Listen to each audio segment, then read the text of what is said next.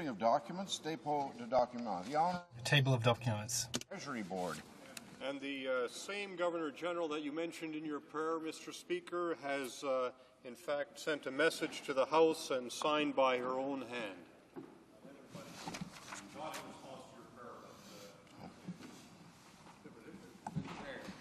I'm sure it was on the advice of the President of the Treasury Board. Order. Her Excellency the Governor-General hereby transmits to the House of Commons the Supplementary Estimates A of sums required to defray expenses of the Public Service of Canada for the fiscal year ending March 31, 2009, and in accordance with Section 54 of the Constitution Act 1867, recommends those estimates to the House of Commons, dated May 1, 2008, signed Michael Jean. Son Excellence la Gouverneure Générale transmet. Her Excellency the Governor-General transmits to the House of Commons the Supplementary Estimates A of sums required for the Public Service of Canada in the fiscal year ending March 31st, 2008, and in accordance with 2009, in accordance with Section 54 of the Constitution Act 1867, recommends these estimates to the House of Commons. Dated the 1st of May 2008, signed Michael Jean. The Honourable President of the Treasury Board. Thank you. And here's the supplementary estimates, the one page that I'm submitting. I believe the actual supplementary estimates have already been distributed. Tabling of documents, dépôt de documents. The Tabling of documents. To the Government House Leader. Thank you, Mr. Speaker. Pursuant to Standing Order 36.8, I have the honour to table in both official languages the government's responses to 5 petitions. Dépôt de documents. Tabling of documents. Bills. Déclaration de ministres.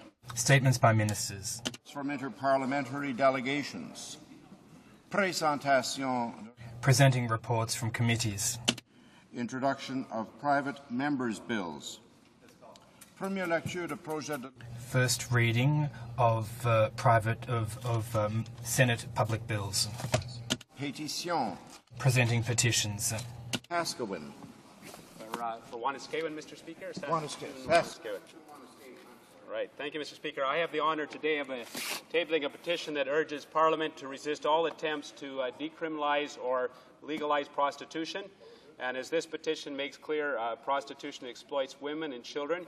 Keeping prostitution illegal is in the best interests of vulnerable populations in Canada, they say. This petition was organized by Kasjava, standing for the Canadian Alliance for Social Justice and Family Values Association. It contains 12,376 signatures, almost exclusively from the lower mainland of BC, of British Columbia. And so we congratulate the Canadian Alliance for Social Justice and Family Values Association for this successful campaign. I have as well, Mr. Speaker, on my desk here, the honour of tabling another petition, and this petition contains 10,859 signatures.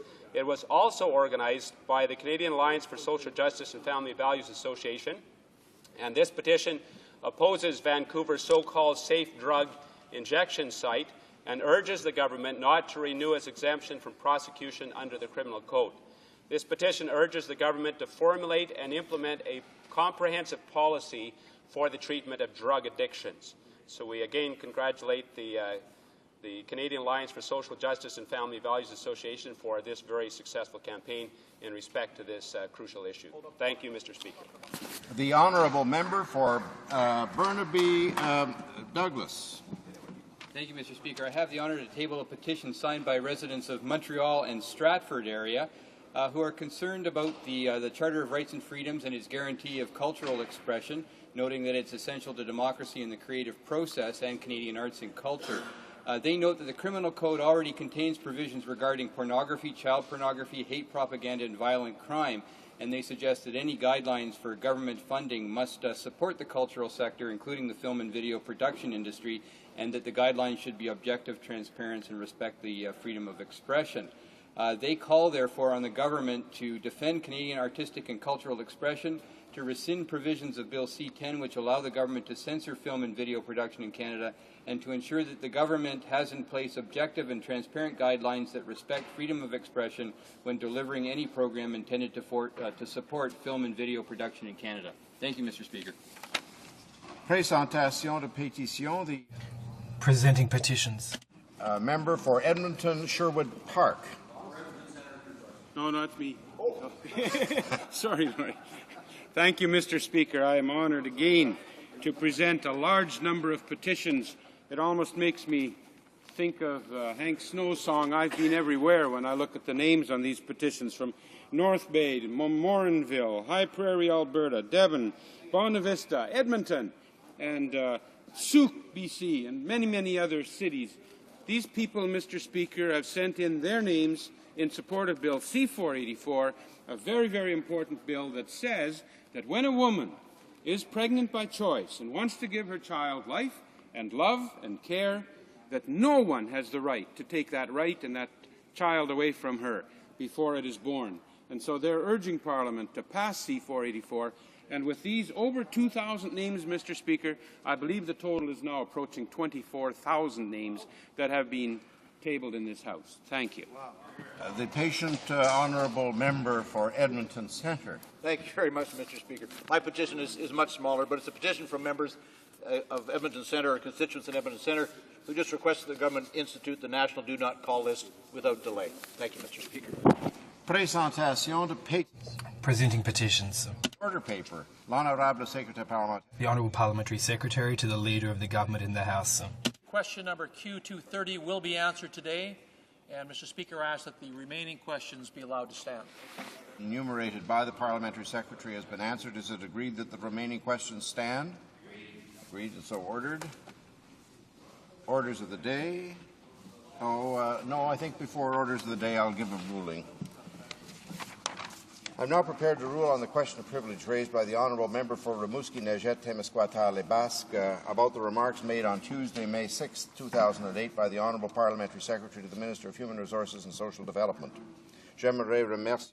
I would like to thank the Honourable Member for raising this issue, as well as the Honourable Leader of the Government in the House of Commons and the Honourable Member for Joliette for their contributions. During the adjournment debate on May 6, 2008, the Honourable Member for Rimouski, Nejet, Témiscouata-Les-Basques asked a question about seniors and felt that some of the remarks contained in the response from the Honourable Parliamentary Secretary to the Minister of Human Resources and Social Development were unacceptable because she believes they reflected on her reputation. In her opinion, such remarks should not be tolerated, and she therefore asks the Honourable Parliamentary Secretary to retract them.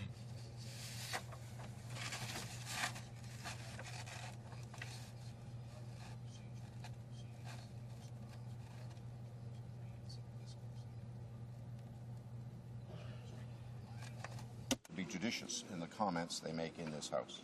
Cependant, à la cas qui In this instance, however, I do not believe that this is a matter of privilege, because the remarks deemed offensive did not obstruct her in the performance of her parliamentary duties. Accordingly, I cannot find that there is a prima facie question of privilege in this case. I would nevertheless like to take this opportunity to reiterate my request to all honourable members to choose their words more judiciously in order to avoid remarks such as this that unfortunately occur too frequently in this House, in my view. It is perfectly normal to have different political opinions, but remarks that question the integrity, effectiveness or utility of another member are bound to be provocative and do nothing to enhance the image of this institution. I thank the Honourable Member for Rimouski, Nejet, Témiscouata-Les-Basques for bringing this matter to the attention of the House.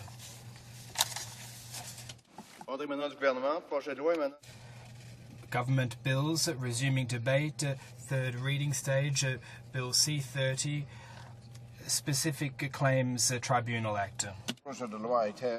When was this bill before the House the last time? The Honourable Member for Niskaida-Amakuka had the floor.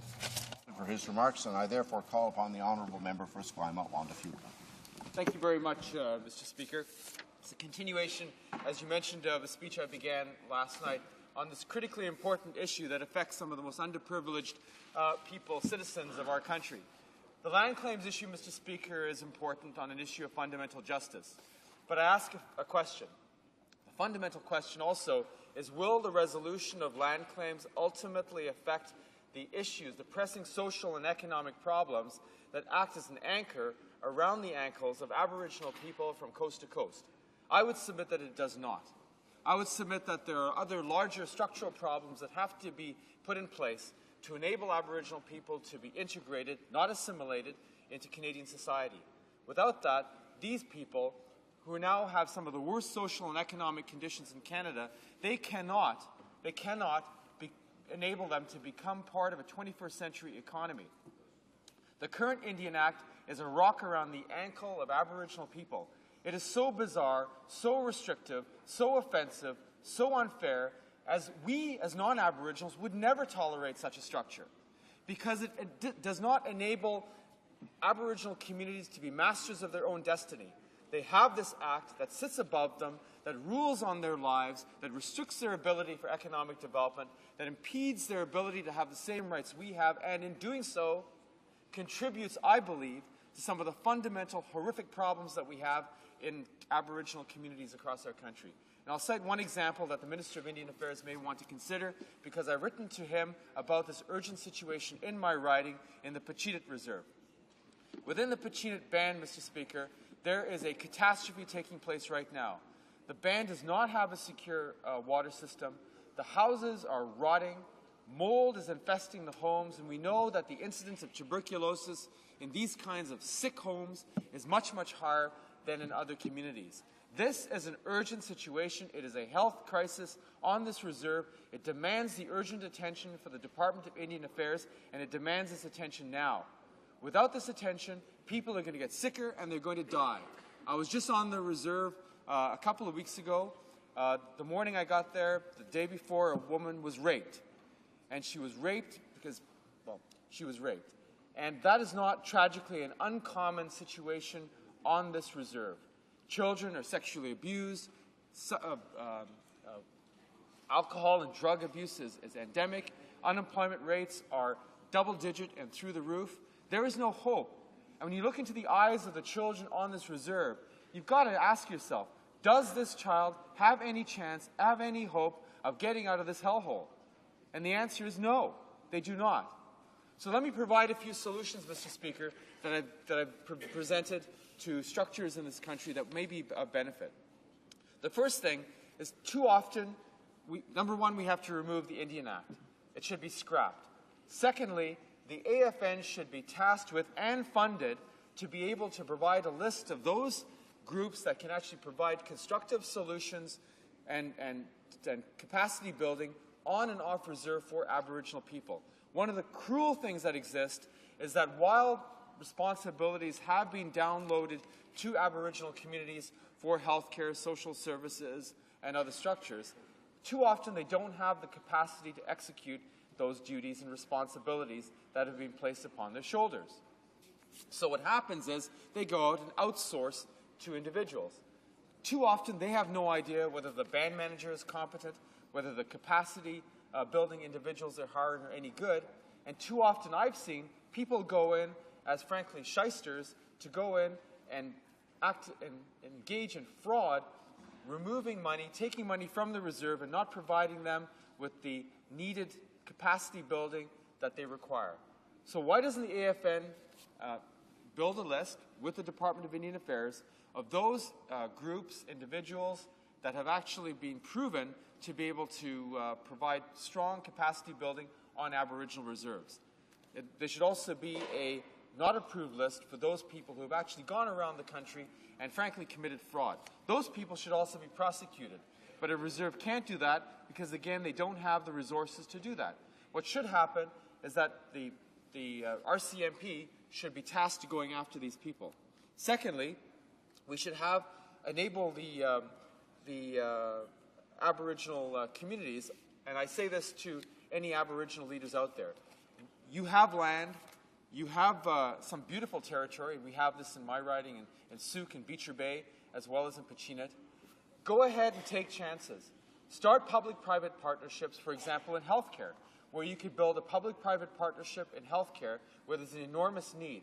This would provide a revenue-generating stream of money for you. This would provide a clean, environmentally sound industry that would go on in perpetuity.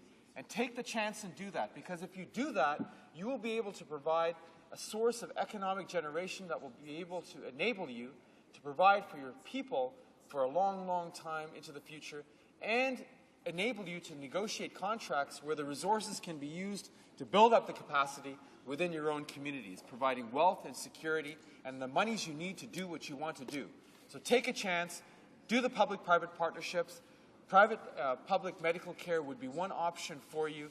You have that chance to do this now. Secondly, on the issue of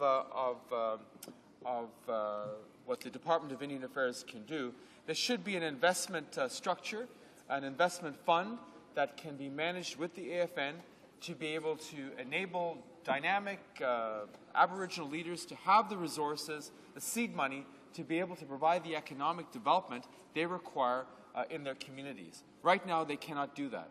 In my community, one of the communities in my riding, Beecher Bay, we have a dynamic young chief called Chief Russell Chips. Chief Chips has coming out of an environment where many of the children in on his community have been sexually abused. They have been violated. The community is damaged. But to Chief Chips' credit, he is reaching out and asking for help. He is asking for help from the Department of Indian Affairs. He's pleading for help. There's a narrow window of opportunity to give these people the capacity-building help to be able to work with them for the benefit of this community that has been devastated, has been violated. The children on that community, the youth in that community, they need hope. They need an opportunity. And now that you have a chief and council that is willing and desirous to work and is reaching out, it is incumbent upon the Department of Indian Affairs to work with them effectively and nimbly right now. I think the most heartbreaking thing, Mr. Speaker, is to see that on the reserves that many of us have in our communities, that we have a situation where the social conditions are so utterly appalling as would never be tolerated in non-Aboriginal communities.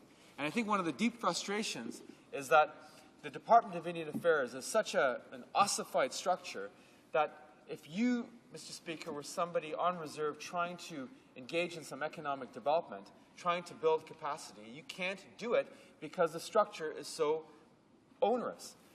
For those who live on reserve, if you're trying to build something, it takes 4 times the length of time to do the same kind of economic planning as in a non-Aboriginal community.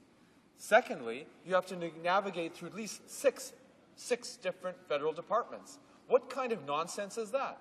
How can these people possibly get on their feet and move forward with that kind of structure? So I see my time is rapidly closing. To the Minister of Indian Affairs, put back the monies that you've taken out of the AFN.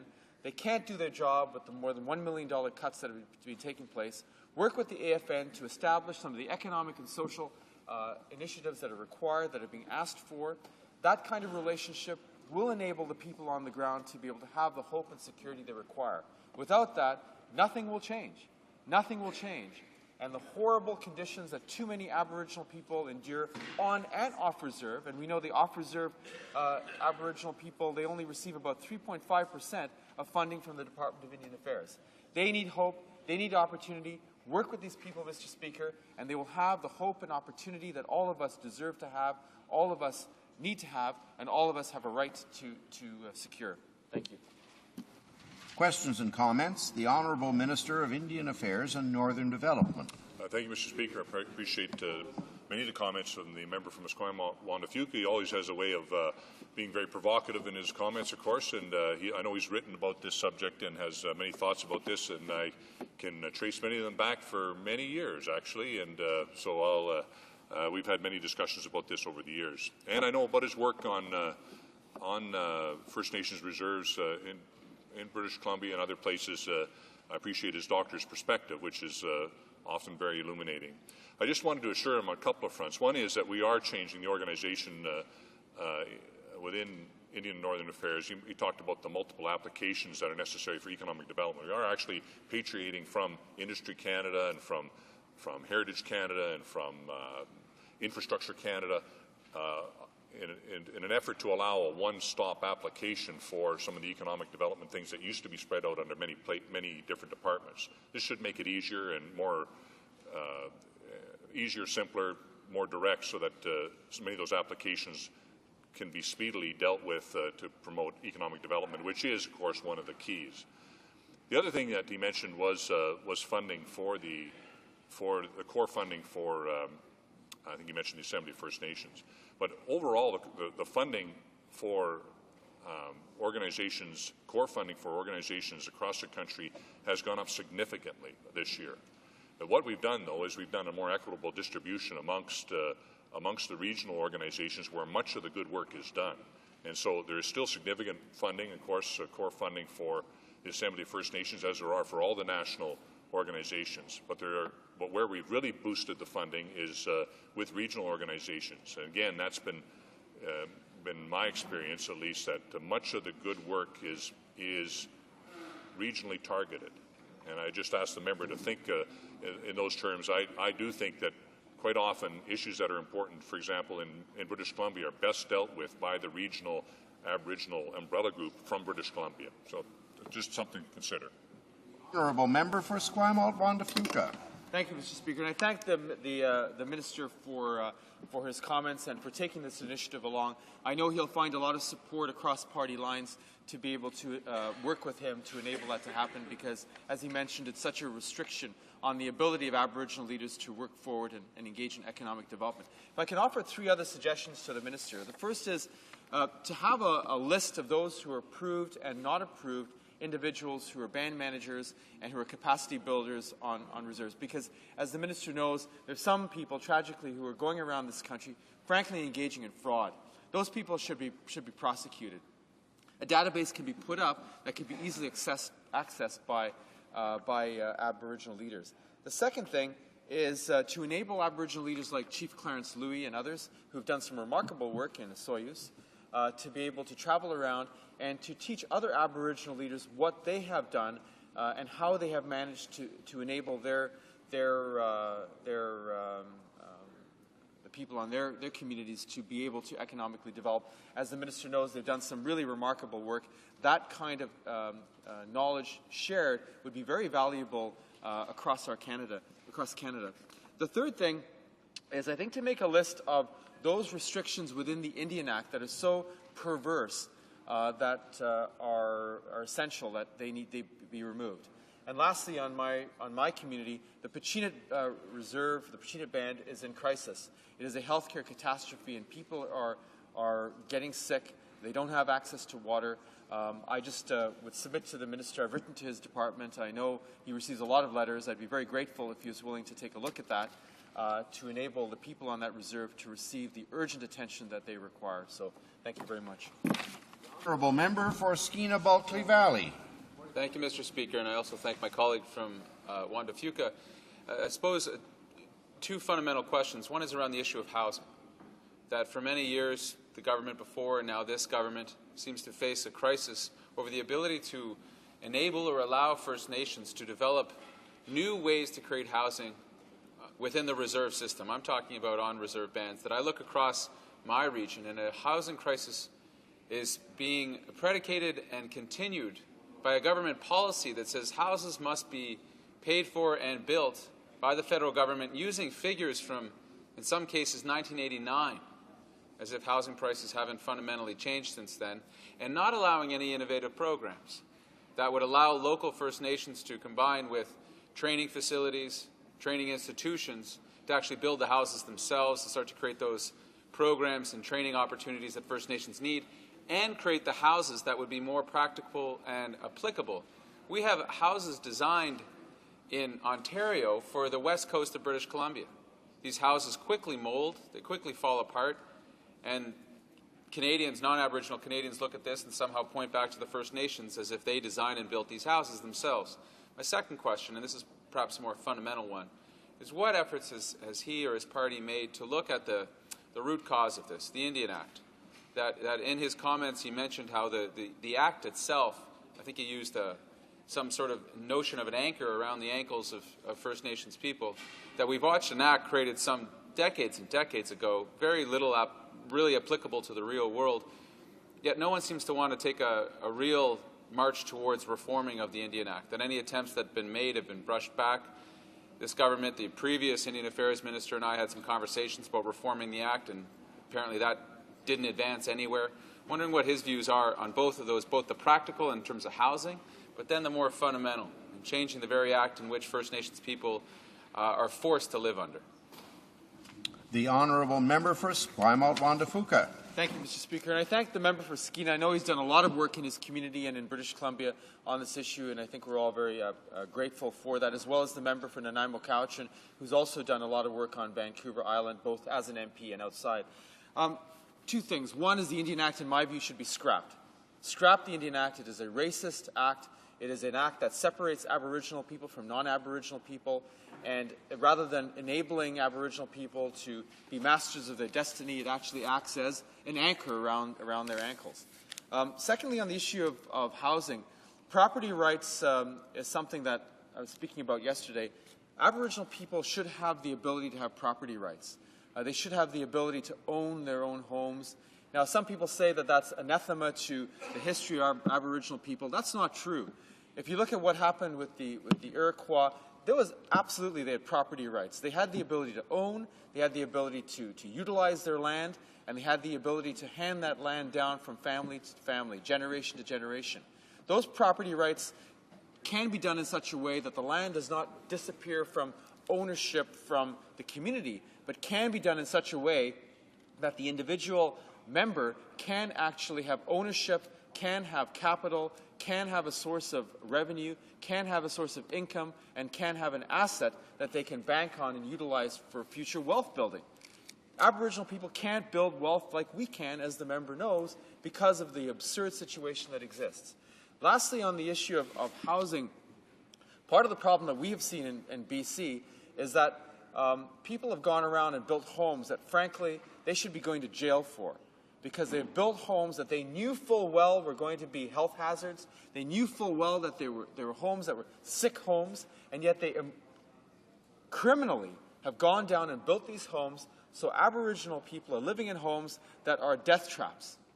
Mold, sick, toxic homes, and the people who built them should go to jail.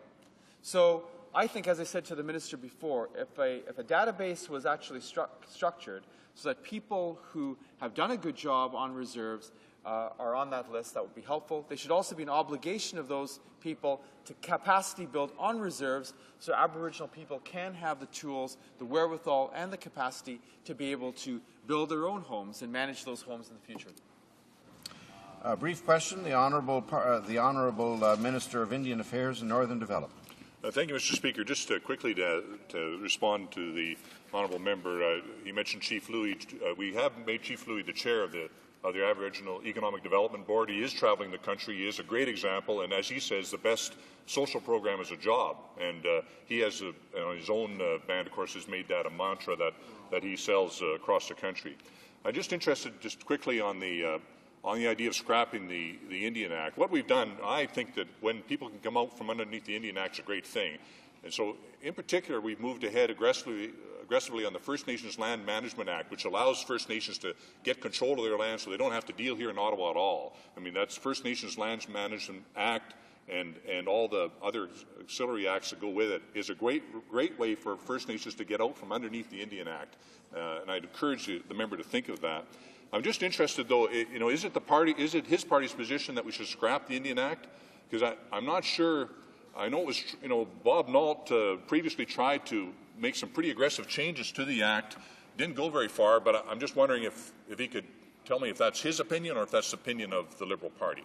A very brief response. The time has expired here for the question. Thank you, Mr. Speaker. It's my personal opinion, and it comes from my communication and conversations with Aboriginal members in my community who have said to me, Dr. Martin, this act is a racist act. It's a restriction on our ability to move forward. And I thank the Minister for moving forward with a number of those initiatives.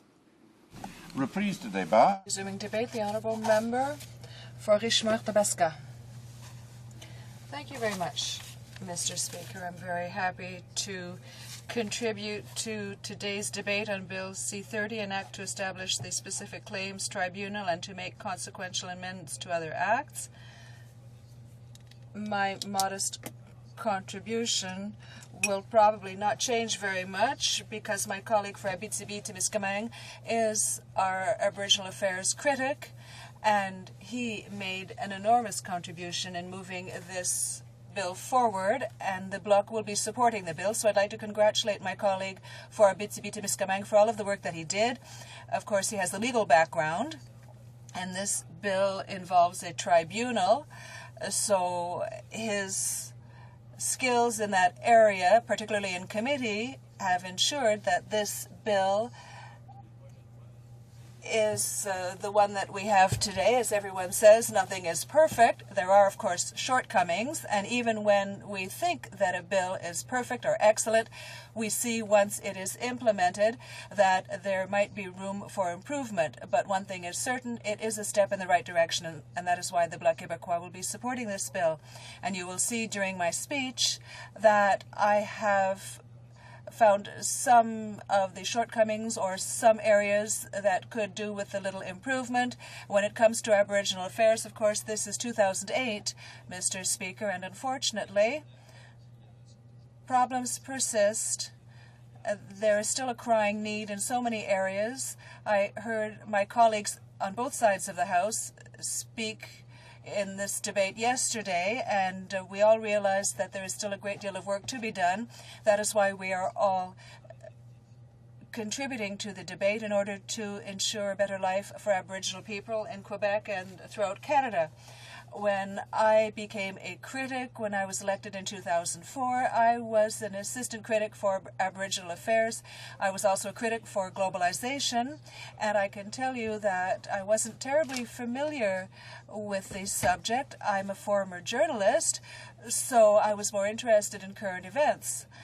However, having no knowledge of this particular area, I had an opportunity to work with the first Aboriginal person from Quebec elected to the House of Commons, Mr. Bernard Cléry. I worked along with him on Aboriginal affairs, and this gentleman was a negotiator for Aboriginal groups for 40 years. He had done a great deal of negotiating with governments, so he was very familiar when we had meetings in committee, meetings with the minister or First Nations.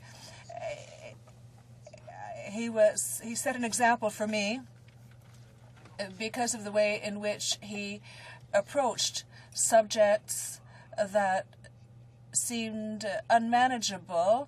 I heard interpreters in committee almost crying in my earphones because the witnesses were talking about what had happened in the residential schools, and Mr. Cléry had taken a very respectful look at the issue and had a great deal of respect for the people who were involved.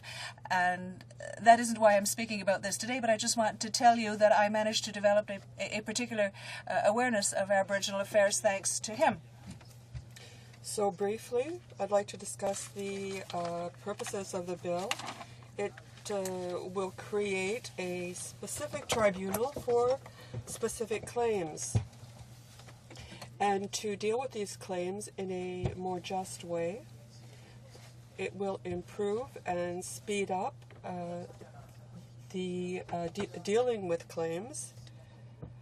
Various committees of the House and the Senate have looked into the case of specific claims, and the First Nations have been asking for this for more than 60 years, according to the information I have.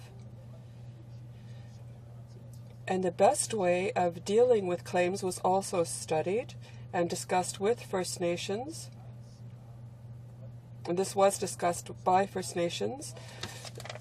It was to have a tribunal that would make decisions that were binding, would rule on claims, and these rulings would be binding. So the overall object of this bill is real progress. The Bloc Québécois has always been very clear, not only with respect to this bill, but with respect to First Nations affairs. The witnesses we heard in committee responded to various of our questions, and we learned that there's no perfect solution, and there are imperfections here and things that should be improved. And this is why in committee my colleague, the member for Abitibi-Témiscamingue, tried his best to bring improvements to the bill.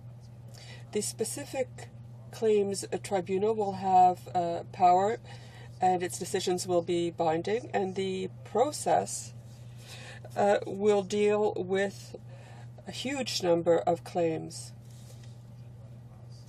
And this is why this bill should pass. This was studied and discussed with the First Nations.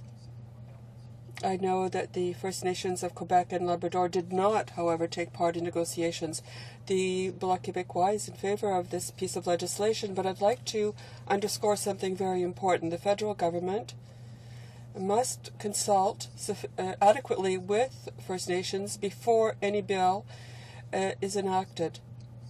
There has to be a reconciliation process, and the Bloc Québécois would like to remind honourable members that there was not an adequate process for real consultation.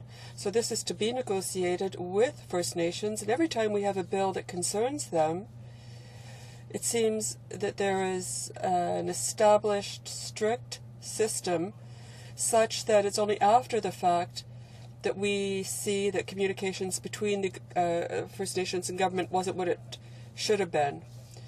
This bill is attached to an agreement between the minister and First Nations, so we'll be following with great interest how this agreement is followed up on, as well as how the government follows up on its commitments.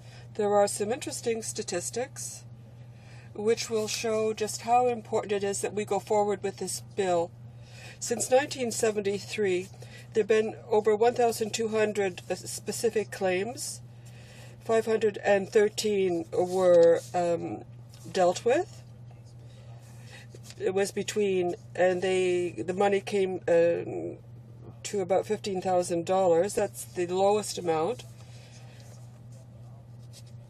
And up to $125 million.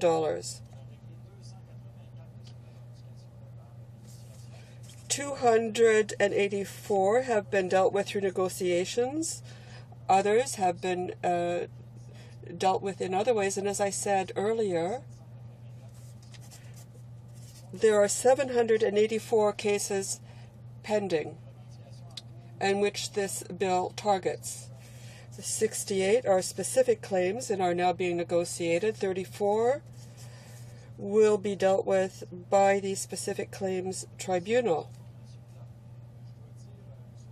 And I'd also like to say, Mr. Speaker, that this week, and it's perhaps a happy or an unhappy thing, but I'd like to say there are still a great many problems with respect to these claims, as I said at the beginning of my speech, claims that have not been dealt with.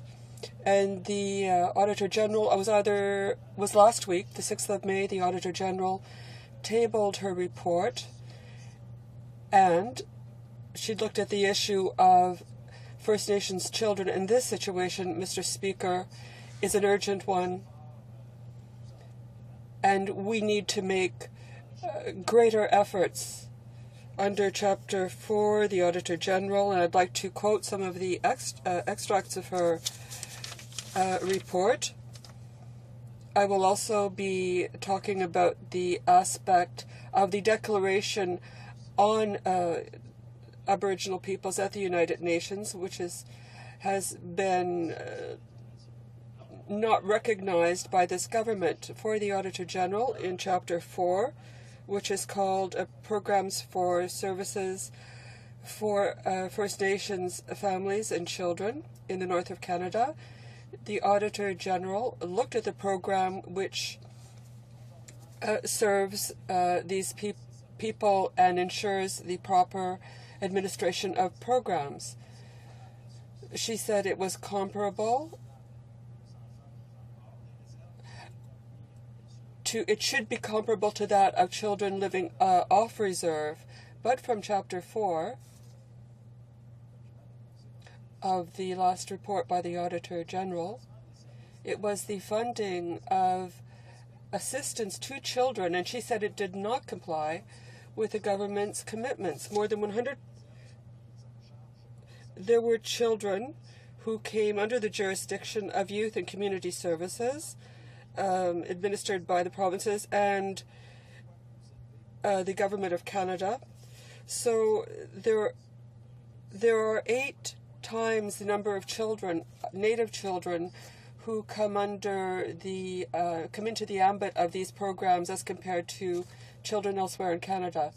So the Auditor General is now the spokesperson for these children, and the problems are as blatant as ever for these children. She said that the Ministry of that the department rather had not looked into this problem sufficiently and had not decided on what other social and health services would be able to support aid to children on reserves, and that the needs of children under the care of First Nations programs varied dramatically. Some children did not get the services they needed because the funding formula was outmoded. And another point the AG stressed was that there have been no changes to the system since 1988, whereas First Nations have the highest birth rate in the country. And another point I'd like to stress is that the Auditor General recommended that there be an agreement with Health Canada about their responsibilities about these children in care. So it's like the right hand doesn't know what the left hand is doing, and it seems that there is a lack of communication on the part of the department to make sure that these corrections are made, corrections recommended by the Auditor General. But we, besides the Auditor General, it's quite clear that there are problems with housing, water that's drinkable, problems of suicide. The media have been reporting this. And we know about these things. So since we know, what do? The Auditor General has just targeted other problems which we may not always be aware of, which we don't hear about as much in the media, but here we see once again that it is the most disadvantaged who pay for the government's failure to act.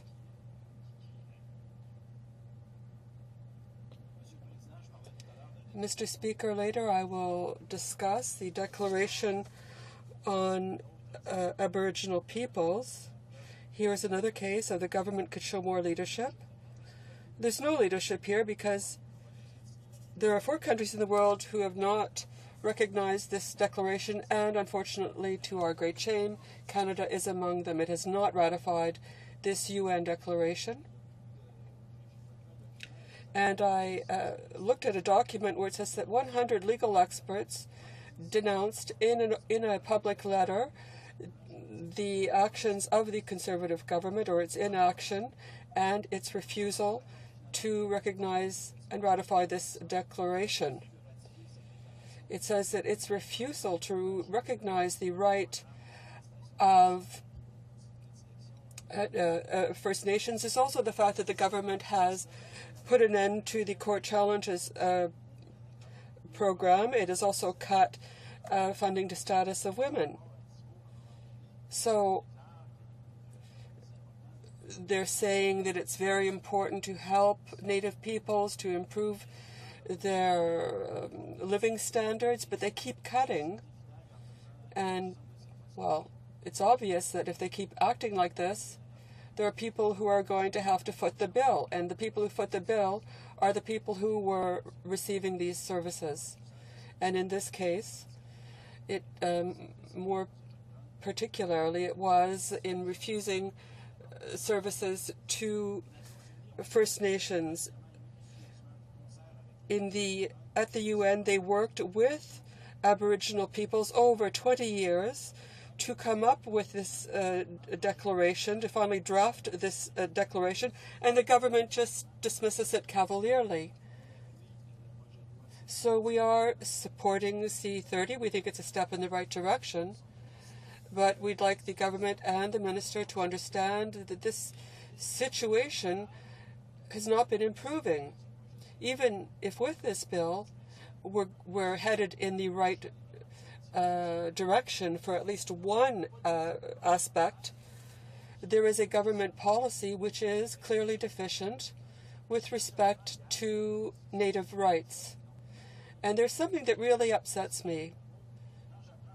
When I learned yesterday that this government is ready to spend $30 billion on weapons, and at the same time is cutting status of women funding, has cut the Court Challenges program, has cut literacy training for First Nations, well, it's just shocking. I think if we're going to have a defense policy, we need a defense policy, but we don't have one. All that's happening is that the government is announcing spending. We need a very specific foreign affairs policy and defense policy. But the Prime Minister at a press conference, and we see this in the papers today, they're doing a little bit here, a little bit there. They say they're going to buy this and that, but they should look at what is really needed on the ground. I know this is a bit off topic, but this is also a pathetic situation, just as is the situation of First Nations, especially given that the government has a custodial role vis-a-vis First Nations. They're spending billions on weapons, and it seems that there's a very sad dichotomy, a sad gap between the needs of First Nations and this government's objectives. But to get back to the bill, the Bloc Québécois is we are in solidarity with First Nations in their quest for justice. Quebecers have been recognized as a nation, and we recognize First Nations as a people, a nation, who have the right to decide on their future and how they will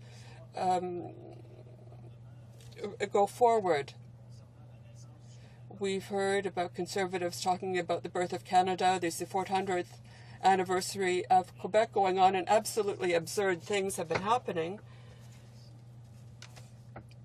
But let's look at the fact that before Jacques Cartier landed, there were the First Nations. They were here first. Let's make that clear. And so we should respect this fact. And on the subject of respect, there hasn't been much said about the Erasmus Dussault report, which was tabled. It was a report which was to help First Nations increase their autonomy and to increase respect for their ancestral rights. And the government was asked to act on the recommendations of this report. This report has been around for 16 years. And there were a great many recommendations in the report which still remain to be implemented by this government. I see that I've got a minute to conclude, and I'd like to talk about the implementation of the bill. It deals with 3 situations in which First Nations people can make a claim when the claim has been rejected by Canada, especially in a case where Canada has not respected the 3-year period. And also, second, the negotiation process, and also where negotiations have not led anywhere. These will deal with issues of fact and of law for claims that have not been settled under the law. So, Mr. Speaker, I will conclude by saying that we have here an opportunity to make sure that the situation of Native people is improved, and I hope the House will adopt this bill. Questions and comments. The Honourable Parliamentary Secretary to the Minister. After listening to the Honourable Member's intervention, I can tell that he has a lot of interest in these important issues, though he did seem to stray into matters of defence that I know the Parliamentary Secretary of Defence would love to deal with probably later today. But, Mr. Speaker, going back to the matter at hand, he spoke of the tribunal as being important, but he also talked about how the Government of Canada is required to take a custodial role in relation to First Nations people. And I guess I would like to suggest to him that First Nations people throughout the country do not appreciate being wards of the state. In fact, so many First Nations people are hoping to get out of that custodial scenario that he's suggesting Canada needs to maintain or propagate. In fact, this bill is actually going to bring forward a lot of important wealth to First Nations people throughout the country so that they can relinquish that position of being under the custodial control of the government. And this is something that we as a government are wanting to move away from. In fact, it's been part of our policy right from the beginning to provide First Nations people in particular with the opportunities to get out from underneath the government, to become self-determinant, to be able to have a form of self-reliance. And so I'm very thankful that this filibuster that's occurring right now is seemingly coming to an end with this member. So I guess I'm hopeful that it will be hopefully coming to an end, but I just noticed the speaker suggesting that there's going to be more speakers. So I guess then my question for him would be, why, if he has all these opinions that he believes are important for First Nations Aboriginal people throughout the country, why would he then be taking part in a filibuster on this important bill, even though the member from Abitibi-Temiskaming endorsed this bill unanimously in committee? There's really nothing that any of the party members disagreed with on this bill. So I just find it interesting that he's decided to take part in this filibuster, which is preventing actually our government from bringing forward important legislation on matrimonial real property rights for First Nations people on reserve. And so I would ask him to maybe explain how we can reconcile that situation. L'honorable député de Richmond. The Honourable Member for Richmond-Athabasca. Mr. Speaker, I'm insulted to hear that I might be involved in any delaying tactics or in a filibuster. What I did do was to express my interest in this issue. I was the deputy critic on these matters, and I followed the committee hearings on this issue, and I'm very interested in issues having to do with First Nations. I am merely doing my work as a parliamentarian, and all parliamentarians who have spoken to this bill, and I've listened to many speeches that were very interesting, and perhaps the parliamentary secretary would do well to listen to them. So this bill will help Aboriginals. We have to face the fact that this tribunal is a good thing. It's a step in the right direction, but there are still a whole host of problems on reserve, and I agree with you when you say that Aboriginal people do want emancipation. That is indeed the case, but in this bill, well, this bill is a step in the right direction. The United Nations declaration, well, if Canada were to sign that, that would be a huge step in the right direction. It would demonstrate this government is willing to improve the plight of Aboriginals and the First Nations. But if you're saying we're engaging in delaying tactics or filibustering, when we've just stated here today that we actually agree with this bill, well, I just don't accept that comment.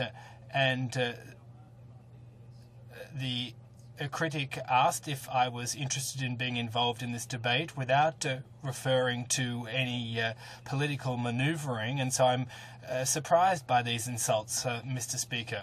The Honourable Member for Skeena Polkley. Thank you, Mr. Speaker. It's unusual to hear the Conservatives' question. I don't think that this is any form of filibustering. We're talking about the Conservatives are experts in filibustering at any rate. But my question is directed at my honourable colleague from Quebec. Now, what about the issues of suicide? I'm very familiar with the high number in British Columbia, but I'm not familiar with the suicide figures in Quebec, for example, and northern Quebec in particular. Are they facing the same situation in northern Quebec? There's a big difference in what's happening in Quebec and the rest of Canada, obviously. But I'd be curious to know if the situation is comparable. The Indian Act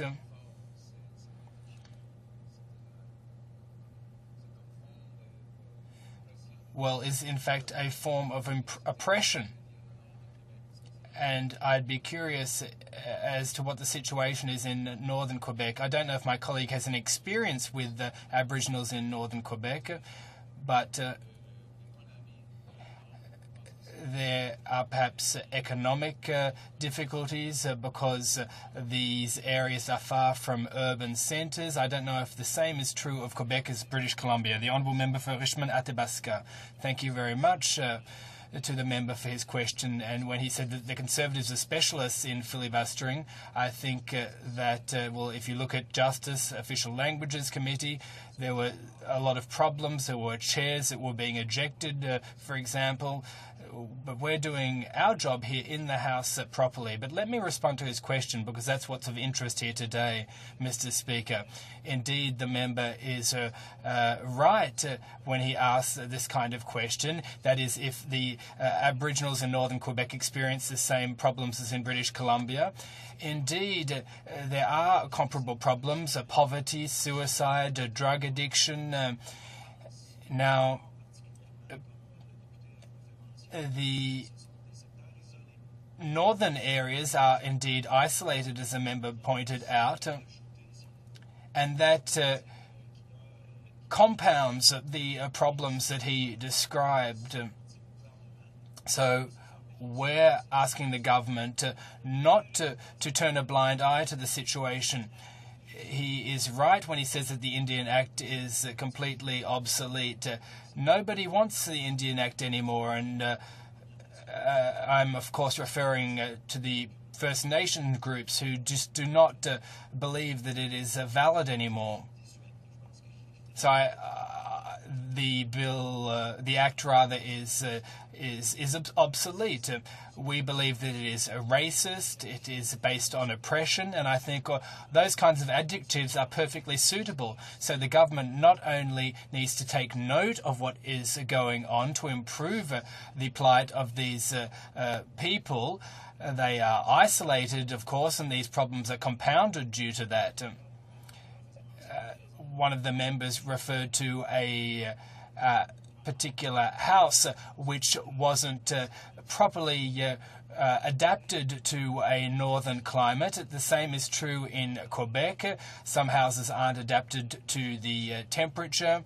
They cannot accommodate a sufficient number of people. And Often humidity and mold is a problem, clean drinking water, running water for amenities, for example. Now, the Auditor General tabled her report last week, and there are still thousands of children who live in terrible poverty, Aboriginal children.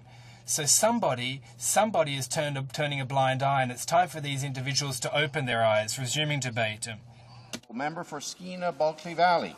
Thank you very much, Mr. Speaker. It's with great anticipation that I enter this debate today, because this affects not only regions like mine in northwestern British Columbia, but I believe it affects the very nature and fabric of our country. To ensure that legislation like this, Bill C-30, the Specific Claims Tribunal Act, is written properly, written well, and written with proper consultation with those most affected. And those are the First Nations communities that are impacted by the treaty process. The very broken, and I think all parties within this place have recognized that the process that has existed for so many years has been tinkered with, touched at the margins, but never fundamentally addressed. And as I will illustrate over my speaking time here, that the greatest effect is on those First Nations living in a desperate strait. I can't recall the number of times there's been so many from all sides of this House, from all parties, talking about the conditions of First Nations people and how unacceptable those would be for any other group within this country. We would look upon this as Canadians, and need to look upon this with unequivocal shame and some understanding that it cannot go on and must change. And I can recall having conversations with a former Indian Affairs Minister just at the beginning of the tenure of this current regime, and the ambitions and the desire to see fundamental shifts in the Act itself, in the Indian Act, which is guided and ruled over First Nations for far too long and is a broken Act, because the evidence doesn't need to be crafted up in more government studies. The anecdotal, the real, on-the-ground evidence. I refer to my colleague from the Yukon, whose area has made some progress in trying to take a different approach to First Nations consultation. A region, I think, and other regions across the north, that have attempted to have a deeper inclusion of First Nations people in the decision-making process. And as a result, everyone has benefited. Is the system perfect in the Yukon or in other territories in the north? Of course not. But it is a step ahead. And I believe that it is simply a question of proximity. I represent Skeena Bulkley Valley, a region of some 30–35% First Nations. In the communities that I represent, where First Nations are living side by side with non-First Nations, the understanding of the situation, the understanding of culture and history is deeper, is more profound. And when I'm touring the rest of the country, when I'm speaking here in Parliament with my colleagues that don't have that experience, there's a certain alienation that goes on, a certain misunderstanding of what the reality is for First Nations people. And that is somewhat to be understood, but is no longer acceptable. Because in order for this country to progress, in order for us as a Canadian people to start to feel proud again about having an inclusive and fair and just society, then simply this issue, if no other, must be addressed. Now, the specifics of this bill. This is some attempt to clear up a backlog that has not received enough attention. That is the 800-some land claims that wait in some sort of purgatory, some sort of limbo that has gone on for too long and is costing both First Nations communities and Canadian taxpayers untold millions of dollars in meeting after meeting with little or no progress.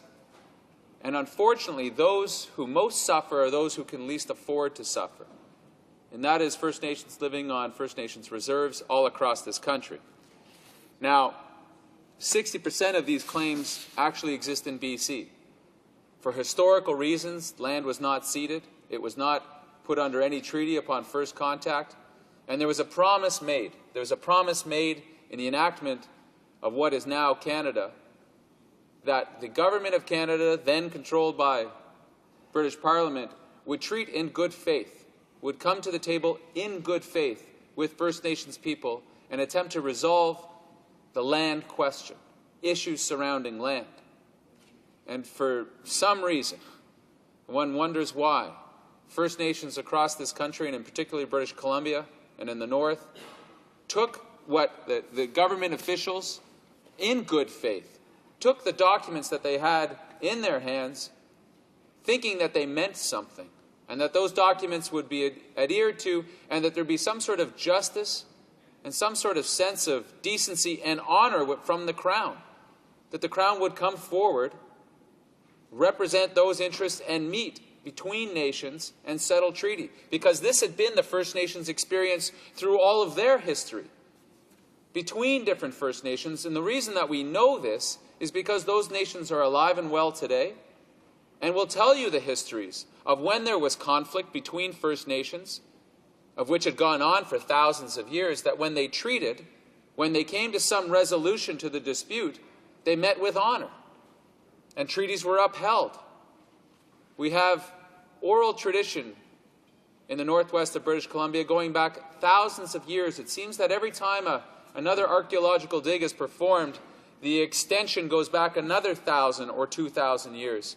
And some of the First Nations elders in my communities shake their heads when they tell me about this, because their claim, their understanding is time immemorial, that they have spent generation after generation, and as they say, walked upon the bones of their grandfathers and great-grandfathers and going back through time.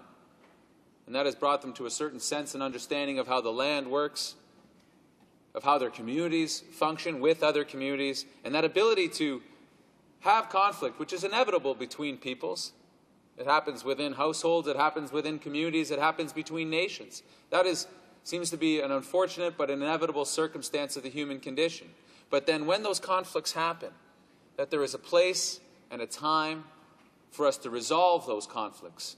A time when we sit down at the table, as near as equals as can be, and settle our differences. Now, there's an enormous number of reasons why this imperative is growing and needs to be addressed.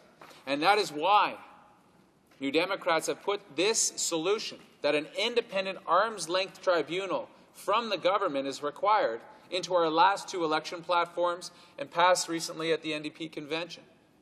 This is why we have a First Nations consultation group working with our party to help guide what needs to go into this independent tribunal. Because, frankly, what trust should First Nations have on the House of Commons, on this Parliament, to get it right all by themselves? Because over the years, any objective observer would look at the condition and treatment of First Nations by Parliament after Parliament, government after government. After so many promises made, the actual on-the-ground proof shows First Nations that trust is not something that they should necessarily bring to the table when this process is designed. Consultation is a comment and word thrown around very casually by politicians. It's almost like a tick box. First, get the name right. Make sure you call First Nations people correctly. Second, make sure you say the word consultation in your speech. And maybe throw in respect and trust and mutual admiration along the way.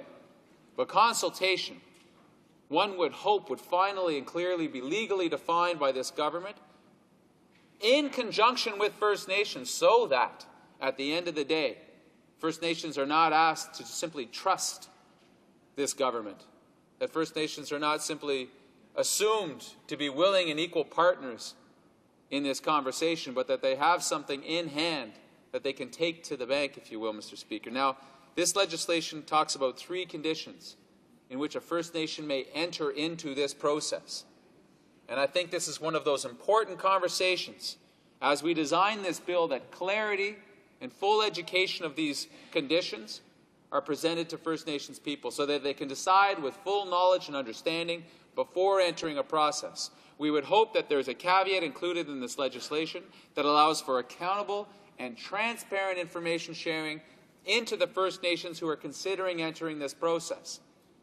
Because for too long, governments have dealt directly with the band councils, with some of the First Nations leadership that are represented here in Ottawa and lobby groups, and the First Nations people actually living in the villages themselves are passed over, are simply not consulted, not brought in, and not given a fair and free voice at the table. Now, I think these conditions are important for Canadians to understand, because This is where the rubber hits the road. That a First Nation can file a claim when all of these three conditions are met. One, when a claim is not accepted for negotiation by Canada, including a scenario in which Canada fails to meet the 3-year time limits for assessing the claims, which is part of the backlog right now. A comment on this, because I've been around the treaty tables previously as a consultant, and time again, of the three parties sitting at the table, the province, the federal government, and the First Nations, inevitably one of the two levels of government representing this place or the province would suddenly find a lack of will to participate, would suddenly find their agendas full. Meetings would get cancelled or postponed or delayed, and millions upon millions of dollars has been misspent this way on treaty processes with no clear timeline, no clear deadline, and all it took was one of the parties to simply step back and say they were busy. Particularly, Mr. Speaker, and this is most unfortunate, when tables had progressed to near conclusion. This seemed to be the time when one of the parties, one of the levels of provincial or federal government, found a certain unwillingness to participate.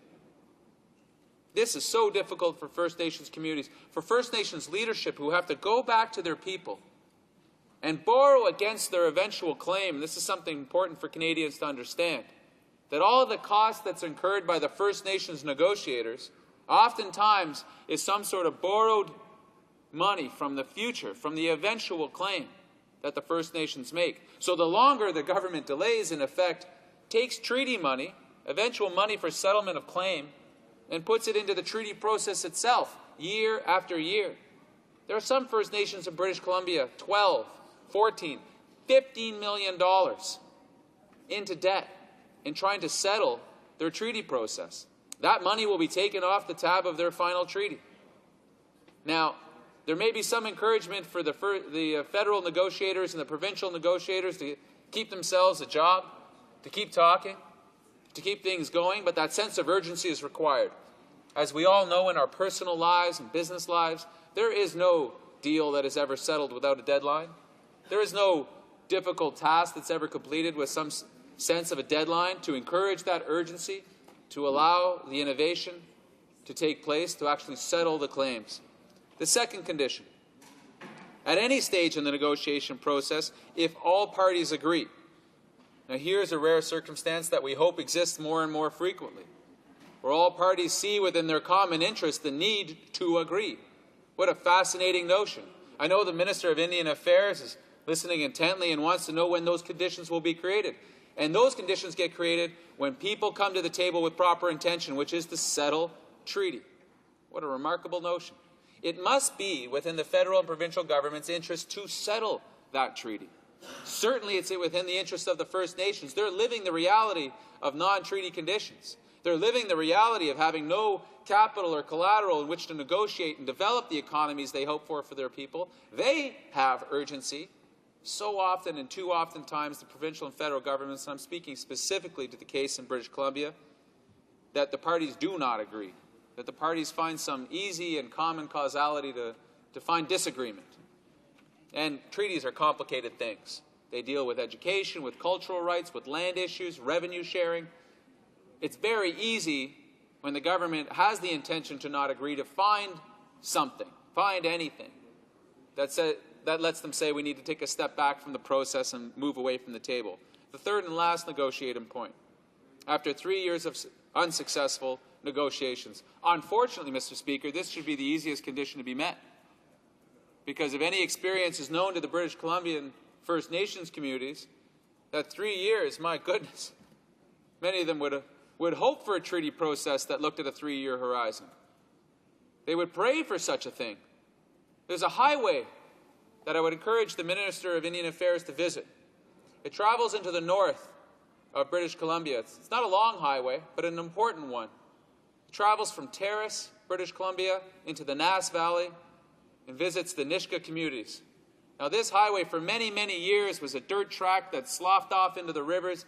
We have many, many, many stories of people dying along this road. It was a logging truck road that was supposed to service the 5,000 or 6,000 people that lived in Nisga'a territory. And this highway is named Highway 113. The Nisga'a, when settling their treaty, were given the dubious distinction or honor of being able to name this highway. They named it 113 because it had been 113 years since they had first visited the provincial legislature in British Columbia and asked to be treated with, asked to be dealt with and negotiated with in a fair and honest way. 113 years of persistent negotiation. Generation after generation would hand the baton to the next leadership and say, please, push on. We need to settle this land claim. We need to settle the land question. 113 years. Every time I travel that road, and I was just back two weeks ago to visit with the Nisga'a-the-Sims government. They have a General Assembly every time around this time in spring. I'd encourage the Minister of Indian Affairs to visit. He would be most welcomed by the Nisga'a and treated with dignity and respect, I can assure him. And isn't that remarkable for Canadians to consider, that a First Nation that had to struggle 113 years to settle a land claim still has the dignity, still has the poise and the respect to welcome representatives from the federal government, who some would argue put them to some abuse for 113 years, and say, welcome to our community, we will feast you. We will present you with our respect and our time and our opinions, and please accept them. It's remarkable. There's oftentimes, not often enough perhaps, where members of Parliament here are visited by First Nations leadership, elders from around Canada.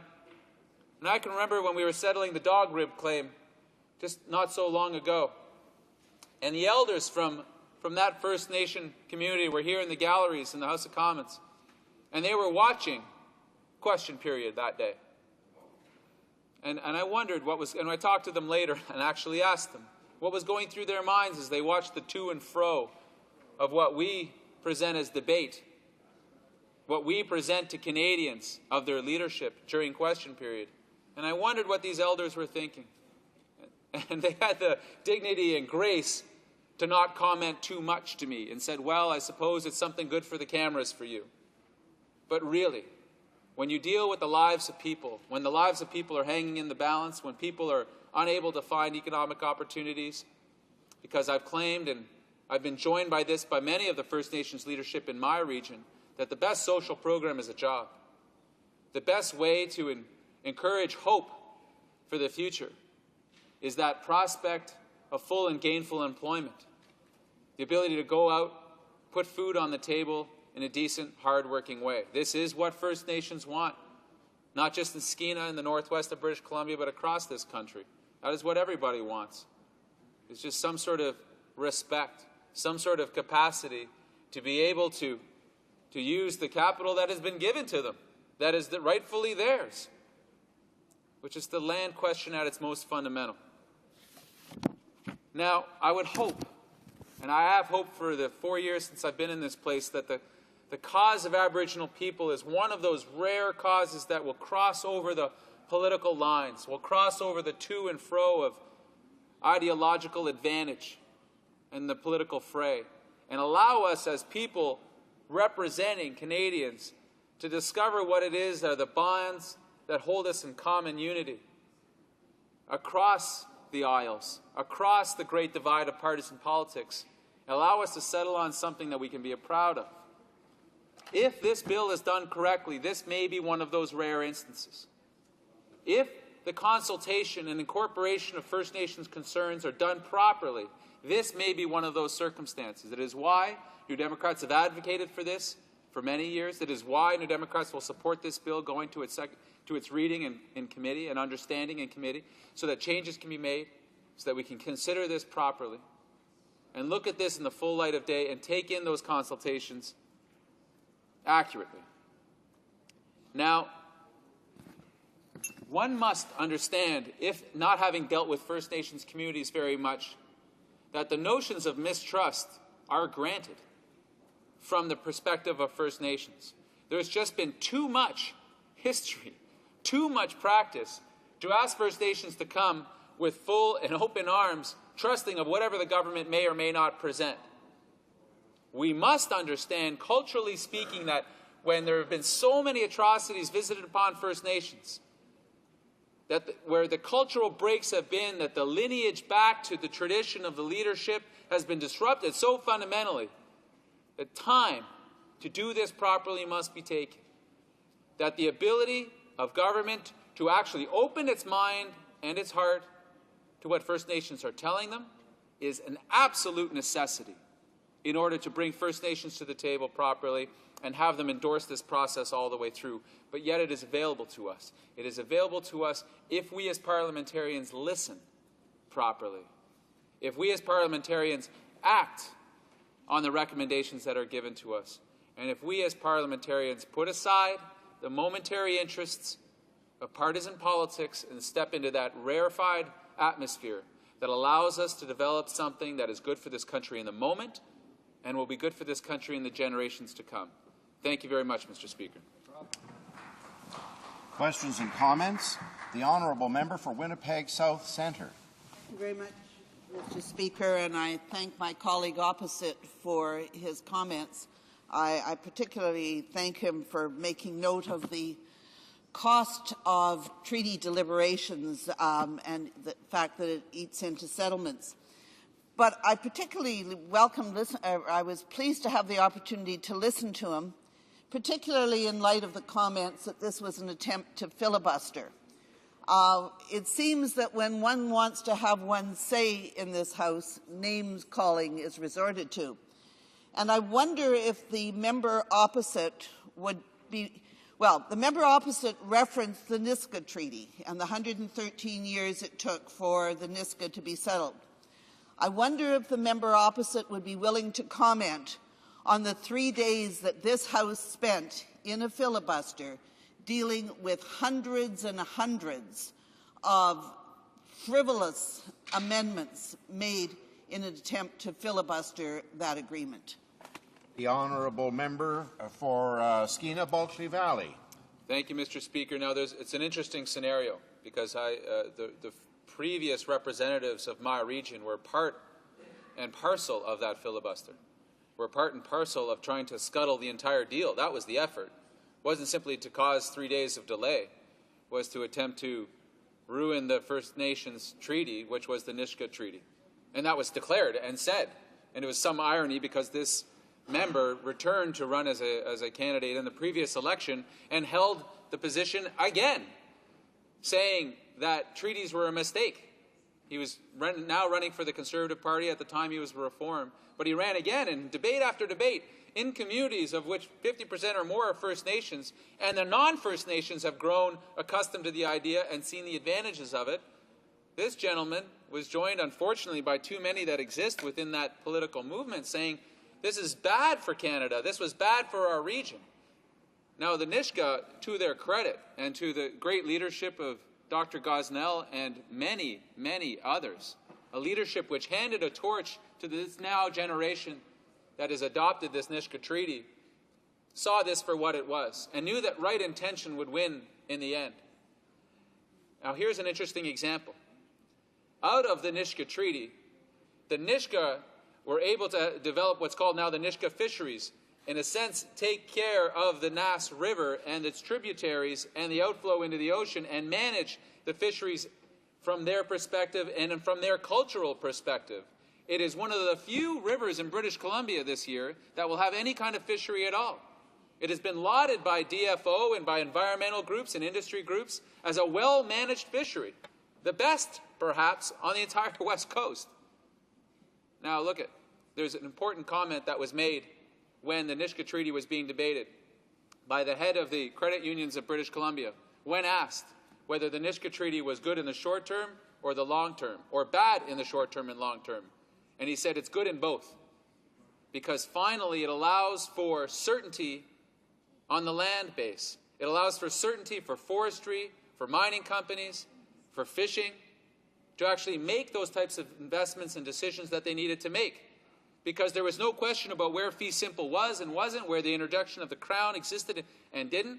And this is what the Nisga'a have been basing their economic revival on, is that land question. And so questions of filibuster, questions of delay and deny, hoping to resist the inevitable, was an unfortunate, I would suggest to my Conservative colleagues, was an unfortunate period in Canadian history. It really was. But the Nisga'a persevered, and right-thinking members of Parliament persevered.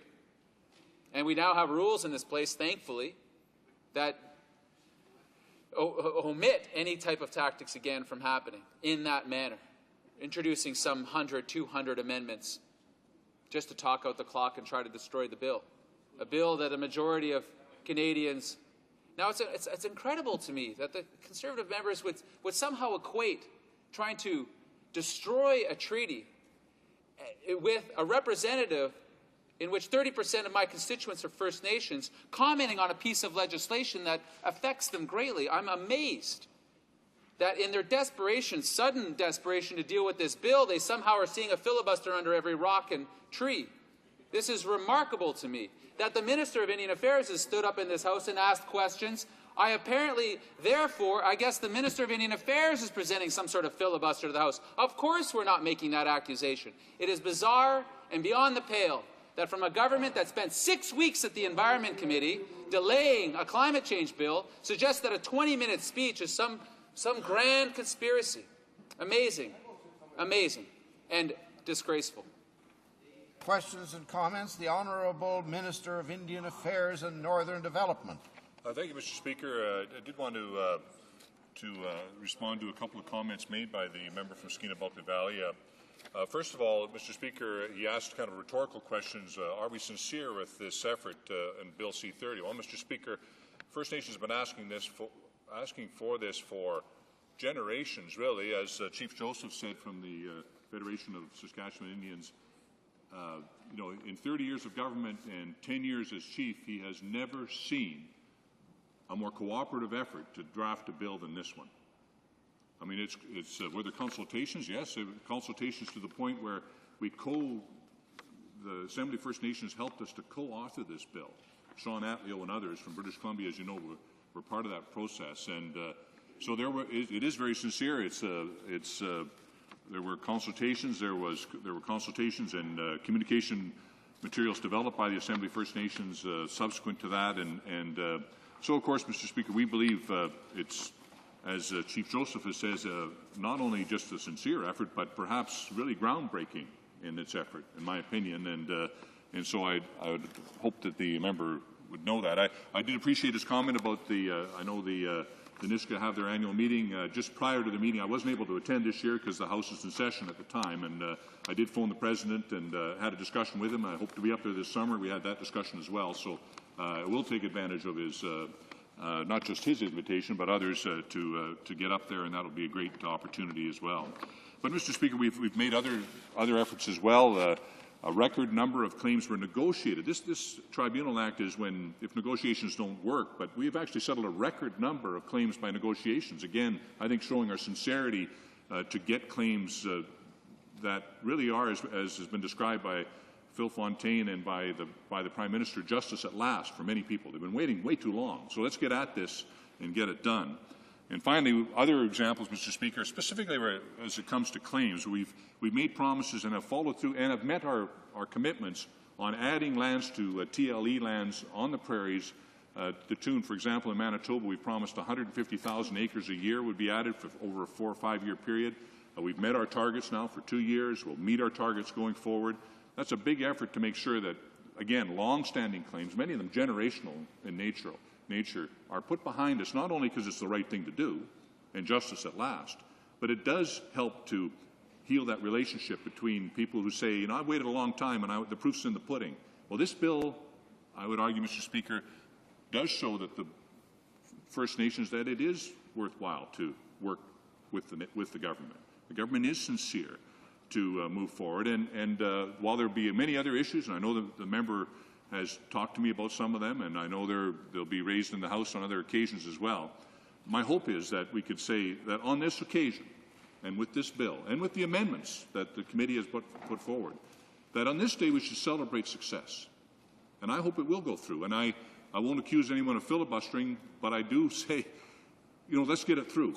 There are other issues to deal with, and on this one, for one day, couldn't we say this was a good day for Aboriginal people and for us as parliamentarians, that I think what will go through tonight by unanimity, I'm hoping that the next vote will be this was a good bill done in a good way never probably perfect, but a very good bill in a good way, and I'd like to celebrate that.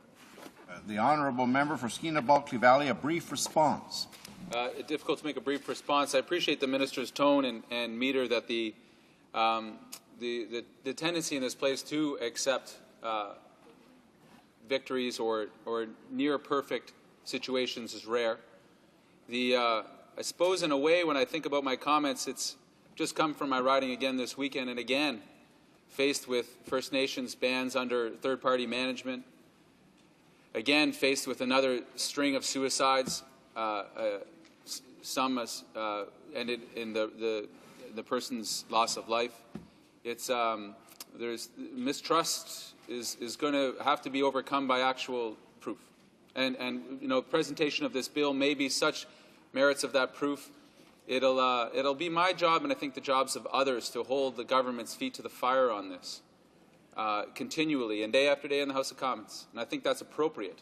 I imagine that the minister would be doing the same in my role. That for so many years with so much injustice, that the bar will be set pretty high, and I think that's only appropriate. Thank you. Resuming debate. Reprise de débat. Resuming debate. Is the House ready for the question? Question? The question is as follows. Mr. Strahl, seconded by Ms. Ambrose, moved that Bill C-30, an act to establish the specific Claims Tribunal and to make consequential amendments to other acts, be now read a third time and do pass. The pleasure of the House to adopt this motion. Agreed? Je déclare la motion adoptée. Declare the motion carried. Of this bill, troisième lecture de ce projet de loi. Orders of the day, ordre du jour. Government orders, government bills, Commons. Commencement du débat à l'étape de la... Beginning second reading debate of Bill C-47, an act respecting family homes situated on First Nation reserves and matrimonial interests. Moves that Bill C-47, an act respecting family homes situated on First Nation reserves and matrimonial interests or rights in or to structures and lands situated on those reserves, be now read a second time and referred to the Standing Committee on Aboriginal Affairs and Northern Development. Debate. The Honourable Minister of Indian Affairs and Northern Development. Well, thank you, Mr. Speaker. Mr. Speaker, and I do thank members of the House for passing Bill C-30. It is one of those moments, you know, in a minority parliament where you see a bill go through like that. I think Canadians obviously will be pleased. The First Nations that have worked hard on that bill will be pleased with that as well. And I just want to again thank members for putting that through. It's the right thing to do at the right time for the right reasons. So it's a delight to see that pass now through this House, and we hope the Senate will deal with that speedily. I'm also pleased to rise today to speak to Bill C-47, the Family Homes on Reserves and Matrimonial Interests or Rights Act, a long title, but I encourage my honourable colleagues to join me in supporting this important legislation as well, as it offers a practical, balanced and effective solution to a complex issue that we believe needs to be corrected. I'm very happy to be here today to tell you about Bill C-47, an act respecting family homes situated on First Nations reserves and matrimonial interests or rights. And I would encourage my colleagues to join me in supporting this bill, which is a practical solution. It's also fair and effective. Reserve matrimonial real property has been the focus of much study, consultation and discussion. Members of First Nations and national Aboriginal organizations, along with experts in law, women's issues, human rights, governance and other fields have offered a variety of insights into relevant issues and commented on potential solutions.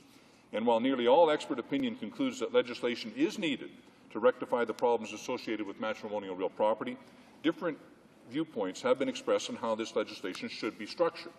There is no question, however, that the legislative vacuum represented by on-reserve matrimonial real property continues to affect many lives, and clearly the time has come to put a stop to some of the injustices that are occurring day by day. To appreciate the proposed legislation and the value of the solution it stands to bring requires a thorough understanding of the issues related to matrimonial real property, or MRP, on reserves. While some members of this House possess such an understanding, particularly my colleague, the Minister of Industry, as well as members of the Standing Committee on Aboriginal Affairs and Northern Development and the Status of Women, who contributed to committee reports on the issue, I'd like to take this opportunity to provide some additional context. Matrimonial real property is a term for a relatively simple legal concept. It refers to the fixed assets owned by one or both spouses and used for family purposes. For most Canadians, MRP includes a house and the property on which it sits. When spouses separate or divorce, the division of MRP is often contentious, but is legally straightforward. Under our Constitution, property rights fall under provincial jurisdiction. Laws exist in each province and territory to protect the matrimonial real property interests of married and, in some cases, common law spouses. This means that should a marriage break down, one spouse cannot sell the family home without the consent of the other spouse. The laws also empower judges to remedy spousal disputes involving MRP. For instance, a judge can order an abusive spouse to move out of the family home. Individuals who live on First Nations communities, however, do not enjoy access to these legal remedies. The Indian Act limits the scope of provincial laws on reserved lands, and the Supreme Court of Canada has determined that provincial laws cannot alter any interest in MRP located on reserved lands. The Supreme Court ruled that since reserved lands fall outside of provincial jurisdiction, only federal law can resolve this issue. But the fact is that there is no federal law on MRP on reserves. This gap means that spouses living on reserves have no legal protection for their MRP interests. As a result, judges can't deal with the real property of spouses on reserves. Even in the most extreme cases, those involving spousal abuse or physical violence, no court can order a change in possession of the on-reserve family home.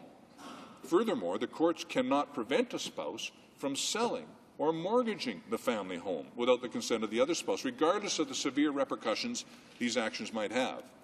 So closing the MRP legislative gap has proven to be a challenge. Not all off-reserve MRP remedies can be replicated on reserves because of the collective nature of reserved lands, our Constitution, the varied land holding systems and housing allocations, and the inability of non-members to possess reserved lands. Now, this House endorsed a partial solution nearly a decade ago when it passed the First Nations Land Management Act. The Act provides First Nations with a mechanism to opt out of the land management provisions of the Indian Act and develop laws governing, among other things, MRP. This House has also approved self-government legislation that addresses matrimonial interests or rights on reserves. However, despite these actions, a strong majority of residents of First Nations communities remain without protection. In an effort to identify an effective solution, several studies, research projects, information sessions, and consultations were undertaken. I would draw your attention to 3 reports that have provided significant insight into this issue. The Standing Senate Committee on Human Rights investigated relevant legal aspects and tabled an interim report called A Hard Bed to Lie In, Matrimonial Real Property on Reserve in 2003. 2 years later, the Standing Committee on Aboriginal Affairs and Northern Development published its report calling Walking Arm in Arm to Resolve the Issue of On-Reserve MRP.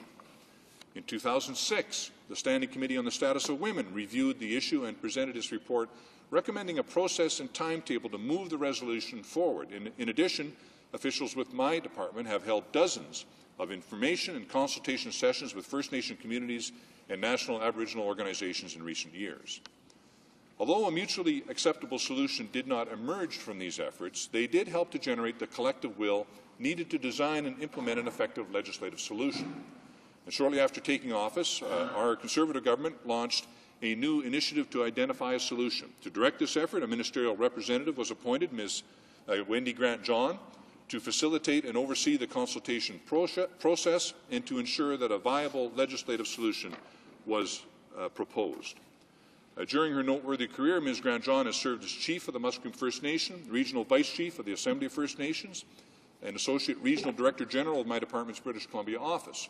She is also a mother, a grandmother, an entrepreneur, and former Director of Four Corners Bank. Ms. Grant-John spent many months facilitating consultations with Aboriginal groups on the MRP issue. The consultation process included 3 phases: planning, consultation, and consensus building. This government provided funds to the Native Women Association of Canada and the Assembly of First Nations to work collaboratively with Indian and Northern Affairs Canada in carrying out the consultation process. From September 2006 to January 2007, Consultations were held across Canada with Aboriginal organizations and communities and provincial and territorial governments. 109 consultative sessions were held with Aboriginal groups, providing a total of 135 consultation days at 64 different locations across Canada. In addition, 12 consultation sessions were held with provincial and territorial governments. An intensive consensus-building phase was held in February 2007 between Indian and Northern Affairs Canada, the Native Women's Association of Canada, the Assembly of First Nations, and the ministerial representative. In March 2007, Ms. Grant-John released her final report, which was tabled in this House of April last year. Mr. Speaker, Ms. Grant-John's final report offered a number of recommendations for a legislative solution.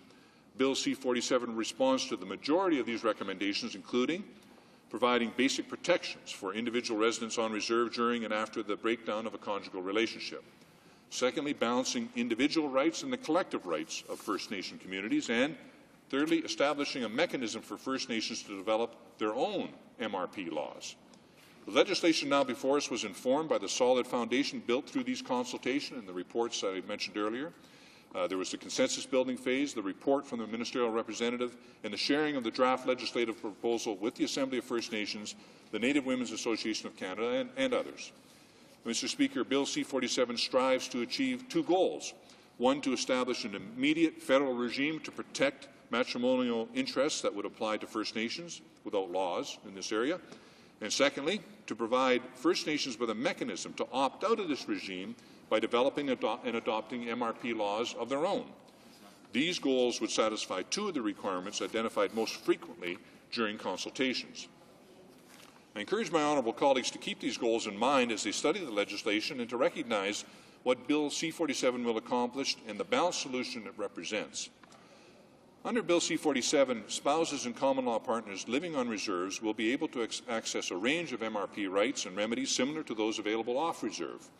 At the same time, Bill C-47 also provides protection concerning the collective interests of First Nations. For example, non-members will not be able to use the provisions of the legislation to ever gain ownership of reserved lands. That's very important. Furthermore, First Nations may make representations to the courts about the cultural, social, and legal context relevant to many orders available under the legislation. Mr. Speaker, this bill also responds to an important concern commonly expressed during consultations, ensuring that members of First Nations have direct input into MRP lawmaking decisions taken by chiefs and councils. Bill C-47 provides for a ratification process. In essence, for a First Nations MRP regime to pass into law, it must first earn the support of a majority of eligible voters. This provision promotes accountability and encourages community members to play an active role in the development of laws, two crucial components of a strong democracy. To support the proposed legislation, the government plans to provide First Nation individuals, organizations and governments, as well as law enforcement officials, access to information about rights and remedies available on reserves to address matrimonial interests or rights, and services and tools for responding to individual or community needs. As my honourable colleagues know well, laws are much more likely to succeed when drafted with the input of the people who will be affected by them. Engaging First Nation members in law-making discussions will also achieve another key goal, aligning MRP laws with community values and traditions. This was another concern expressed repeatedly during consultations. Two other ideas often heard during the consultative process are also reflected in Bill C-47. Many of the people consulted wanted legislation that would provide an immediate and effective solution, and the majority said that they would reject a law that enabled the application of provincial laws related to MRP. This was echoed by both the Assembly of First Nations and the Native Women's Association of Canada. Bill C-47 will satisfy these concerns by instituting an effective federal regime, one informed by but distinct from legislation in place in the provinces and territories. At the same time, this federal regime will be an interim solution until such time as the First Nation develops its own MRP law. Drafts of the legislation were the focus of further discussions with Aboriginal groups and officials from provinces and territories. The results are now before this House in the form of Bill C-47. I am convinced that the in-depth analysis of this question of property rights leads to a unique conclusion, and it is to adopt the solution, the very effective and practical solution that is Bill C-47, and I would ask honourable colleagues to support it. So the issues surrounding on-reserve MRP will lead to an inescapable conclusion. The time has come to enact the worthy, balanced, and effective solution articulated in Bill C-47. I urge my honourable colleagues to lend their support to this legislation. Mr. Speaker, if I could just also take a moment to thank Ms. Wendy Grant-John, the many other people who contributed in the 109 consultative meetings, contributed their expertise to making this bill as good as it could be. And Mr. Speaker, there will be accusations that the bill is not perfect. I guess any bill that comes before the House will get that accusation. But, Mr. Speaker, I do believe it's another one of those bills that deals with something that has been a gap in legislation for far too long. This is something that affects primarily women on reserve that may lose the matrimonial home in the case of an unfortunate marriage breakup. And, Mr. Speaker, right now there is no solution for them. And this legislation reflects the desire to help those people. It's time to do that, Mr. Speaker. It also allows First Nations to develop their own distinct MRP laws as it applies to their reserve. And that, Mr. Speaker, is important because it reflects the constitutional reality that we also live in. So, Mr. Speaker, it is a balancing act, as I mentioned. It's a unique situation. Most Canadians wouldn't realize that this gap in legislation means that many women, primarily women, don't have the protection that they take for granted day by day off of reserve. So, Mr. Speaker, I hope that we'll have a good discussion, debate on this, and I look forward, I hope, to the support of honourable colleagues in this House. Thank you very much. Questions and comments? The honourable member for Yukon. Thank you, Mr. Speaker. I'd like to thank the Minister for his speech. Phil Fontaine, the Assembly of First Nations, he sent a letter on this and attached an analysis. And it says in the analysis that it is very important to also note that Bill C-47 does not contain a non-derogation clause, a clause which occurs quite often in bills these days. And I'm just wondering if the Minister could outline as to why this particular bill does not have that clause. Honourable Minister of Indian Affairs and Northern Development. I thank the honourable member for that question. That's a fair question. It is the opinion of the drafters of the bill that the non-derogation clause that is in several other pieces of legislation, in fact, it's been added. It was added in committee on Bill C-21, as the member knows, on the extension of human rights of general application to First Nations living on reserve. The committee added it in committee as one of their amendments. The legal folks, and I'm not a lawyer, but the legal advice is that because the Constitution, of course, covers all Canadians, that the non-derogation clause doesn't change the essence of the bill. It will always be interpreted in light of the Canadian Constitution. The Canadian Constitution is clear about Aboriginal rights and title, and it's clear about what that means. And the courts always will interpret legislation or interpret a court case based on constitutional reality. And of course, as the member knows, we have any number of cases that work their way through the legal system that might be challenged, and always the court will hold up the Constitution beside the document and make sure that it's consistent. Now, non-derogation clause attempts to say that make sure you pay attention to the Constitution when you look at the bill. But of course, the courts do that anyway. So, in our opinion, it doesn't really strengthen the bill. I know there may be some discussion about that. I'll be interested to hear what others may have to say. But the courts always must be cognizant of the Constitution, Section 35 and 92 and other sections that apply. And in our opinion, doesn't strengthen the bill to add the non-derogation clause. L'honorable député. The honourable member for Abitibi-Témiscamingue. Thank you, Mr. Speaker.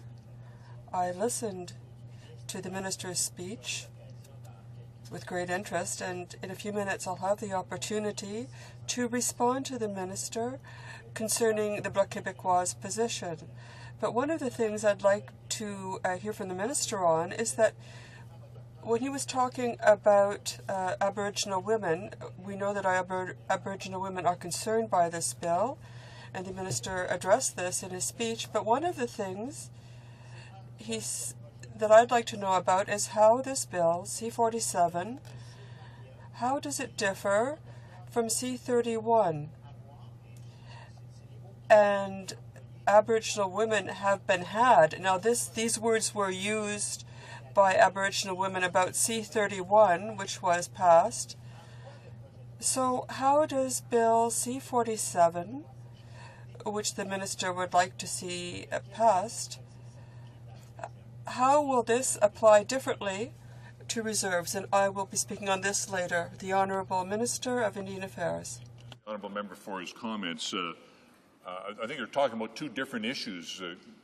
I realize they're both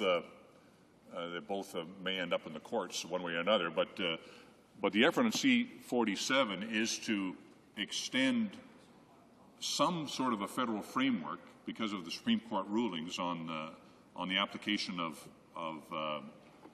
provincial MRP laws. They just do not apply onto reserve lands.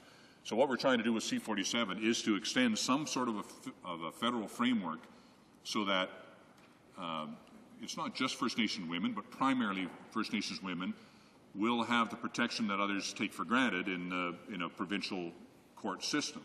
So right now, the unfortunate reality is if there's a marriage breakdown or if there's violence against a spouse, again, frequently or mostly against women, and somebody needs to intervene to say we have to get a restriction or a court order or some sort of a legal means to keep the house in the possession of the woman who's raising the kids, who needs the matrimonial protection of that home to do all that, and we need a restraining order or a way to restrict that individual from getting close to this woman. We don't have the tools to do it. And so what we're trying to do with this bill is to say, both for protection of women, for the development of individual MRP laws on each reserve over time, but a law of general application in the meantime that would allow us to have a provision that just says we have to look after those interests. For example, although some homes are owned by the band office, for example, they might be owned collectively, social housing perhaps, many other homes are built by and owned by individual First Nations people. The trouble is, if there's a marriage breakdown, no laws apply. So it's the guy with the biggest, broadest shoulders wins the argument. And that's not fair to First Nations women. And that's why this bill is intended to, it won't solve all problems, and it doesn't address the C-31 issues, but it does attempt to fill that gap that otherwise will continue until we do fill it by a system that is just really quite hit and miss across the country. Not, some good examples of good leadership on reserve under the First Nations Land Management Act, for example, and other examples of many First Nations who have introduced their own MRP laws, but it's too hit and miss, and it doesn't capture the rest of Aboriginal women who deserve the same protection as others. Question et commentaire. The questions and comments. Secretary to the Minister of Indian Affairs and Northern Development.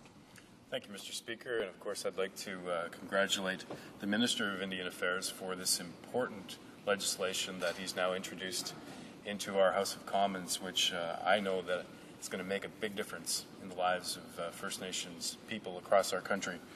Of course, earlier today we also saw Bill C-30 finally move on to the next chamber, and I'd like to thank the member for Winnipeg South Centre as well as the member for Abitibi-Temiskaming for finally getting control of their caucus and bringing forward a resolution to that debate.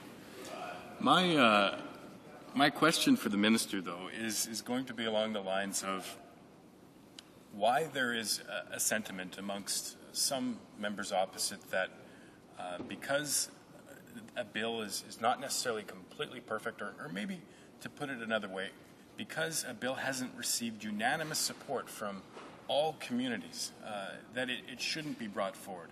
Could he explain the philosophy that we're wanting to employ to bring some resolution to this issue?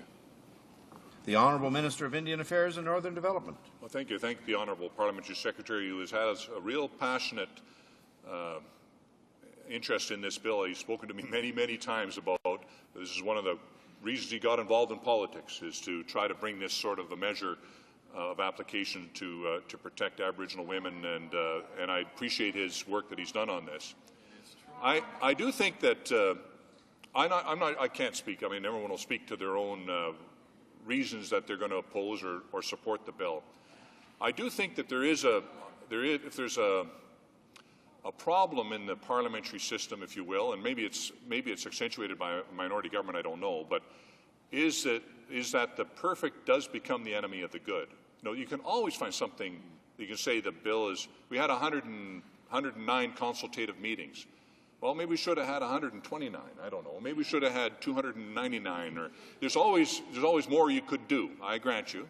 But you know, my hope is that it'll pass the House, get into committee. There will be more consultations in committee, and I will encourage the committee, of course, to have those consultations and broaden them some more again, and that'll be good and worthwhile. But I do think that it's my hope is that, as I mentioned in Bill C-30, that people can not let other issues. There are certainly other good issues to raise about all kinds of things, but I think we should try to focus in on the legislation that's before us, because it's part of a package of ideas that will improve things for First Nations. It won't do it all. It's not meant to do it all, but it is meant to focus on, in this day, on matrimonial real property rights. And again, I think most Canadians have no idea that the laws that they take for granted living in Toronto, Vancouver, or Sault Ste. Marie, or anywhere else, don't apply to First Nations on reserve when it comes to matrimonial property. So I'm hoping that in amongst the other discussions, and I know we'll take a pasting for who knows what else, my hope is that people will say, let's focus in on this bill, on this issue, get it to committee. There can be some more study, but my hope is that we'll follow through and do the right thing, because it is the right thing for the right reasons. Resuming debate, the honourable member for Winnipeg South Centre. Thank you, Mr. Speaker. I'm pleased to have the opportunity to rise on this bill, Bill C-47. It's an important bill, and it's one that deserves certainly consideration. Mr. Speaker, this is a bill that is a matter of human rights for women and children living on reserve. And members of my party are the party of the Charter of Human Rights, and we support this measure to extend matrimonial real property rights to First Nations.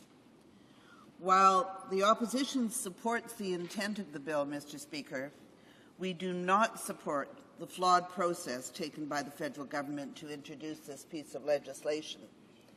We will support moving this bill to committee so that we can hear from many concerned stakeholders, many of whom we've heard from already, and legal experts. And I want to emphasize, just picking up on the Minister's remarks, Mr. Speaker, that we don't view the representations at committee as consultations. We view them as part of a process of improving a piece of legislation that has been brought before the committee. We were instrumental, as you are well aware, in making critical changes to Bill C-21 to ensure that Aboriginal Canadians would have the time and the capacity they need to deal with the changes. And we will continue to push this government to address human rights in all its manifestations, to address the needs of Aboriginal Canadians, issues such as education, jobs, poverty, and health. Mr. Speaker, I'm going to just take the liberty of going over a little of what the Minister has spoken to already. As we know, as we've heard, the 1986 Supreme Court of Canada ruled that when a conjugal relationship breaks down on reserves, courts cannot apply provincial territorial family law because reserve lands fall under federal jurisdiction. We've also heard that as a result, Aboriginal women living on reserve have not enjoyed the same rights as women living off reserve. They are not entitled to an equal share of the matrimonial property at the time of marriage breakdown. Matrimonial real property refers to the house or the land that a couple lives on while they are married or in a common law relationship. Since the 1986 Supreme Court ruling, the gap in the law has had serious consequences. When a marriage or relationship ends, the courts have no authority to protect the MRP interests of spouses living on reserves. As a result, spouses living on reserve cannot ask the court to grant an order of temporary or permanent possession of the home, order a partition and sale of a home if it applies to enforce an order, or preclude a spouse from selling or mortgaging the family home if it applies without the consent of another spouse. We know that approaches to addressing the legislative gap respecting MRP have been under consideration for some time, and the Minister has outlined some of the reports and phases. In recent years, we know that 3 parliamentary committees have recommended a legislative mechanism to resolve the issue. And we support one, but we support one brought in appropriately. Yesterday, Mr. Speaker, we debated C30, the Specific Land Claims Bill, a piece of legislation that was done in collaboration with the Assembly of First Nations, a bill that was a compromise, albeit a good first step. Now we are here today debating a bill that the government claims was done in consultation. They say they worked in collaboration to bring forward a bill. And INAC's website states, and I quote, "The Crown's consultation process was comprehensive. Indian and Northern Affairs Canada consulted with the provinces and territories and other interested organizations and communities not represented by the Assembly of First Nations or the Native Women's Association of Canada. The Assembly of First Nations or Native Women's Association of Canada facilitated input from the First Nation representatives from across the country. Representatives from the department accompanied the Assembly of First Nations and Native Women's Association of Canada at sessions they facilitated." End of quote. Mr. Speaker, it's one thing to conduct consultations, but it's another to put forward a bill that doesn't reflect the outcomes from that consultation. The government will work in collaboration with First Nations when a bill is a voluntary measure, like the Specific Claims Bill, and we applaud them for that, but will close doors when it's a mandatory measure, and they'll impose policies on First Nations people without taking their input into consideration.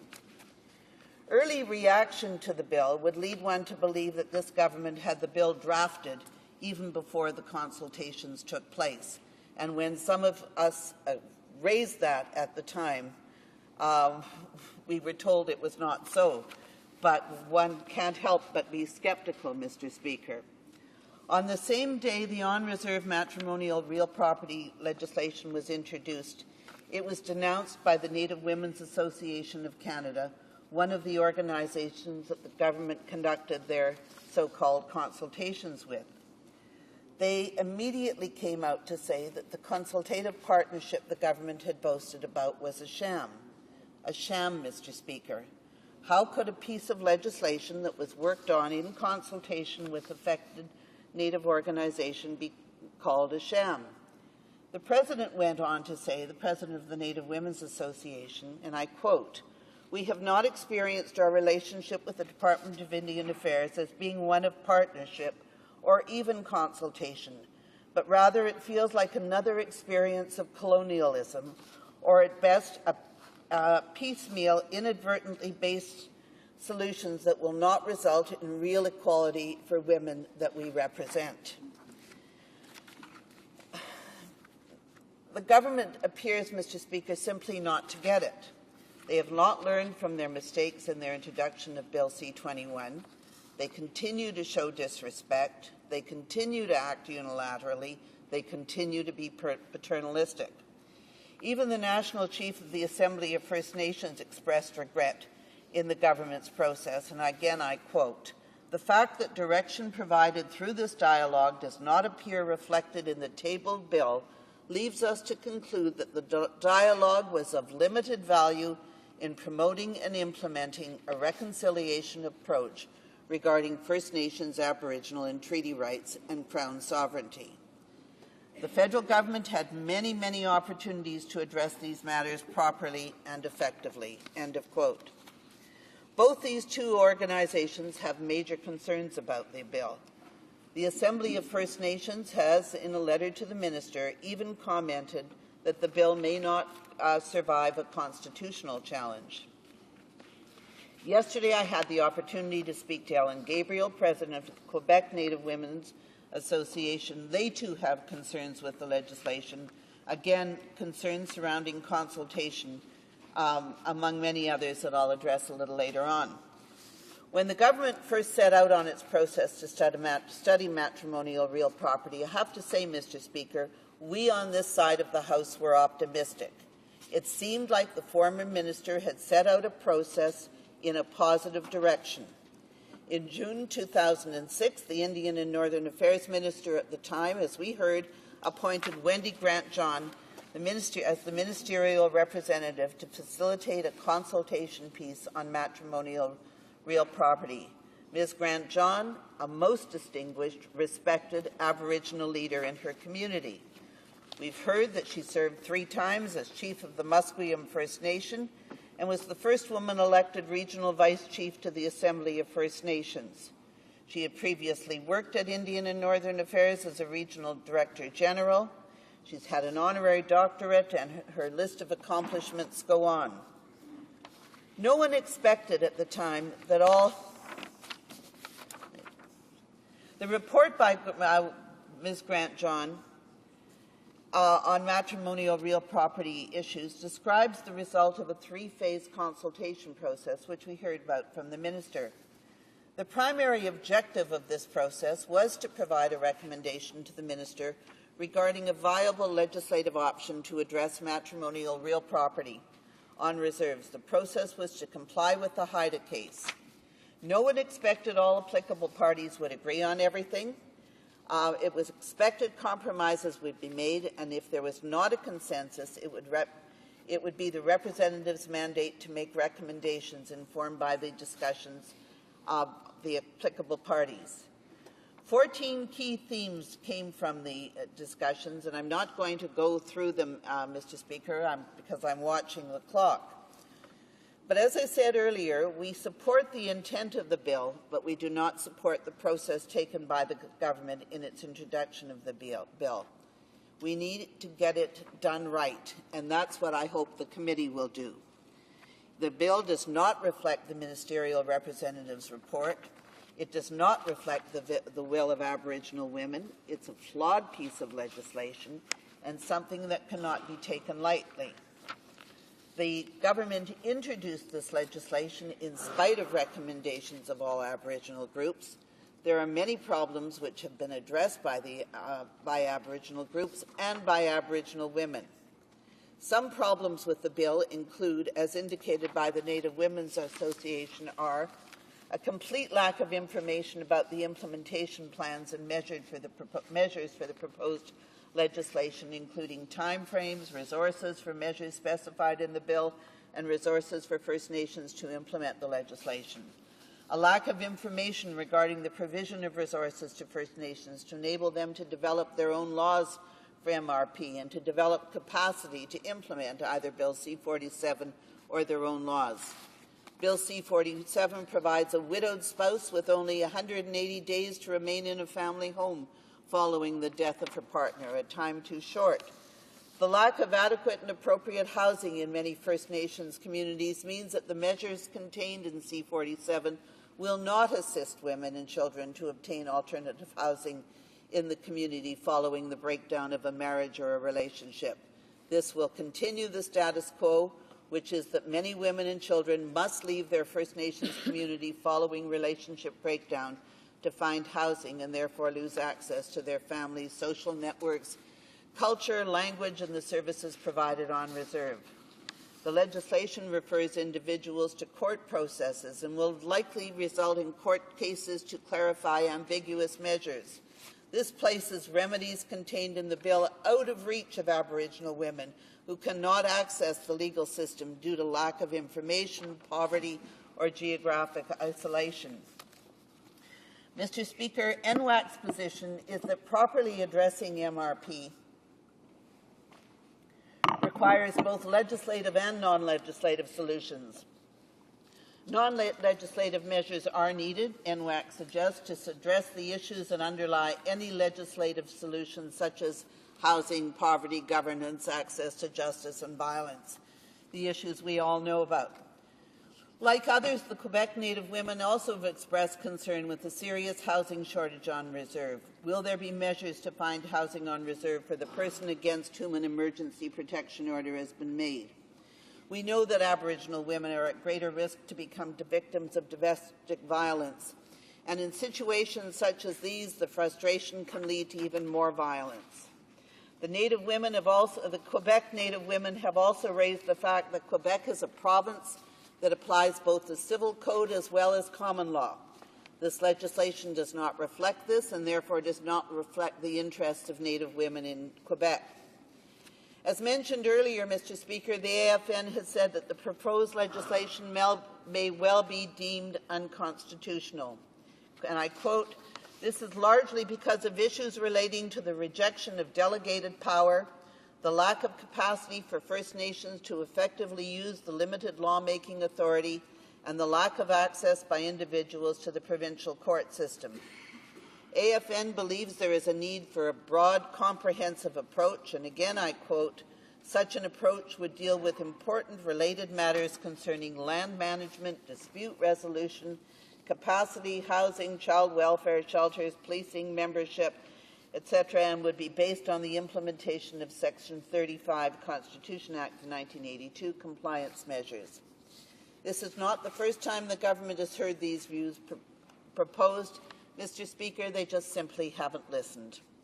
In a letter to the Minister, the National Chief also pointed out, and again I quote, "The shared view among First Nations across the country was that certain principles should guide the search for solutions and the standard upon which the proposed solution should be evaluated, including strengthening First Nations families and communities, fairness, respect for traditional values, protection of Aboriginal and treaty rights, no abrogation or derogation of First Nations collective rights, protection and preservation of First Nations lands for future generations, recognition and implementation of First Nation jurisdiction, and community-based solutions.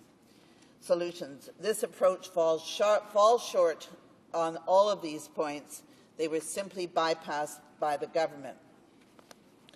This bill also will for First Nations women to seek remedies in the courts. This is neither timely nor financially viable for many First Nations women in remote communities, as expressed by the Assembly of First Nations Women's Council. Time after time, Mr. Speaker, we've heard Aboriginal women's groups call for real investments in adequate, safe, accessible housing on reserves. Still, the government continues to ignore the will of First Nations women. How can the government claim they stand for the rights of these First Nations women if they do not listen? As mentioned earlier, Mr. Speaker, in reading the ministerial representative's executive summary, many of the same issues are raised. First Nation people expect the federal Crown to fully respect its fiduciary duties in respect to First Nations land, treaty, and Aboriginal rights. In the discussion held, I'm quoting, "There was a strong preference for recognition of First Nations jurisdiction to fill the legislative gap identified, a minimal role for federal legislation, and a universal opposition to the introduction of provincial laws by incorporating them in federal law to deal with this issue." Participants in both AFN and NWAC discussions have said that First Nations people want to see matrimonial real property that incorporates First Nations views of land and family. Mr. Speaker, there are so many points to touch on, but quite simply, this government has not listened to the First Nations women, yet at the same time they say they stand up for their rights. Why does the government think they know best for Aboriginal peoples, particularly Aboriginal women?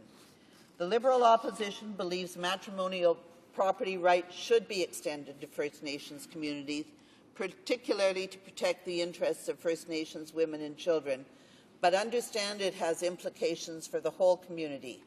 We understand that these rights should not be imposed. Mr. Speaker, when consultations take place, we know it should not be ignored. We also know that there should not always be consensus, but we also know what it means to work in collaboration. For after all, 18 months the previous Liberal government worked with Aboriginal peoples to bring forward the Kelowna Accord, something that would address many of the issues that First Nations, Inuit and Métis people face today.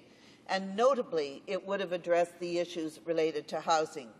It offered hope, but hope was taken away when this government needlessly scrapped the Accord. Now they profess to champion Aboriginal issues, but with actions taken with legislation by Bill C-21 and now Bill C-47, and little to no investment in 3 budgets and conditions in First Nations communities, worse today than they were a year ago, it is no surprise that we are about to see a second day of action. But, Mr. Speaker, I want to reiterate the position of my party. We want to see this legislation go to committee. We believe that addressing the matter of matrimonial real property rights is important. We believe it is particularly important to do it in real collaboration, in real consultation with Aboriginal women's groups, to listen to them, to hear their concern, to incorporate their concerns into the legislation, not to tell them that we know what is best for you. We want this legislation to go to committee. We want to hear from the experts. We want to hear from the stakeholders, and we will take the opportunity to make this a better piece of legislation. Thank you very much. Questions and comments. The Honourable Parliamentary Secretary to the Minister of Indian Affairs. Thank you, Mr. Speaker, and I appreciate the member for Winnipeg South Centre's speech today on this important matter, and of course the government appreciates her party supporting the bill to go to committee, because I think that when it does get to committee, we will have some excellent commentary from a number of groups, and of course we will do our best to make this bill better. Mr. Speaker, I just want to also put on the record that there was considerable consultation that was done across our great nation, over 109 sessions throughout 135 days in 64 different locations.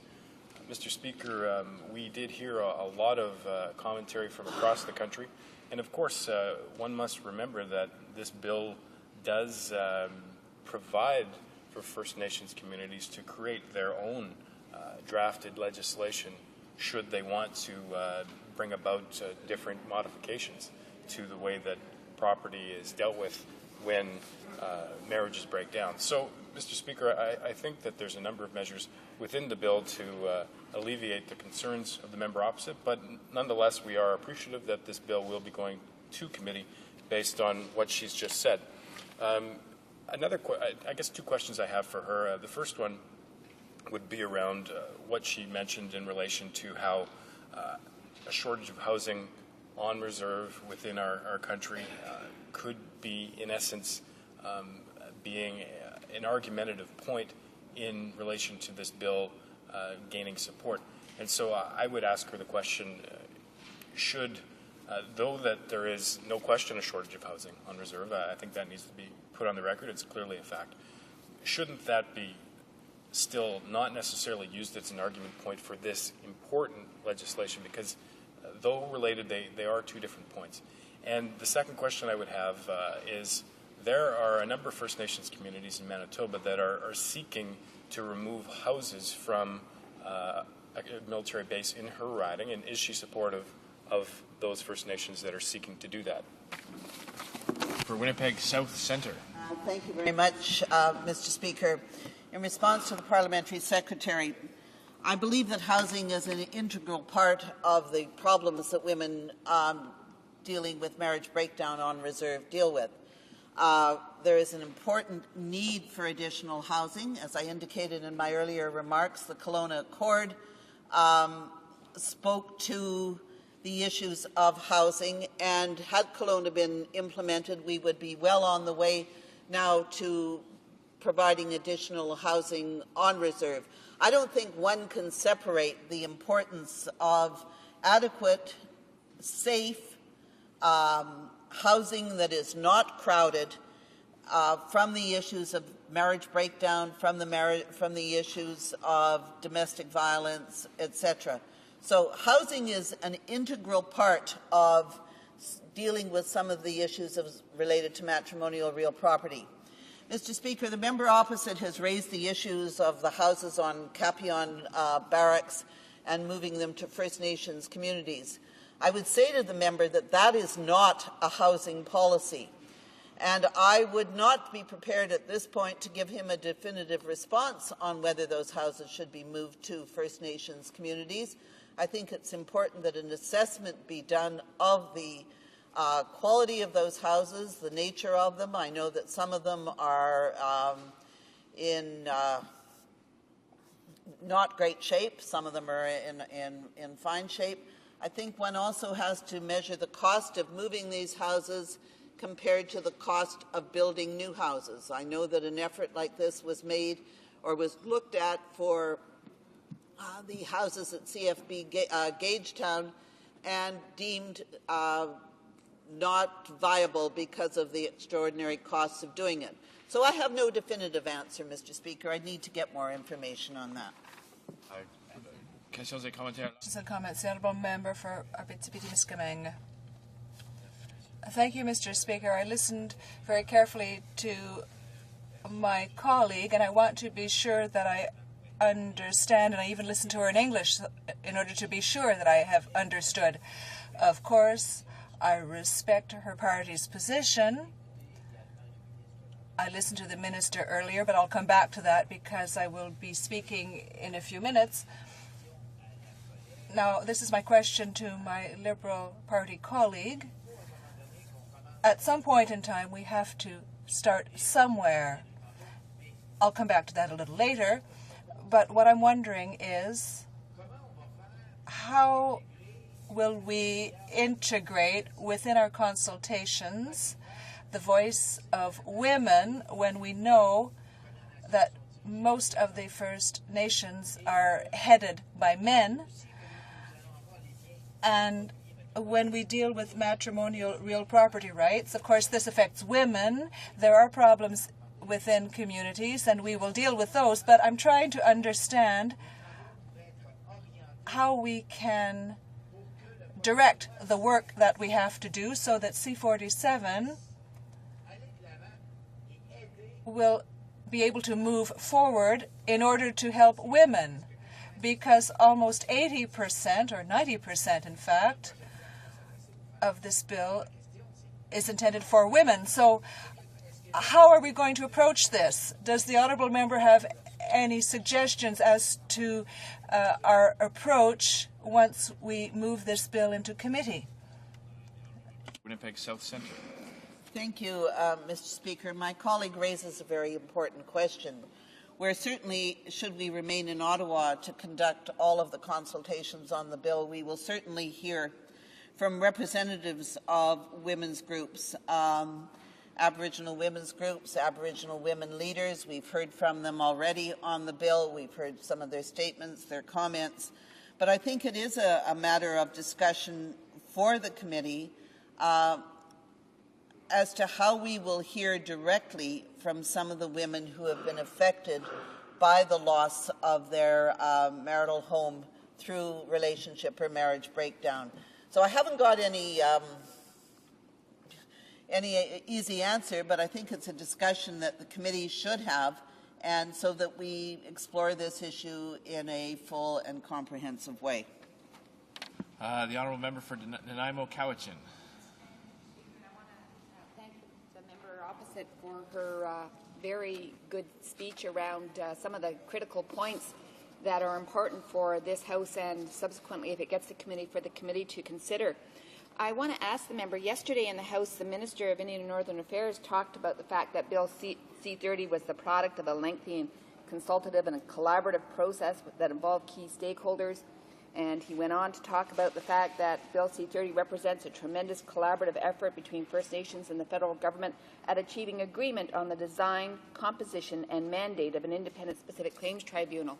I would ask the member, and I know she did talk about consultation in her speech, but I would ask her what she saw as the key differences between the process that happened in Bill C-30 and the process that's currently underway in Bill C-47, because we know that many First Nations, the Native Women's Association of Canada, for example, has said that they don't consider this a consultative process in its fullness. Neither did Wendy Grant-John. She laid out in Recommendation 18 a number of specific key points that needed to be present in a consultative process. So I wonder if the member could address the differences. The honourable member for Winnipeg South Centre. I'm smiling, Mr. Speaker, because what comes to mind immediately is a fundamental difference is it appeared that for the most part the government listened to the collaborative, not the consultative, but the collaborative process that went on with Bill C-30. Wendy Grant-John oversaw a process that went on of consultation across the country.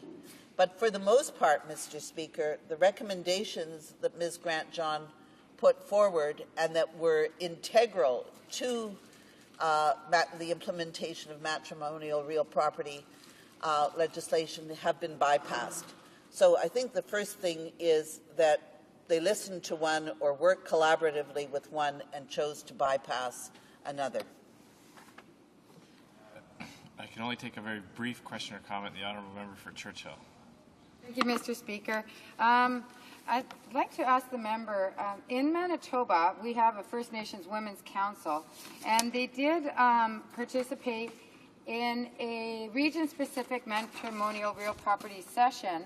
And in fact, in their document that they released, their report to government, they stressed that this forum is viewed as a preliminary educational information session and that true consultation with First Nations directly by the federal government must occur based on the principles of free, prior, and informed consent and must include reconciliation of values, philosophies, policies, jurisdiction, and laws within the context of the recognition and implementation. Sorry. I'll have to just allow the honourable member for Winnipeg South Centre about 20 seconds to respond, and I'll have to move on. I'm not quite sure what the question was, Mr. Speaker, but just briefly, I think that the Manitoba Women's Council, Aboriginal Women's Council, summed up in the statement my colleague read the essence of what a real consultation should take place, should be about, and that has not happened. Please, débat. Resuming debate, the honourable member for Abitibi-Témiscamingue. Thank you, Mr. Speaker. Mr. Speaker, with Bill C-21, this is one of the most important bills on Aboriginal affairs that we will be debating here in the House. Yes, Mr. Speaker, we had Bill C-30, and I believe that it was passed unanimously by the House because this bill fulfills, and I hope will continue to fulfill, all of the conditions, that is consultation. It will allow the First Nations to move forward with their land claims. But we're not talking about the same thing here today. In C-47, Mr. Speaker, and if I may, I would like to refer for a moment to a document that is extremely important. It is something that was sent to us by the Native Women's Association of Canada, and this is a document that follows up the study of matrimonial rights by the government, and the title of this document speaks for itself. It is finding our way, a solution to the problem of matrimonial real property rights. The Native Women's Association deals with this, and I will read a sentence, and this will explain the crux of the issue.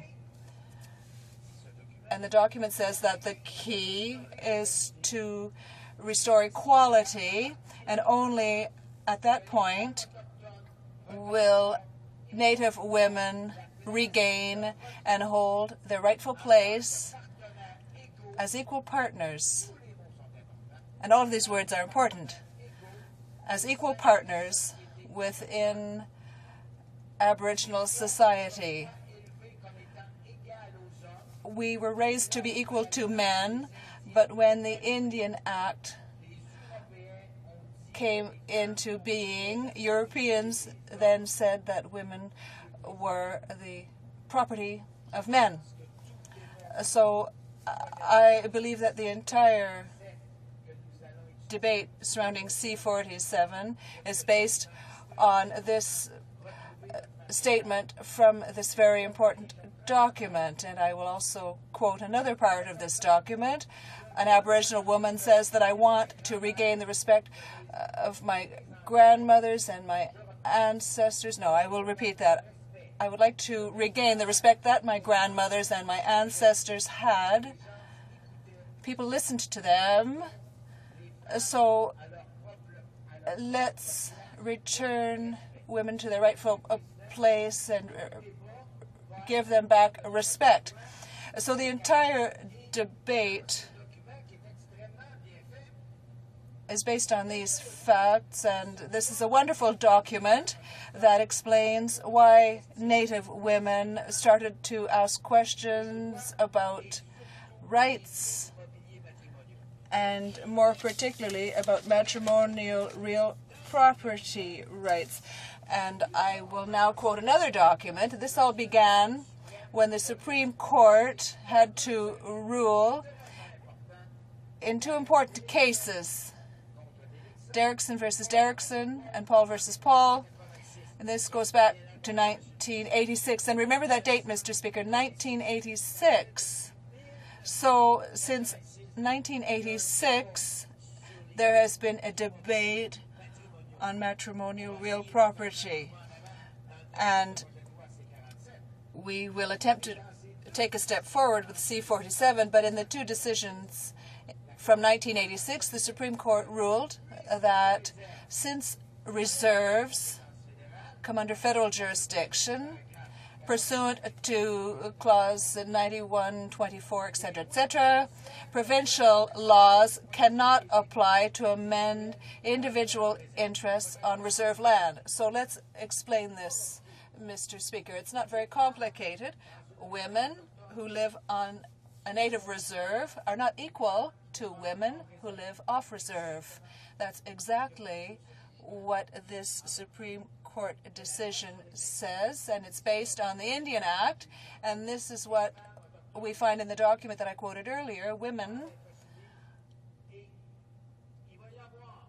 must submit to these laws, and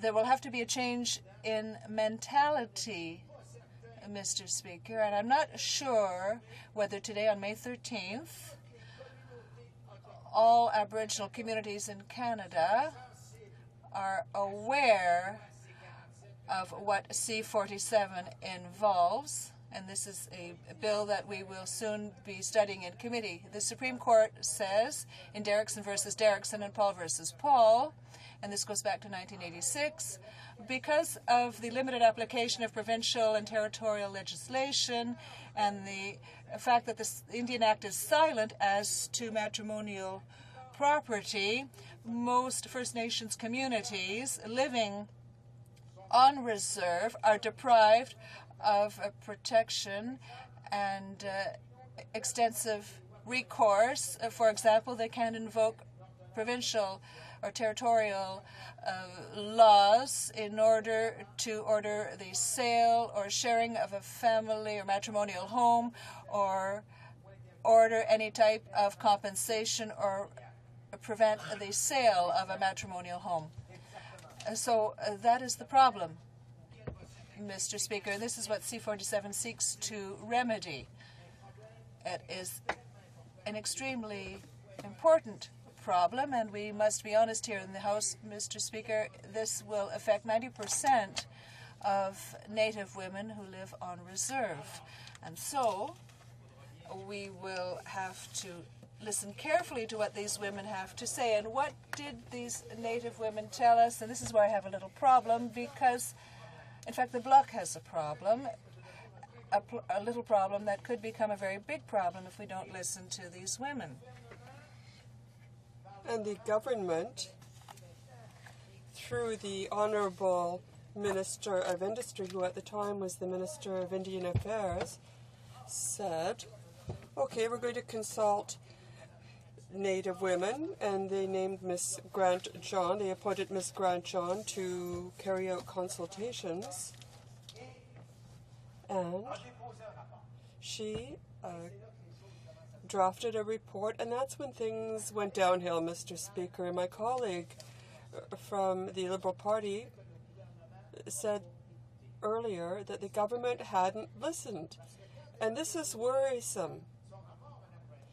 Because when Ms. Grant-John presented her report, she made recommendations.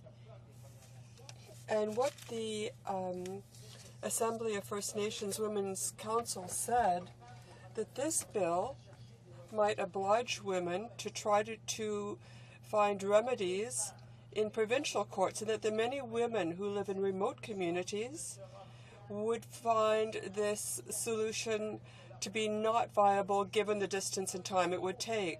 And this is one of the great problems, Mr. Speaker, for Native women. And it's like we're creating two kinds of Native women, those who live on reserve and those who live off reserve. Those who live off reserve, women who live in Montreal, Calgary, anywhere in Canada, it is civil courts, superior courts, who are responsible, and they can demand that a violent spouse leave the matrimonial home. And there are many cases, Mr. Speaker, before the Superior Court in Quebec, and I'm speaking about Quebec because that's where I'm from, and in these cases, the woman who lives off reserve has rights, but a woman who lives on reserve does not have these same rights. I'd like to give you a quick example. There's a Nakwasasni woman, there's a woman from Kanawaki, a woman from Maniwaki, who live right next to a major city, but they don't have the same rights of women who live off reserve. And furthermore, and this is a big problem if we don't do something about it, women who live on remote reserves, let's talk about Saskatchewan and other remote communities. These women have even fewer rights. And it's not at all clear that with the passage of C-47, they will have any more rights, and that is the problem, and that is the very heart of the debate. During consultations, women asked that real property rights, matrimonial real property rights, be dealt with in terms of their ancestral traditional rights and not provincial and federal rights, which they were not able to participate in. And this means we have to listen to Native women, and we have to learn from them how we should deal with matrimonial real property while respecting their traditional and ancestral rights. And I think that that's an important aspect of our work. And rather than recognizing ancestral rights, this bill tells how rules for First Nations should be established with no support for First Nations to participate in discussions. It would impose a complex bureaucratic system on them, and there as well, Mr. Speaker, we find an aspect that should be debated in committee, because we must not allow the passage of Bill C-47 and its implementation. We must allow it to create more problems than now exist. And there are a whole host of problems that exist now. And I'd like to repeat, in this House, Mr. Speaker, 90% of First Nations women will be affected by this bill. And Native women also say that it is because of matrimonial real property rights the government must make sure that they have secure, accessible housing. And there again, Mr. Speaker, is an aspect of the problem. The government said it was listening to First Nations, and it should have listened to Native women in this document. Our ways, which has to do with matrimonial property rights, and there is a whole series of recommendations in this report. And if we want a bill like C-47, we should debate it in committee, that's important, but shouldn't we also deal with the problems that affect First Nations women, like violence in their communities, how justice is rendered in their communities, the state of education in their communities? This is all part of a whole. We can't settle the issue of matrimonial property rights without also dealing with problems on reserve at this time. And I would like this House to ask Canada to bring you a film by Richard Desjardins, a film on the situation of First Nations and the absolutely distressing poverty in which they live. And this kind of poverty leads to violence. And Mr. Speaker, it is, alas, women and children who are subjected to this violence and who suffer the most from this violence. And Mr. Speaker, there is a fundamental issue in C-47. I'm thinking of a particular case. I'm not going to give names, but when I was a lawyer, we used to deal with this. Let's say you have a Native couple living on reserve.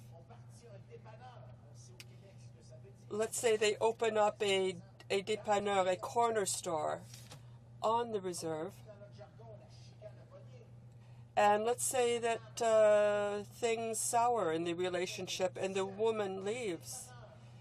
Well, for 10 years, the corner store and the gas station made huge sums of money. And there was a judgment, there was a ruling, but this woman couldn't get the money. So if we have a C-47, we hope that this will settle these kinds of problems. There are important things in this bill that we can't ignore. But finally, the government is dealing with an outstanding need, which is the situation of women on reserve. But we have to go further, Mr. Speaker. This bill has to be able to be adapted to First Nations. We have to look at it with great care because, yes, there are mechanisms that would allow First Nations people to implement their own laws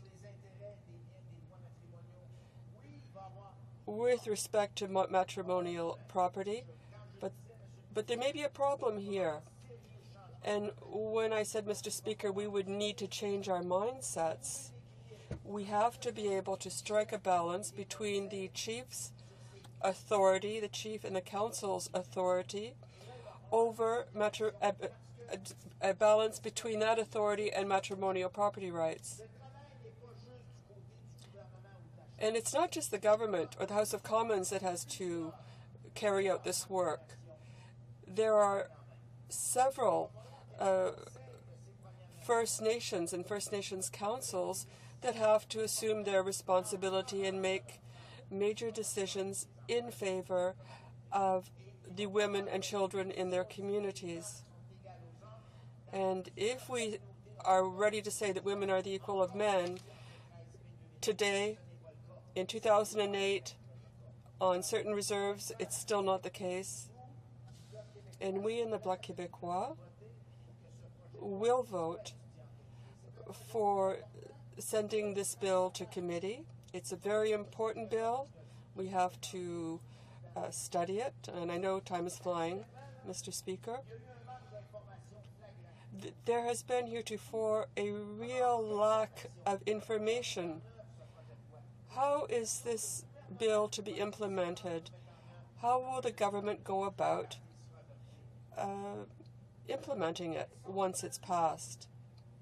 What measures does the government intend to take? What resources will be brought to bear to implement the bill? Mr. Speaker, we also learned, and I don't want to get into the minute legal details,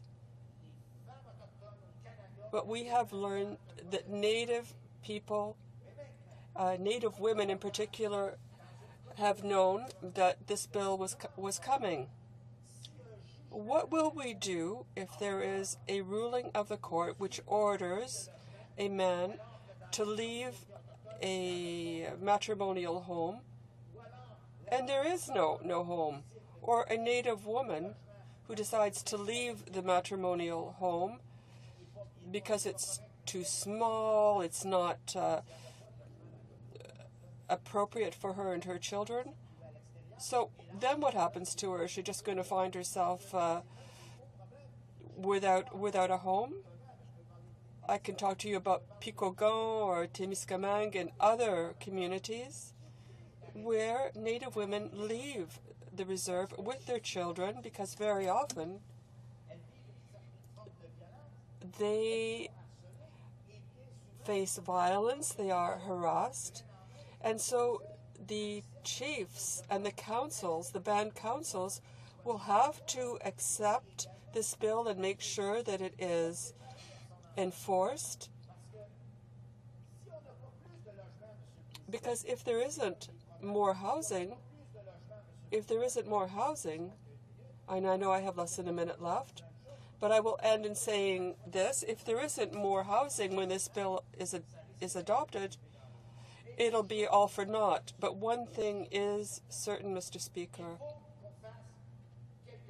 We have to do something. Is Bill C-47 what Native women have been waiting for more than 30 years? I'll say one thing. We will vote for this bill so that it can be studied in committee. Then we'll see. And I hope that Native women will come and speak to us, or we will go and talk to them on reserve. Thank you, Mr. Speaker. And I want to thank the member opposite for his good comments. And I noted that he ended on exactly on the direction that I wanted to ask him a question on. In a recent Auditor General's report on children and welfare, Aboriginal children and welfare, the Auditor General pointed out the fact that unless there were remedies outside of the child protection system, like housing, like education, supports to the family, that really the underlying causes of why children were being apprehended were not in the long term going to be addressed. And this particular piece of legislation, I know the Native Women's Association of Quebec and Labrador are kicking off a parallel campaign around women and violence and needing to deal with women and violence. And I wonder if the member could comment on the fact that this bill actually does not include in it remedies that are often contributing to marital breakdown, and that there isn't a longer-term strategy to deal with some of those remedies that contribute to marital breakdown. He mentioned housing, but there are many other factors on reserves that are causing families to disintegrate. And I wonder if you could comment on the absence of that remedy in the bill. The Honourable Deputy de Abitibi-Témiscamingue. The Honourable Member for Abitibi-Témiscamingue.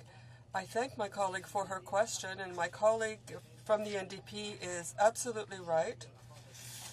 When I read the Auditor General's report on the situation of women, or of children, rather, of Native children, I tried to be polite, but This is a situation, this is a volcanic, explosive situation. Are we going to take these children off reserve and have them adopted? Is that how it's going to be dealt with? I don't think so. But my colleague is quite right. My colleague from the NDP knows that this is one of the constraints we have to deal with the implementation of C-47, because for me, and I say this respectively, everything is linked. If we are to implement C-47, what impact will this have on communities? Yes, there are tribunals, and yes, there are judges who will make rulings and who will order that the corner store be sold.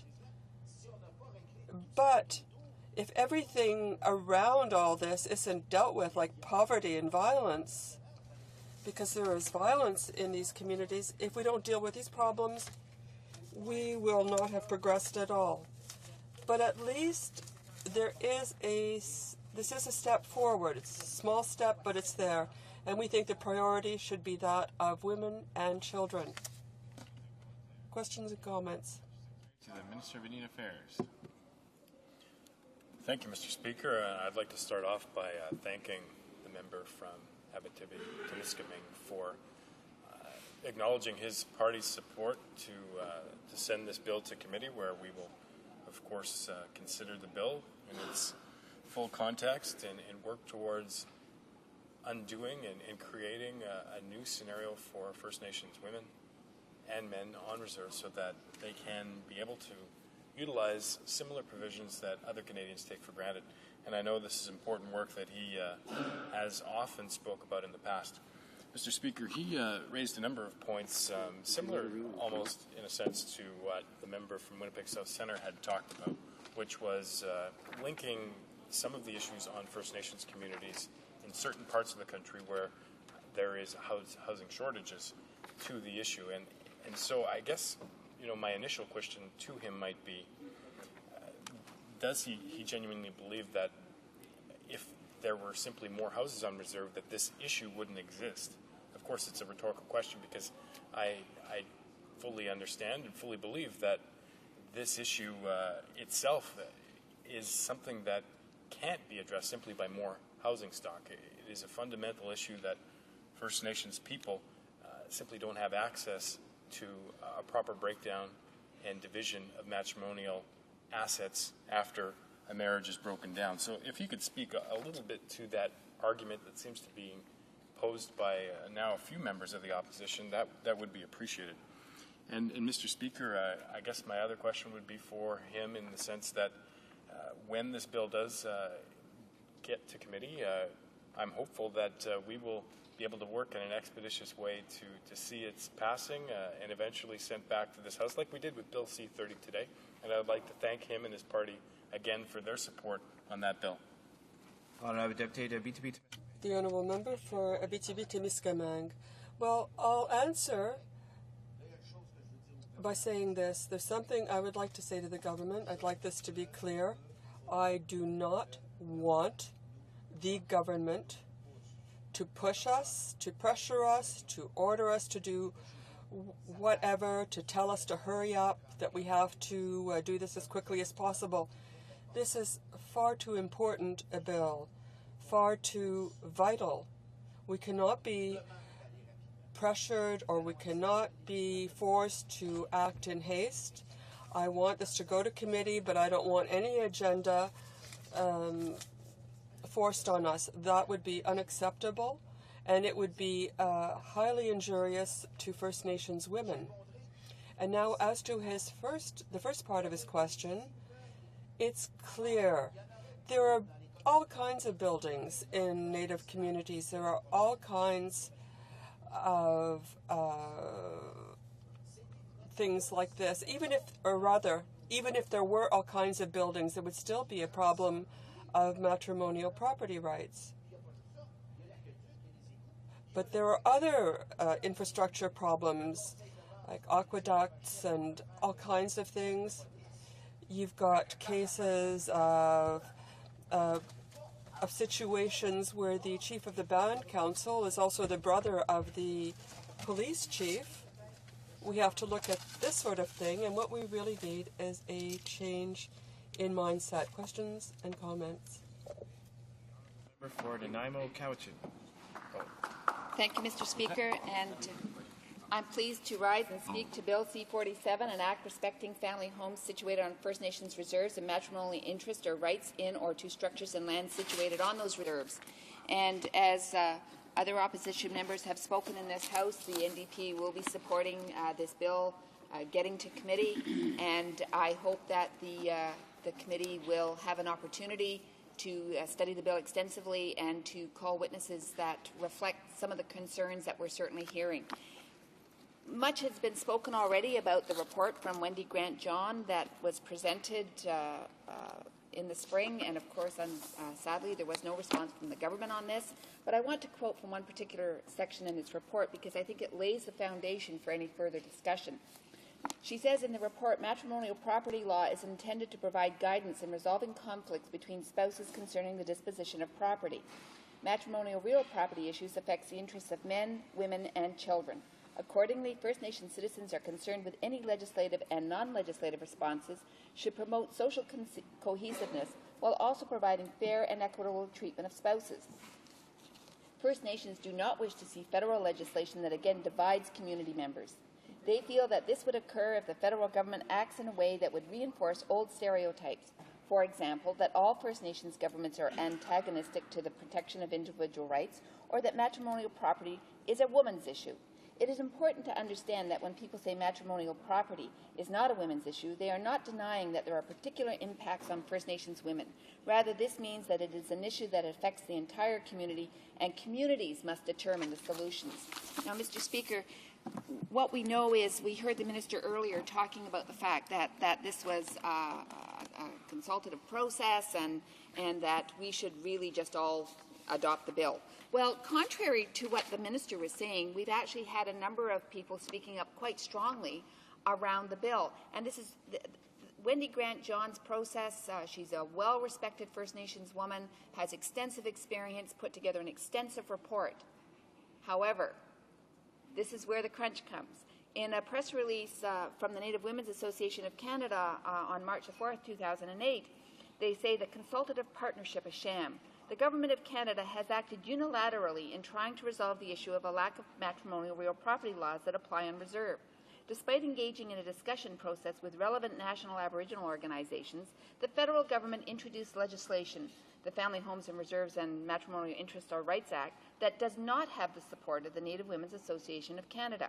She goes on further, the President Beverly Jacobs goes on further to say, we have not experienced our relationship with the Federal Department of Indian Affairs as being one of partnership or even consultation, but rather it feels like another experience of colonialism. The Office of the National Chief of the Assembly of First Nations also spoke up about the process. And it says, while it was a positive and practical step forward to engage in dialogue with the Assembly of First Nations and the Native Women's Association of Canada in the development of this legislation, the approach falls far short of First Nations' direction that the Crown should fully engage with First Nations in the developing policy and legislation that affects First Nations. Furthermore, the fact that the direction provided through this dialogue does not appear reflected in the tabled bill leads us to conclude that the dialogue was of limited value in promoting and implementing a reconciliation approach regarding First Nations, Aboriginal and treaty rights and Crown sovereignty. Now, Mr. Speaker, I believe that when you start on a process and ask people for their input and then slam the door on them, that is a disrespectful process. And other members have spoken about the importance of having a bill that addresses matrimonial real property, and when I quoted from Wendy Grant-John's report, she talked about the fact that matrimonial property affects women and children disproportionately, but it also affects men. And in fact, when meeting with a Six Nations representative, what he said to me was that in a First Nations community, and I know this to be true, that when there is a family breakup, it not only affects the man and the woman and the children that are involved in that relationship, but it affects the aunties and the uncles and the grandmothers and the grandfathers and the cousins, and it spreads throughout the community. So matrimonial property is a very important element that has to be considered in the context of the social impact it has on the entire community. But I just want to provide a little bit of historical background. And again, this is from Wendy Grant John's report. And I won't go through the whole piece because it's a lengthy history, but she talks about the historical timelines that have led us to the place where men, women, and children on reserve simply don't have a process that recognizes their cultural and social traditions. And she says prior to colonization, First Nations cultural norms, kinship systems, and laws determine the outcome of a marriage breakdown. Matriarchal kinship systems and egalitarian values were common. She goes into the colonial period where she talks about the notion of individual property rights and male domination in property and civil rights introduced by colonial governments in efforts to assimilate First Nations people and with the hopes of ultimately eliminating reserves altogether. And then she goes through the lengthy history of denial of rights to men, women, and children on reserves, whether it's the fact that women can't vote at band councils or whether it's the fact that Aboriginal peoples in Canada simply didn't have the right to vote until the 60s. And she goes through the whole history of the denial of rights and then does address Bill C-31, the 1985 Bill C-31, which attempted to reinstate women who had married non-Aboriginal men, and what a fiasco that bill has been. Whether it was the fact that there were not adequate resources put in place to address the impacts that bill would have on reserve, one of them being housing, or whether it was the fact that there is an elimination of status built into that bill, the second generation cutoff, which is continuing to play itself out, and nobody in this House has taken the time to address it. I want to skip up to the 1990s and bring it into the present day. And Ms. Grant John in a report outlines the fact that there were several commissions of inquiry in Canada to draw attention to the issue and the need for some action. 8 UN human rights bodies expressed concern about the issue of matrimonial real property on reserve. Litigation on lack of protection for matrimonial real property rights is launched by First Nations women organizations. The Senate Standing Committee in 2003 issues a report. 2005, the House of Commons Aboriginal Affairs issues a report. 2006, the House of Commons Standing Committee on the Status of Women. So once again, we've got lots of reports and no action. In addition, I just want to quote briefly from one of the United Nations body, the Convention on the Elimination of Racial Discrimination, of all forms of racial discrimination, and this is the report from March 2007, and in that report, they again censure Canada. They talk about the fact that they regret the lack of substantial progress made by the state in an effort to address residual discrimination against First Nations women, and they make a recommendation. The committee urges the state party to take the necessary measures to reach a legislative solution to effectively address the discriminatory effects of the Indian Act on the rights of Aboriginal women and children to marry, to choose one's spouse, to own property, and to inherit, in consultation with First Nations organizations and communities, including Aboriginal women's organizations, without further delay. Now, one of the critical points, of course, is urging the government to adopt legislation, but it also talks about the consultative piece. In that same report, there are any number of human rights violations outlined in this report, including the repeal of Section 67 of the Human Rights Act, and of course, Bill C-21, which was before the House, went to committee. The committee amended it after hearing from substantial testimony from First Nations witnesses from coast to coast to coast. The committee listened very carefully to what was being presented and made some amendments. We are still waiting for the bill to come back to the House. So again, it's another example of this government's complete disregard when it hears testimony, it hears evidence that it doesn't like. It just disregards that evidence and decides to shelve a bill. So we're still waiting for C-21 to come back. But in this particular CERD report, it also talks about resources. And again, I won't read the whole thing, but it talks about the fact the committee remains concerned at the extent of the dramatic inequality in living standards still experienced by Aboriginal peoples. In this regard, the committee, recognizing the importance of the right of Indigenous people to own, develop, control, and use their lands, territories, and resources in relationship to their enjoyment of economic, social, and cultural rights, regrets that in the report the state did not address the question of limitations imposed on the use by Aboriginal people of their land as previously requested by the committee.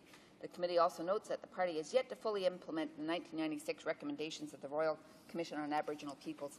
So again, Mr. Speaker, we have Canada being censured in an international forum for its lack of progress on the living conditions on reserves. Now, when we come to the report,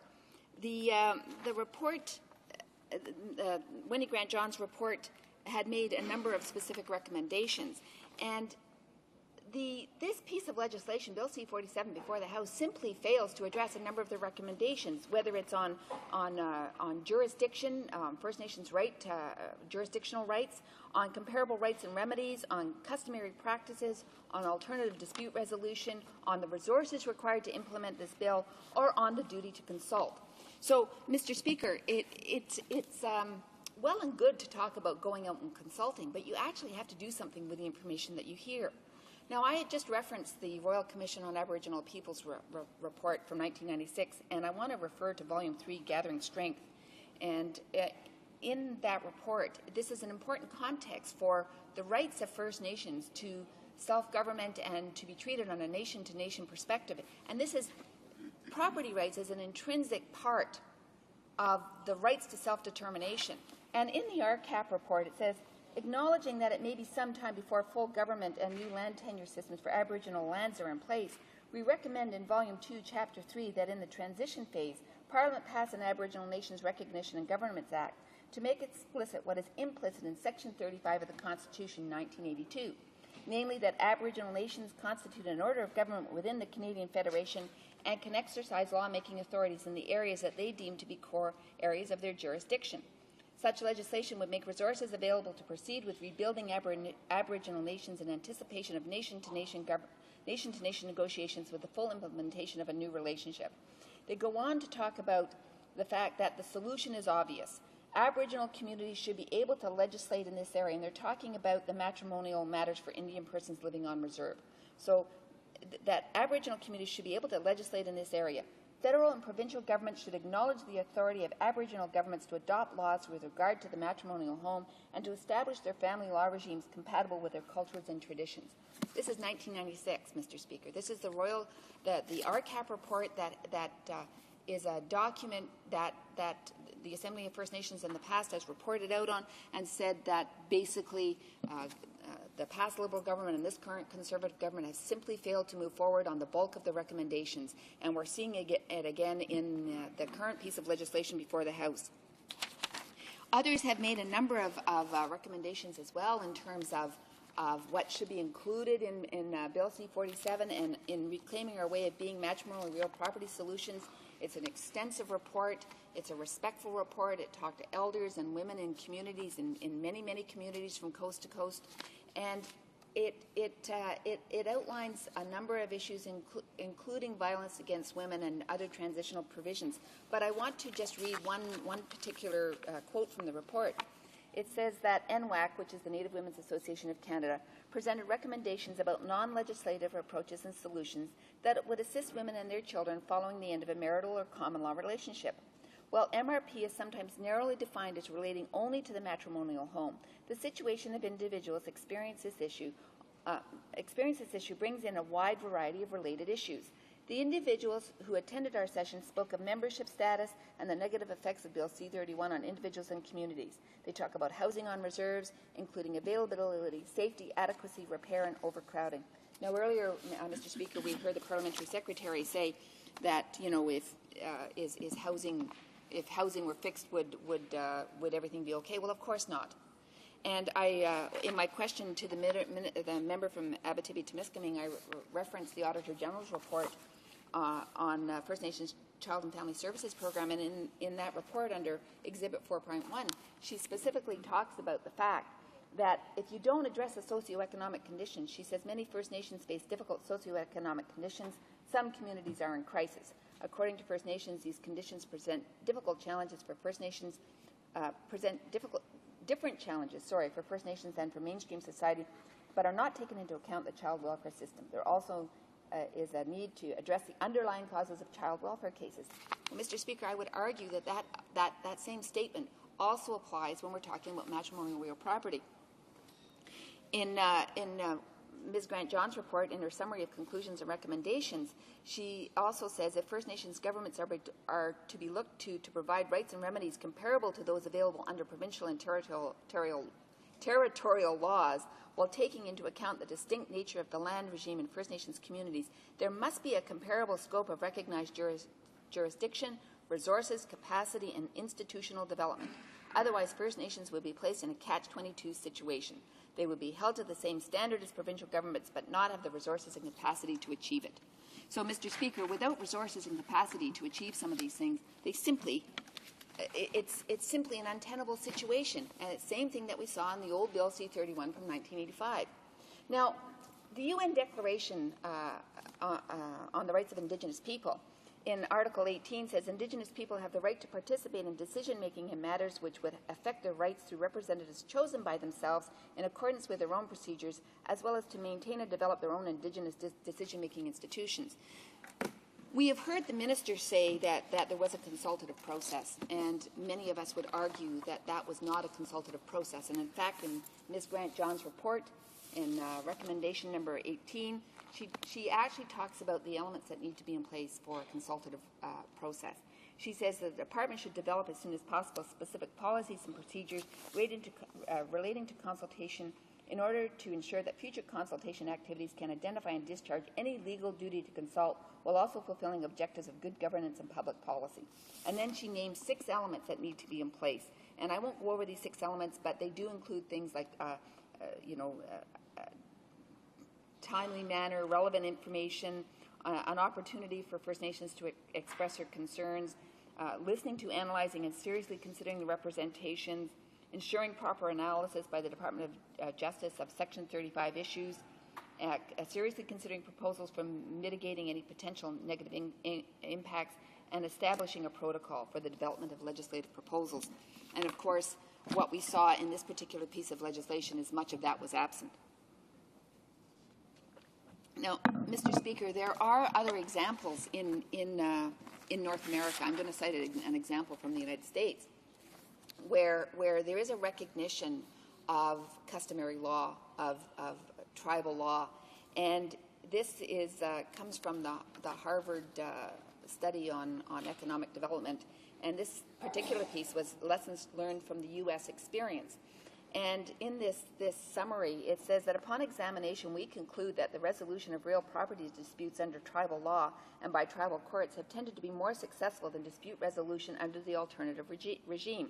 It goes on to say that, in essence, this lesson reiterates several of the observations because they possess complete jurisdiction over all the real property likely to enter divorce disputes. Now, some of the rules are a bit different because they're talking about trust and non-trust property. And before they tend to be more knowledgeable of the laws that govern such property and the possibilities for its disposition, tribal forums applying the tribal laws are able to make complete settlements that are also generally perceived as fair. It goes on to talk about the fact that while Native nations that lack rules and systems to govern the division of matrimonial real property can rely on various examples and models to develop this legal infrastructure, they nonetheless face a number of decisions about what will work best for their citizens. Limitations on tribes' financial and human capital may also slow the development of appropriate laws and dispute resolution mechanisms. Thus, decision-making about rules and systems takes time, and that time it takes is unpredictable. Each Native nation will move at its own pace on these issues according to its own processes and subject to its own constraints. So, Mr. Speaker, there are examples where First Nations have been able to develop laws that do respect the rights of men, women, and children on the reserves, that takes into account the customary traditions, that allows for mediation or alternative dispute resolution, that involves some of the community traditions. And so if nations in the United States can do this and come up with laws that do respect those human rights, surely we could also look at implementing the same piece in Canada. So, Mr. Speaker, the NDP will be supporting this particular piece of legislation and getting it to committee. However, I would expect that we will be hearing from groups from coast to coast to coast on their concerns around this piece of legislation, that I am quite certain that there will be amendments that are proposed to address some of the shortcomings in this bill, and I look forward to a healthy discussion, and hopefully once the bill comes back to committee, from committee to the House, if it gets through that stage, that the government will actually move forward on amendments that have actually been proposed, unlike Bill C-21. Thank you, Mr. Speaker. Questions and comments? The honourable member for Kitchener-Conestoga. Thank you, Mr. Speaker. And I just want to acknowledge the great work of my colleague in the NDP and her commitment to improving the lives of Aboriginal people across Canada. I have the privilege of serving with her on that committee, and certainly I don't second-guess her commitment. She did mention, however, that there were some groups who opposed the process or the bill itself. She said, quote, people spoke up strongly against the bill. And I would just like to point out, Mr. Speaker, that that same occurrence is true of many other bills. In fact, probably every bill that comes before committee. There will always be those who, in spite of overwhelming broad-based support, will not necessarily support the specifics of the bill. But as it relates to C-47, the fact is clear that there was extensive consultation and collaboration, 109 consultation sessions with Aboriginal groups and 135 consultation days at 64 different locations across Canada. No, not every group or individual sees this as a perfect bill, but it's clearly a step in the right direction. So I have two questions, Mr. Speaker. First, how would my colleague define adequate consultation, and how long would she be willing to extend this consultation process and continue to slow down the final implementation? And then will she reiterate her support today for C-47 at second reading so that it can go to committee, have study, possible amendments, and finally get implemented in the interests of all Aboriginal people? Thank you, Mr. Speaker. The honourable member for Nanaimo Cowichan. Well, Mr. Speaker, what's very interesting about the process that was undertaken is, in fact, whether it was Ms. Grant John's report or whether it was the work that the Native Women's Association of Canada undertook and proposed some possible solutions, is, in fact, some key elements of what came out of those consultative processes are not included in the legislation. So in a previous life, I actually used to do consultation work, and we used to call it the dead model of consultation, and it was decide, educate, advise, and defend. And it actually had nothing to do with actually listening to people, taking the information that they provided, having them included in drafting the legislation so it reflected that consultative process, and then that would then ensure that you had a bill that was much closer to what it was that people were telling the people who were conducting the consultations. So I would argue that, yes, it was a positive step to start that consultative process, but when you ignore a huge percentage of the information that was presented to you, that doesn't actually count as consultation. And in terms of length of time, what I would say is that I would agree that this is a matter that we need to move forward on. And so I welcome this bill coming to committee so that perhaps we can take some of the consultation that has happened, incorporate some of those recommendations into amendments, and then bring a bill back to the House that more reflects the consultation that was carried out from coast to coast to coast. Questions and comments, the honourable member for Churchill. Thank you, Mr. Speaker. I'd like to ask the member to maybe speak to the practical issues a bit more in terms of the bill and in terms of what the report said.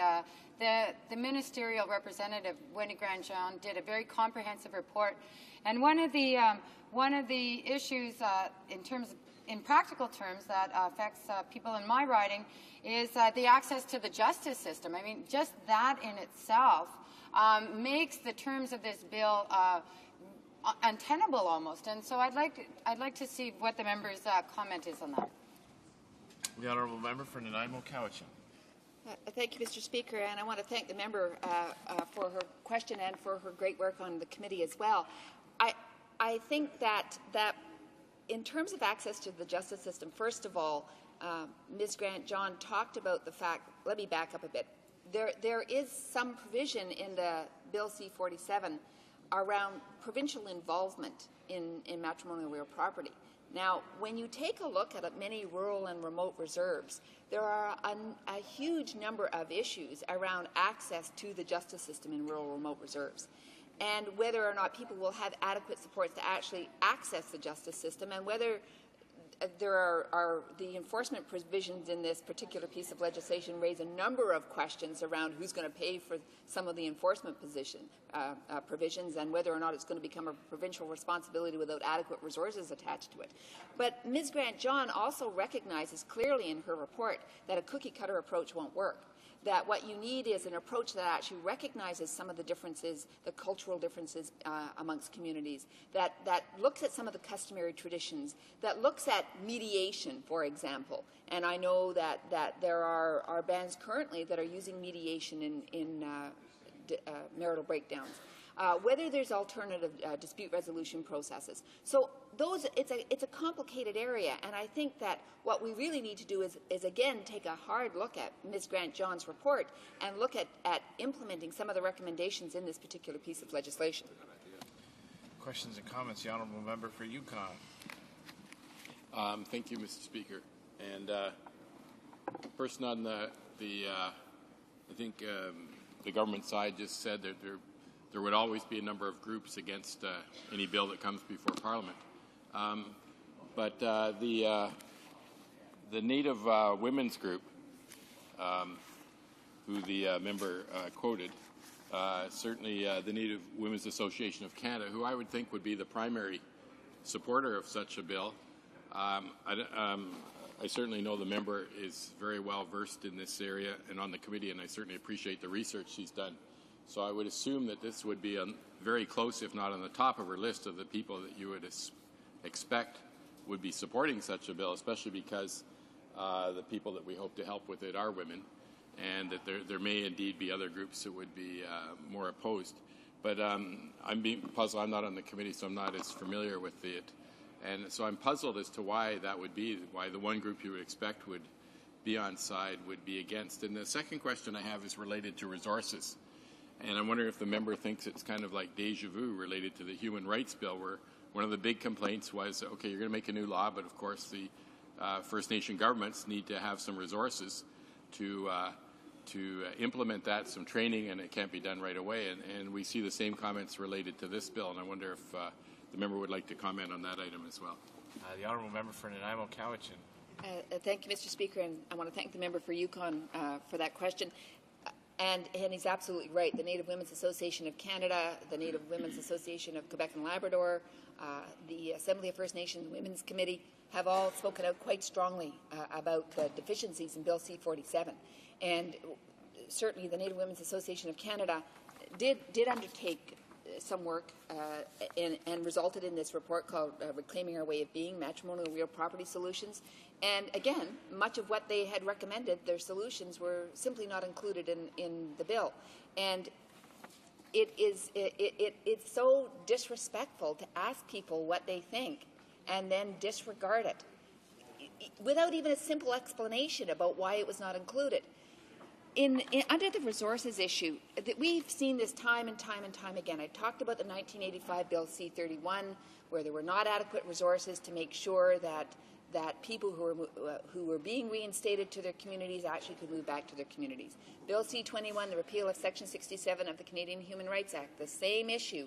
Where were the resources that were going to go to the Canadian Human Rights Commission to actually undertake working with First Nations communities to make sure that people had the resources and understood what this new piece of legislation might mean?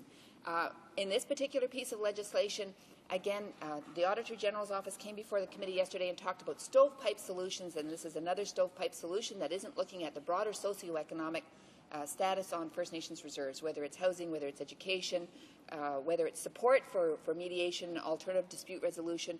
And without those kinds of resources, you have a piece of legislation that's just a small part of the puzzle. And without the support towards that, it simply isn't going to be effective. Resuming debate, the Honourable Member for Churchill. Thank you, Mr. Speaker. I am pleased to participate in the second reading of Bill C-47, an act respecting family homes situated on First Nation reserves and matrimonial interests or rights in or to structures and lands situated on those reserves. I'm especially pleased to contribute to this debate as I'm a Cree First Nation woman. I am from Norrie House Cree Nation on my paternal side, and on my maternal side from Muskrat Dam First Nation in the Treaty 9 area. Matrimonial real property rights are indeed a long-standing issue of great concern, and over 20 years ago the legislative gap was brought to the forefront by the Supreme Court rulings of Derrickson versus Derrickson and Paul versus Paul. The result of these rulings was that provincial and territorial laws relating to the division of matrimonial real property upon marital breakdown do not apply on reserved lands. In the report of the ministerial representative, Matrimonial Real Property Issues on Reserves, that was delivered to the Minister of Indian and Northern Affairs on March 9, 2007, the ministerial representative, Wendy Grant John, contextualized the importance of finding solutions to the ongoing issue.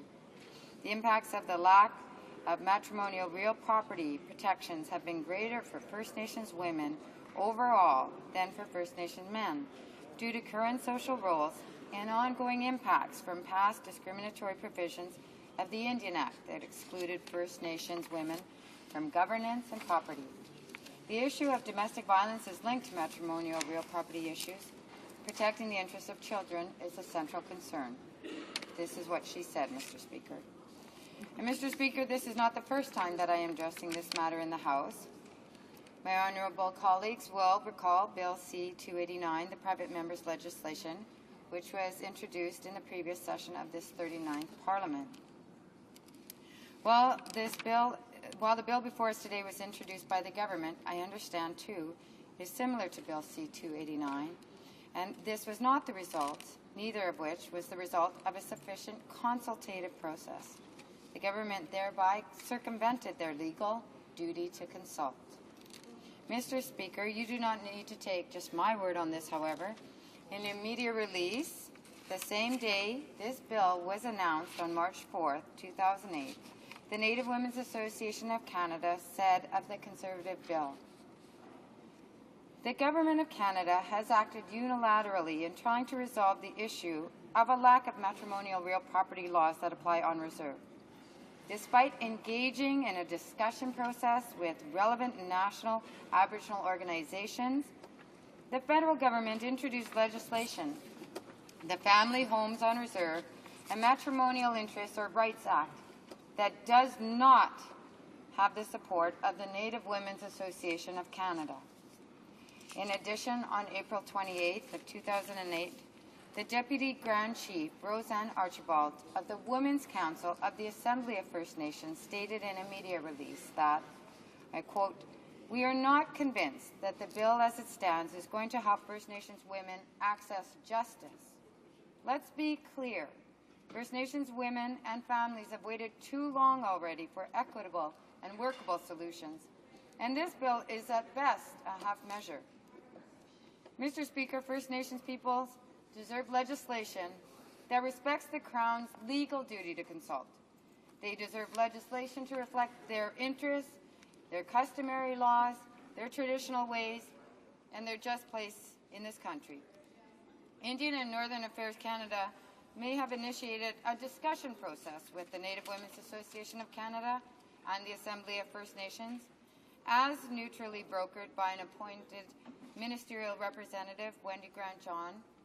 Yet, the substance of the proposed legislation clearly indicates that the government in no way listened to the concerns or suggestions voiced by Aboriginal women across this country.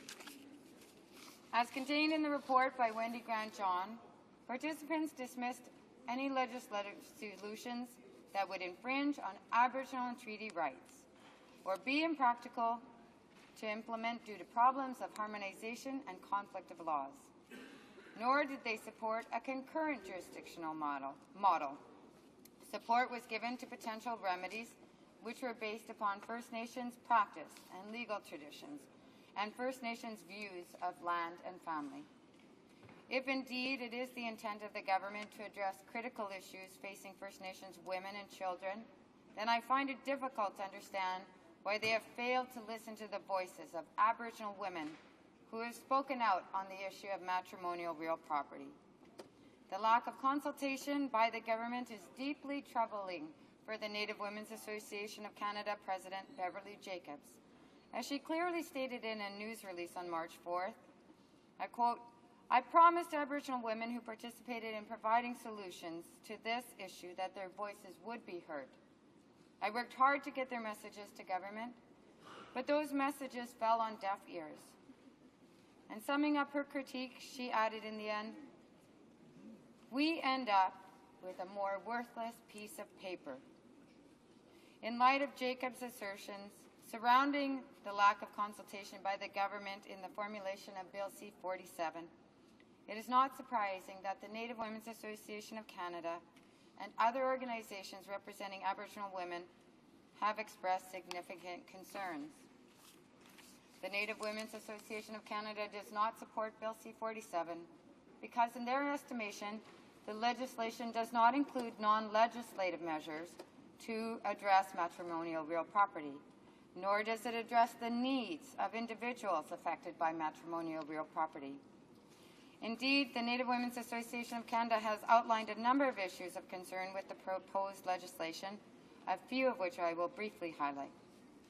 Firstly, they suggest that the proposed legislation lacks concrete information regarding the implementation plans and measures, including timeframes, resources for measures specified in the bill, and resources for First Nations to implement the legislation.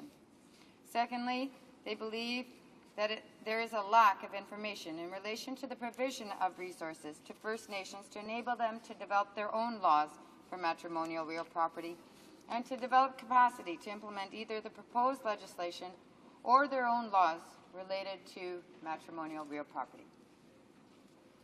And thirdly, the proposed bill is also lacking in compassion for newly widowed spouses.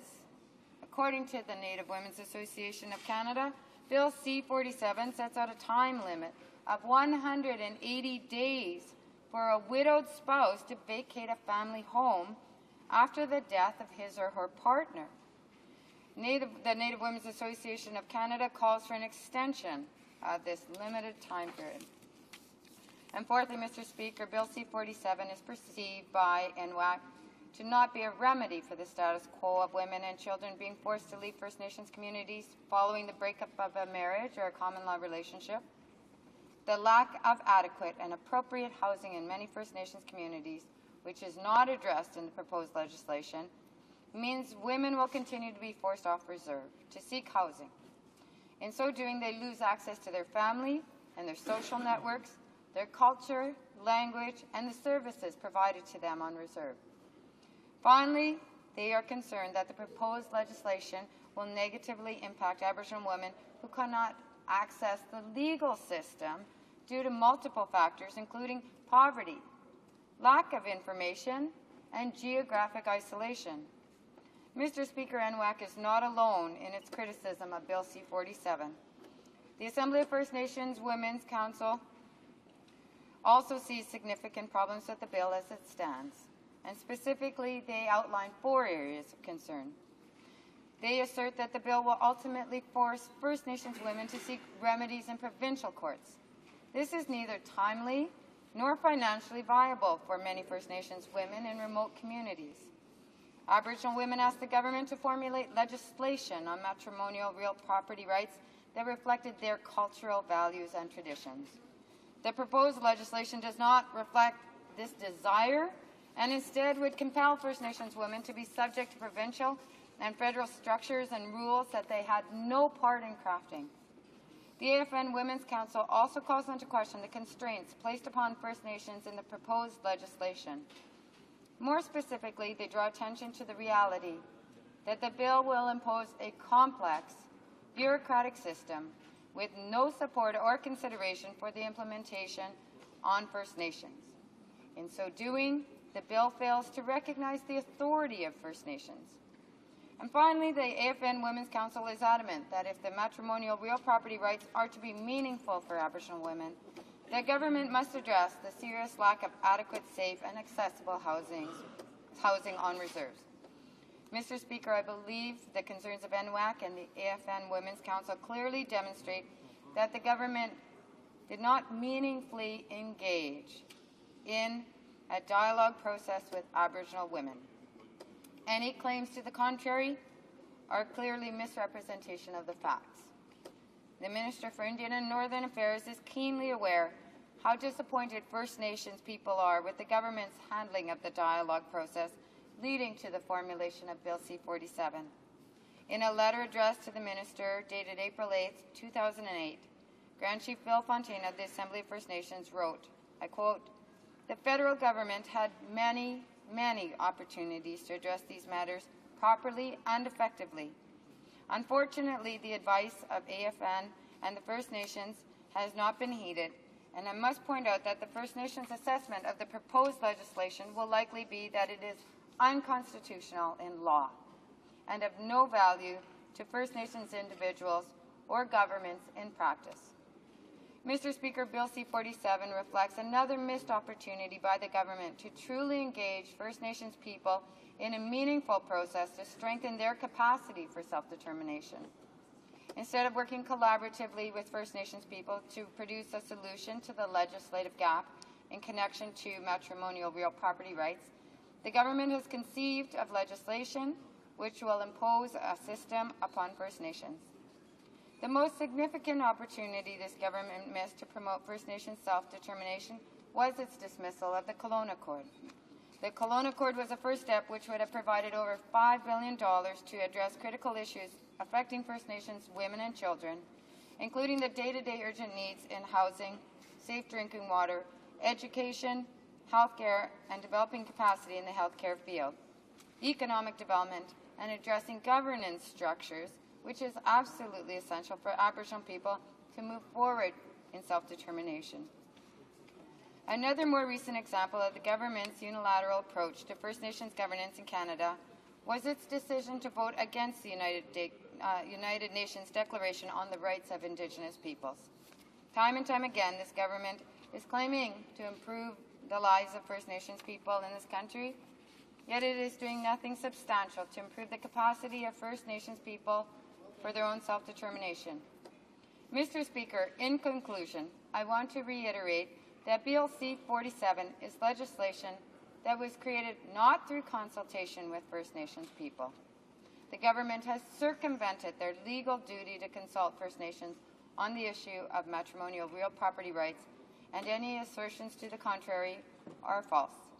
As Grand Chief Bill Fontaine wrote in his letter to Minister Straw, I quote, "Real and lasting solutions must address the real problems. The quick fix approach does not work, and in fact can harm First Nations collectively and individually." I hope that the Minister will see fit to engage in consultations with First Nations people in the future. Thank you, Mr. Speaker. Questions and comments? Questions et commentaires? The Honourable the Parliamentary Secretary to the Minister of Indian Affairs and Northern Development. Thank you, Mr. Speaker.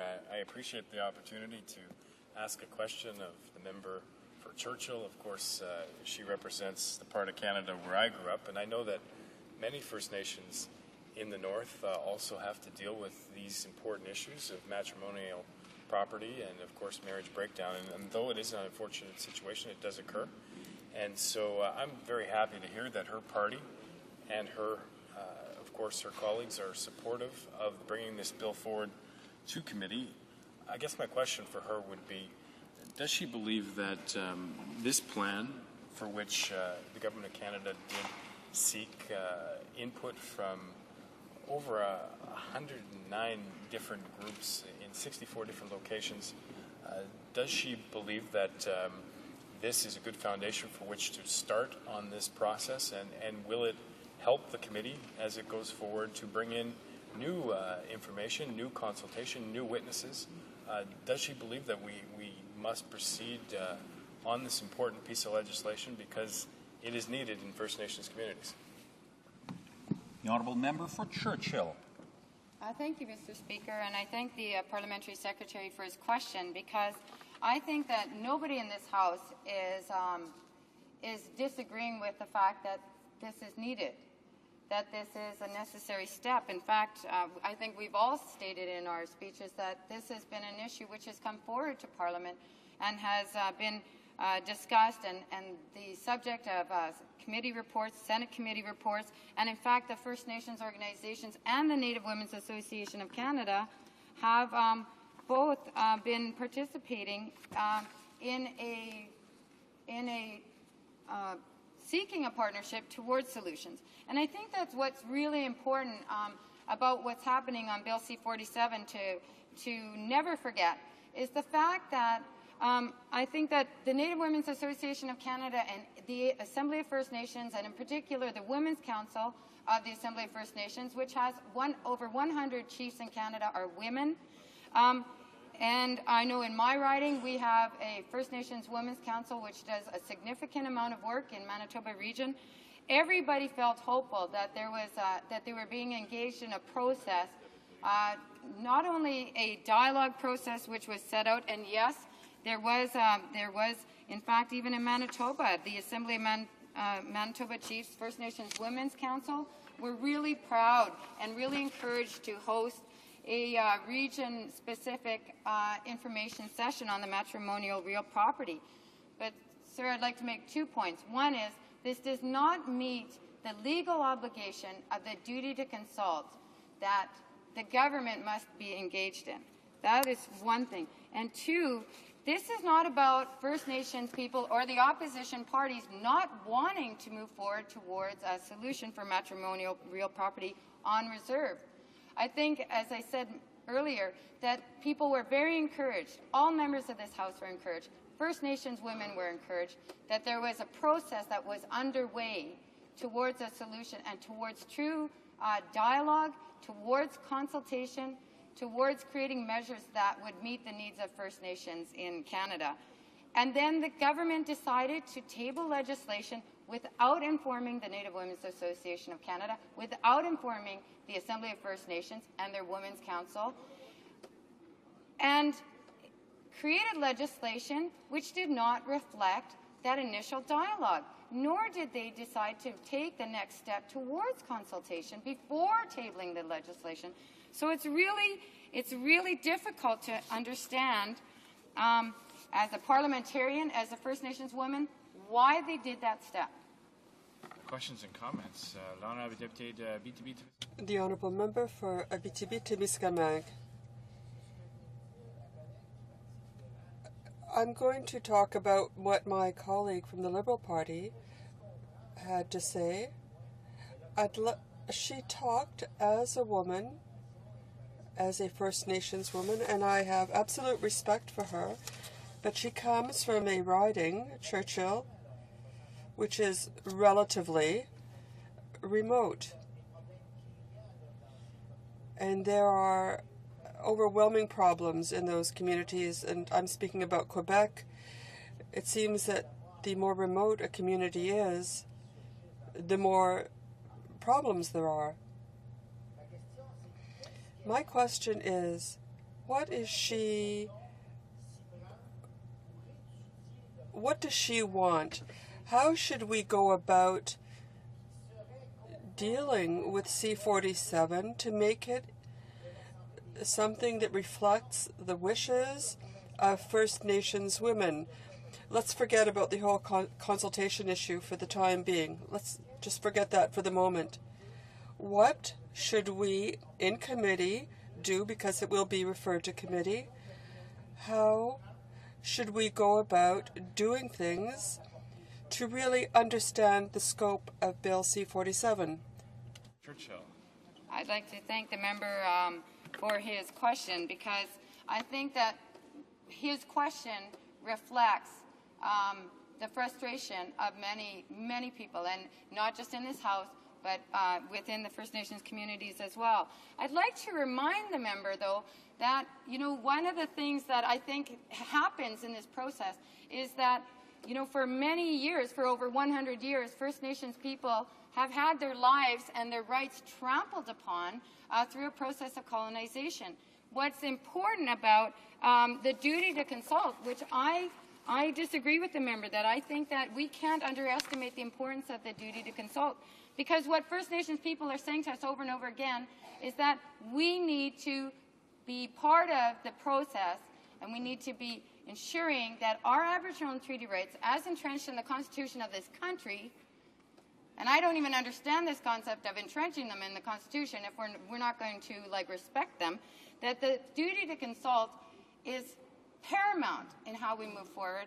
And in fact, after over 100 years of colonization and the imposition of policies and laws which have devastated our life, as most recently as Bill C-31, which I know that the member is really aware of in terms of the implications. It is now going to the Supreme Court of Canada, and the BC Supreme Court ruled in favor of the woman whose rights had been abused through the process of Bill C-31.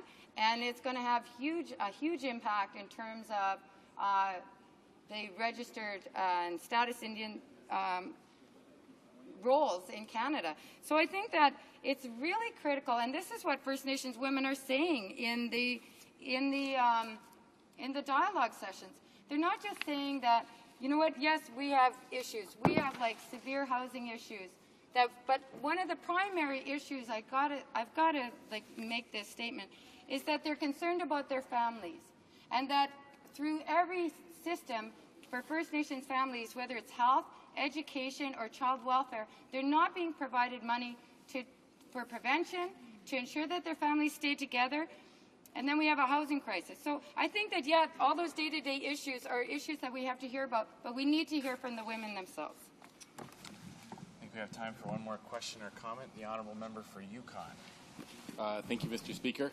And I'd like to thank the member from Churchill for once again a very passionate speech on a topic very important to her residents, and particularly the Aboriginal people in her riding. She always puts it forth very eloquently, in passionate support of them. I had three questions. One is on the consultation. Once again, and I don't quite understand if the Assembly of First Nations and the Native Women's Association of Canada each received $2.7 million for consultations, and there were the number of meetings the minister said, what the issue is with the consultations. My second thing that perplexes me is when the government would hire someone to put forward a plan, and the person who was very well respected, the minister talked about how well respected this person was in his speech, and yet then not follow major elements of the proposal. And my last question is, there seems to be an improvement, at least acknowledgement by the government, on collective rights. In the Human Rights Bill we discussed for so long, they had neglected that completely. But here at least they've made some accommodation for it, but to some input from Native groups, it's not sufficient accommodation. The honourable member for Churchill.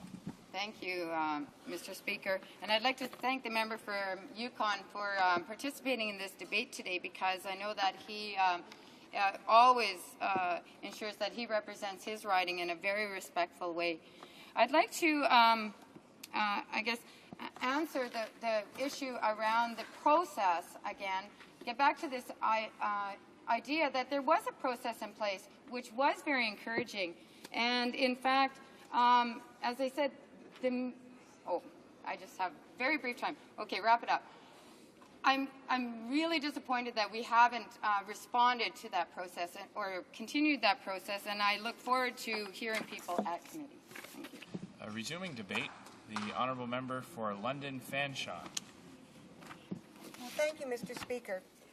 The message from the official consultations on matrimonial real property was very clear. As the Native Women's Association states, there is nothing in the legislation that addresses the systemic issues of violence many women face that lead to the dissolution of marriages, nor is there any money available for implementation. In the end, we end up with a worthless piece of paper. In June 2006, the House of Commons Standing Committee on the Status of Women heard from Bev Jacobs from the Native Women's Association. She stated that legislative and non-legislative policies are required to alleviate the underlying issues of poverty and violence against women and children. Mr. Speaker, this government fails to see the real solutions. It refuses to sign on to the United Nations Declaration on the Rights of Indigenous Peoples, even though this House endorsed the declaration and demanded that Government of Canada sign on. The government has failed to address the systemic discrimination that First Nations, Inuit, and Métis women face, and it has so far failed to issue an official, unqualified apology for the survivors of the residential schools. Reconciliation cannot happen until there is an acknowledgement from the Government of Canada that First Nations peoples suffered and continue to suffer from the legacy of those horrific actions, which in the words of survivors included being beaten for speaking their language, being torn away from their families, living in isolation from their communities and traditions, and because of their vulnerability, they were often the victims of sexual molestation. In the worst cases, Mr. Speaker, children died in unexplained circumstances and were buried in unmarked graves. As you may know, Mr. Speaker, I've spent a great deal of time as an MPP and an MP working with First Nations communities. And most recently, my work has taken me to my sister's place in London. Many First Nations women are served there. One sister from the Six Nations community told the story of the residential schools. They called it the mush pit because it was a place where children were literally destroyed. She talked about one disabled child, a child who couldn't walk, needed crutches, but there were no crutches. And so this child was left unable to get around. One day, this woman went to the woods nearby to find a stick for her friend so that she could at least manage to get around the school. And she was beaten for doing that, Mr. Speaker. She was beaten for interfering. And so this child was left defenseless and finally was thrown into the cellar underneath the stairwell. Well, she was down there for many days. She cried, she wailed, she pleaded to be helped, she pleaded to be let out. And then she just disappeared. There was no real explanation about the disappearance, Mr. Speaker, and clearly no concern. A child had disappeared, and her family was told she had run away. A child who couldn't even walk had run away, and no one seemed to be all that concerned. This is the legacy that we live with, Mr. Speaker. And for those children who did return home, they were strangers to their parents and to the customs and traditions that are the strength of First Nations communities. No wonder, Mr. Speaker, that there is still so much despair. And to our great shame, we have done so little to make up for the sins and abuses of the past. This government had the opportunity in the past 2 years to correct a great wrong, but instead ignored the advice of the extensive consultations and did not consult on the actual legislation that we see before us today. I would like to read from the Native Women's Association of Canada People's Report, Reclaiming Our Way of Being, Matrimonial Real Property Solutions. I would like to read from this report because I think it is important for the voices of First Nations women to be heard in this House. And I do hope, Mr. Speaker, that parliamentarians are listening to those voices. Violence is the single most important issue facing Aboriginal women today. NWAC knows that violence against First Nations women can take many forms, including violence in the home, violence in relationships, and violence on the streets. Statistics Canada has reported that First Nations women are more than 3 times likely to be victims of spousal violence than other women in Canada. There are many stories about abuse on the reserve. Women are stuck in homes of misery. The experience of violence affects not only the women, but her children, and her family, and her community. One woman described this cycle.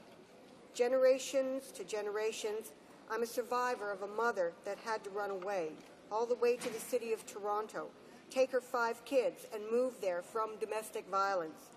As she was scared for her life, she was chased out of her house and out of her community. And I see that. We've all seen that, Mr. Speaker. Violence against Aboriginal women is compounded by the lack of understanding and utter indifference from community members, service providers, and society in general. Another survivor said, even if we get something big, wonderful, and all-encompassing, a beautiful document that's going to help us forever, how will you enforce it, especially in isolated communities? Hey, you've got a gun at your head, and there's no police around you. What do? You take off and you leave. So, the enforcement to me has to be well thought out, and we have to have the cooperation of the justice system in this. Another said, when my marriage broke down, I felt like I had nowhere to go and no one to guide me. There should be some type of transitional houses on reserves. This would enable members to stay in their communities. Many participants talked about the lack of policing in First Nations communities. Women spoke of situations where they had asked law enforcement personnel for assistance, but were unable to get help.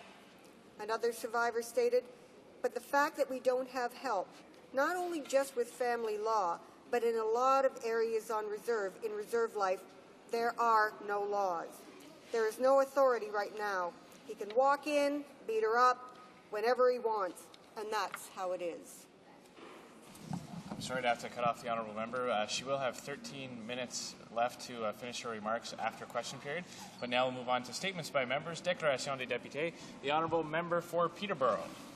Mr. Speaker, each year since 2005, the Pedal for Hope team has cycled 1,000 kilometres through Peterborough, Haliburton, and Northumberland counties in Ontario to raise funds for pediatric cancer research.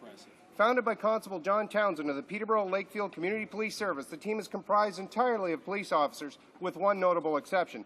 Today, I am pleased to welcome from the Peterborough Lakefield Community Police Service, Constable John Townsend, Sergeant Mark Habgood, Sergeant Tim Farquharson, Sergeant Mark Elliott, Constable Lindsay Lenord, Constable Keith Calderwood, and Auxiliary Constable Scott Masters. From the Ontario Provincial Police, Sergeant Jerry Smith and Constable Dave McNabb. From the RCMP, Constable Rick Allen, and NHL alumnus John Druce. Mr. Speaker, the members of the Pedal for Hope team selflessly donate their time and raise money for a cause that all members in this House support.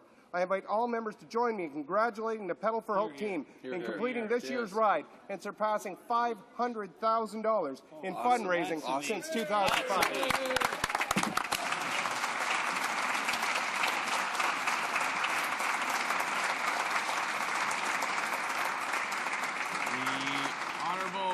For Thornhill.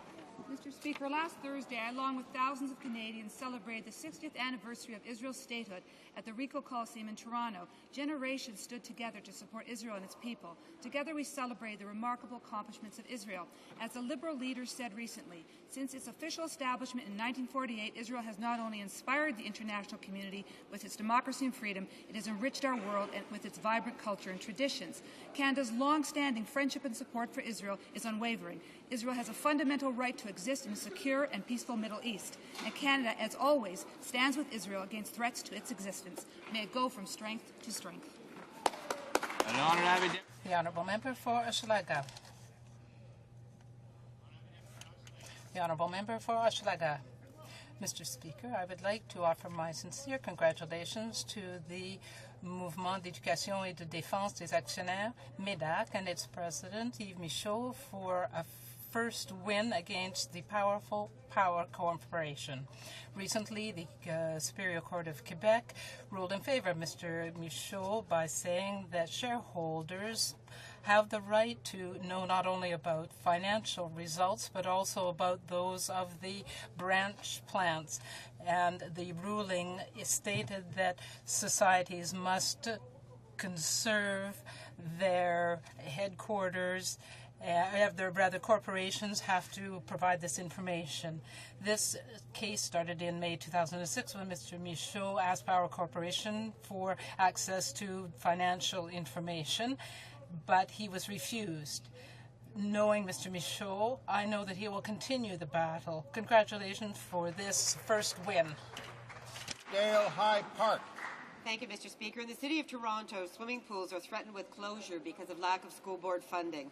I've joined with the community to protest because we can't sit by and let this happen. Our parents and grandparents built these pools in much leaner times, and it defies logic that when our country is wealthier than ever, we can't find the funds to maintain them. The Canadian Ministry of Health website recommends swimming as an excellent activity for health promotion. We know it develops coordination, fitness, and confidence. It helps prevent obesity and is therapeutic for seniors. Knowing how to swim saves lives. The swim program is a better crime prevention tool than the law and order crackdown by this government. We need more than a website to promote public health. We need federal funding. Rather than reduce our fiscal capacity with tax cuts to very profitable corporations, we need to invest in our people and communities. I've introduced a motion calling for federal funds for sports infrastructure, such as soccer fields, cycling paths, and swimming pools. Let's use our common sense as a country to invest in the resources that will help our children develop to the best of their ability and The honourable member for Quebec-Mactaquac. Mr. Speaker, during the last few weeks, I had the privilege of attending events honouring the service of volunteer firefighters in my riding. The ceremonies for Keswick Ridge and Bath Fire Departments highlight why volunteerism is a fundamental part of healthy communities. These firefighters give much of their time to help our families in need, and they take courses to be able to provide better services in any emergency. Contribution is shared by the volunteer members and their families who support the many hours of effort it takes to be the best they can be. I want to take this opportunity to thank Chief LeBon of Keswick Ridge and Chief Armour of Bath and all the fire chiefs in the region for their leadership. I also want to congratulate Clarence Coffey and Greg Gilmore for their long service to the Keswick Ridge Department and to Roy DeMerchant of Bath for his 46 years of service before retirement. On behalf of the good people of Tobic-Mactaquac, I say thank you to the firefighters for undertaking the very important work that makes our rural communities a safer place to live, work, and raise a family. Honourable member for Yukon. Great Canadians Rick Hansen and Terry Fox embarked on epic cross-Canada fundraising journeys. On April 12th, a third young Canadian hero, Ramesh Farish, legs crippled with polio, started his cross-Canada crusade. Millions of children around the world, and shockingly 11% of Canadians, are not vaccinated and could be crippled for life if we stand by and do nothing. For only 60 cents, a quarter of a cup of coffee, you could prevent the life of misery for a child in Nigeria, India, Pakistan, or Afghanistan. You could help wretched souls who have had to crawl around in the dirt and mud for their entire lives to now stand and walk for the first time. This is why this courageous young man started from Whitehorse in Victoria to a hero's welcome. And this is why I want all of you to welcome him with a hero's welcome when he arrives in your community, and give generously to cycle2walk.com to eradicate polio from the face of the earth. Honourable member for Kamloops, Thompson Caribou. Mr. Speaker, Mr. John Babcock, our last known First World War veteran, became a Canadian citizen today at a ceremony at his home in Spokane, Washington. This is in recognition of his military service to Canada and his expressed desire at age 107 to become a citizen of the country where he was born. The Honourable Minister of Veterans Affairs is in Spokane today to witness Mr. Babcock taking his oath of citizenship. Mr. Babcock's contribution to our collective understanding of the First World War experience is immeasurable. He is well known across Canada and the United States for his humour, his storytelling, and his energy, which he credits to his training in the Army. He has shared his experience with youth in schools to ensure that the contribution of those who serve their country is remembered for all time. Mr. Babcock is our last personal connection to a remarkable generation of Canadian heroes. As he said this morning, I was born in Canada and now I am Canadian. This completes the circle of my life. Welcome back, Mr. Babcock. The Honourable Member for Joliette. Mr. Speaker, I am proud to inform the House that our former colleague here and current Mayor of Joliette, René Laurent, received the medal from the National Assembly of Quebec. He was given this recognition for his achievements as Mayor of Joliette. Among his achievements are the library named after Queen Lasnier, the changes to the center of the city and Boulevard Monceau. He has also been very active at the regional level and shows leadership and dynamism. He was named Personality of the Year by the La Naudière newspaper. He has a great love for the arts and culture, and Joliette has worked closely with the Art Gallery and the International Festival. He was a member of the House of Commons from 1993 to 2000 in the Bloc Québécois caucus. He is a patriot in every sense of the term. Member for Edmonton East. Mr. Speaker, today I pay tribute to a remarkable woman who touched the lives of over 2,500 people with unselfishly risking her own. 98-year-old Irina Sendler passed away yesterday in Warsaw, Poland. During World War II, Irina led an underground Polish group that rescued 2,500 Jewish children from the Warsaw Ghetto during the Holocaust. She was honored for her bravery as the 2003 winner of the Jan Karski Award for Valor and Courage, and then was nominated for the Nobel Peace Prize. Last month, the Prime Minister visited Auschwitz. In the museum's Book of Remembrance, he wrote, "We are witnesses to the vestiges of unspeakable cruelty, horror, and death. Let us never forget these and work always to prevent their repetition." On behalf of the Government of Canada, I offer my deepest condolences to Irena Sendler's family and to all who were forever impacted by her generosity and selfishness. Honourable Member for Cardigan. Thank you, Mr. Speaker. It's with great pleasure that I rise in this chamber today to commend 5 students from the province of Prince Edward Island on their accomplishments in the field of science. Brendan Doyle, Daniel Larson, Emily Ross, Simon Trevette, and Rebecca Wolf are in Ottawa today this week participating in the Canada-wide Science Fair. This national fair, presented by the Youth Science Federation Canada, is a showcase of our nation's brightest young minds. This fair will focus attention on the commitment of our nation's young people to science and technology, and as such, it's an opportunity for us to celebrate the imagination and innovation of Canadian youth. Mr. Speaker, I would like to congratulate these 5 young Islanders, as well as all participants from across the country for their accomplishments. I would ask all members of Parliament to join me in saluting this group of young students from across the nation, as they are the next generation of great thinkers and trailblazers of science in Canada. Honourable Député. The Honourable Member for Lévis-Bellechasse. Mr. Speaker, what will Canada be like in 2050? What policies will improve our society to have it represent our greatest aspirations? These are the very interesting issues that the students from Lévis-Bellechasse faced when they participated in a contest. The jury was very impressed by the secondary school students. We have over 70 young people here on the Hill who are from the Lévis School, and they are very socially committed. Blanchette is talking about social development. Another wants to eliminate plastic bags. I want to congratulate them all on their participation and tell them I'm very proud of them. One day they may take our place, and we can tell them that Canada is in good hands. For Hamilton Mountain. No issue in recent memory has risen as dramatically in the public's consciousness as food security. Literally within a matter of weeks, Canadians everywhere have started to talk anxiously about the world food crisis. And it is indeed a crisis. The issues that are affecting the supply and hence the cost of food right now are creating the perfect storm. Rising oil prices, the collapse in food stocks, the price increases driven by speculators, the market concentration within the food system, climate change, the world's population increase, and the new emphasis on biofuels have combined to create global food scarcity. Many of these problems are systemic, and they will not go away unless we, as politicians, turn our minds to addressing the fundamentals. We just recently had one such opportunity when enabling legislation for biofuels was before this House.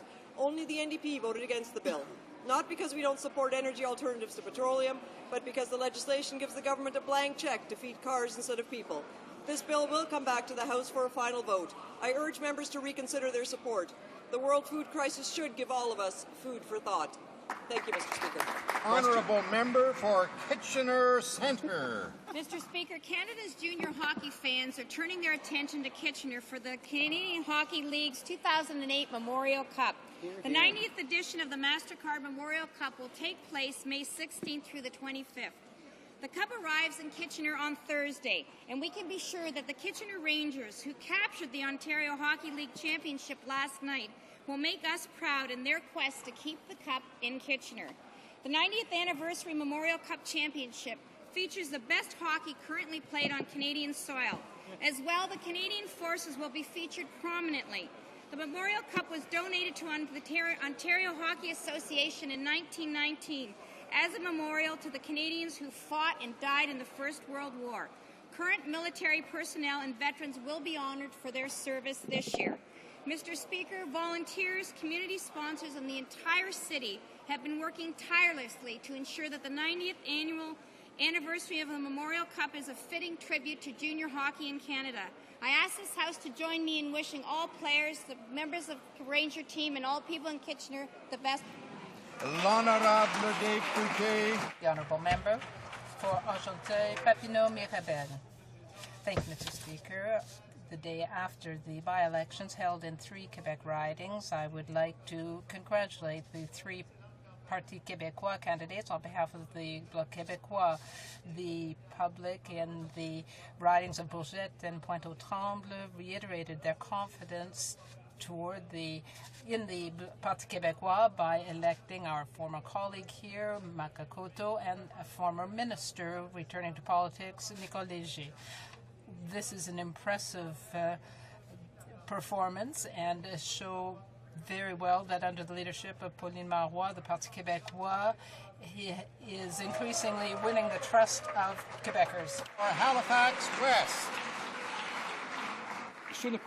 Mr. Speaker, Canadians are starting to get used to the arrogant attitude of this government. When the Conservatives have difficulties, as they are increasingly want to do these days, their strategy is to shoot at everything that moves. The provinces, the media, Elections Canada, the Nuclear Safety Commission, the RCMP.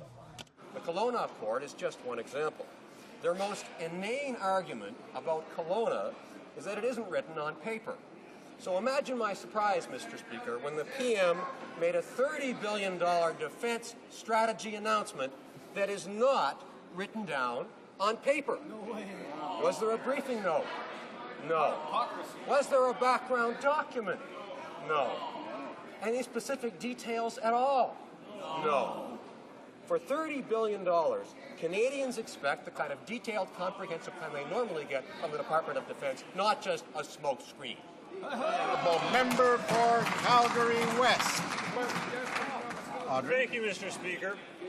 Recently, the members for Toronto Centre, Willowdale, and Vancouver Quadra asked voters to send them to Ottawa to represent their interests in the House of Commons. What did they do? Last night, these 3 Liberal MPs abstained on a matter of confidence on the economy. Even though they were elected just weeks ago, already they are refusing to do their job and stand up and vote. Who will stand for Toronto Centre, Willowdale, and Vancouver Quadra, if not their MPs? Shame. Canadians expect that those to whom they give that privilege will carry out the duties and responsibilities of an elected member of Parliament, the simplest of which is the duty and responsibility to vote. It is clear that these Liberal MPs are more interested in scheming to regain power than representing their constituents in the House of Commons, Mr. Speaker. Order. Oral questions. Questions orales. L'honorable chef. The Honourable, the Leader of the Opposition.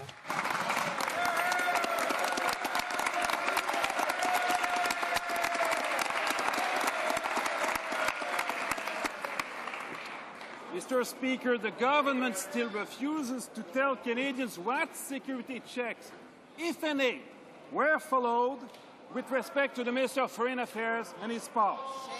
Over the last 6 days, many security experts have said this is a valid question because of the risk to national security. Will the Prime Minister tell Canadians what security checks were followed? The Right Honourable Prime Minister.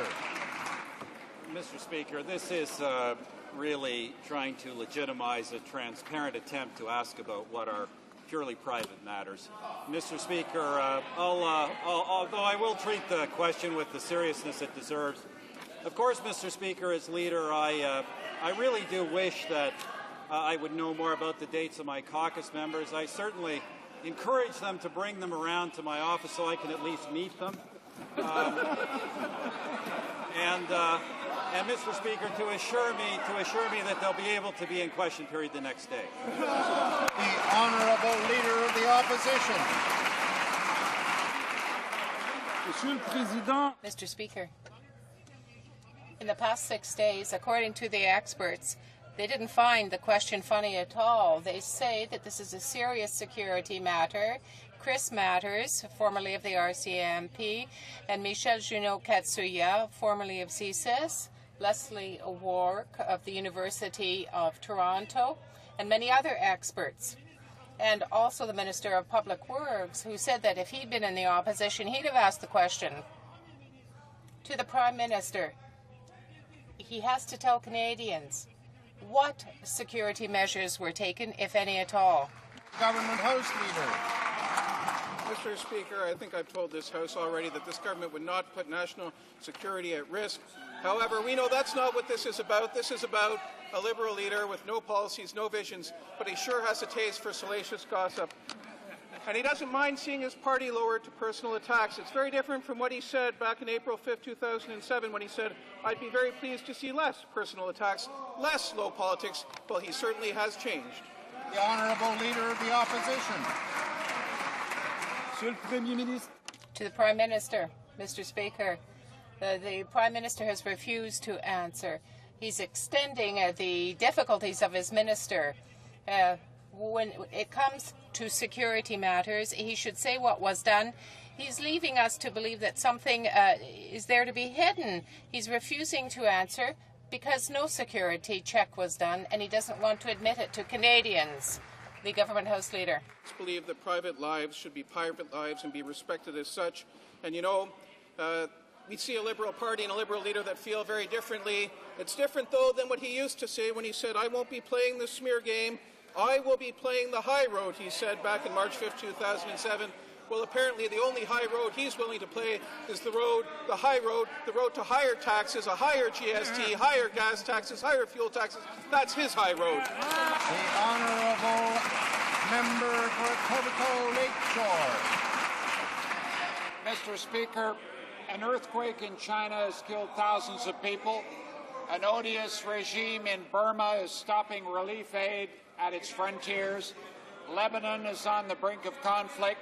This is the kind of moment when you need a Minister of Foreign Affairs who's on top of his job, but he's not. He's distracted, he's sidelined, and he's grounded by his own gaffes. Given the crises calling for Canadian leadership, I want to know how can the Prime Minister of Canada continue to have confidence in his Minister of Foreign Affairs? The Honourable Minister of Foreign Affairs. Mr. Speaker, on behalf of all Canadians this morning, I spoke with the Chargé d'Affaires of China to express once again our condolences for the tragic events that are underway in China. I also said that we want to do everything possible, including providing necessary aid if they ever need it. Canada will be there behind the Chinese in its difficult moment. The Honourable Member for Etobicoke Lakeshore. Mr. Speaker, yesterday I asked a simple question to the Minister of Foreign Affairs. Perhaps he didn't know the answer, or perhaps he wasn't authorized to answer. The question concerned the responsibility to protect, which comes under his jurisdiction. My question: does the government support the principle of the responsibility to protect? Yes or no? Should that principle not guide Canada's policy with respect to the odious regime in Burma? The Minister. Mr. Speaker, concerning the situation in Burma, it's an extraordinary catastrophe. I've had discussions with my Chinese counterpart, my French counterpart, and also with other members of the international community to see that Canadian aid can get there to help the people in Burma. That's what's important. We've asked our ambassador in New York to transmit this message to the Security Council at the UN. There is going to be a discussion, we hope, on this issue so that aid will get to the Burmese people. The Honourable Member for Laurier-Sainte-Marie. In the matter involving the Minister of Foreign Affairs, the government seems to think that security checks are not necessary. Well, according to a source of the government quoted by La Presse, there is a responsibility with respect to file a report on any type of change in their private life. Was it not the responsibility of the Minister of Foreign Affairs to inform the Prime Minister when there was a change in his private life with respect to his ex-partner, the Minister of Transport? Mr. Speaker, once again, I would remind the Leader of the Bloc Québécois that the government It is not endangering national security. I can assure him of that. I can also say that, once again, this is a question that deals with the private life of our colleague. With respect to that, I would have liked to have seen the Bloc Québécois ask questions on the economy, on the increase in the price of gas, but we know that the Bloc Québécois wants to destabilize and reduce the economy of Quebec with respect to gas prices. The honourable member. Well, remarks that are of the same caliber of those of the Minister of Foreign Affairs. The Minister of Foreign Affairs was obliged to inform the Prime Minister about his partner, that she had links to organized crime. How can it be that the Prime Minister wasn't informed about this unless the Minister for Foreign Affairs once again lacked judgment in his actions? The Minister of Transport. We recognize by what my colleague has just said the arrogance, the habitual arrogance of the leader of the Bloc. I would say that he's not shouting as loud as he was because in the bylaws in Quebec we have seen that Federalist forces have grown phenomenally, Mr. Speaker. The honourable member for Marc-Aurèle-Fortin. Mr. Speaker, I occupied the same functions in the Quebec government at one time that the Minister of Public Security deals with. I was aware of Madame Couillard and her situation at the time, and I'm sure that the RCMP would have informed the government about what was that situation. How could the government have condoned such a risk? The Minister of Transport. The government is not endangering national security. Once again, this is an issue of the private life, involving the private life of a person, and we stick to that answer. The honourable member for Marc-Aurèle-Fortin. Mr. Speaker, not only should the Minister of Foreign Affairs have been aware of the shady past of his ex-partner, but the Minister of Public Safety should also have been briefed by the RCMP. It's very clear that the Prime Minister may well have been alerted by the RCMP, or should have been. Why are they denying the very truth, the face of the evidence that is staring them in the face? The Minister of Transport. For some days now, the Bloc has been systematically spreading these statements. This is something that the Bloc does to change the channel, to speak about something else. Perhaps they'd like to talk about the reason why they decided to vote against reducing the GST, precisely when Quebecers are enjoying the reduction in the GST from 7 to 6 to 5%. And perhaps they can explain to Quebecers why they want to increase the price of gas. The honourable member for Toronto Danforth. With respect to the Supreme Court today, there is an issue that is before it. The unions are before the Supreme Court today. It is a matter of some $50 billion that have been taken from the workers of this country that the government has misappropriated. Mr. Speaker, while workers were paying into the EI fund, there are fewer and fewer people who qualify for EI. Why did this government take the money of the workers of this country? It is their due. The Right Honourable the Prime Minister. On the contrary, Mr. Speaker, in the 2008 budget, we took measures to correct the situation which existed since the previous Liberal government was in power. We've improved the management and the governance of the employment insurance.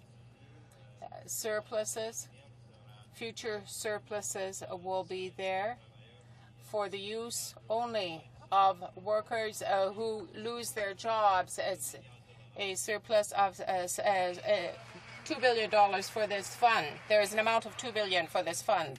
$1 billion of past surpluses are being stolen by this government, and that's why the workers are in court. Conservatives are shortchanging the fund by over $50 billion.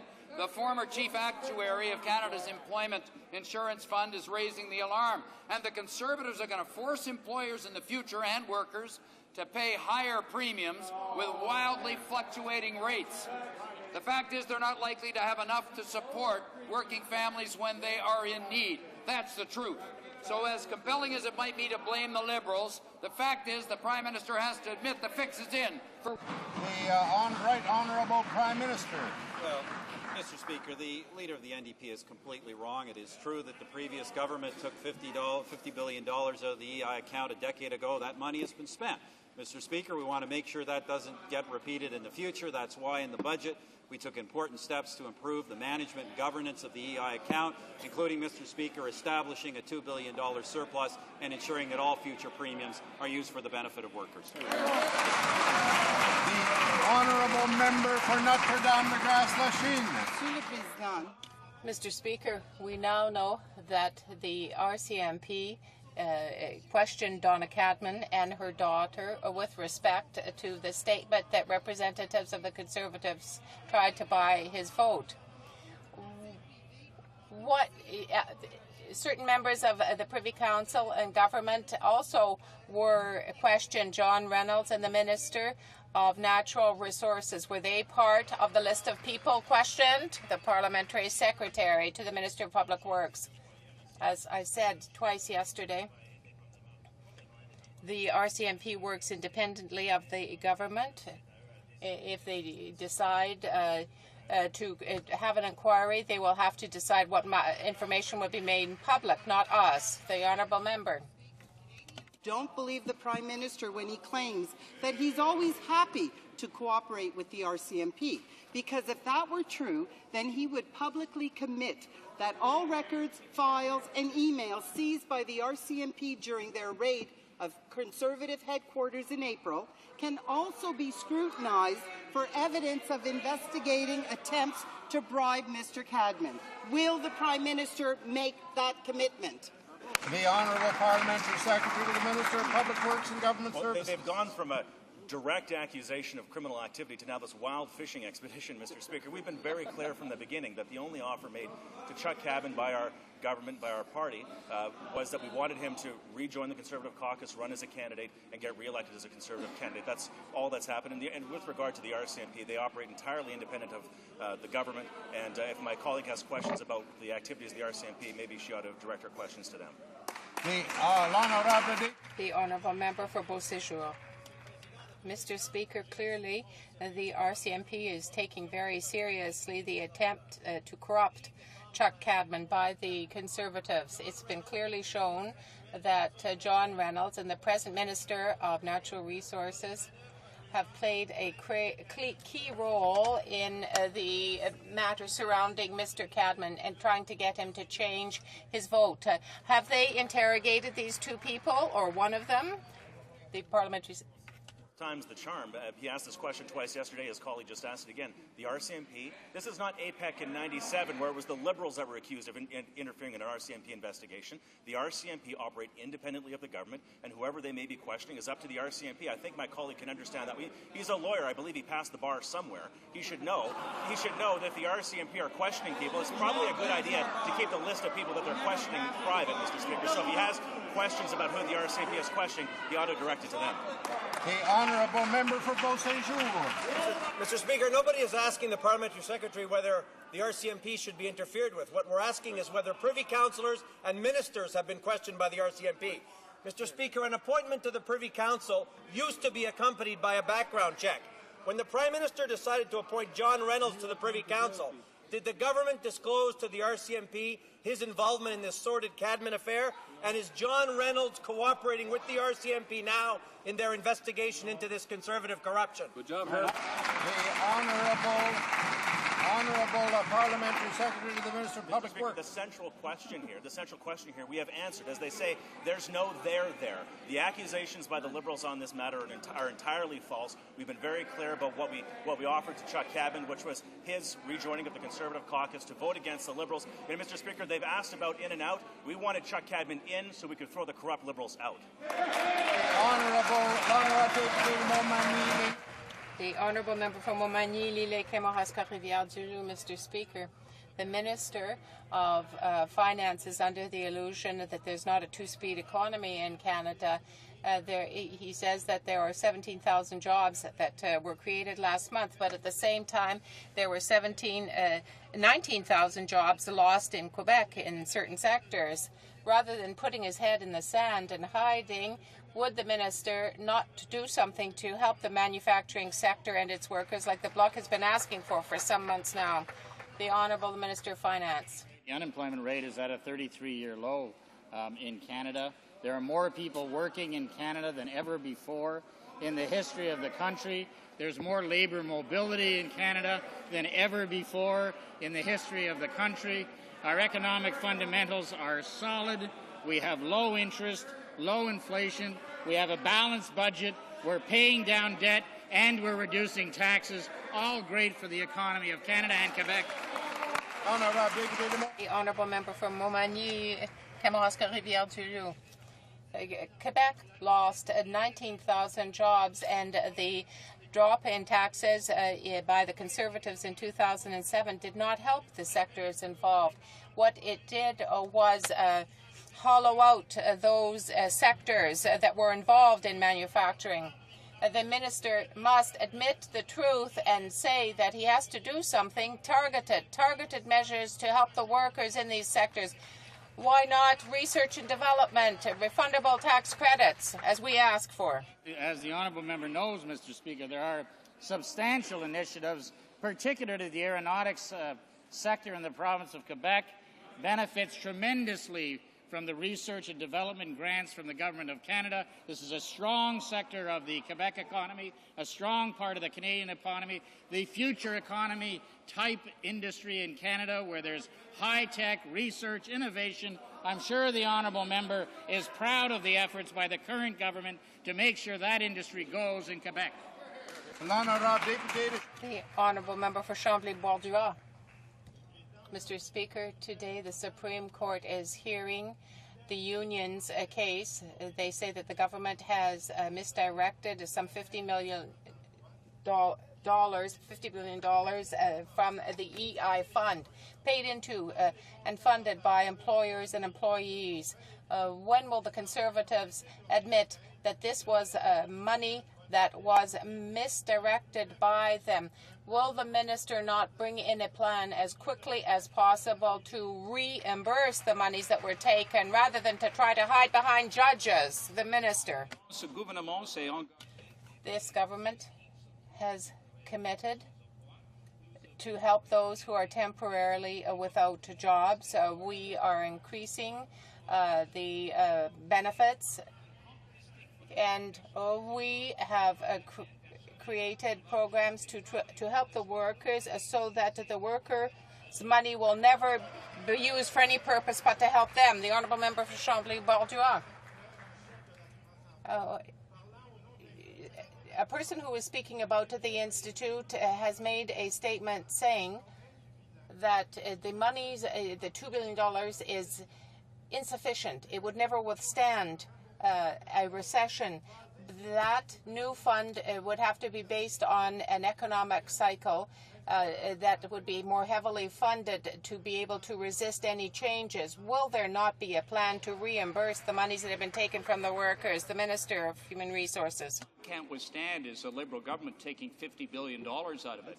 The fact is this government has set aside a fund, put it at arm's length, put $2 billion in there, Mr. Speaker, to ensure that that we have a cushion in case there is a shortfall of premiums. That's $2 billion more than exists today. All benefits are backstopped by the Government of Canada, Mr. Speaker. There's no danger in regard to what the member says. The real danger is ravenous Liberal governments who want to take all that money for themselves instead of sending it to workers. The Honourable Member for Honoré-Mercier. Mr. Speaker, the Minister should understand that there are concrete examples that are expected with concrete results to create consolidated jobs, consolidated investment. But the Minister appears to be living in a bubble. That it's a good idea, he thinks, to cut off Montreal International from funding.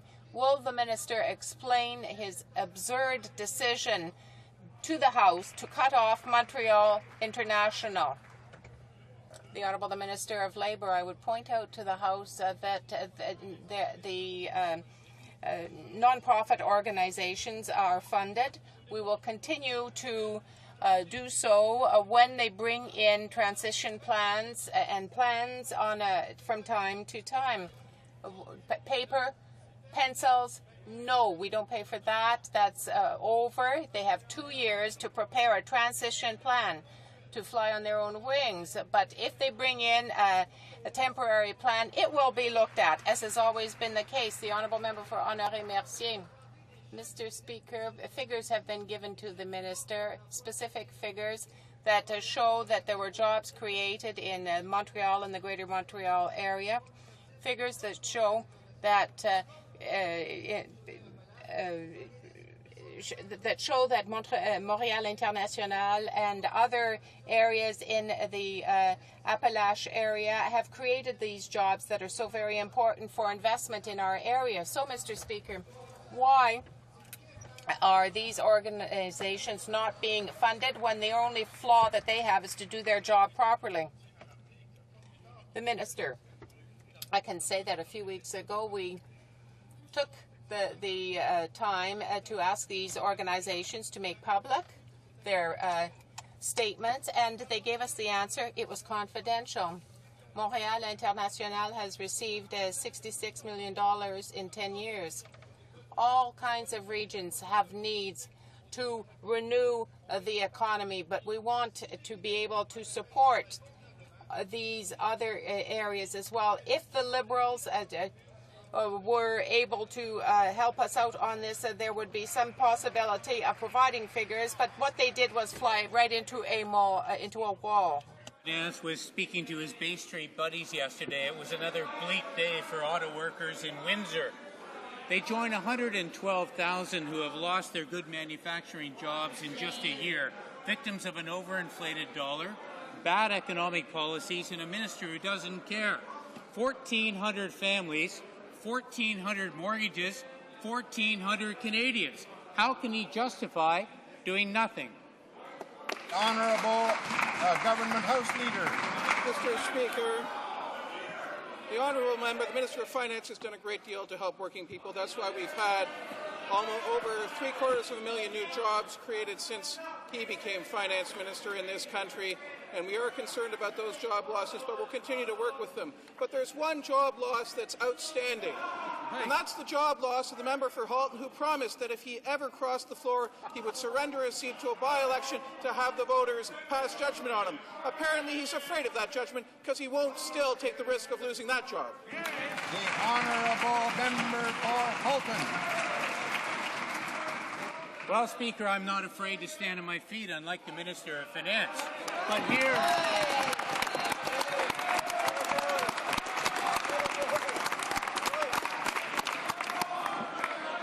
Speaker, here's a very interesting statistic. The average family in Canada makes $60,000. The average speechwriter for the Minister of Finance makes $300,000. The average auto worker needs to be efficient and skilled in order to keep his job. The average speechwriter just needs to be a Tory. So we know the Minister of Finance will stick his neck out for his favoured people. What's he going to actually do for Canadians who work? Order.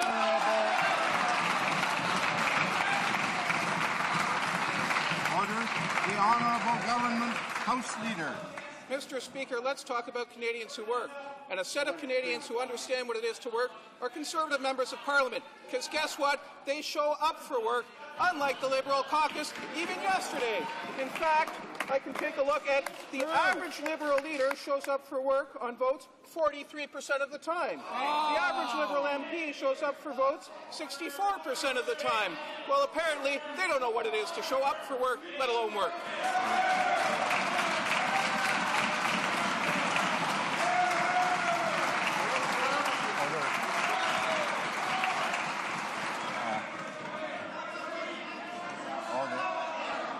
Order.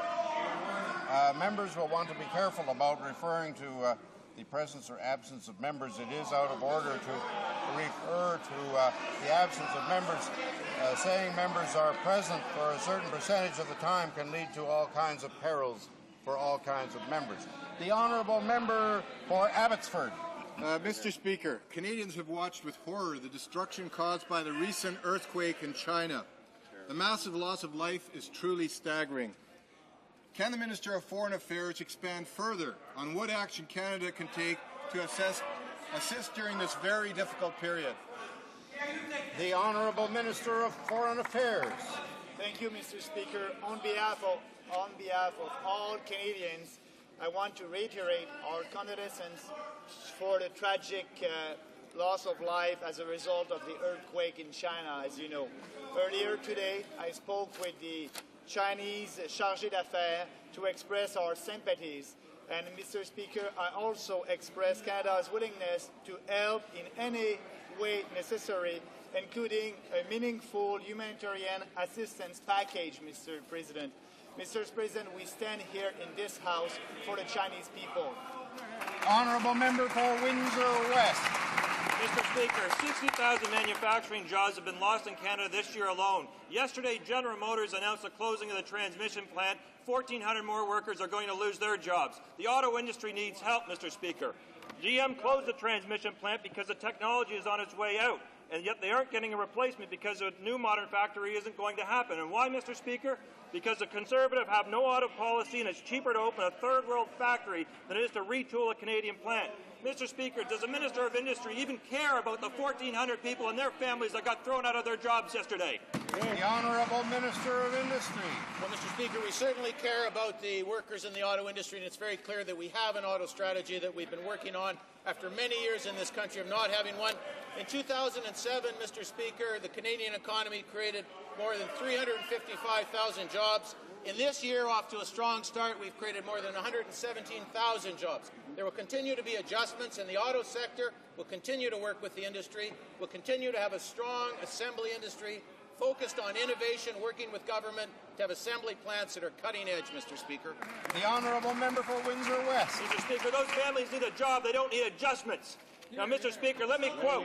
I find it breathtaking that the party members think the only thing the economy and the auto industry needs is a 2% reduction in the GST and happiness will follow. The auto industry would collapse under a Conservative government. And who said that, Mr. Speaker? Why, the current Minister of International Trade back in 2005. So I'd like to ask the Minister, who are we supposed to believe? The flip-flopping Minister that came over to the Conservatives or the Conservative Minister right now that says nothing's wrong? The Honourable Minister of Industry. Speaker, no one has ever suggested that the automotive industry in North America does not face challenging circumstances, particularly as demand softens in the United States. The point is that on all of the essential elements to be successful at automobile assembly, whether it's North American integration of safety standards and fuel standards, an automotive innovation fund that this Minister of Finance put in place in this budget of $250 million, and we are working with industry participants on that. On all of these indicators, Mr. Speaker, we have an auto policy that's working, and in the long term, this industry will be strong and a healthy one. The Honourable Member for Winnipeg South Centre. Thank you, Mr. Speaker. Mr. Speaker, when the Conservatives face a scandal, they make a glib promise to investigate. Then they're surprised when people don't forget and expect them to follow through. More than 2 months have passed now since the Prime Minister told us the NAFTA-Gate affair was being investigated by the Clerk of the Privy Council. Has the Clerk indicated when the Prime Minister can expect his report on the NAFTA leak? The Honourable Government House Leader. Mr. Speaker, as I've advised the House earlier, the Clerk of the Privy Council is investigating this matter and seeking to get to the bottom of it, because it is a very important matter. It's important for Canada. It's important for all Canadians because of the importance of our relationship with the United States and the importance of NAFTA for our economy. NAFTA has proven to be a very beneficial agreement.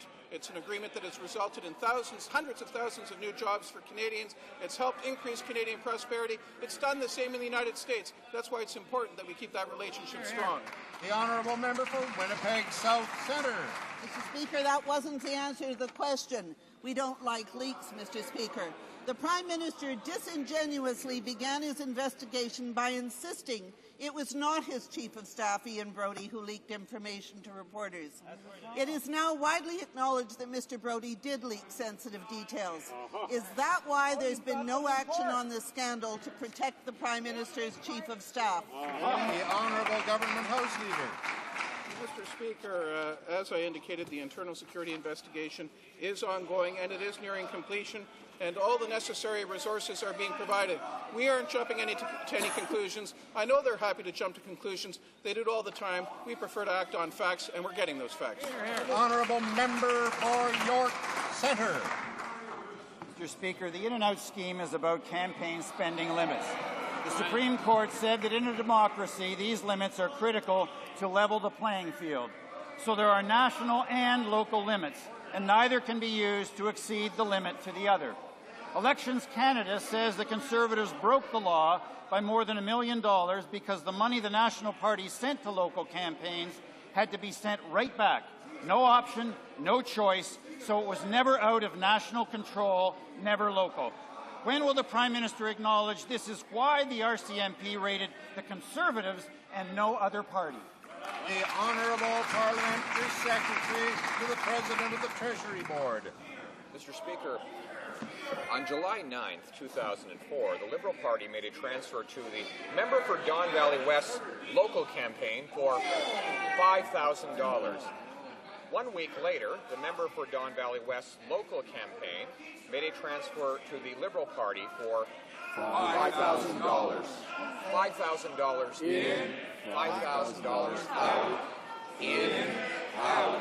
Where is Elections Canada? Honourable member for York Centre.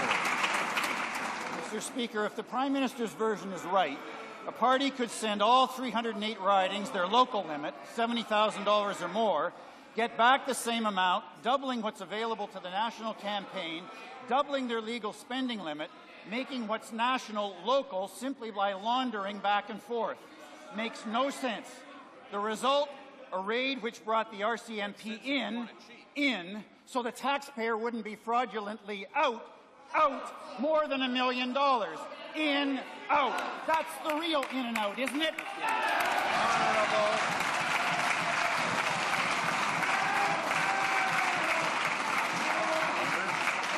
Honourable Parliamentary Secretary.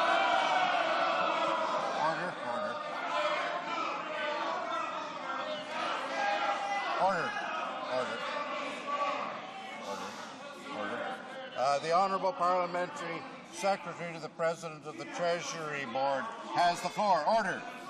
I guess that imitation is the highest form of flattery. On July 14th, 2004, the Liberal Party made two transfers to the Rick Lamage's local campaign for $4,000 and $5,000. 1 day later, Rick Lamage's local campaign made two transfers back to the Liberal Party for $4,000 and then $5,000, Mr. Speaker. It looks like the goalie has been pulled out and the puck has gone in. The honourable member, order, please. The honourable member for Trois-Rivières. Mr. Speaker, the price at the pump keeps going up.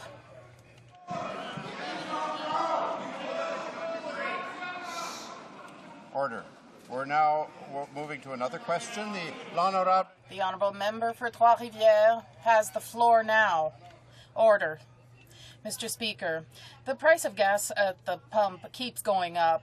Meanwhile, independent distributors are not making any money, and the big oil companies are cashing in record profits. Consumers are paying more and more to enrich the friends of the Conservatives, the major oil companies. How can the industry minister explain that independent companies are not making profits, whereas the large oil companies have even greater profits, if it's not profit at the refinery level? The Honourable Minister. We do know for sure is that the leader of the Liberal Party wants to impose a carbon tax on the price of gasoline and drive the price of gasoline north of $2, $2.25 and higher.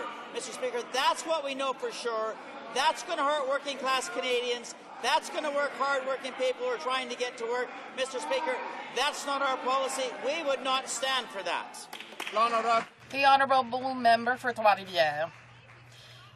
In order to be in place for the summer holidays, the Bloc Private Members Bill about the Competition Act, giving more power to the Commissioner in order to discipline the oil companies, must be adopted quickly.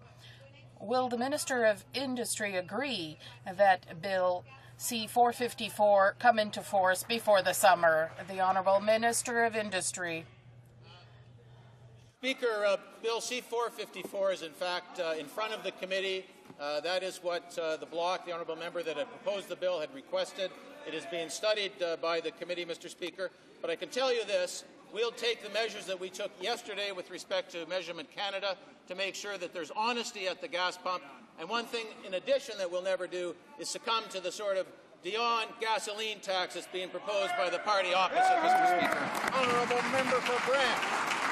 Mr. Speaker, to the Prime Minister, where is the leadership, the intervention on native land claims not covered by Bill C-30? Native protests in Caledonia and Brantford continue. Development is halted. This Conservative government stays completely silent. My community is now directly soliciting the Prime Minister's intervention, looking to him for leadership. What does he intend to do? The Honourable Minister of Indian Affairs and Northern Development. We continue, of course, to engage in not only with the passage of Bill C-30, and I want to thank all members in the House for making that Specific Claims Tribunal Act pass now into the Senate, and that, Mr. Speaker, is a $2.5 billion commitment by this government on specific claims. But more importantly, Mr. Speaker, we continue to make offers in the tract, including some very specific ones, to put forward solutions, Mr. Speaker. Now, if there are issues concerning justice issues or policing issues, those best be directed to the provincial government of Mr. McGuinty. Thank you. The Honourable Member for Kildonan St. Paul. Mr. Speaker, our government knows that a just and fair resolution of Aboriginal issues is important to all Canadians. That is why we are following through on the Indian Residential Schools Truth and Reconciliation Commission. Just a couple of weeks ago, the Minister of Indian Affairs announced the appointment of the Chair of the Commission, Justice Harry Laforme. In order for the Commission to begin its work on June 1st, the two remaining commissioners need to be appointed. Can the Minister update this House as to the status of the two remaining vacancies? The Honourable Minister of Indian Affairs and Northern Development. Mr. Speaker, an excellent question from the member, and let me say that I'm pleased to announce the appointment of the two remaining commissioners, Jane Bruin-Morley and Claudette Dumont-Smith. The professional experience and considerable knowledge of these two appointees will be a true asset to the work of the Commission, which will begin on June 1st. The Chair and the Commissioners were chosen from more than 300 submissions in response to a public call for nominations and were brought forward for consideration by a selection panel. Mr. Speaker, these appointments represent a significant step forward and are part of our government's commitment to delivering a fair and lasting resolution for former students of residential schools. The Honourable Member for Surrey North. Mr. Speaker, gang violence is on the rise across Canada. The problem is acute in British Columbia with 4 recent gang-related deaths. The gangs are getting bigger and they're getting more violent. For all of the rhetoric on crime, this government has not moved to stop this free flow of guns across our border with the United States. Will the government make real improvements at the border, arm the guards today, not 10 years from now, and stop illegal guns from being used on streets of British Columbia? Honourable Parliamentary Secretary to the Minister of Public Safety. Thank you, Mr. Speaker. Well, in fact, this government has done a great deal in that, Mr. Speaker. Yes, we have. We've put additional border guards in place. We've put additional police officers in place. And as you know, Mr. Speaker, laws have been passed in this House to help the police with those issues. 1,000. Member for Surrey North. The gang problem is going to spiral out of control if we don't interfere in the youngest gang members' lives. The police survey on youth gangs says youth gang membership has doubled since 2002, from 7,000 to 14,000. Statistics Canada says youth gun-related crime has spiked 32% since 2002. Guns have no place on our streets unless in the holster of a police officer. It's time to make neighborhoods safer for working families. Why did it take this government so long to approve the money for more police, and where are these phantom... The Honourable Parliamentary Secretary to the Minister of Public Safety. Well, Mr. Speaker, it is rather ironic coming from the NDP that voted against the budget, voted against putting more police officers on the street. And at the same time, I would have to agree with the honourable member, the only place for handguns on the street is in the hands of police officers. Honourable member for Kenora. Mr. Speaker, the Auditor General's scathing report on the welfare of First Nation children is alarming and requires immediate action from this government. The $5 billion the Liberal government committed under the Cologne Accord would have addressed this issue. But this government cancelled it, and last week the Minister dismissed the Auditor General's report, claiming funding is not the issue. Will the Minister guarantee the new prevention model he talks about will not come at the expense of other programs, such as housing, healthcare, and education? The Honourable Minister of Indian Affairs and Northern Development. I appreciate that question. And of course, we are moving ahead with changing the system that we inherited from the Liberal Party, which was an intervention system that took children out of their families, to a prevention system which helps families and children before the problems get that serious. Mr. Speaker, as for the Kelowna Accord, my critic yesterday over there said it's an actual real accord. You just have to get the videotapes of the news agencies, because there's something in the records there somewhere if you find it, and it's real. It's really real. The Honourable Member for Lanark, Frontenac, Lennox and Addington. Mr. Speaker, the situation in Burma continues to deteriorate, and Burma's military junta continues to block effective delivery of aid to those in need. For example, we've seen planes on the tarmac being unloaded by the junta with no guarantee that this international assistance is getting to the people of Burma. Many countries have offered assistance and are being denied, even as this denial drives up the death toll. Can the Minister of International Cooperation update the House on what Canada is doing to help the Burmese people? Good question. The Honourable Minister of International Cooperation. Thank you, Mr. President. We share the increasing international concern as each day passes. We have set aside $2 million. $500,000 has been given to the Red Cross. And tomorrow we will be sending 2,000 emergency shelter kits to shelter 10,000 people. They will be accepted and directly distributed to the Burmese people by the Red Cross in Burma. The Prime Minister has said that Canada will provide assistance through ourselves or international community in a way that will assure it will reach the people directly. This is the responsible thing to do, Mr. Speaker, and we are pursuing every possible avenue.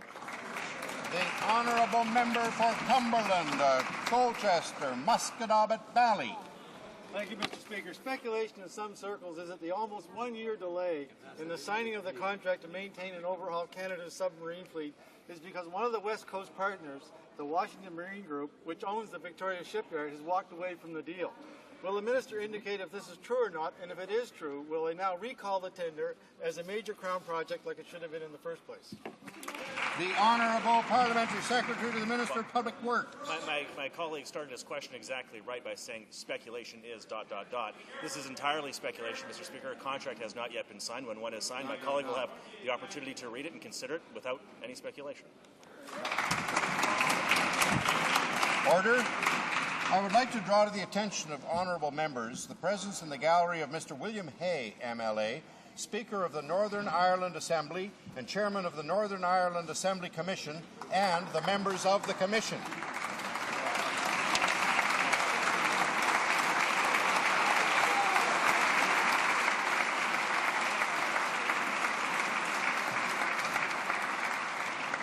I also have the honour to table in both official languages the selected decisions of Mr. Speaker Gilbert Perrin. Cet ouvrage est un nouveau document. This is a new document of parliamentary procedure. It is the 77th edition of the Speaker's decisions.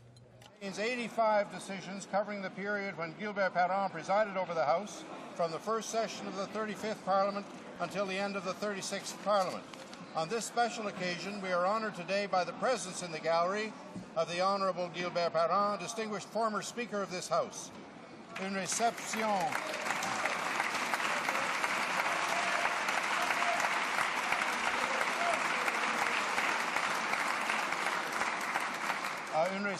A reception to highlight the launch of this publication will be held in the next few minutes in 213C, and all members of Parliament are invited.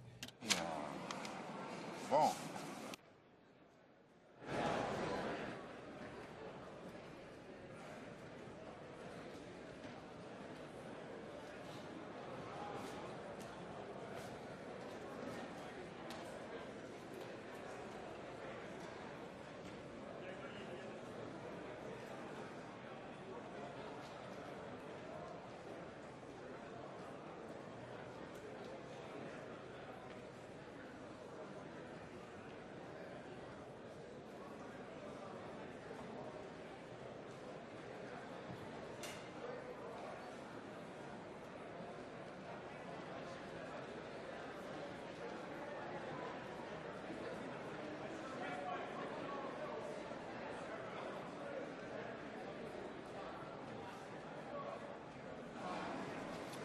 Order. À l'ordre. Order, please. Of points of order. I will start with the Honourable Member for Don Valley East. Thank you, Order, Mr. please. Speaker. Mr. Speaker, I rise today on a point of privilege raised by the Honourable Member for Winnipeg South in relation to a question I asked the government concerning the investigation of the Conservative Party's by Elections Canada for the in and out scandal. I must say, Mr. Speaker, in spite of being caught red-handed for deliberately breaking the rules during a federal campaign, the Conservatives have elected to play the victim in this affair in order to cover up the scandal. Furthermore, we are beginning to witness a familiar pattern in this House, where junior members of the Conservative caucus are now responsible for providing answers during question period rather than members of the cabinet. This strategy was recently highlighted in the May 5th edition of the Hill Times newspaper, where Conservative Party insiders admitted that the plan is to use junior members of their caucus as a sacrificial lamb in order to insulate members of the cabinet from public scrutiny.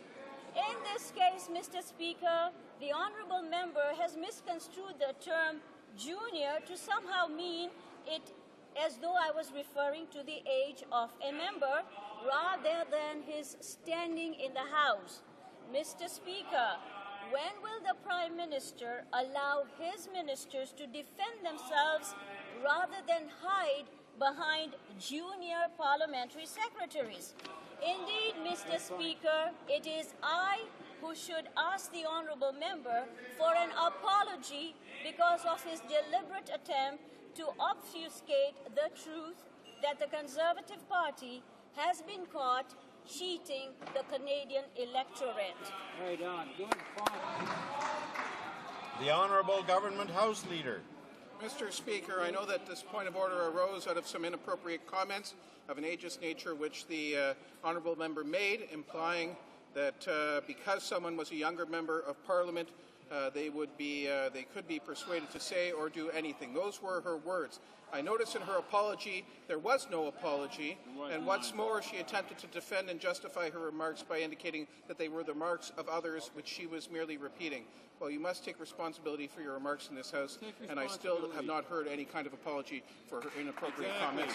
The same point of order, I think, is still outstanding. I'm not sure. Order. I'm not sure I need to hear more on this point.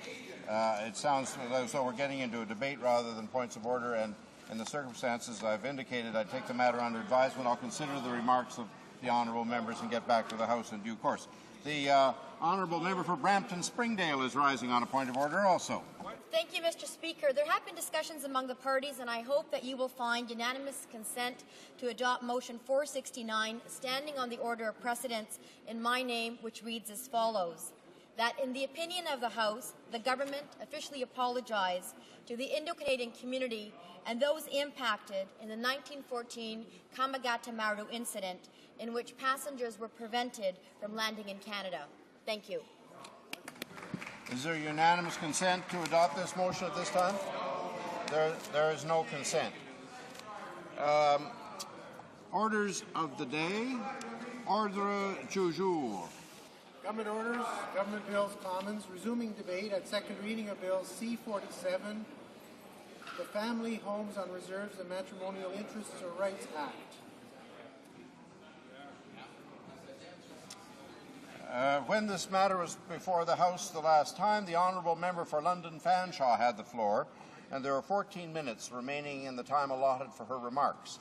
I therefore call upon the honourable member for London Fanshawe.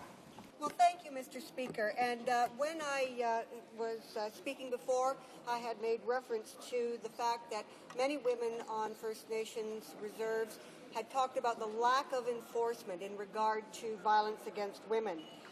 Another woman involved in the consultations said whatever occurred in that community, we had to take care of it ourselves. There was no one to rescue us. I remember the frustrations I felt and had in seeking help when I was in a violent relationship and there was no one available. The police were an hour away by flight, skidoo, boat, and there are no services in the community for women in crisis. Women who cannot remain in their homes because of violence need immediate help, Mr. Speaker. Sometimes assistance may be available through their family and friends, but the provision of assistance through programs and service providers is essential to ensuring that women have access to the continuum of support. Transition houses help women in two ways. They provide a temporary place to stay and the support workers who can help women to make healthy choices about their next steps. Women who live in remote or isolated areas also need transition housing, but they told us that they are often unable to access these services because these services are not available in their communities. The cost of transportation to travel from their community to the service was too high, or they were ineligible to use the services based on some eligibility criteria. Women went on to say, certainly we need more services on reserve, but for a woman who needs to make the choice for safety reasons, there needs to be services and supports elsewhere as well. So I don't think it should be an either-or. Options are great because you can meet your own particular need, but there must be options. When there is no transition house located on the reserve, women who need these services have to decide whether to leave their community in order to access them. Some women told us that they could not leave the reserve because this would disrupt their children's schooling or because they would lose their access to other services if they moved away. Separation should be planned and not have to be emergency evacuation. And there's a need for protection of the right to leave or the right to stay. In order to secure a safe place for her children, one woman said it was sometimes necessary for the male spouse to leave. It was important that she remain in her home. Other participants suggested that transitional houses for men should also be developed.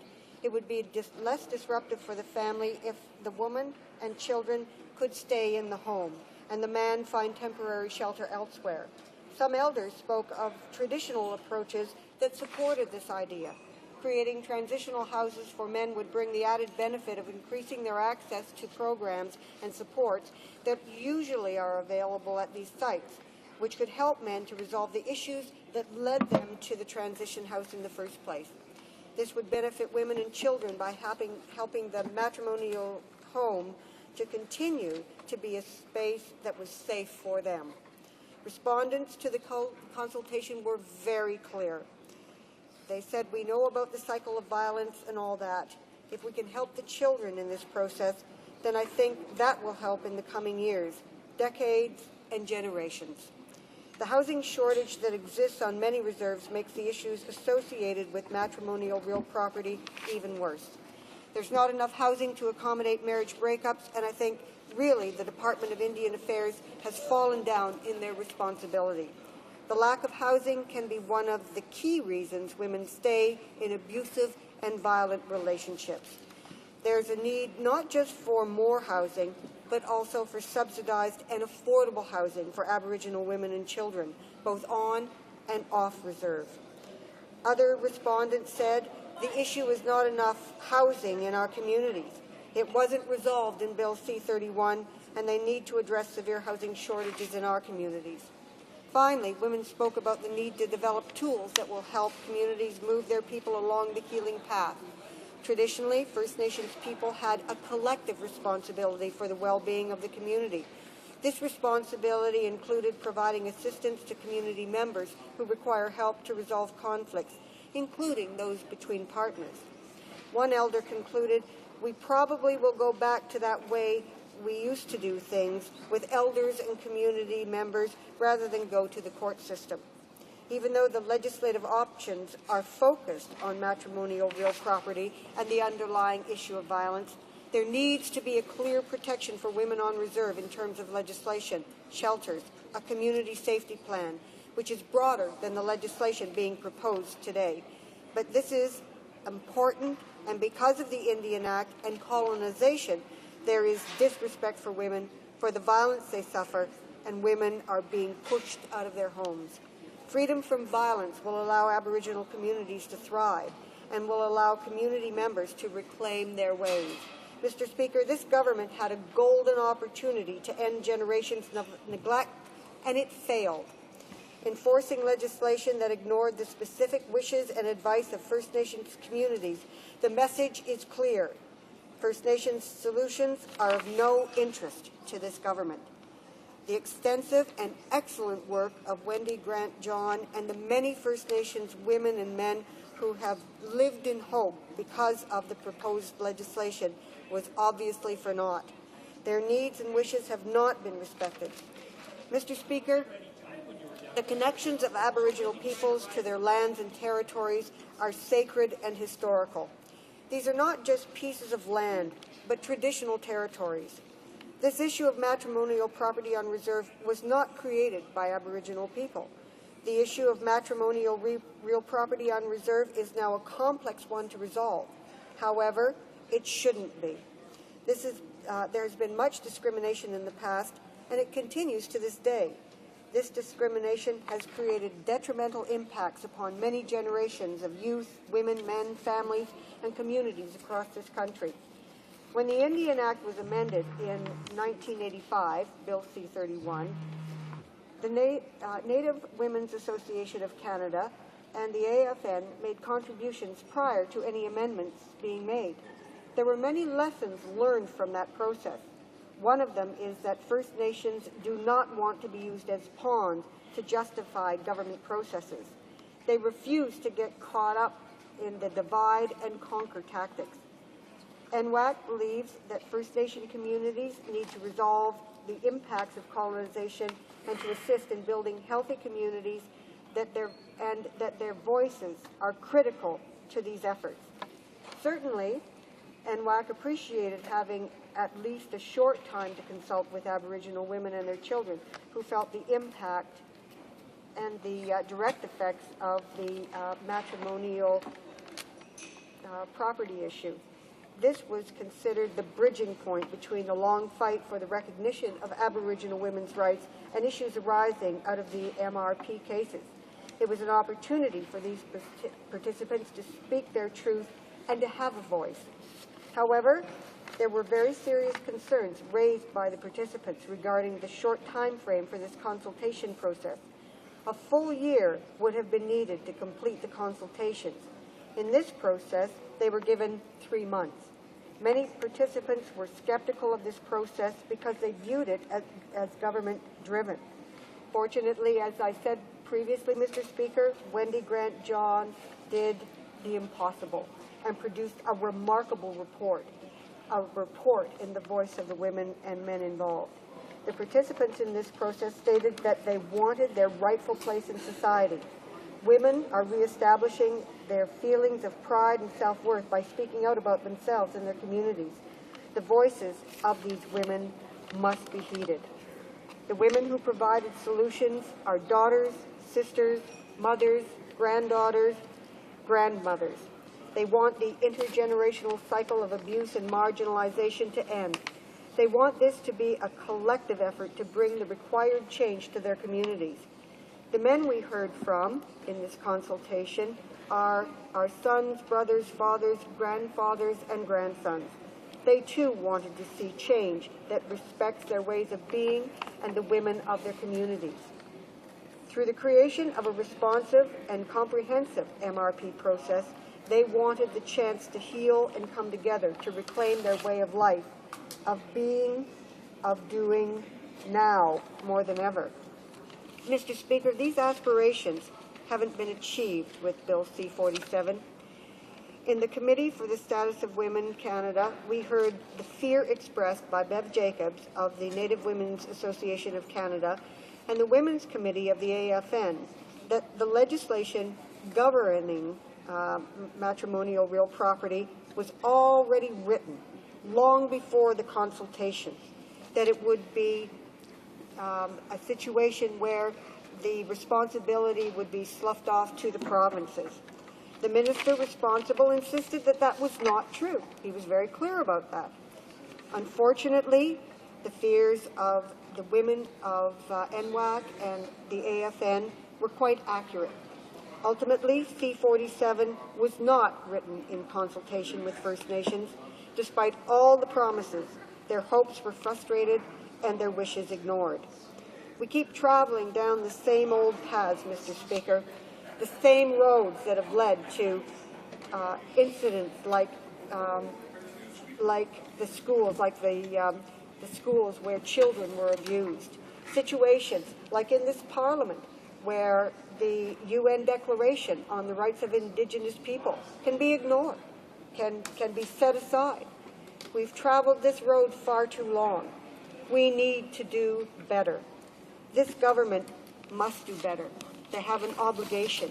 We all have an obligation, Mr. Speaker, to listen to the voices, to respect the needs of the communities, to act in accordance with an honourable kind of resolution. Thank you, Mr. Speaker. Questions and comments? The Honourable Member for Churchill. Thank you, Mr. Speaker. And I'd like to thank the member for her participation in this debate. And the points that she made were very eloquent.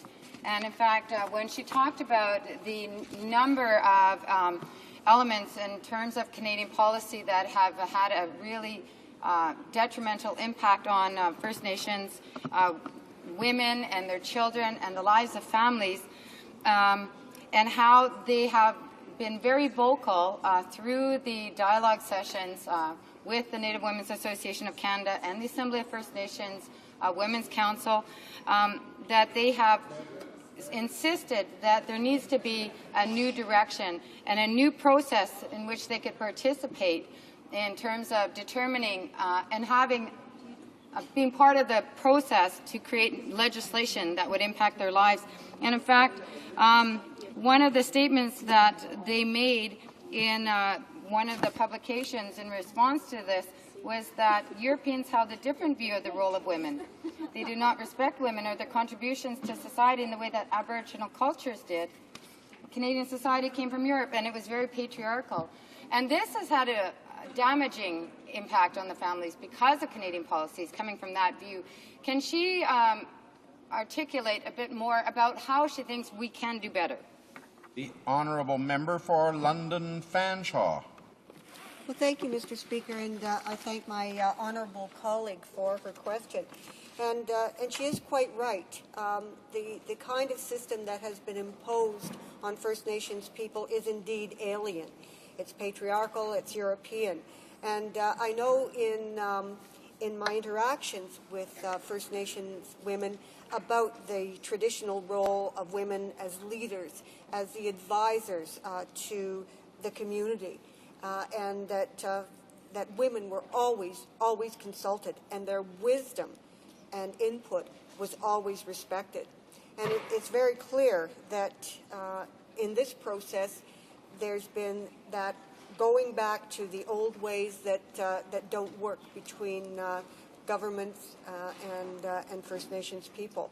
The harms that I talked about, that other speakers in this House have talked about, are very real. They continue. And the things that we've done in the past haunt us and haunt the members of First Nations in the present. And unless we change, they will haunt in the future. Wendy Grant-John did a remarkable job. She managed to consult and hear from many, many communities, isolated communities. She went to places that very rarely are visited or considered by government. She did the impossible, as I said, Mr. Speaker. But at the end of the day, despite all of the promises of the minister responsible, the Native Women's Association of Canada, the Women's Council of the AFN were not consulted when it came to the writing of C-47. And quite simply, this government, I don't know, I suppose you could say they sort of threw in the towel. It would have been a challenge to make sure that they followed through on their promises, and I don't disregard the fact that it would have created challenges for the government. But they did not do their duty, Mr. Speaker.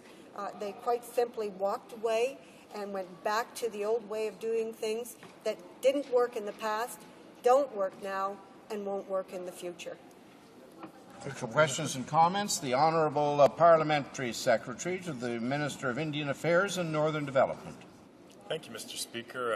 I'd like to thank this member and her party for their continuing support for our Aboriginal agenda. Her party assisted us in ratifying the Indian Residential School Settlement.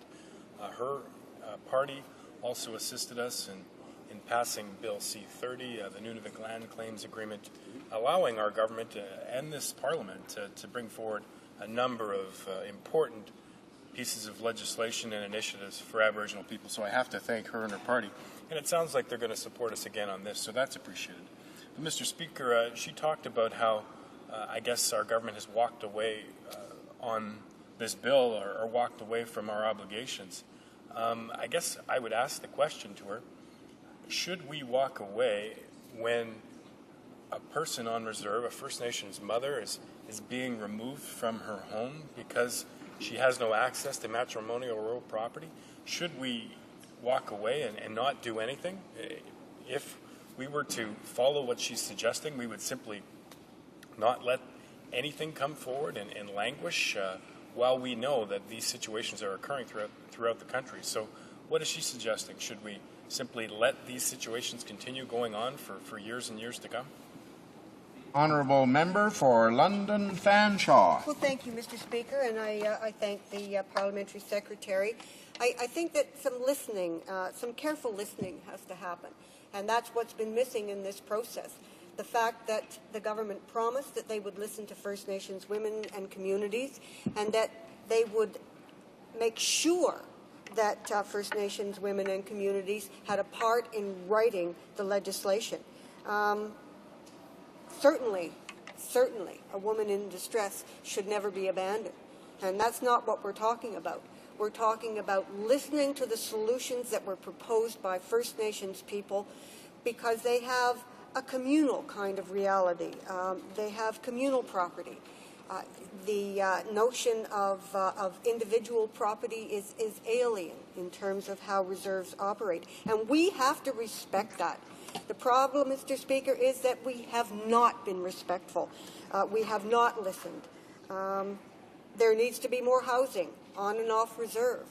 But as you know, Mr. Speaker, Budget 2008 contained nothing in terms of additional housing.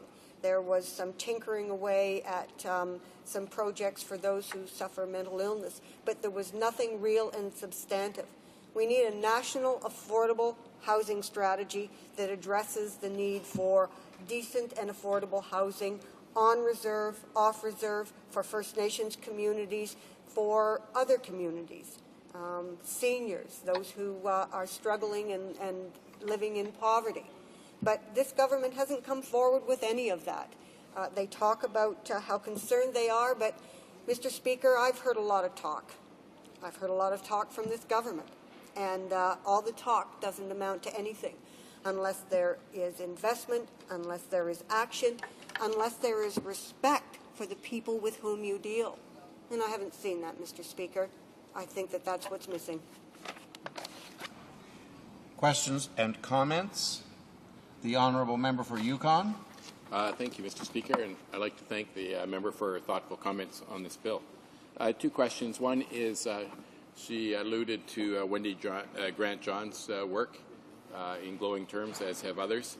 And I'd just like if she could, I'm not on the committee, I wonder if she could give me some more details of the recommendations that were ignored. I'm not sure why you would hire someone and then ignore a huge number of the recommendations. I could see changing some things.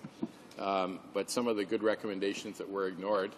And second of all, you would think the two groups with women having the most to gain from this or being most harmed without it, the two groups you would think would be most in support of that would be the Native Women's Association of Canada and the Council of the Assembly of First Nations, which the member mentioned. And I just wonder if she could explain to us why they're, what concerns they have about this bill. Honourable member for London Fanshawe.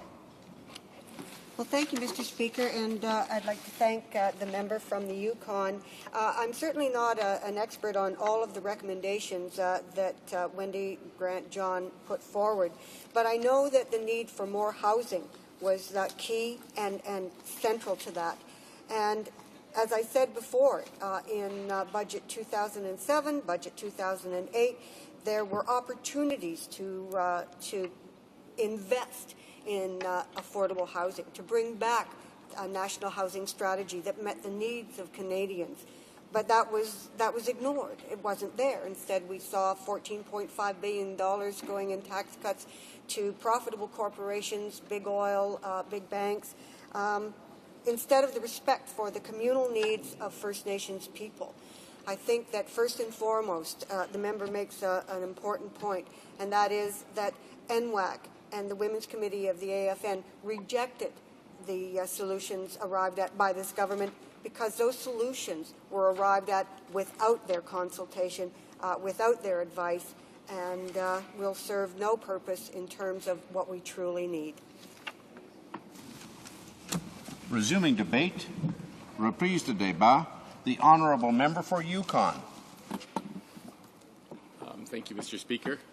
And it's with great pleasure I rise to talk about Bill C-47, an act representing family homes situated in First Nation reserves and matrimonial interests or rights in or to structures and land situated on those reserves. And this act basically establishes a federal matrimonial real property regime combined with the mechanism for First Nations to develop their own matrimonial real property laws.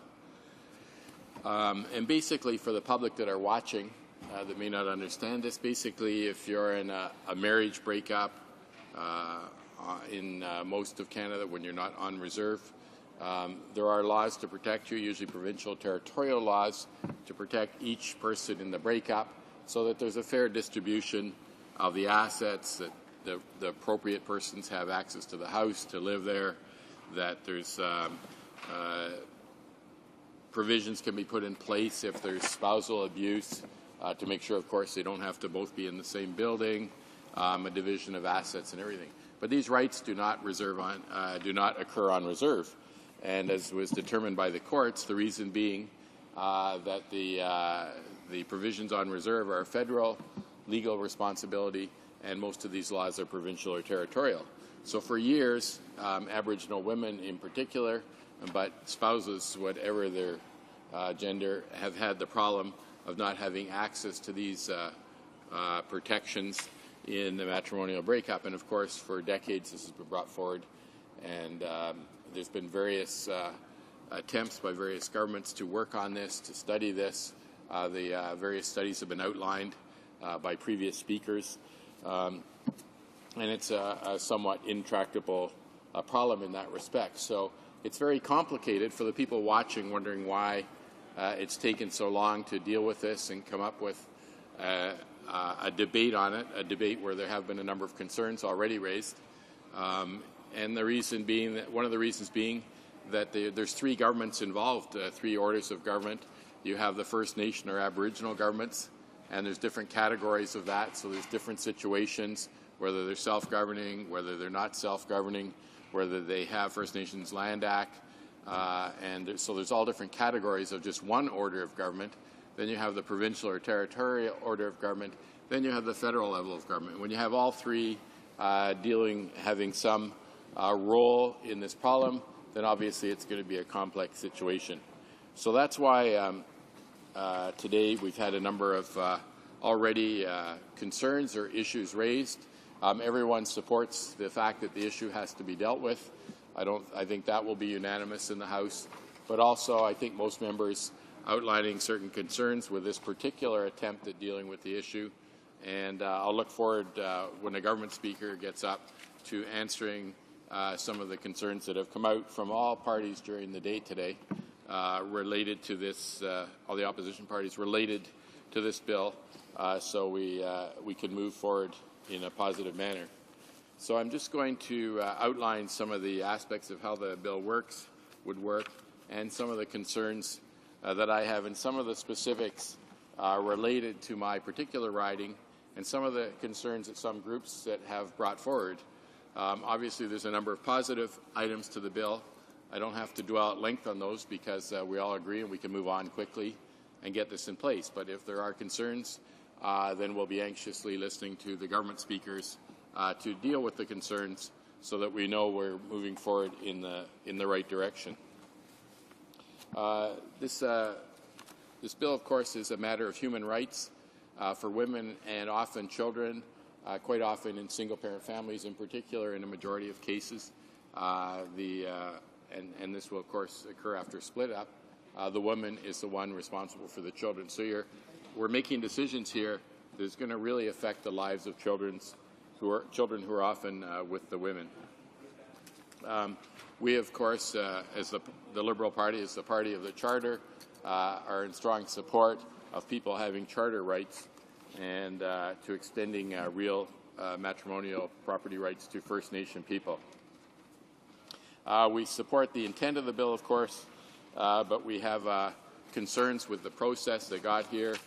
And if the process isn't correct, then some of the content could easily be at jeopardy. And that has been outlined, I think, very eloquently by the experts, the critics in each party who have spoken on this bill, and the Aboriginal people that have spoken on this bill to date. And I would certainly not to have anywhere near their expertise.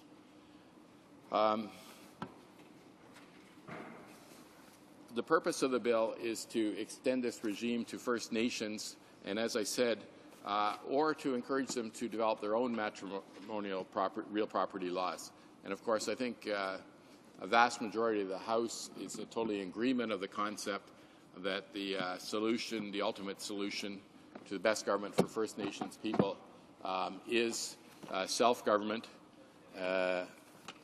And I hope the member from Esquimalt Vandafuca asks his regular question about owning property, because I have a great answer. I didn't have a chance to answer him yesterday.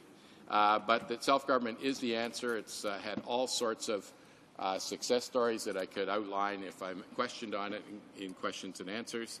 And a great step forward where people are taking care of their own laws. So a strength of this bill is, of course, it's encouraging that to occur and for First Nations to put their own laws in place. But it has a default federal law for when until First Nations put their own laws into place to cover this. In 1986, the Supreme Court of Canada ruled that when a conjugal relationship breaks down on reserve, courts cannot apply provincial territorial family law because the reserve falls under federal jurisdiction.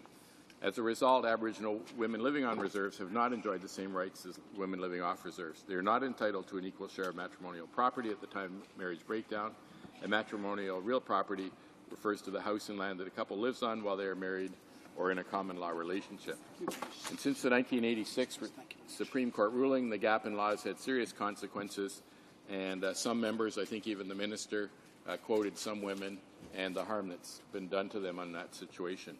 When the marriage or relationship ends, the courts have no authority to protect the matrimonial real property interests of spouses living on reserve. As a result, spouses living on reserve cannot ask the courts to grant an order for temporary or permanent possession of the family home, even in a situation of domestic violence or when the spouse has custody of the children. So you can imagine, without that protection, what is a woman with some children to do if an abusive spouse, she wants out or they want to break up. Where is she actually going to live with these children? I mean, she in many situations, of course, won't have any income, and there may not. There's housing shortages, which many members have already talked about in this debate, that also have to be dealt with. There may not be a spot for her to go to, and yet she doesn't have that protection today. They cannot ask the courts to order partition and sale of the family home to enforce an order of compensation from one spouse to the other. So she couldn't even get the money from at least 50% from half of the house so she could carry on with life. And it precludes a spouse from selling or mortgaging the family home without consent of another spouse. That is in the common law in Canada, and again, these women, in majority, and could be men, on reserve, do not have access to that particular protection. Someone could just go ahead and sell their house and they wouldn't even know it. So that is why this needs to be dealt with. Approaches to addressing the legislative gap respecting this have been under consideration for some time. In recent years, 3 parliamentary committees have recommended legislative mechanisms to resolve this. To carry out the consultations, the Department provided the Native Women's Association of Canada and the Assembly of First Nations each $2.7 million. And INAC also held consultations with and provided funding to a diverse range of Aboriginal organizations not represented by the National Women's Aboriginal Council or the AFN, And it would be good to have a list of those other organizations for the committee when they deal with this. Under this new legislation, and so I'll just comment on that. And I've asked that question earlier, and as this is one of the major issues that will have to be dealt with at committee. Why, with $5.4 million minimally, plus all of INAC's time devoted to consultation, are there concerns been raised up by so many speakers today, and key stakeholder groups about the consultation process. Under this new legislation, all First Nations, with the exception of those First Nations that have matrimonial real property laws under First Nation Land Management Act or Self-Government Agreement, will be subject to the Act's proposed provisional federal rules unless and until such time as they act their own laws. So once under the First Nation Land Management Act, of course, they've got a time limit. They can put laws in place if they don't already have. I think 10 out of 20 already have their own matrimonial laws, but they'll have I forgot what, I think it's a year, or anyways a certain time allotment to put their laws in place so that the default federal law doesn't apply. The Provisional Act applies to approximately 50% of the First Nations that use Indian Act land allotment system, but the rules of the Act will not apply to the lands that have been allotted according to custom. However, the Act will apply in respect to matrimonial interests recognized by agreement between spouses and First Nations or by the courts. If a First Nation does not recognize the matrimonial interests, the spouse or partner can turn to court. And I'm going to comment on that a little bit later. The Act, as that's another concern of the solution here. The Act provides spouses or common law partners with an equal entitlement to occupancy of the family home until the relationship ends. It also provides spouses or common law partners with protection against disposition or encumbrance of a family home without their consent. So this is a list of the things, as I said, that are available generally to other Canadians. The Act allows a court to order that a spouse or common law partner be excluded from the family home on an urgent basis. And of course, urgent basis could be, as an example, could be spousal abuse that I mentioned earlier. It also enables the courts to provide short to long-term occupancy of the family home to the exclusion of one of the spouses or partners. As well, it ensures the proven value of a couple's matrimonial interests or rights in or to the family home and other structures, and the lands on reserve are shared equally in a relationship breakdown. It allows the courts to transfer, in some circumstances, the matrimonial rights, interests between spouses or common law partners together with or instead of financial compensation. And it ensures that when a spouse or common law partner dies, the survivor may remain in the home for a specified period of time and can apply for half the value of the matrimonial rights and interests as an alternative to inheriting from the state of the deceased. And there will be some debate in committee on those particular time limits. It allows for the court to enforce a free and informed written agreement made by the spouses or common law partners that sets out the amount to which each is entitled and how to settle the amount. The Act also provides for a First Nation council can, on application from a non-member spouse or common law partner, enforce on reserve a court order made under this Act. And it provides First Nations the jurisdiction to adopt laws with respect to matrimonial real property interests. And the Act requires a community ratification process when First Nations develop their own laws. So you can't have a rogue council that has some particular interest just secretly go and pass a law that would supersede the federal law. They have to have, just like they do in land claims or self-government agreements, they have to have a community ratification process. It also provides for First Nations to be notified where community collective rights are engaged with respect to the ruling, and the First Nation may then choose to make representation to the court about the cultural, social, and legal context relevant to the proceedings. Now, this element of the bill is sort of a good news and a bad news story. I think people are coming to comprehend that Aboriginal culture is a different type of culture. It has a different way of thinking, a different way of organizing itself, a different social organization than European culture and other cultures in Canada.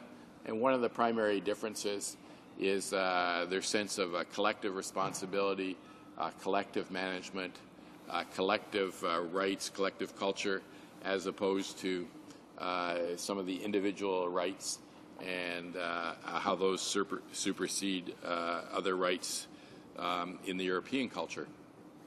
And so I think this was a great problem when we came to the human rights bill that was before Parliament, because there was no recognition of the government of that huge difference in the two cultures when that bill was brought forward. But in this particular bill, they have recognized that. That's the good news part of it. And so they have this provision, which I've just read out, where they could choose, the First Nation may then choose to make representation to the court about the cultural, social, and legal context relevant to the proceedings. I think when you're dealing with a major item of someone's culture, you can't just say, well, you're allowed to make a statement in the court about it.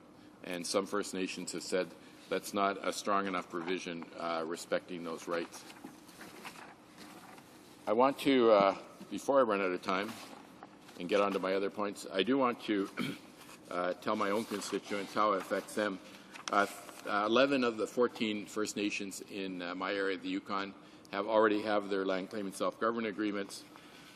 And this agreement recognizes Aboriginal jurisdiction over Aboriginal lands, but jurisdiction over matrimonial property, real or personal, is not explicitly addressed.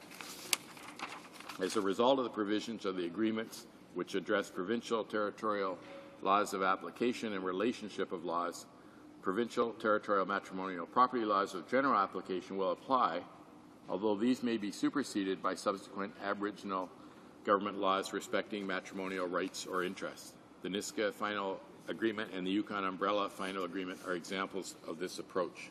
So until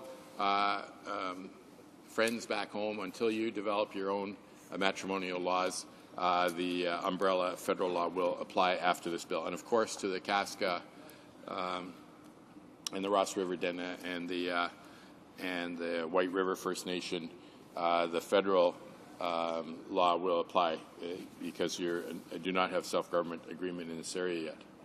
Some of the concerns that I talked about earlier that I'll now be looking for when the government puts up a speaker to address, I've mentioned a couple of them.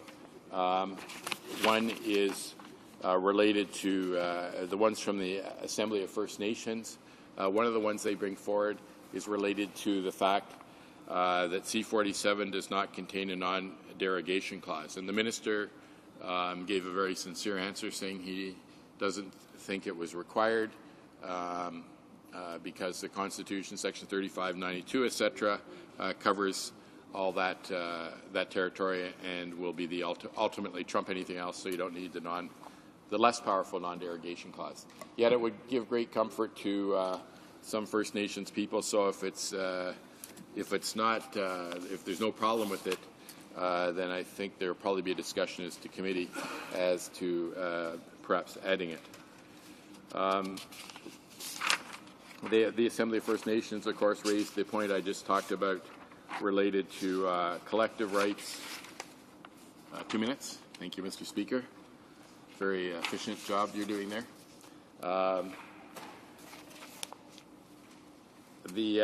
One of the other concerns is the government's implementation plan appears not to contain any provision to support First Nations in developing their rules regarding matrimonial real property or to comply with verification process.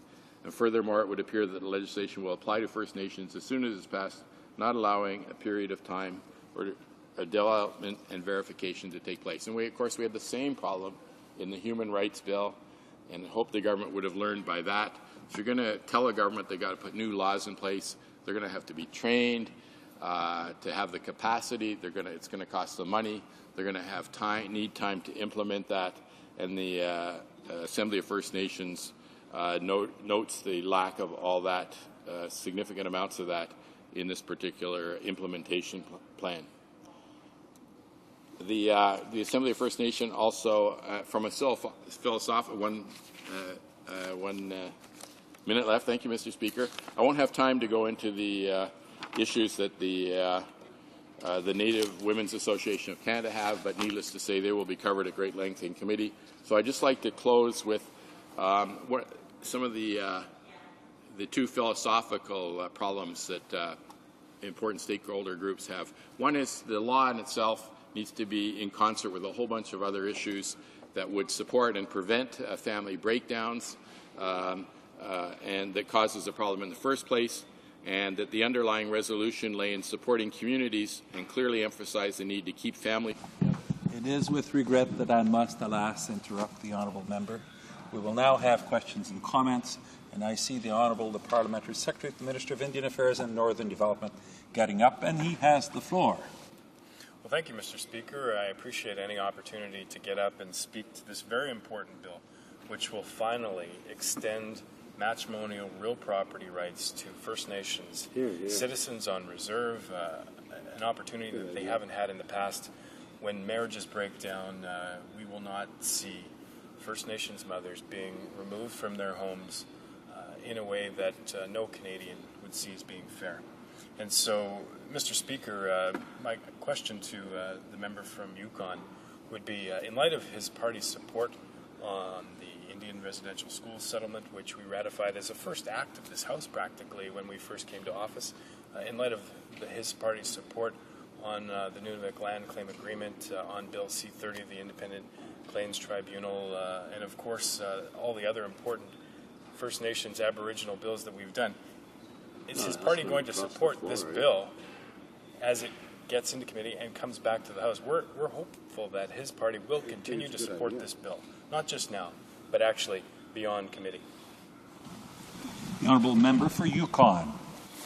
Well, that was a great question because it shows one of the major problems that the Conservative Party has had since they came into Parliament. Is our party going to support this bill after it comes out of committee? And it shows entirely lack of democratic process. Why would we even go to committee and find out if a bill is good, find out from the experts, the stakeholders, of whether a bill is good. And this happens time and time again with this party. They go into committee, experts come and suggest amendments, experts come and suggest some of the proposals. I'm on Justice Committee, so that's where my experience is, that make no sense whatsoever. And what does the government do? Absolutely nothing. We might as well not waste millions of taxpayers of time going to committee, hearing from the experts, hearing from the stakeholders to improve bills, if they want us to commit now to something before all these thousands of dollars of hearings have taken place. So, of course, I won't commit to what's going to happen and say that the Aboriginal people of Canada's voice is worthless, that all the people who are coming are wasting their time. What I hope the member will do is deal with the concerns that have come up in the debate all day today on the bill, so that indeed he seems to be in favor of the bill. If he should deal with the concerns that have been raised all day instead of raising more, and it would make it easier for all the parties to get it through quicker. And I would like to, he did mention a lot of the Aboriginal recent successes that were started during the Liberal government, in particular the residential school. I'm delighted he mentioned that because I was there on the day we made that agreement with First Nations, and the Grand Chief, Phil Fontaine, was a spectacular success for him. He had, there was many tears that evening, and that was a wonderful move forward that we had achieved for First Nation people, and I just hope we can deal with the unfortunate consequence of some of the payments that have coming out, the tragedies that unfortunately those led to, and hopefully we can put more healing and counseling money in to deal with some of those corollary difficulties we've been having. Questions and comments? Questions et commentaires. The Honourable Member for London Fanshawe. Well, thank you, Mr. Speaker, and I'd like to thank the member from the Yukon for his interventions in this debate, and to ask him his response to the letter from Beverly Jacobs, the president of the Native Women's Association of Canada, in which she told the minister directly that despite the discussion process with the relevant national Aboriginal organizations, the federal government introduced legislation that does not have the support of NWAC, and that the minister responsible was well aware of it. Ms. Jacobs and other members of the First Nations communities suggested legislative and non-legislative solutions, and a long-term solution that enables women and children to access their treaty, membership, and Aboriginal rights regardless of their residency. And this, according to First Nations, would be a significant improvement because it would result in women being able to access programs and supports delivered through their band councils based on their needs for the services in an appropriate and communal way, rather than what the government has presented us with. And I would ask that the member comment on these long-term solutions that involve access of children and women to their treaty, membership, and Aboriginal rights. The Honourable Member for Yukon. Thank you, Mr. Speaker. I'd like to thank the member for that excellent and substantive question. And the Native Women's Association Canada also, over and above the concerns that she listed, and I hope the government's taking this down so they can answer them, also had a complete lack of implementation plan information they had, a lack of the provision of resources, as I talked about earlier, to develop their plans to implement this, the 180 days that a widow is only allowed to stay in the house, the lack of appropriate housing, which we all talked about earlier, and the reference to a court process, which I said I was going to get back to and I forgot to get back to. And the problem with the court process, of course, is how many Aboriginal people in a single women with children can actually afford to go to court to get their remedies? So that there was a lot of difficulties. Of course, I'm going to support this bill going to committee so that all these issues can be discussed, so we can hear from the experts the purpose of committees, we can hear from the stakeholders, and hopefully the committee, I'm not on the committee, but hopefully the committee together can come up with solutions for these concerns that will that make the bill much more palatable to the very major groups that should be supporting this group in the first place, even after the extensive $5.4 million worth of consultation. And yet we still have the groups that should be the major supporters not supporting this bill. So hopefully the committee can smooth this out, and this very intractable problem will be dealt with at least with a relatively positive solution. Questions et commentaires? The honourable member for Westlock St. Paul. Thank you very much, Mr. Speaker, and I just wanted to follow up on my Honourable Parliamentary Secretary's question because I was a little disturbed by the answer I heard. I had the privilege and the honour to sit in this committee for quite some time to work on the issue of human rights for First Nations communities, human rights for on-reserve First Nations people, and he talks about the need to sit and have it hold up in the committee forever. It's important that we understand the position of your party and yourself now and the direction that you're going in the future because, you know, quite frankly, I don't want to have to sit and waste another year to a year and a half with you trying to water down amendments on something that is essential structural reform for First Nations community. This follows the exact same guidelines. And quite frankly, I think it's a very valid question that we need to know if the Liberal Party of Canada is going to do the same thing that they did before, stand up in the House of Commons, pass it through to committee unanimous, and then sit and try to delay and deceive for at least a year on the bill. We need to get some real action done in some of these communities. I represent many of the people in these communities, and they want to see some of the reform, the structural reform that this government has brought forward. For the first time in 15 years, a government finally has a vision for First Nations communities, and I think it's imperative that the opposition, if it's not going to stand up in the House and vote against it, to get on side and support us on this vision. The honourable member for Yukon. And it's 1 minute. 1 minute. Thank you. Well, this is absolutely astounding. Just after the parliamentary secretary got a tongue lashing for asking for people to ignore Aboriginal people when they come to committee and tell us what they're going to do now, he asked for the same thing. What's the purpose of committee if the Conservatives don't want to have it? Why don't we just give the answer now? And I'm delighted he brought up I'm delighted the member brought up the human rights bill that the government wrote so poorly.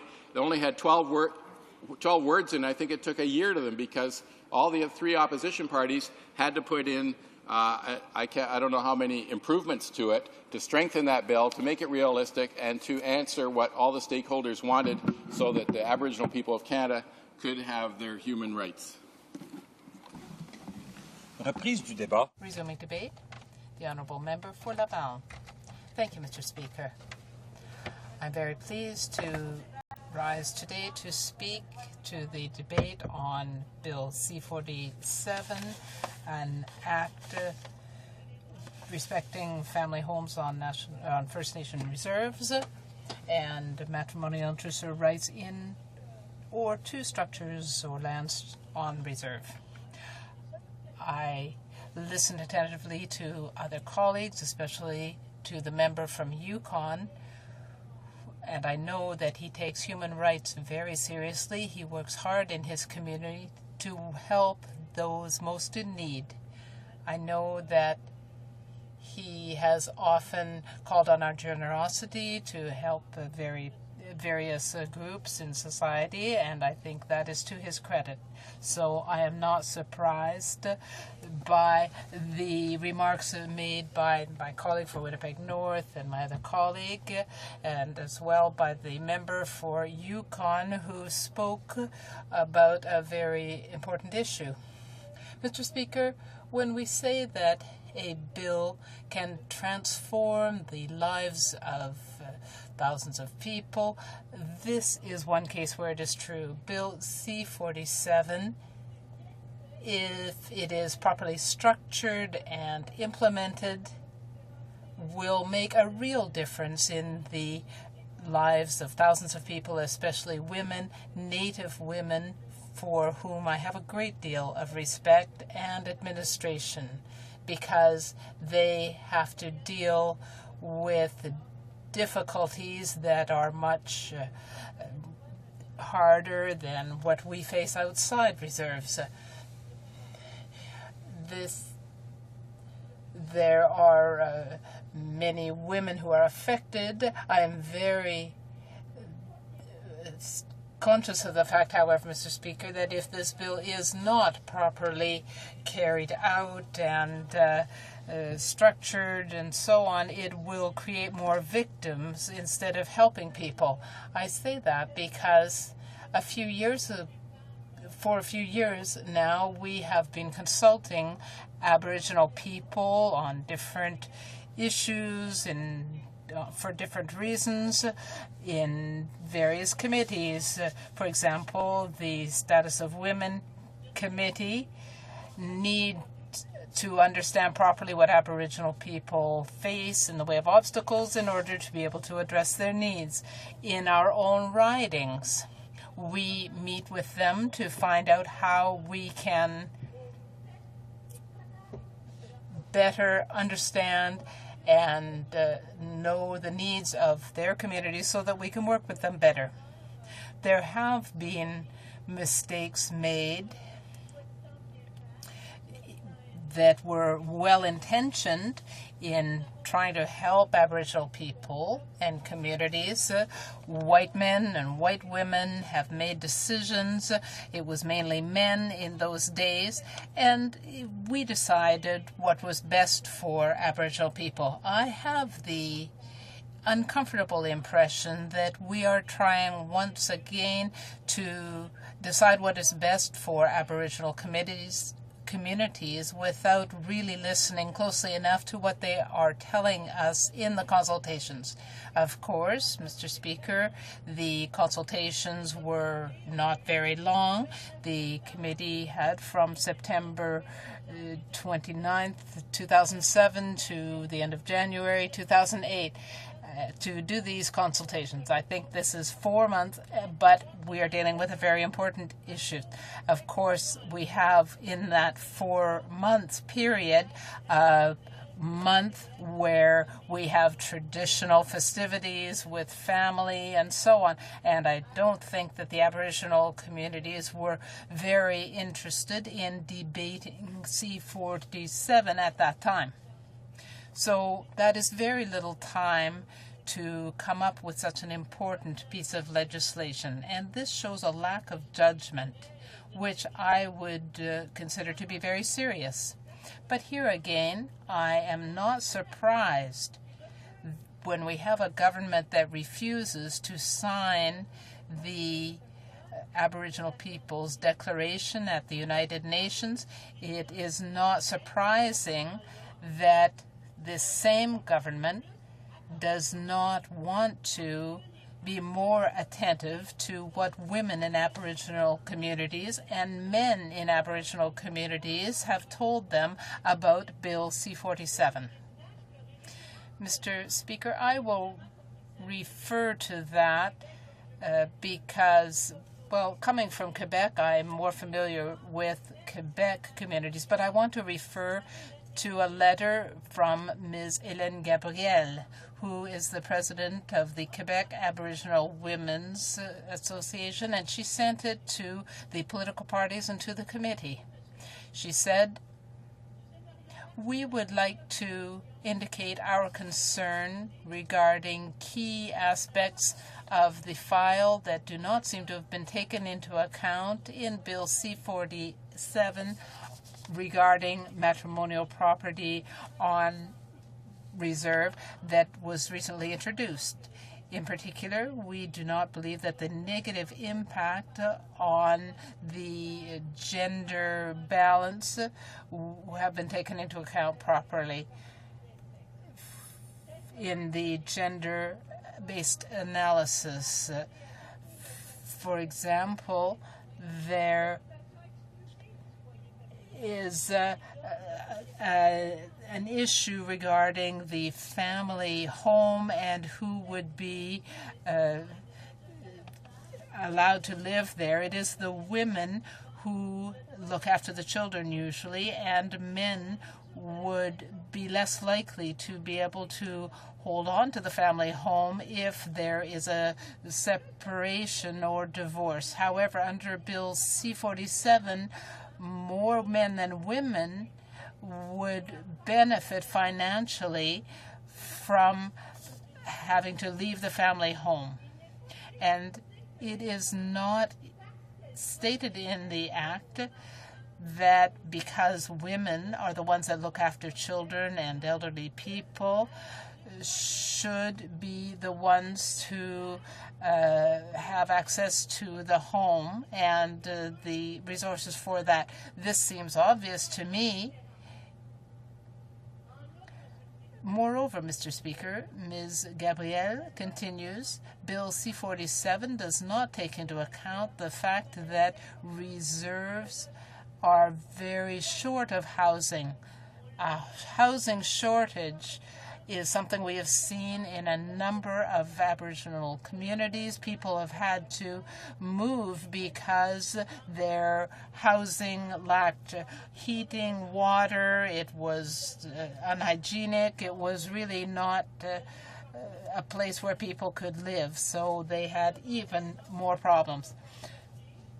Measures need to be taken to provide for adequate housing on reserve.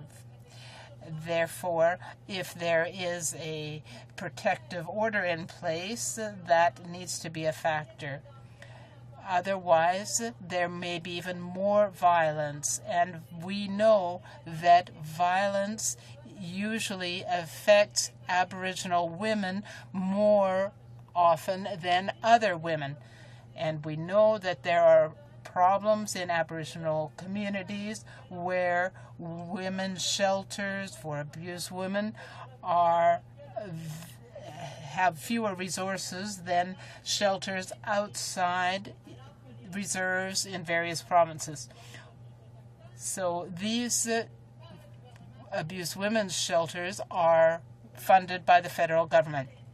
Mr. Speaker, Ms. Gabrielle indicated also that we have indicated to the Minister of Canadian Heritage status of women, and that she should be very careful, and she has indicated that the legislation needs to protect women and children on reserve and provide protections that are similar to those already available to women and children elsewhere.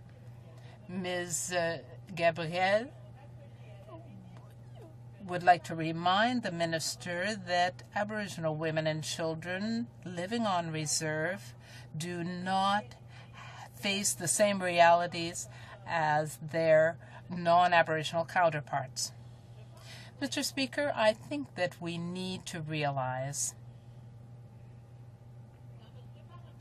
when legislation is drafted that it will have major effects on communities.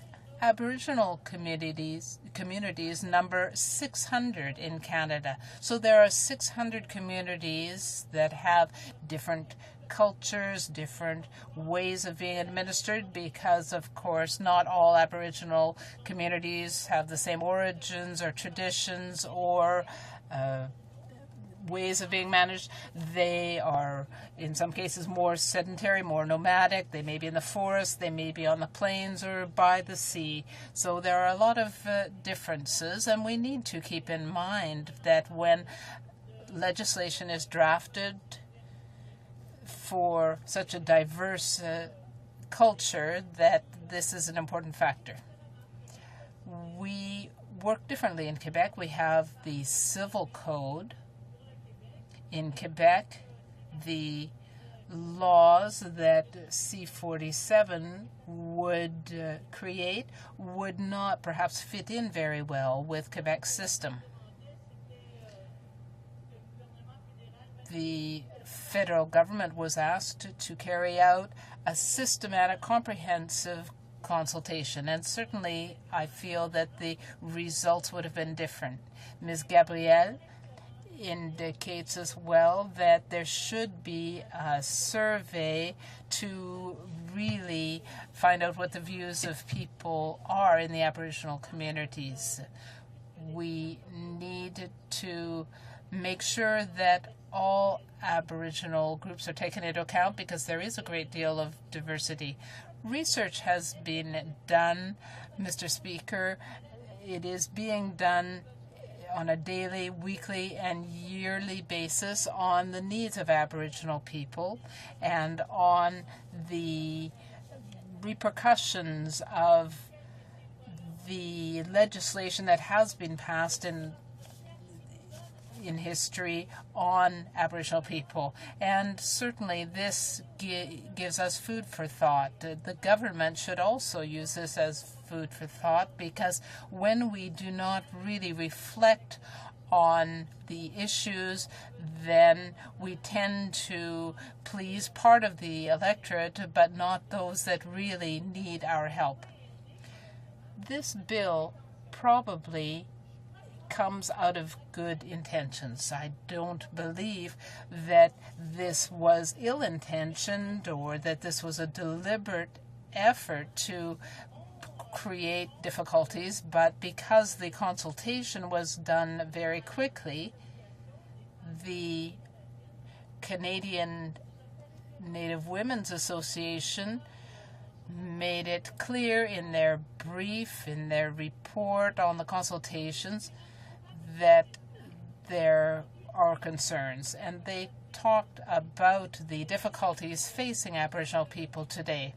They say that we have become non-persons, the women have no voice. In the past, Aboriginal people were considered to be communities on reserve, and we know that reserves are not the term that Aboriginal people really like to use because they live in communities. We put elephants, giraffes, and lions on reserves, and that's a different thing. I think, like them, that this term is inappropriate for Aboriginal people. Mr. Speaker, Aboriginal people were also forced to go to schools where their language, traditions, and history were erased, or at least that was the intention. They had such a strong culture, and if they had been able to keep that culture more close to their hearts, we would have perhaps fewer problems with young people on reserve now. For many years, for hundreds of years now, we have been trying to completely assimilate Aboriginal people into our non-Aboriginal society. For many years, we have been trying to make them forget their roots.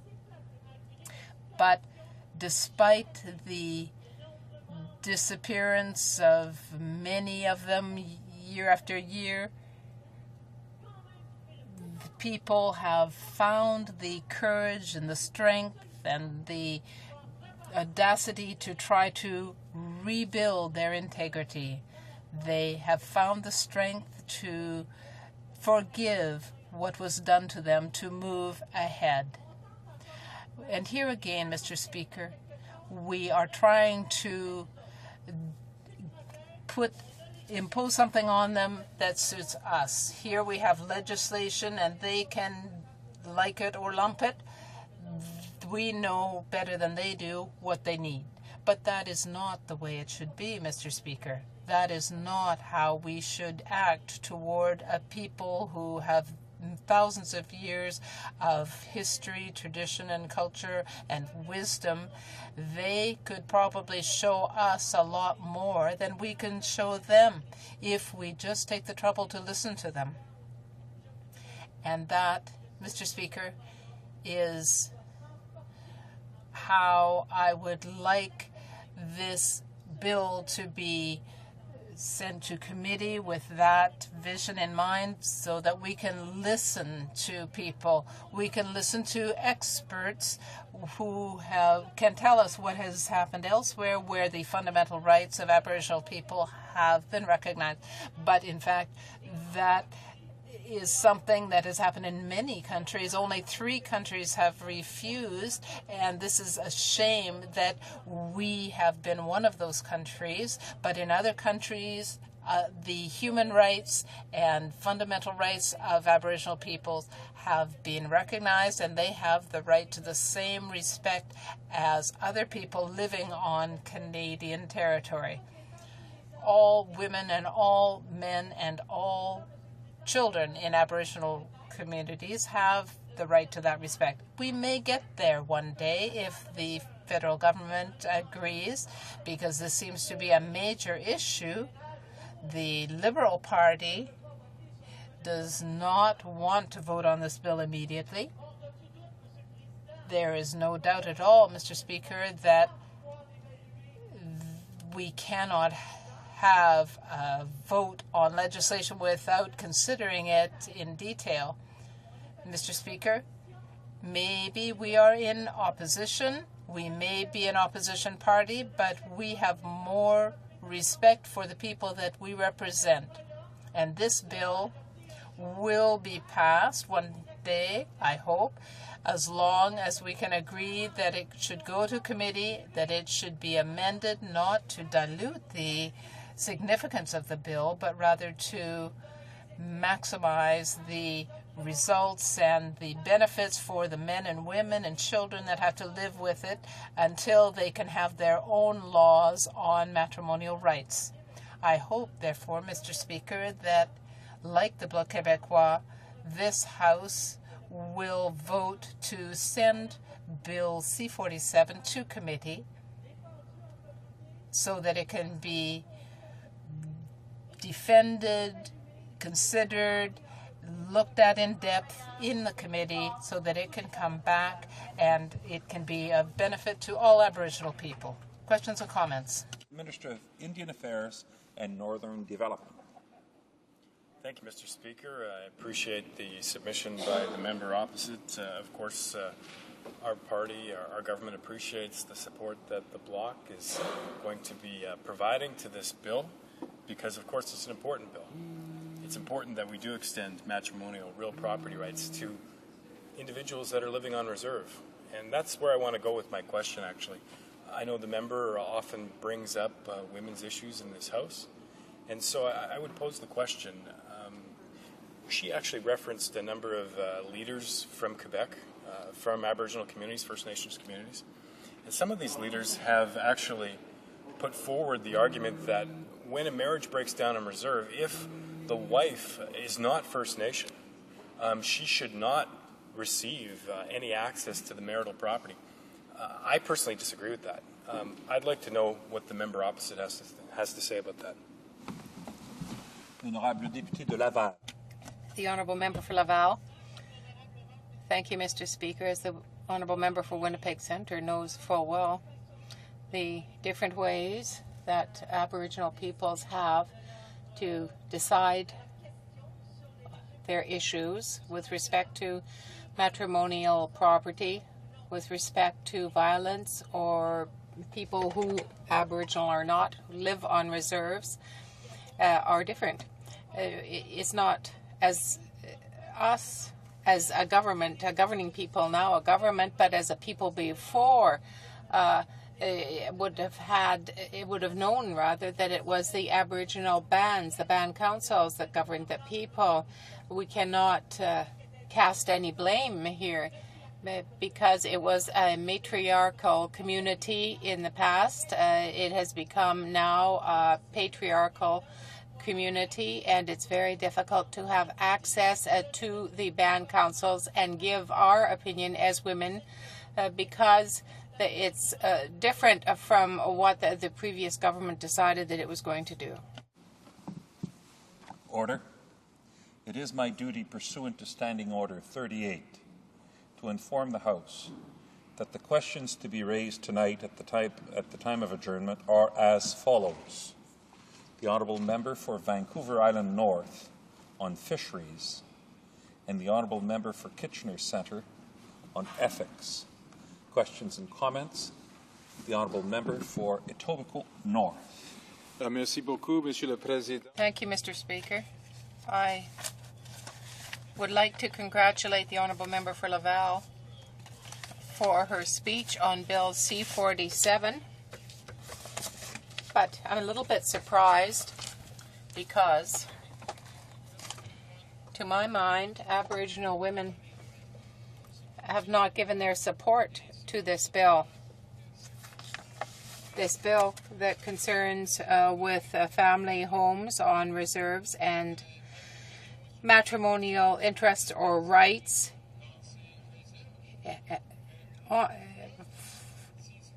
in structures and lands situated on those reserves. In the opinion of the Honourable Member for Laval, why did the Conservative government bring in this bill, which deals with Aboriginal women's rights, and particularly since the Aboriginal women do not agree with this bill? The Honourable Member for Laval. My colleague is quite right, and indeed that's what I said in my speech, that Aboriginal women did not agree with this bill because they weren't sufficiently consulted, and the recommendations they made were not taken into account. That's what I said. This is why we want to look closely at this bill. It should be something that provides for a framework for matrimonial rights, for matrimonial property. It has to be good. It has to be right to be able to provide a benefit for them. It may well be that the bill has to be amended to reflect the recommendations that those women made in what consultations were held.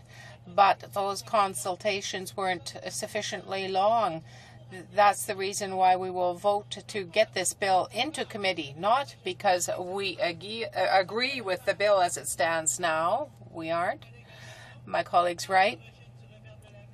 The women, the Aboriginal women, do not support the bill either because it does not meet their needs. Honourable the Parliamentary Secretary, Minister of Public Works, and all the other things. Merci, Monsieur le Président. Thank you, Mr. Speaker. My question deals with a subject that was touched on by my colleague from the Bloc and is just referred to in reply to the member for Etobicoke. She said it wasn't sufficiently studied. 3-4 months only. Well, that's not the case. I was elected in 2000, and I know that the previous government studied this subject on a variety of occasions. Therefore, why does the Honourable Member want to see more studies when the bill already has undergone several studies? It's a question of equality for women in each region.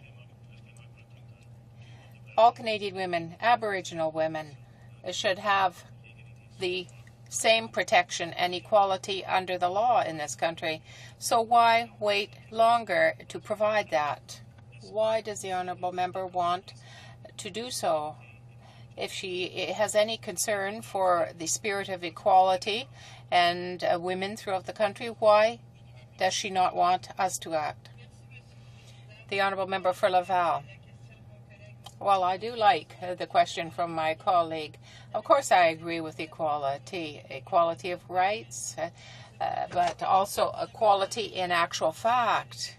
And we are not close to that second objective yet. The realities are very different. The reality that exists between Aboriginal communities and ours. There is the reality of Aboriginal centres, and the reality of other Aboriginal communities have to be taken into account. They want to have their process that will allow them to efficiently deal with the fallout from the divorce, from violence. But to have true equality, the government has to start by giving Aboriginal people the true recognition of their fundamental rights by signing the Declaration on Indigenous Peoples from the United Nations. Nos commentaires. The honourable member for Yukon. Thank you, Mr. Speaker. And one of the concerns that first of all, congratulate the member. Very passionate, eloquent speech, raising concerns. And one of my questions was, does she actually think the government is listening to those concerns and will deal with them? But second of all, there was she talked about for thousands of years First Nations have very ably governed themselves, and now we're trying to impose something on them. And because of that, one of the groups has suggested there's a concern that it may not be constitutional.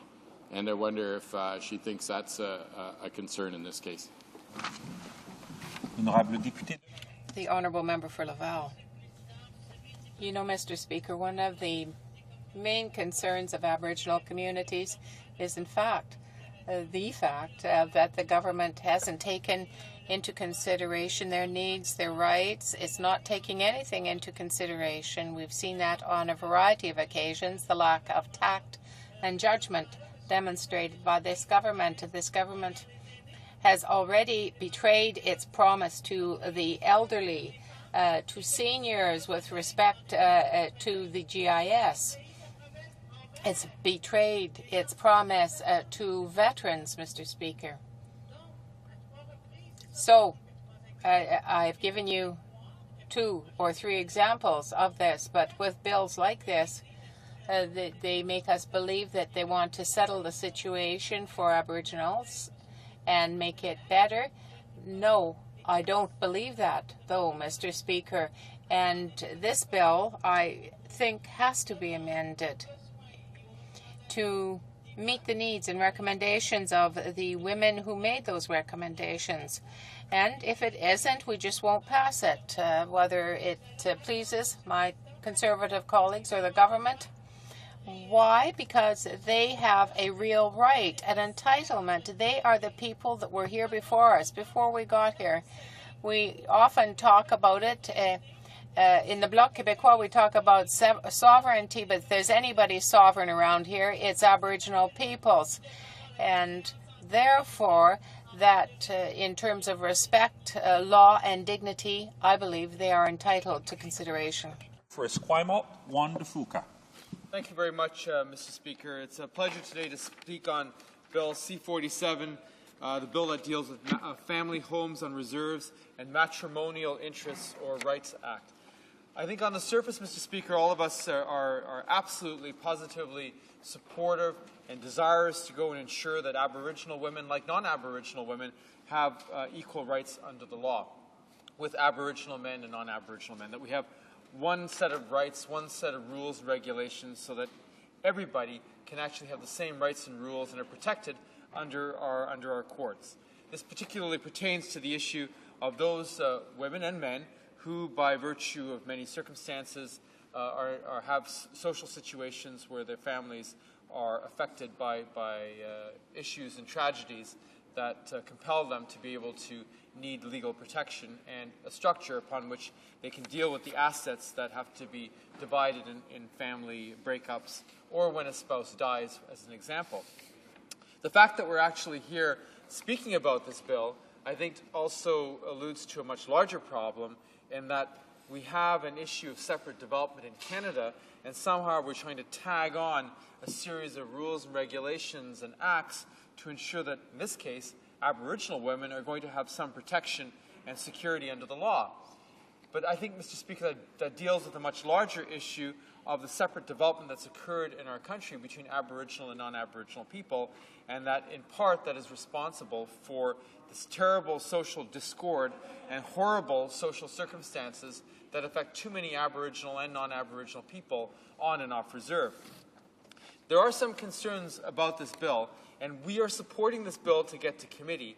And as the Liberal Party, we strongly will be calling upon witnesses and representatives of Aboriginal women in Canada to ensure that their voice is heard, because they have a lot of concerns about this. And I'll give you an example.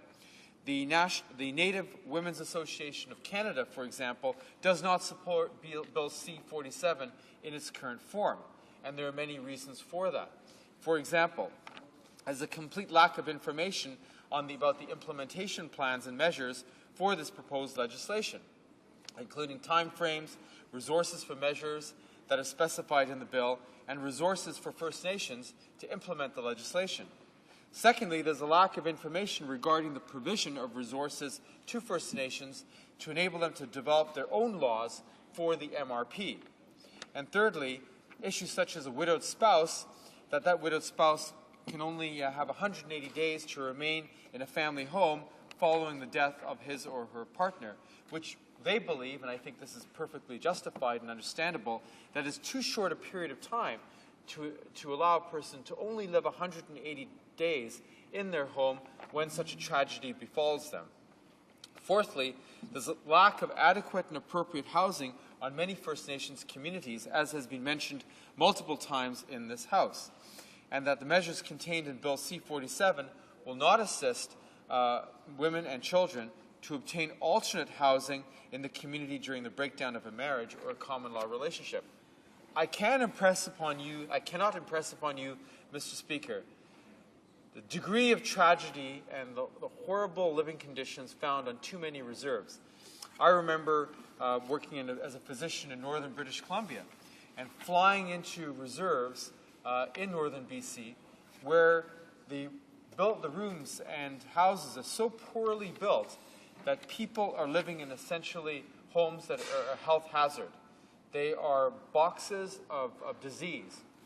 And to see this level of housing in Canada is absolutely appalling. So if there's a breakup in a relationship, particularly in smaller communities, where there's already an acute lack of housing, and the housing that is available is unsafe and is frankly toxic, where does the person go? Where does the spouse and the children go in that kind of an environment? There isn't any other housing locally. Do they go to an urban center? Do they go off reserve? The choices for them are actually quite bleak. And that's one of the central problems of this particular piece of legislation. So when we support this bill to go to committee, we would like to ensure that these issues are actually dealt with. And I can personally hope this galvanizes the government to deal with the horrible health and socioeconomic conditions on reserves, not only, which includes the issue of housing on reserves.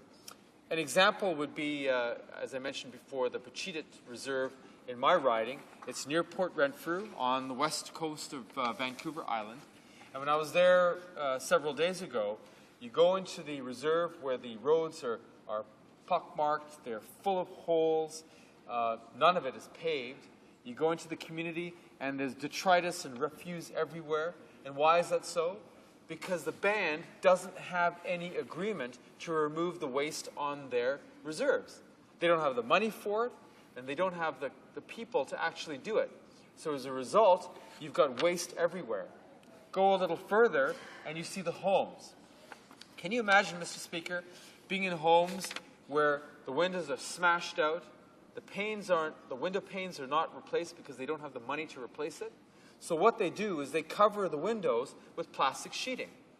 What is it like to be in a home in the dead of winter in Canada, in a house where the windows are smashed out and you're covering those window panes with plastic sheeting? What does that mean for the health of the people who live in it? What does it mean for the children who have to live under horrible conditions inside a home, huddled under blankets to try to keep warm in our country? Because the whole house has actually broken apart. Walk into the houses and you see that people are putting plywood over the actual flooring so people don't fall through the floorboards. That's the way many of these houses are made. Look into the corners and look around the windows, look in the walls, and you see mold that is toxic. The combination of buildings that are made improperly, in addition to the mold that is there that is toxic, structures that are unsafe to be in, children, men and women who live in these structures. Is that the Canada that we know, Mr. Speaker? But that's the Canada that we have, and that's the trauma that many Aboriginal people are living in right now. Those are the horrible third world conditions. I know the Minister has brought up some very important and legitimate concerns about the issue of housing in terms of the assurance that money is given to communities, houses are built, often improperly, and the money goes to waste in too many conditions, under too many cases. So why is that so? There's a central problem of capacity. The government has given reserves and Aboriginal leaders money. They've also given them responsibility to take care of various things, including some of the social services and housing and health care. But what if you didn't have the capacity to execute those particular those areas for your people? So what we've done is we've set many communities up for failure. It's all right not to have the capacity to be able to implement something, but it's very important that if you're going to give responsibility to implement and take responsibility for things such as health care and housing and social services, that it's very, very important that you ensure that the Aboriginal communities have the ability to build the capacity within their communities so they can actually take care of these areas. That's not happening. So as a result, what we're doing is we're setting these communities up for failure. That's absolutely immoral. They can never actually get out of this rut if they don't have the capacity to be able to implement and operationalize these things. I was very happy that the minister today spoke about the fact that he has asked Chief Clarence Louis, who's a success story with the Osoyoos Band, to teach other Aboriginal communities what they can do to build and ensure that they will have sustainable development in their communities. Because right now there's a huge chasm between often capabilities as well as resources, as well as the desire to be able to implement what they want. So the difference between desire and the plans that they want to implement and the capability and capacity that they have to implement those plans is actually quite broad and quite wide.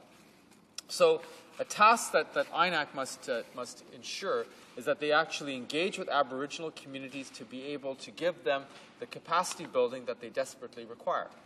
Another few examples are in Esquimalt. We have the Esquimalt Nation as well as the Beecher Bay Nation in Beecher Bay, in my riding. Both have fantastic leadership. Chief Russell Chips is a person who is the head of the Beecher Bay. They're trying very hard to be able to build up their community, but when they hit INAC, or the Department of Indian Affairs, they have a huge wall. And I know that the minister said today that he's going to try to streamline the process. He will find cross-party support on anything we can do to enable the Department of Indian Affairs to be able to be more efficient at dealing with, addressing, and working with Aboriginal communities to be able to ensure that they have the tools and the resources to do the job. $9.2 billion is spent through the Department of Indian Affairs every year. Tragically, only a trickle of that money gets to the people who need it the most. There's a claim that $1.5 billion is actually spent in administration. But I don't know, Mr. Speaker, how we can account for the fact that more than half of the per capita income for Aboriginal people in Canada is $13,500 a year. That means half the people earn more than that money, and half the people earn less than that money. How on earth can you survive in Canada on $13,500 a year? You can't. So we've created in many ways a case of institutional penury, a case of institutional poverty. And part of the reason are the institutional structures, as well-meaning as they have been, they are set up for failure. As one First Nations chief said, the reserve system was never meant to work. It was never meant to work. And that says a lot when it comes from a First Nations chief. It, I think, expresses the deep, deep frustration that Aboriginal leaders have across our country and Aboriginal people. I think the most heartbreaking thing to see is the lack of hope in many cases. And I know that there's been some extraordinary success stories. Aboriginal communities that are doing a wonderful job, being incredibly dynamic, and are working by their people, for their people, and are really showcases that ought to be held up for other communities across the country. But there are other communities, Mr. Speaker, that I think we need to really consider. There are areas of our country, small communities, in areas where there's no hope whatsoever of developing a sustainable environment. The people who live there must have the opportunities to be able to ensure that their children are educated, that they as adults will have the skill set where they can go wherever they want to for periods of time to be able to have a job, to generate the funds that they require. You can't have a 21st century economy and want to be part of a 21st century economy with a skill set that doesn't match. You can't do that if 3/4 of your children are not going to graduate from high school. One of the great challenges is that, I've seen this in too many cases, the children have to travel vast distances, sometimes 3 hours a day to be able to get to school. How can a child participate in the extracurricular activities and be able to do their homework when they get home and be able to study if they're traveling 3 hours a day? That's happening, for example, again with the children at the Pachitut Reserve. They have to travel 3 hours a day to get to school. It's no wonder that the children there have a dropout rate that is astronomical. You or I, if we were in the same conditions, the same thing would happen. We wouldn't be able to sustain the endurance to be able to travel 3 hours a day back and forth to school and be able to think when we came home. The other issue is an issue of nutrition. As a physician, too often I've seen the fact in remoter communities, the ability to access nutritional food is actually limited. The costs are prohibitive. And again, I go back to the fact that half of First Nations peoples in Canada earn less than $13,500 a year. So how can you afford the vegetables, the fruit, and the meat that you require to be able to have a balanced diet? And as a result of that, we see the malnutrition and terrible health conditions on some of the remoter communities. One of the last issues I want to deal with is the issue of fetal alcohol syndrome and fetal alcohol effects. This is of epidemic proportions amongst Aboriginal people on and off reserve. It is the leading cause of preventable brain damage in Canada from birth, and it is something that is received short shrift. Did you know, Mr. Speaker, that more than half of people in jail have fetal alcohol syndrome or fetal alcohol effects? More than half. The average IQ is 70. And the tragedy of it is this is an entirely preventable problem. Fetal alcohol syndrome, fetal alcohol effects is, as I said, the leading preventable cause of brain damage at birth. What's needed is more than just posters on clinics.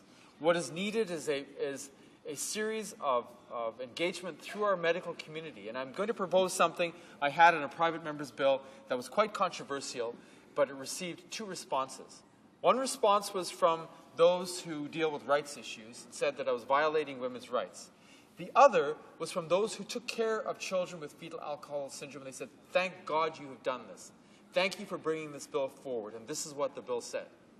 The bill said that if a woman is pregnant and she's chosen to take her fetus to term, and she is willingly and knowingly taking substances that are injurious to that fetus, and she has refused all help, that 2 physicians can actually put that woman against her will in a medical facility for treatment. I know it's harsh, but the alternative, and having dealt with this clinically, having told 15-year-olds have told me to take a hike, when I begged and pleaded with them to get the treatment that I was offering while they were pregnant, and who have told me that well, when I said to the patient, she's 15 years old, I said, well, what will you do if your baby has fetal alcohol syndrome? And her response was, well, if it's cute, I'll keep it, and if it's not, I'll give it up. That's the reality. That happens. That's the harsh situation on the ground. And while nobody wants to trample anybody's rights, it's fundamentally important, I would suggest to you, Mr. Speaker, that we have to take a pragmatic approach to this. We have the same parallel for adults. A physician, 2 physicians, can actually put somebody in treatment in a hospital against their will, and if they are a danger to themselves, or they are a danger to other people, or they are unable to take care of themselves. If a person meets those criteria, physicians in Canada can sign a legal form and put that person in a treatment facility against their wishes. Why don't we apply the same thing for a pregnant woman who deserves all of the sympathy and compassion that we deserve. But the hard, cold fact of the matter is that child does not deserve to be born with an IQ of 70 if that little baby boy or little baby girl can have a chance at having a normal IQ. Life is tough enough as it stands to have a normal IQ and be able to navigate the shoals of life as they come towards us. Isn't it cruel to saddle that individual with irreversible brain damage that never had to occur? By saddling that person with that brain damage, you're committing them to a life that can truly be horrific. So I submit to you, Mr. Speaker, that is something that I know it's controversial, I know it's difficult, but it may be something that the government may want to propose in this House, and let's have that debate out. Let us bring fetal alcohol syndrome to the forefront. Let us try to find the best minds in our country and the best ideas internationally to be able to apply to this hidden crisis. Fetal alcohol syndrome is something that affects so many people, but is largely unknown because somebody with fetal alcohol syndrome or fetal alcohol effects is not somebody that is immediately evident to anybody else. They don't come with a stamp on their forehead saying, I have FAS or FAE. The signs are often subtle, often they're clinically difficult to pick up. But the impact upon the life of that person is so profound, so significant, and has so many negative implications that I cannot overstate the matter. As I said, all you need to do is go into jail to see the number and speak to psychologists. I used to be a correctional officer years ago to see the number of people in jail, incarcerated, who have this. And the proof of the pudding is in part this. If you're an Aboriginal male, your chances of being incarcerated are 11 times that of a non-Aboriginal male. Here's another shocker. If you're an Aboriginal female, your chances of being in jail are a staggering 250 times greater than that of a non-Aboriginal woman. Can you imagine that? That is a social catastrophe. And I think that the government would find a willingness on all parts of this House to work with the best minds that we can have, to work with Aboriginal communities, to work with Aboriginal leaders, to work with those in First Nations communities who know and have solutions that will enable us to address these pressing social problems. I would just plead, Mr. Speaker, through you to the government to do that as soon as possible. The honourable member, but I had given him signals as to how the clock was going. Now we'll have questions and comments, and I recognize the honourable member for Victoria. I'm sure she has a good question.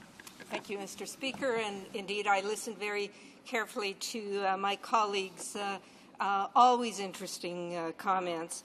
And a few weeks ago I met with about 25 First Nations students who were doing their post-secondary studies. And I talked to them about some of the issues that they had faced in getting there.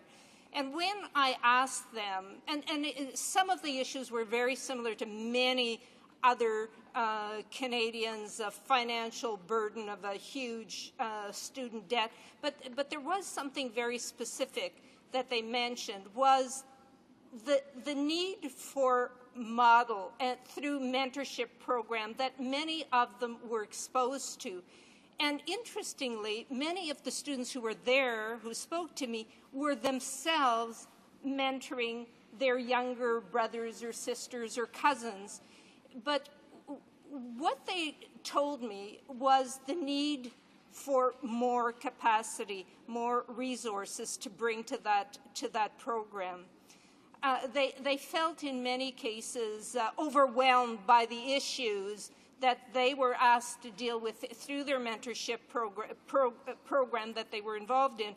So one of the recommendations that the Human Resources Committee made through the employability study that we were conducting over the past couple of years was to build that capacity through mentorship programs. And I'm wondering if the honourable member would comment on how that kind of mentorship could be expanded with the understanding that he brings to these issues. And How can it be expanded? How can it be improved? And how can we support those young people who are themselves now in a position to provide mentorship to their brothers and sisters?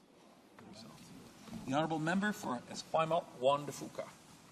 I thank, Mr. Speaker, my colleague from Victoria. I know she's has a lot of interest and knowledge in social issues and works very hard on these issues back home as well as across the country. I think that her comments are well taken because, as I mentioned earlier, the Native Women's Association of Canada expressed the very concern that the member from Victoria is expressing, and that is that there aren't enough resources at a grassroots level to do these incredible initiatives that are coming up by Aboriginal people for Aboriginal people. And what INAC has to do is be able to facilitate the resources to get on the ground to support those grassroots NGOs and grassroots initiatives that are able to accomplish just that. I know the minister earlier in the day on questions and answers in a previous bill dealing with First Nations issues said that he was on the economic side trying to do that with respect to economic development. And maybe what we have to do is be able to identify some best practices across the country from Aboriginal communities and share those best practices across the land so that a mentoring program that is working well in British Columbia can be shared with a mentoring program for communities in Ontario and Newfoundland and other parts of our country. It is critically important that that happens, and I think I've always been a fan, frankly, of where, in this case, First Nations community groups that are doing some extraordinary work, that those jewels, those areas of success should be shared, and those people who are doing it should have the resources to go across the country and share their expertise with other communities. And I think that would be something that the Minister and the Department of Indian Affairs should champion forthwith. Has to be. Questions and comments? The honourable member for Davenport. Well, thank you, Mr. Speaker. And I want to thank my honourable colleague for his fine remarks on both on Bill C-47, but also, I think, outlining for this House the realities faced by many Native peoples across this country. Now, Mr. Speaker, the bill is entitled, and I have to read it because it's so long, it's called the Act Respecting Family Homes Situated on First Nations Reserves and Matrimonial Interest or Rights in or to Structure the Land Situated on those reserves.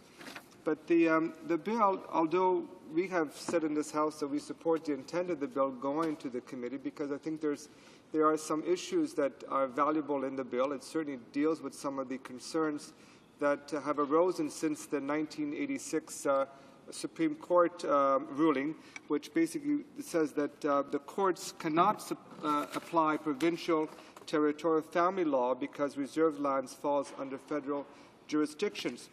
But at the same time, even though we support the intent and we understand that there are incredible matters of human rights and women's and children's rights living on reserves that need to be addressed, I take note, and I think my honourable colleague has already stated that he takes note as well, of the Native Women's Association of Canada, which on their March 4th, 2008 press release stated that there's nothing in the legislation that addresses the systematic issues of violence many women face that lead to the dissolution of marriage, nor is there any money available for implementation. In the end, we end up with a more worthless piece of paper. That was by Bev Jacobs, president of the Native Women's Association of Canada. And she criticized this legislation because it fails to address some of these issues. Now, like I said, Mr. Speaker, I support the intent of the legislation. I think there's some value to us studying the legislation, but it is somehow inadequate in addressing all those realities and all those issues. So maybe my honourable colleague and the member could answer some of those questions that they have raised. The honourable member for Esquimalt, Juan de Fuca. Thank you, Mr. Speaker, and I thank my colleague from Davenport. I know he's been an ardent worker on an array of social issues in his riding of Davenport as well as across the country. The cruel aspect of this bill, Mr. Speaker, and something that absolutely has to be addressed in committee, is what do we do with the acute housing shortage that exists? Because in the case of the matrimonial, if the house breaks up, the family breaks up, the woman and the children have to go somewhere. The question is, where is that?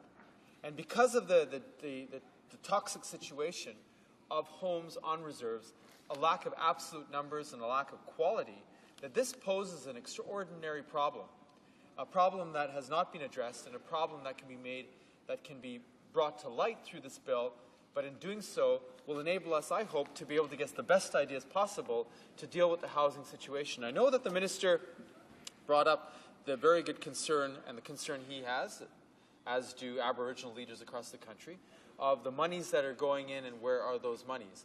There is also, though, frankly, an absolute lack of the absolute amount of resources that are going in for housing, and also where housing is put together, the quality is not often built as it should be. So there are some unscrupulous individuals that are building substandard housing in Canada that frankly should be put through the court system and tried for fraud, because what they're doing is ripping off Aboriginal communities, frankly taking away money from those people who can least afford it, leaving them with horrific situations and horrific financial conditions that they cannot get out from under. The third thing is where housing is being built, what should be mandatory is for a provision for capacity building within First Nations communities, so that if you are a contractor doing work in the community, that there is an obligation on your part to be able to build capacity within and amongst the Aboriginal members in that community. And I think that would go a long way to trying to address some of the conditions we see and building up the long-term capacity that is desperately needed in First Nations communities. The Honourable the Parliamentary Secretary, the Minister of Indian Affairs and Northern Development, is being recognized for a short question. Thank you, Mr. Speaker. I'll try to be as short as possible. Mr. Speaker, I did hear the member opposite make a number of interventions on Aboriginal issues. He did speak to the bill as well, but he raised a number of other issues which I agree, of course, do exist within our country throughout First Nations communities. However, it seemed that he was also latching on to an argument that has been posed by other members, that in light of the fact that there are these other issues that do exist, that perhaps that should be used as an argument against supporting this bill. And so I would like to ask him the question if he's using that flawed logic as well. The Honourable Member for Esquimalt-Juan-de-Fuca. As they say, Mr. Speaker, carpe diem, seize the day. This is an opportunity for us to, frankly, to use this bill to seize the day to deal with issues such as Aboriginal housing, to deal with Aboriginal health, to deal with access to education, to deal with governance structures, to deal with environmental conditions on and off reserve. And I say off reserve too because we know that the large number of Aboriginal people living off reserve are excluded, and frankly they only receive about 3.5% of the monies through the Department of Indian Affairs. They are left bereft, but their needs are as great as those living on reserve. And as I said, Mr. Speaker, this is an opportunity for the government to seize the day, take initiatives, tap into the finest ideas of our land, and deal with these issues now. And it's now the time for the Honourable Member for Scarborough Rouge River, and he has the floor. Thank you very much, Mr. Speaker. I'm delighted to follow the member, my colleague from Esquimalt-Juan-de-Fuca. And he's used the phrase carpe diem, and I wanted to use the phrase fidelitas in arduis, which is Latin for strength and determination in adversity. And my friend from Esquimalt-Juan-de-Fuca will be the only person in the House who knows what I'm talking about. And that is actually the motto of our high school. And we attended, he and I, this past weekend, the 50th anniversary dinner for that high school, Neil McNeill High School in Toronto. Anyway, this is not the subject of my intervention. I just wanted to mention that. We're dealing with a statute here, Mr. Speaker, which is going to make a major change in the legislative foundation law that governs our First Nations. And looking back in history, while one can see the reason here why the House and the government are dealing with this legislation, one also has to acknowledge that we would rather, as a Parliament, not have to. We would rather not have to legislate for our First Nations. The best of all possible worlds would be that our First Nations would themselves be in a position continually to deal with the personal law matters of their members on their reserves. And throughout the wide breadth of the country, that is in fact the case, that the tribal councils on all of the reserves handle pretty well most of the daily needs legally of the reserve, albeit under the infrastructure of the very old, century-old Indian Act, which they complain, and which most members of Parliament will agree, is a bit too old and decrepit as a statute to govern the modern circumstance. And so there were, I recall, approximately 9 years ago, 3 or 4 separate major pieces of legislation proposed to the House. They were very controversial, and while some of the First Nations across the country supported those bills, many did not, and many also regarded those statutory proposals as unwarranted interventions by Parliament in the First Nations sphere of activity. The problem that Parliament has and government has is that the government has a constitutional obligation to manage or oversee the what is called Indian affairs. It also has the contractual obligations of treaties, and it has ongoing societal development issues on the reserves and involving our First Nations. And it's very, very difficult to do that under the auspices of a statute that's 100 years old. And it needs to be modernized. So I suppose if we all agreed on that, Mr. Speaker, we would then move into the phase of developing modern laws for our First Nations, ones that they wanted to have. The difficulty is that there is not one First Nation. Our First Nations are as diverse, I suppose, as the rest of the world is. Each reserve, each tribe, each grouping has local traditions and languages, and so it is very difficult for one Parliament or one legislature to somehow embrace the whole scope of First Nations activity and social development and come up with one set of laws that will govern.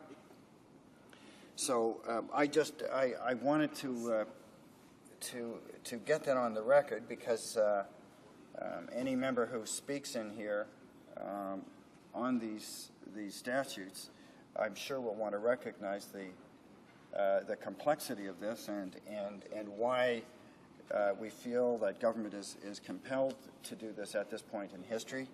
And we want to try and do it as best we can, but realizing that at the end of the day, we expect and want our First Nations to step up to the plate wherever they can and manage these issues. Now, the statute under consideration here deals with matrimonial, the field of matrimonial breakup, matrimonial property, domestic breakup, domestic property, and also what happens in an estate at the time of death. Now, up to now, we have on each of the reserves or on each First Nation, they may have their own way of handling these things. And then for those that don't or don't do it effectively, then we have the federal bureaucracy, the administration, the Department of Indian Affairs and Northern Development. And most of the people working there, a lot of them now are First Nations peoples, but over history, most of them were not. And so you had this very unsatisfactory circumstance of an administration attempting to administer laws and impose rules and regulate affairs on our reserves when they might have been hundreds and thousands of miles apart and divided by culture and divided by language, and very, very unsatisfactory as a circumstance. So as I say now, as this particular statute realizes that there is a very significant need among our First Nations to have some clarity, to fill voids in the law. Most Canadians know they have access to laws that govern the breakup of a marriage, that govern the estate at the time of a death. But this is not the case with every First Nation, because those provincial laws don't govern the First Nations. I suppose individuals on a reserve can voluntarily subscribe to those laws if they wish to enter into settlements using those laws. But those laws do not bind our First Nations. The deal that the white man cut with our First Nations over centuries ago and in treaties was that Aboriginals and our First Nations were to manage those things themselves. And so here we are. We're finding that with our Charter of Rights and Freedoms that is there for all Canadians, and the legal infrastructure that's out there in our society, in some case, is not accessible by families and persons and children on reserves.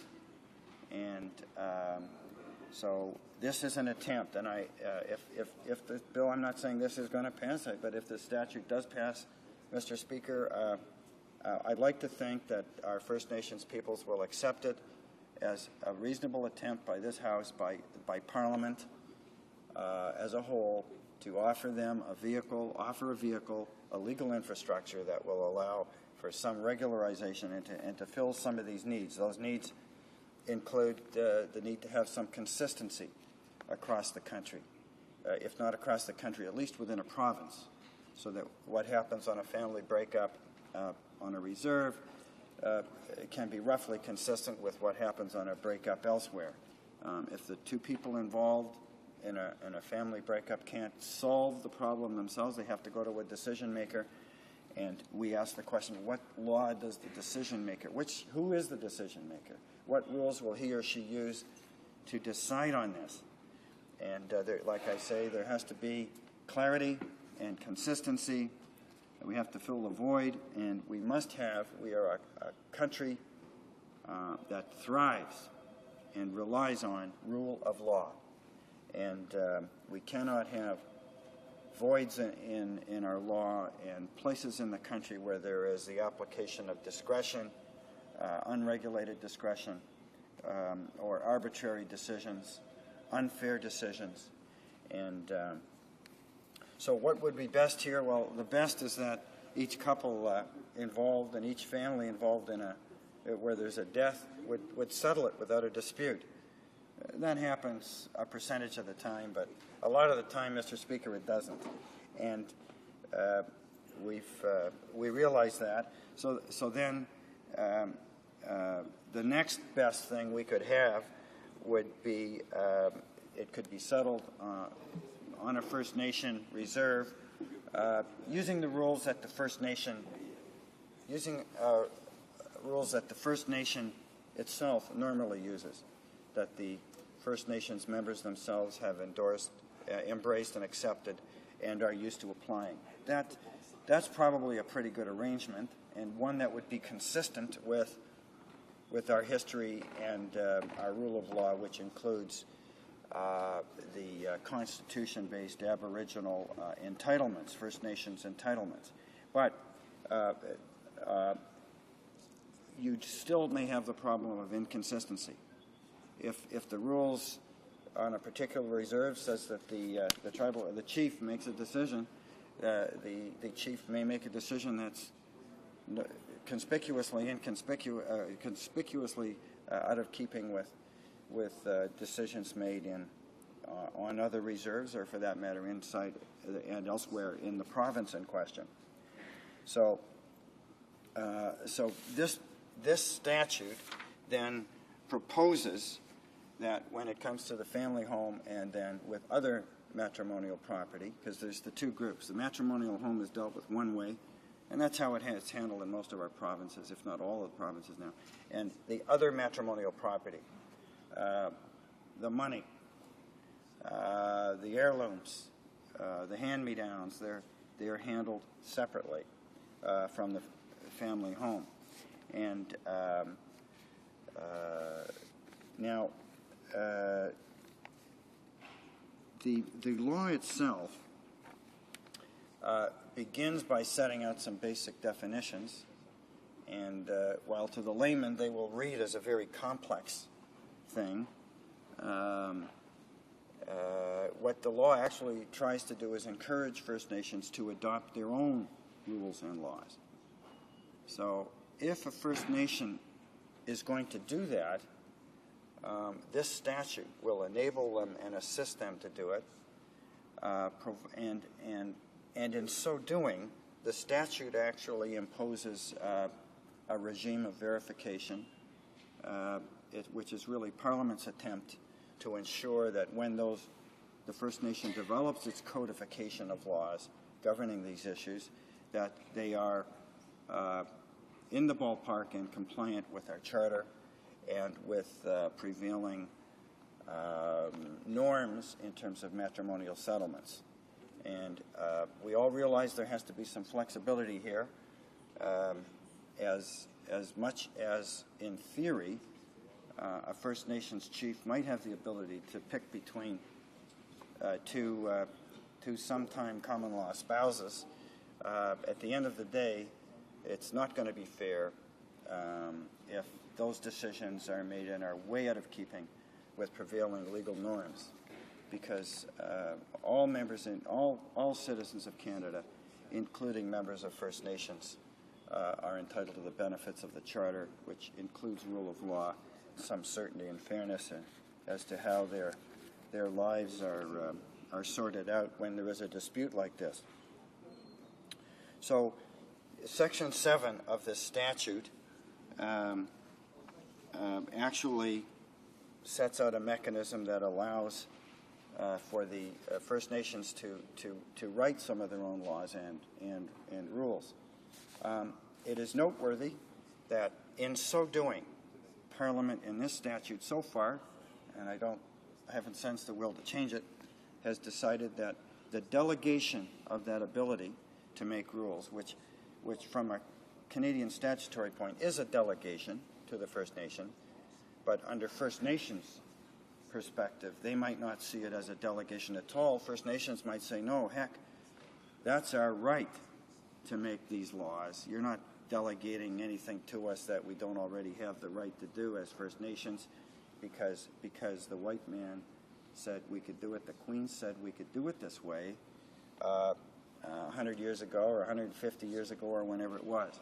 So in the statutes, it's described as a kind of a delegation of law-making authority. But the statute also says that this delegation of lawmaking authority is not a statutory instrument. It's not a statutory instrument that would fall under the normal delegation of rulemaking powers that we often use around here. If Parliament delegates the authority to a minister to make regulations, those regulations are scrutinized by Parliament and our courts of law. In this particular, in this statute, when we delegate our way to the First Nations, those are not statutory instruments, and they will not be scrutinized or treated as statutory instruments. And I think, well, my own tendency as a legislator is to say, no, we better not delegate anything without the ability to scrutinize and check it. At the end of the day, out of respect for our First Nations, we do this.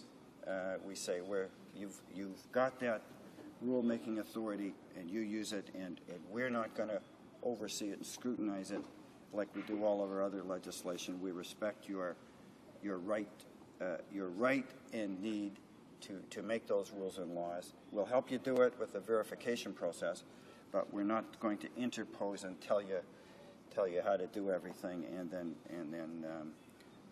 scrutinize the way we do our other laws. Now, I want to make a side. It's not a sidebar reference, but it's a reference to an existing problem included in this. Most of you will not be aware that there have been 2 reports introduced into this House from the Standing Joint Committee for Scrutiny of Regulations that reported to the House serious problems with the Indian estates regulations. As I pointed out, this bill covers the breakdown of a marriage and death. What happens to the property? Well, prior to this, under the Indian Act, the government had already encountered problems in dealing with matrimonial property and property, just general property, on the death of a First Nations member. In most cases, it was pretty clear, and the members of the First Nation knew exactly what was to happen when the individual passed away. But in the modern world, with all the changes going on, things began to go a bit askew. And in some cases, I'll just give an example where an individual, he would be a male, he would get married. And maybe the marriage would last for a couple of years, and then he would take a common law wife after that. And perhaps he and the common law spouse would live together for 20 years. And that old marriage was just way in the past, but still in existence. And so let's say the individual were to pass away. Who, in law, I asked the question, who in law would the spouse be who would be entitled to take the property of the deceased male? And it can work the other way too. The male-female, just switch them around. But it was very unclear if the local chief or tribal council didn't have that stuff organized. It was really, really complicated as to who was going to get this stuff. So under the Indian Act, where there was some power to do this, the government decided to adopt regulations. The regulations permitted the minister to make the decision about which spouse and which set of kids inherited the property of the deceased First Nations member. And to be honest, that actually worked wherever there was a big problem. It seemed to work, except for one thing. The government actually never had the power in law to make those regulations. So those regulations have been impugned, and while we haven't struck them down, there are a whole bunch of decisions out there of ministers deciding to entitle Group A and not Group B, when Group B may have actually had the legal entitlement. So there are a whole bunch of unresolved things out there, and I give credit to the Aboriginal community and the people involved in those matters for acceding to the purported use of power by the Indian Act administration. This act, unfortunately, does not resolve those. We asked the government to include in this bill a provision that would settle and say that all those old decisions are legal and binding. The government did not take that advice. That provision is not included in here, so there are still some issues outstanding in theory. So having put that on the record, I'll stop there. Thank you, Mr. Speaker. Questions and comments? Questions et commentaires? Before that, the Honourable Parliamentary Secretary to the Minister of Defence is rising on a point of order. Mr. Speaker, there have been consultations, and I think you will find, if you seek it, unanimous consent for the following motion, that notwithstanding any standing order or usual practices of the House during the debate tonight on the motion to concur in the 7th report of the Standing Committee on Canadian Heritage, no quorum calls, dilatory motions, or requests for unanimous consent shall be received by the Chair. At the end of the debate, the motion be deemed adopted on division. Does the Honourable Member have the unanimous consent of the House to propose the motion? Agreed. The House has heard the terms of the motion. Is it the pleasure of the House to adopt the motion? Agreed and so ordered. Questions and comments? The Honourable Member for Etobicoke North.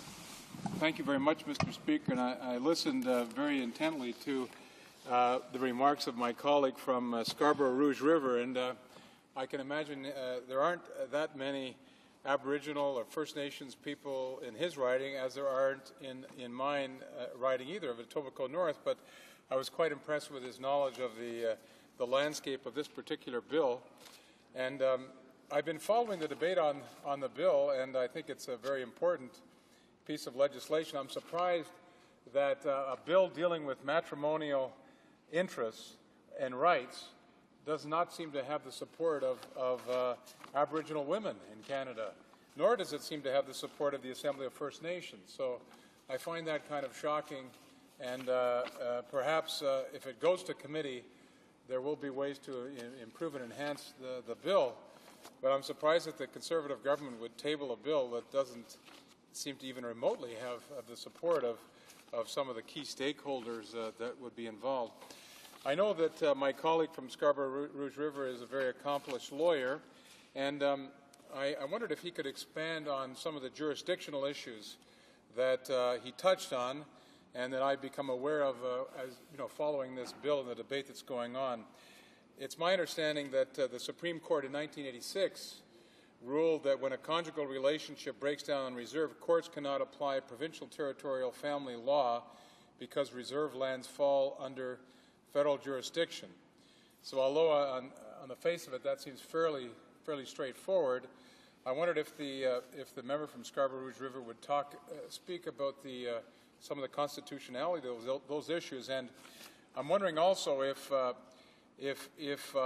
these provisions, which I gather, if this legislation would come into force, it would be an interim measure, and it would be a bridging measure that would suffice until the various First Nations communities brought in their own laws, and of course we've been moving towards self-governance amongst the Aboriginal people of Canada. So I'm wondering if currently, how are these problems resolved in the absence of this legislative framework, and how does he see it moving in transition from this legislation to a world where there's more self-governance within the Aboriginal communities? The Honourable Member for Scarborough Rouge River. Thank you, Mr. Speaker. Well, thank the member for his question. My feeling is that while you might look upon this statute as a bridge, allowing time for Aboriginal communities or First Nations to actually enact the rules they want in the various First Nations communities, it's probably a fact that they're not all going to get around to it over time. And in the absence of really clear enforceable rules among the First Nations, we've got this problem of lack of clarity and inconsistency, and you got charter problems. So I like what the bill offers in terms of saying to First Nations, here, take this and run with it, and we'll help you do it. But for those that never get around to it, the provisions in this bill will govern. I can understand why Aboriginal women's groups might be cautious about this, and in a sense I'm guessing. I haven't met with any in the last little while, but if you're an Aboriginal female and you're on reserve and you take a look at the tribal council, you look at all the guys running the show, you might say, well, I'm not comfortable having these guys make a bunch of rules up. I would rather, a lot of the women might prefer the legislative template and infrastructure that exists in the provinces. But they don't have access to those. And also the provincial legislation, the federal legislation, is not in any way nuanced to deal with the circumstances of the First Nations female. They have their own history, their own culture, and this law has been developed using current existing legislative norms and matrimonial law norms from across the country. And those women may say, that's great for you guys in urban Canada, but we have our own thing, and this bill doesn't hit the nail on the head, and we need more time or something. So I have respect for that. On the constitutional side, Mr. Speaker, we're making the best of a very, very complex basket weave situation here where the provinces just don't, because of our constitutional history, have any jurisdiction involving these matters on reserves. It might be a lot simpler if they did, but then you've got to get, if that were to be the case, you'd have to have the First Nations on the reserve fully plugged into a legislature with an accountable legislature electing people to the legislature, and we just haven't developed that yet. And I'm not sure what the First Nations want in that regard, but I'm sure not going to propose something that they don't want. What they've got now is what they've got, and I would like to have us in Parliament work with them, help them develop what they want. But in the interim, we've got this one-size-fits-all with an opt-out for First Nations that want to customize their own laws in this regard. Questions and comments? Questions et commentaires. The honourable member for Windsor-Tecumseh. Thank you, Mr. Speaker. To my colleague, one of the major criticisms that the First Nations have, and the women's groups in particular, has been that there is no provision in this legislation for funding for the transition that's going to be required. And I wonder if my colleague could comment on that and whether his party would be prepared to support opposing this bill until we see that kind of a relationship established. I think it's 2 hours. The honourable member for Scarborough. Well, that's really a cogent question, and I can't speak for my party here, but most people could endorse most of us could endorse a concept of federal assisting with funding to assist the First Nations to develop. But I don't think we'd put an actual amount in the bill, and if you don't put an actual amount in the bill, then you've got the question, well, how much? And then it's sort of left with the government.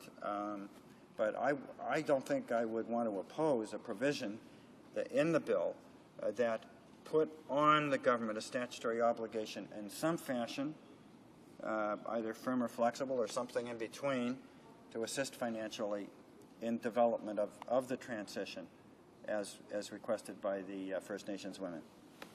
Questions and comments? Questions and commentaires. The honourable member for Yukon. Thank you, Mr. Speaker. And I think the next speaker might be interested in the answer to this too. I'd just like to ask the member if he thinks the government supports this bill. As this afternoon, we've had a whole day of debate, and they haven't had a speaker on the bill. The minister, of course, supports it. It's his bill. He introduced it. But then every problem's raised a number of issues, and the normal procedure would be that the government would say, yes, but here's the answer to those issues. Yes, we still support the bill. But we have no indication of that at this moment. And I'd just like the member to comment on that, on the policy-making process. The honourable member for Scarborough Rouge River. Well, the member has spotted what might be interpreted as an apparent lack of interest on the part of the government in passing this bill, but there was a time when I think he and I sat on that side of the House, on the government side, and there are occasions when the government believes the bill is perfect in every way and doesn't believe it's necessary to put up speakers and delay the passage of the bill.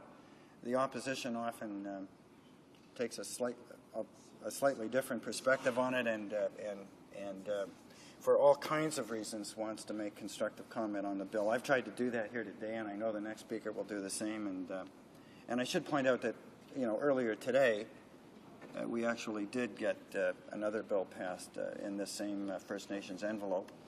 So the government's probably feeling fairly good about that. Thank you, Mr. Speaker. It being 5:30 p.m., the House will now proceed to the consideration of private members' business as listed on today's order paper. Private members' business. Resuming debate at second reading of Bill C-482, standing in the name of Ms. Picard, an act to amend the Official Languages Act, Charter of the French Language. Resuming debate, the Honourable Member for Charlebourg, Haute-Saint-Charles. Thank you, Mr. Speaker. Several members of our government have had the opportunity to express their opposition to Bill C-48. There is one conclusion that must be found. It is that this is a bill that does not stand alone.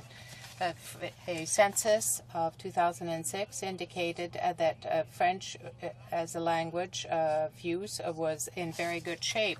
And Quebec workers have been using French most often as their language of work in 94.2%. The figures speak for themselves, so it's very difficult to say that the use of English is a threat in Quebec. The statement is not based on fact. For most Quebec workers, it is 94.4% of the workers who use French.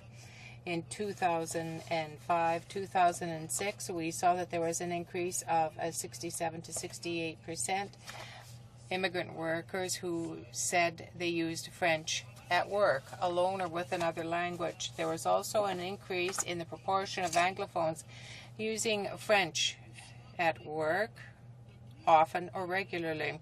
I would also point out that 67% of Quebec Anglophones are now bilingual. 10 years ago, it was only 63%. And therefore, we really do not see the relevancy of Bill C-482. When we look at the data in the 1996 census, in terms of the language use at home, we saw that this reflected trends in the society which do not threaten French. It is true that many immigrants keep their language of birth at home and transmit it to their children. Nonetheless, a majority of these people work in French, and they use French in public. What's more, their children go to school in French, which provides for a natural language transfer. In January and February last, we looked at the hiring of unilingual persons in Quebec. All those who know statistics well will have understood that it was an exercise that really wasn't very well founded, and which was only intended to perhaps reflect the dynamics of the language at work. Every day, if you take a look at Montreal, workers from the south and north of Montreal, mostly Francophones, cross the bridges to work on the island. Of that number, 9 out of 10 use French as language of work, 6% regularly, 96% regularly. So there's no fear for the use of French in these conditions. The use of French has remained stable. Looking across Canada with respect to immigration, you see the same phenomenon of diversification and a drop in the proportion of those using English as a mother tongue, in view of the fact that this is an important language in the world. This is not necessarily a result of immigration. The second good reason to oppose this bill is that it affects a profoundly Canadian value, the legal status of French and English, and the commitment of the government, the federal government, to protect the Francophone and Anglophone minorities in Canada. We can never insist overmuch on the principle of the equality of the two languages. With this bill, the Bloc, once again, is implying that the federal government constitutes a threat for the French fact in Canada, but that's very far from the truth. The Bloc is imposing its backwards-looking vision, where a change represents a threat for the other. If you take, thanks to the Official Languages Act, French is protected not only for Francophones who are in a minority situation, but for all Canadians. Therefore, we have a record number of Canadians who are able to express themselves in both official languages. The government has supported French throughout Canada, and there are many Francophone communities living in a minority situation. More than 1 million Francophones in our own country. This reality opens the door to international French as a French fact. This is the 400th anniversary of the founding of the city of Quebec, and there will be celebrations. And the next summit of the Francophonie will be held in Quebec City in October, from the 17th to the 28th. Francophone governments are looking towards Canada to hold discussions. Canada represents a beacon of support for the dissemination of the French language. The Government of Canada is very proud to be a partner in these celebrations, which is an important chapter in our history. It is the 400th anniversary of the founding of Quebec City, and it will be something that all Canadians will remember. It's a great opportunity to celebrate the presence of French speakers and the reality of the French fact. The two official languages of Canada are international languages. They have international status. French is being used. This is the second-ranked country where French is being used. English is found in all continents, and it has an official status in 29 states. The Prime Minister has often said, and I repeat without hesitation, we share a long-term vision of a Canada where linguistic duality for individuals and institutions throughout the country is a reality. The future is linked to the learning of a second language and the globalization of our economy and an opening onto the world. It allows us to understand cultures and appreciate them. The linguistic regime in Canada over the past decades has found its sources and principles in the Constitution. Our values are shared, and we will see that coming generations will have the opportunity of benefiting from this fundamental characteristic that bilingualism is in Canada. It is extremely important on the international scene, and it will be a benefit for us in the future in all areas that will allow us to benefit here in the country, throughout the country, and elsewhere. I take this opportunity to say that Canada has become a leader in the area of translation and related professions. We provide linguistic duality.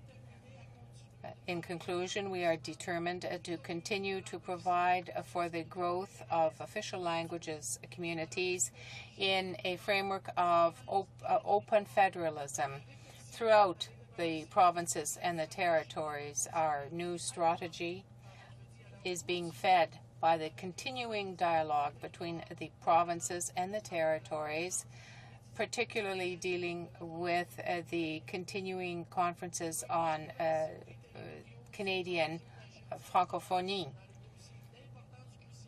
This is crucially important for official languages communities throughout the country.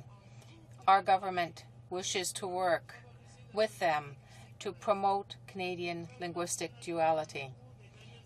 Over the past years, there have been many policies developed on official languages, and our government is actively working on an action plan to take into account the social and demographic change in Canada. We wish to offer Canadians the best adapted support to meet their needs. We want to conserve their linguistic heritage, their cultural heritage, and we want to see that they draw full benefit from it in coming generations. Our government will continue to build on existing realities so that all Canadians can benefit from what this country offers. That is the presence of two official languages, a cultural wealth that is unequaled in North America. Resuming debate, the Honourable Member for Madawaska-Restigouche. Thank you very much, Mr. Speaker. I'm very happy to rise to speak today to this bill, Bill C-482, an act to amend the Official Languages Act, Charter of the French Language, and to make consequential amendments to other acts. Mr. Speaker, if we look at the whole issue of official languages, there's one thing we have to keep in mind, very important factor, and that is ensuring that language minority communities can improve, that their language improve, that this act can improve the fate of Francophones outside Quebec and Anglophones in Quebec. But in order to be able to progress and not step back, we have to defend the Act. If we want to be able to defend the Act, we have to ensure that when people make proposals to amend certain acts, we have to make sure they don't go against what previous generations have done over the years to ensure that the fate of their communities be a good one. When we look at improving what happens to official language minority communities, you have to be a great defender. The Liberal Party of Canada has always been a great defender of official languages in this country. We made sure we had many causes advance. We also made sure that programs existed so communities could defend their rights before the courts. But when you look at a bill like 482, one can ask some serious questions here. And these questions arise because here we have a bill which tries to defend part of the official language issue and have a transfer here. Often you see these bills where you take part of something but not all of it, and the overall situation is important here. You can't have a bill or amend a bill which is under federal jurisdiction that exists to respect communities, that exists to make sure that even though communities may be a minority in a given region or province or territory, and do not diminish their services, their quality of life, their respect for their rights. Respect for their rights also means employment. It means the working language. Of course, at one point, if you try to generalize and say it will be done only in one direction, well, obviously, there are people who will suffer. And they will suffer because they will not be respected. And that's one of the reasons why, in this country, we have the whole issue of the Charter of Rights in order to have communities respected, including official language minority communities. It's also a matter of the Constitution, Mr. Speaker. The Official Languages Act guarantees that Canadians can receive services in the language of their choice, be it French or English. And we know that some citizens want services in both languages because many communities are bilingual. So we have to be in a position to offer those services too. But imagine that at one point, if you look at all federal institutions or companies under the Canada Labour Code are told, well, now you don't have the right to serve people or work in your language. This is a question of respect. It doesn't necessarily mean that the working language must be only English unilingually. It doesn't mean either that it should be unilingual French. One has to have struck a balance, and the balance here, I can't see how. Let me give you an example in my riding where I have Francophones, mainly in Madawaska, and more Anglophones in Restigouche, and say all of a sudden that Francophones are not allowed to speak French at work. They have to do so in English in New Brunswick because it's the language of the majority, or vice versa. So imagine if that ever happened. It is the right of Francophones, as it is the right of Anglophones, that would be disregarded in such a case. When you talk about official languages, you can't just throw any kind of bill up in the air and say, well, that part suits us, we will take it under our wing and ensure that that portion of it is protected and progresses for our cause. And the cause is not just a matter of separatism versus federalism. It's a reality that throughout the country, regardless of where people are, they have a right to be served in their language. But they also have a right to some respect in terms of their work. As I mentioned earlier, you must never forget that there are other communities throughout the country. There are Francophone communities outside Quebec where people want to be able to work in their language, but they're also aware that they're not the majority, so at that point they know that they'll have to work in English in some cases. But trying to tell a minority population, we're going to remove some of your rights because we believe that the language of work must be limited to a single language, and your rights are set aside because we don't feel it's important, perhaps. Because you have to be careful. When you start to talk about language matters, this is a debate, right? Very often it affects people directly. It comes from your gut in many cases. But your gut tell you something because people remember the battles they had to wage to have their rights respected.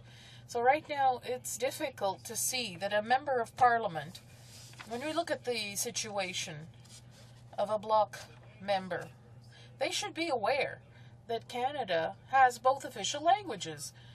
It's not just province by province. If it was that simple, there wouldn't be a problem on earth. But at some point, you have to recognize that everyone is entitled to their little space. Everyone has a right to advance in society in accordance with their linguistic situation. It's difficult to understand the direction that people want to take here, because you have to look at the big picture and not just one little element here or there. Imagine if we all did that. Look at small pieces of the puzzle, we'd never progress as a society. Maybe it would be to some people's advantage, but when you look at the Charter of Rights and Freedoms, it exists to protect minorities mainly. Because if there was no injustice, there'd be no law. If it was just always just throughout the country, never any problem, we wouldn't need a law. But it's because there is injustice, because there are rights that are not respected, that we have to be in a position to pass laws that will provide a framework that is sufficient so that official language minority communities or other communities can be respected throughout the country, within each province. So imagine if each province made its own decisions about that. Well, some provinces might be interested in doing so, but imagine how respect for official languages would be difficult. People would have to choose what province they live in order to receive this or that service or have the right to work in their own language. That's illogical. That's not what we want. We want people to be able to remain in the province they wish and work in their own language. And language doesn't mean that it has to be only English, nor does it mean that it should be only French. It's a fundamental issue of respect. So at the outset, when I was talking about the Official Languages Act, we have to ensure it advances. Well, let me give you an example that's quite easy to understand. Very recently, Ms. Paulin in New Brunswick managed to have her rights respected. That is, the RCMP must provide services in French in New Brunswick. That is a reality that the legislation will make the quality of life of people better. People, citizens, will be able to be respected in their own official language. So when it comes to the language of work, the same is true.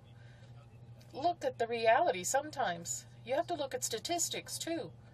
How many people of this or that language group will work in the public service or in companies where the Canada Labour Code is in force? If you look at those percentages, it's very low.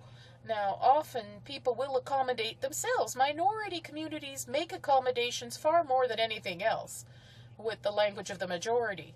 But at least you're not forcing people. An Anglophone is not being forced to speak French or a Francophone forced to speak English. We don't want the reverse to happen. You don't do to others what you don't want done unto you. So I know my 10 minutes is almost up, Mr. Speaker, but I think that's the thing we should bear in mind all the time. Do unto others. So if you want to be respected and have your rights respected, make sure you provide rights to all citizens. Thank you, Mr. Speaker. Resuming debate, the Honourable Member for Victoria. Thank you, Mr. Speaker. It's with great pleasure that I rise today on Bill C-482 on the Charter of the French Language. This bill proposes many changes seeking to increase the use of French as the language of work in Quebec. It proposes to amend the Canada Labour Code to protect the linguistic rights in French of workers in the federal sector that is governed by the Canada Labour Code. My New Democrat colleagues and I believe that this bill merits examination in committee. First, our interest is to protect French where there's a critical mass of francophones, that is in Quebec, and secondly, to increase and promote the use of French at work. And of course, Mr. Speaker, that does not mean that we would thereby seek to reduce the presence of French elsewhere in Canada. On the contrary, Mr. Speaker, everyone comes out a winner when you strengthen the unique character of what Canada's all about, when you truly seek to have the spirit of bilingualism respected everywhere. I think we're all aware of the fact that there are still many obstacles that prevent many Canadians and Quebecers to really learn French. Indeed, many reports have suggested that French is, the use of French is dropping all over Canada, including Quebec. We don't know whether it's true or not true. It deserves more study. The writer Roch Carrier suggested a few months ago that we're talking more about a problem of illiteracy in Quebec, a high level of illiteracy. That is worrisome, Mr. Speaker. We have to examine this bill in light of that kind of problem. I also believe, given what I just heard earlier,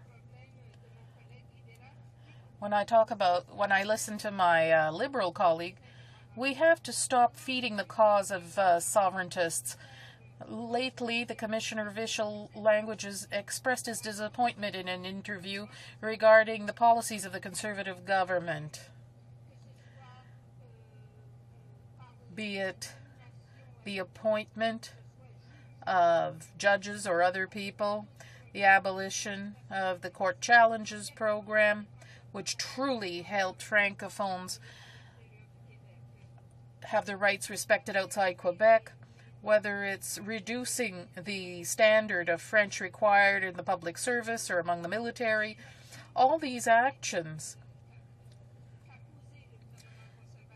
taken by the Conservative government undermine the type of programs or learning that the Prime Minister himself shows to be an example. He is an example of the success of such programs. So why refuse to consider a bill that seeks to protect the right to speak French at work?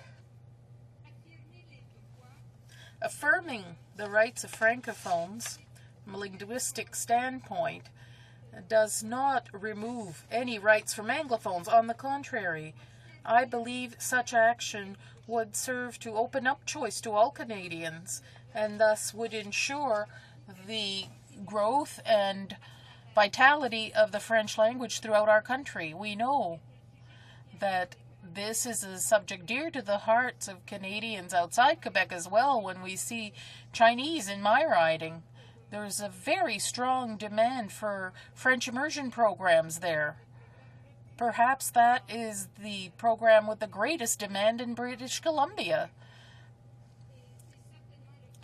And that's certainly the case, as I said in my writing.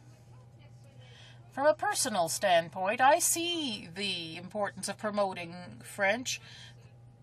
Given my own experience in Manitoba, where I grew up, Mr. Speaker, for a whole century, French was banned from the school system in that province. I remember when I was a very tiny girl, in the convent schools with the nuns, when the inspectors came, we had to put away French books, hide them So imagine such a situation which created an attitude of, we felt we were under assault. We felt we were in a situation where we were simply not allowed to speak French. And if we believe that the French fact enriches the entire country, we have to provide it with the necessary support to flourish. Now, we need to figure out whether this is the bill that could help achieve those goals. We're talking about an area of federal jurisdiction. This is one of the main reasons why we're suggesting more discussion on this bill in committee. Moreover, there's the question of how provisions that affect federal government departments and companies under federal jurisdiction would happen. This is not resolved. My colleague from Acadie Bathurst has raised this issue in his comments. What will be the effect of this bill on companies like Air Canada, Via Rail, and many others under federal jurisdiction? The administration of federal institutions and the promotion of French in these environments will be an integral part of this discussion in committee. If we do manage to send the bill to committee, this is one more reason why this debate is necessary. This would be one way to see how healthy French is in these federal institutions. I'm convinced that by keeping an open mind in this chamber and in committee, we will be able to make decisions that allow us to help Quebecers develop in work in their mother tongue and preserve and encourage the use of this rich and dynamic language that we have an opportunity to be able to use throughout Canada. Thank you, Mr. Speaker. Resuming debate, the Honourable Member for Saint-Bruno Saint-Hubert. Thank you, Mr. Speaker. This is a few days after May 1st when we celebrated the International Day of Workers. We have to note, though, that there are two categories of workers in Quebec. The first class are entitled to speak French in Quebec, and they come under Bill 101, the Charter of the French Language. The second class workers that represent over 200,000 Quebecers who are subject to the Canada Labour Code, and thus their employer is not subject to the Charter of the French Language. Too often they have to work bilingually, quote unquote, and often even in English only. Some of them even call themselves second-class citizens in Quebec. They are the ones who work in companies under federal jurisdiction such as ports, airports, telecommunications, broadcasting, interprovincial transportation, rail transport, banks, Canada Post, and so forth. In most of those organizations, the Charter of the French Language is ignored and even violated. Bill 101 does not apply to these employers in Quebec that can impose their language on employers. They often receive a schedule, they're invited to meetings, which too often are held in English because at least one of their colleagues is a unilingual Anglophone. This situation gives rise to aberrations where companies under federal jurisdiction do not respect the language of workers in Quebec, whereas the unions representing them that come under the Quebec Labour Code are subject to Bill 101. Witnesses have indicated that employers sometimes require their employees to work in English and threaten them with cutting positions in Quebec and putting them elsewhere in Canada if they speak French and if they do not agree to write their reports in English and so on. Workers are not refusing to give services to their clients in their own language, but they want their meetings and their relations with their employer and their colleagues to be carried out in French. Of course, the situation is different depending on the region. In Montreal, 52% of workers work in English. In the Outaouais, 68%. In Alma, 99% of workers and the population is francophone, and so there are fewer occasions where people have to work in English.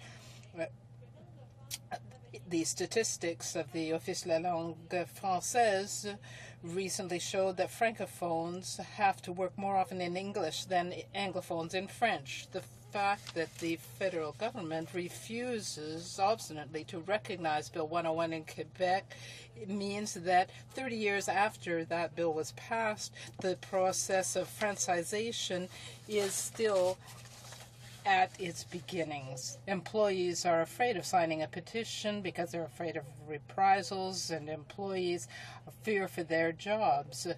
Every time the government tries to put French up front in Quebec, then they feel threatened. We also see that there is an effect on francophones outside Quebec. But through the Bloc Québécois initiative, the Conservative government recognized in November 2006 that Quebecers formed a nation. But who respects the rights of this nation? Certainly not the Conservative government, which claims to be offended because the Canada Post calendar does not mention the June 24th national holiday of Quebecers, but 2 weeks later, it was clear that the government's own calendar had made the same omission, because, after all, denying the Quebec nation and showing contempt for the rights of that they should hold is part of the federal government's approach. When have we heard the Prime Minister or one of his ministers use the word Quebec nation? That recognition is totally absent from what they say and do. The Conservative Prime Minister, both at the time that Quebec was recognized as a nation and afterwards, has shown that he is really not serious about this, because he added the words "within a united Canada" after the words "the Quebecers form a nation." But this kind of tricky stick handling has to stop. The Conservative government now has to walk the talk. To protect the language, identity, and culture of workers, we need the government to show real recognition for the Quebec nation. Workers need the right to work in French in Quebec. The Bloc Québécois wants to amend federal legislation so that companies under federal jurisdiction are subject to the Charter of the French language in Quebec. The member for Drummond introduced Bill C-482, and we congratulate her. This is a wonderful initiative, and she deserves our applause. This is Bill C-482. It would require the federal government to recognize the Charter of the French language on Quebec territory and extend its application to federally regulated enterprises. First of all, to avoid any ambiguity, we need to specify that the Official Languages Act in Quebec makes French the only official language in Quebec. We feel that it is important to amend the preamble to say that the federal government recognizes that French is the official language of Quebec and the common language of Quebec. This amendment is not just symbolic, because it indicates, within certain limits, the desire of the legislator and its will. The Quebec Bar Association indicated that jurisprudence seems to clearly and constantly indicate that the preamble is always important for the circumstances, shows the clarity of a measure, and therefore is important. For example, in an insurance policy, Rather, this is an insurance policy to make sure that the Official Languages Act will require the Government of Canada and its institutions to make this recommendation. Two parts of the Act can be amended. Part 7 of the Act that deals with promotion of French and English in Canadian society, and Part 9, which deals with the mandate of the Official Languages Commissioner. The Bloc Québécois amendments that will be introduced will require the federal government to commit to not violating the objectives of the Charter of the French language. It is important to recognize that the Charter of the French language does not in any way reduce the rights and privileges of the Quebec Anglophone minority in the Canadian Charter of Rights and Freedoms. The amendments simply limit the intervention by the federal government. The indication that a provincial law can be part of federal legislation is a routine one. This is a legislative reference and is often done. For example, the Canadian Labor Code sets the minimum federal salary according to provincial pay rates, and section 178.1 indicates that this rate is set under the provincial legislation. The Canadian Labor Code is something that can be amended through this bill. Federal enterprises or those under federal jurisdiction are not affected by the Charter of the French language. The Bell Canada has 4,200 employees. The banks, such as the Royal Bank, have 1,000. Air Canada has 7,654. There are 200,000 Quebecers, or rather 7% that are under federal jurisdiction.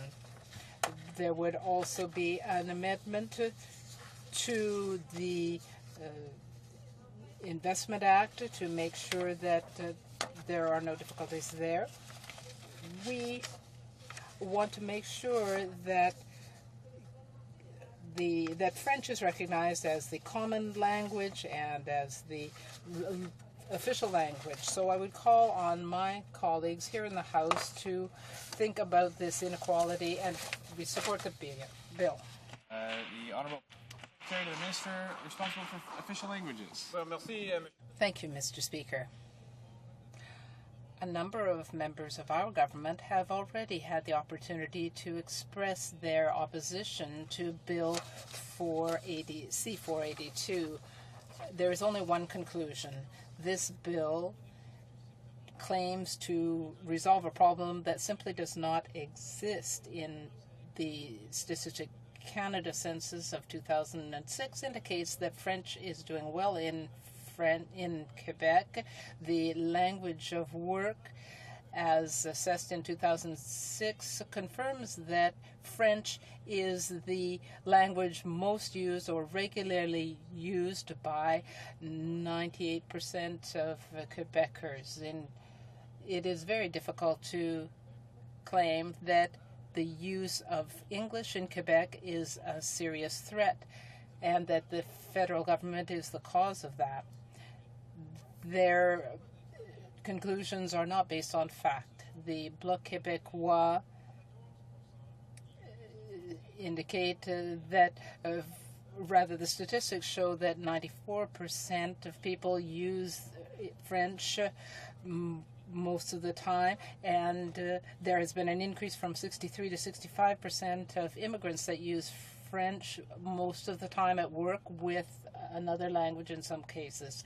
A large proportion of Anglophones also use French in the workplace most often or regularly. 69% of Anglophones in Quebec are now bilingual, whereas only 10 years ago, 63% were bilingual. Therefore, we do not see the relevance of Bill C-482. When we look at the 2006 census data with respect to mother tongue and language used at home, we see that there are often hasty conclusions regarding tendencies and trends in our society. Many immigrants do keep their original language at home so that they can transmit it to their children, but most people work in French and they use French in public settings. Their children, moreover, go to school in French, and this will make it easier for them to use that as their main language. In December and January, there were data that showed that there were unilingual Anglophones being hired in commercial establishments in Quebec. But those who have studied the data know that this was really not a serious issue.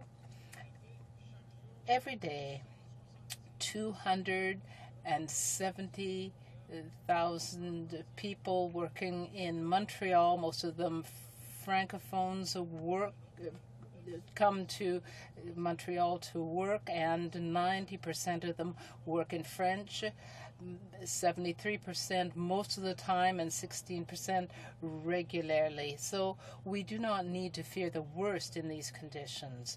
The data show that the use of French is stable. Across Canada, with immigration, we see the same trends in the reduction of Anglophones who have English as their first language. It is not surprising that this trend is due largely to immigration. The second good reason to oppose this legislation is also important because it affects our Canadian identity, and that is the equal status of French and English that is promoted by the federal government. We want to promote the vitality of both French and English across Canada. We want to certainly emphasize the equality of both official languages. Under this legislation, the Bloc Québécois is indicating that the federal government is threatening the vitality of French, but nothing could be further from the truth. They are taking a rearguard type of action, and we feel that people should learn French, not only Francophones in minority situations, but all Canadians. This is why we now have a record number of Canadians who can express themselves in both official languages. The government supports the French fact across Canada and especially Francophone communities in minority situations. We are talking about 1 million Francophones across Canada, and that reality opens the doors to the international Francophonie and our participation there. This is the 400th anniversary of the foundation of Quebec, and there are very important events that will take place in Canada with respect to that, and Francophones from around the world will attend. In October, there will be great events, and various governments and leaders turn to Canada regarding these issues because we have done a lot to promote French. The federal government is proud to be a partner in these celebrations that mark an important chapter in our history. We want this 400th anniversary to be an event that all Canadians want to attend. It is a great opportunity to celebrate this history that we have and the French fact. The Prime Minister has often said, and I repeat it without hesitation. We share a long-term vision of Canada where the knowledge of both official languages is an asset and something that everyone possesses. We promote the learning of a second language and even other languages to make us more open to the world. Language is the key to helping people understand and appreciate other cultures and languages. The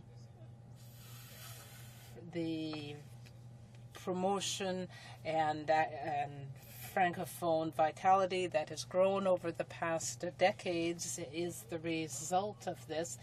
The values are being protected, and we will make sure that the next generation has the opportunity to enjoy this fundamental aspect of Canada, which is bilingualism. We find this positions us well on the international scene. We have new research that shows that this is important. And throughout this sector and our country, this is something we will emphasize. We know that Canada is very at the forefront of translation and other linguistic activities. We show leadership in promoting linguistic duality, and we intend to continue to promote the vitality of minority language communities. We will respect provincial jurisdiction and federal authority as well. We will develop new strategies and continue to dialogue with the provinces and territories, in particular the Francophonie Ministers Conference. The provincial and territorial governments are directly involved in key issues that affect the official language communities across the country. The federal government wants to work closely with them to promote Canada's linguistic duality. The federal government has developed a number of policies over the past 2 years and is now working on the next edition of the official languages plan to take into account Canada's population and needs. We want to help communities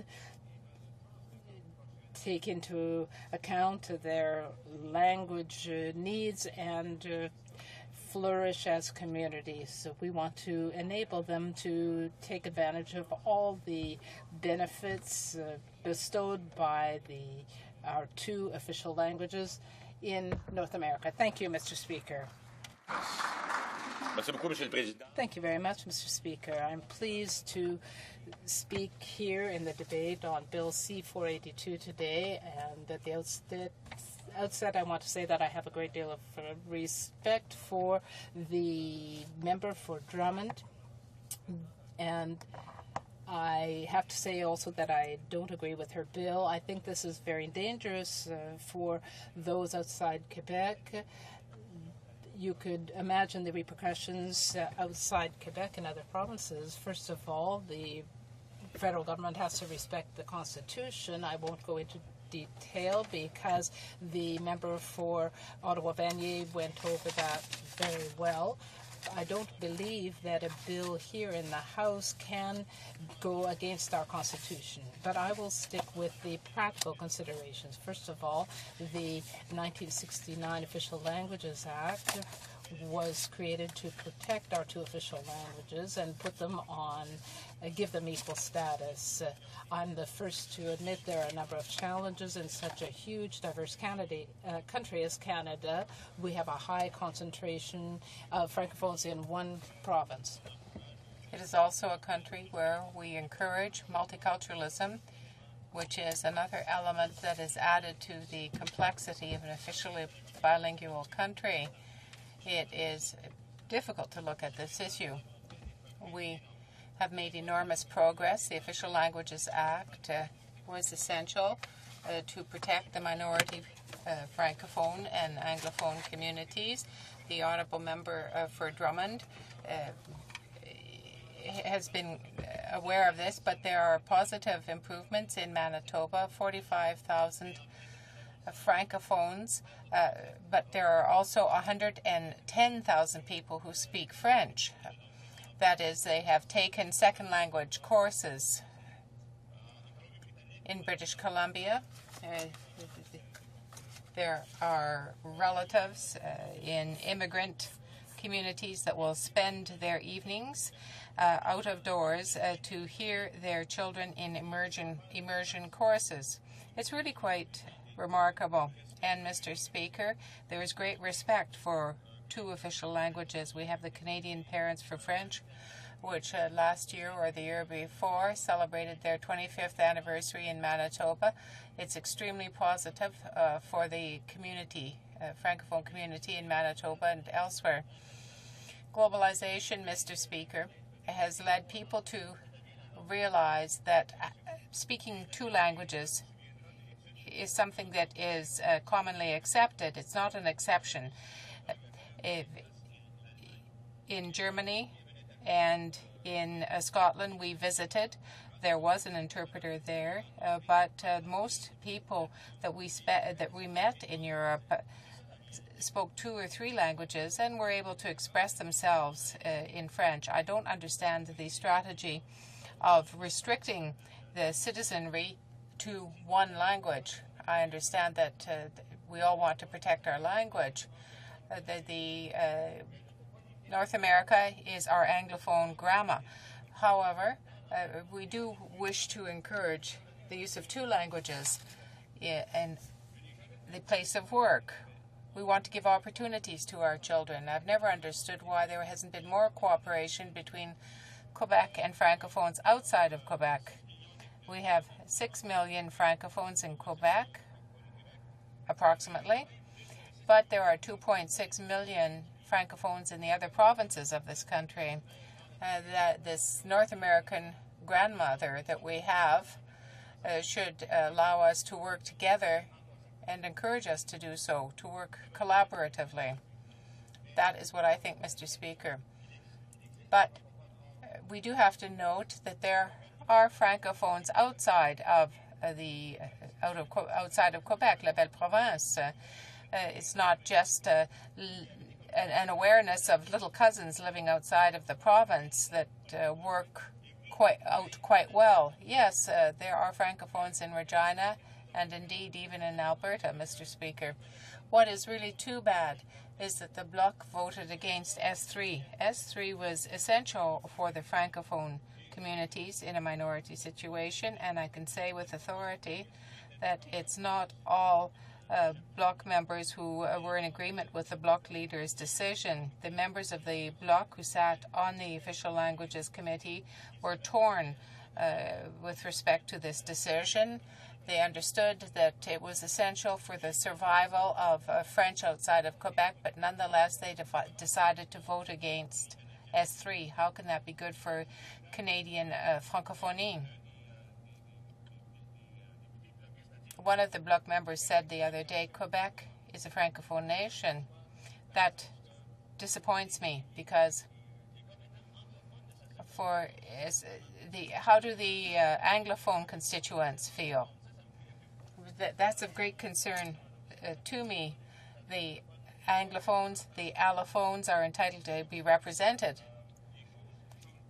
Things change a great deal in Manitoba. We have Premier Doer that has created the International Agency of Manitoba. They are adding Francophones to that. It's the contrary in Quebec. In Quebec, they're turning in on themselves, closing themselves off, whereas in the other provinces, they are looking outwards. Probably the most vocal group is a group from New Brunswick. It's an essential group for Francophone communities in New Brunswick. I know I only have 7 minutes, not 10 minutes, so I'm speaking very quickly, Mr. Speaker. But I would like to see the Bloc Québécois work towards the reestablishment of the Court Challenges program, constructive work that would promote the French fact throughout Canada, including in Quebec. The honourable member for Drummond is doing just the contrary, and therefore I cannot support her bill that hurts our language. We've all worked too hard to preserve it.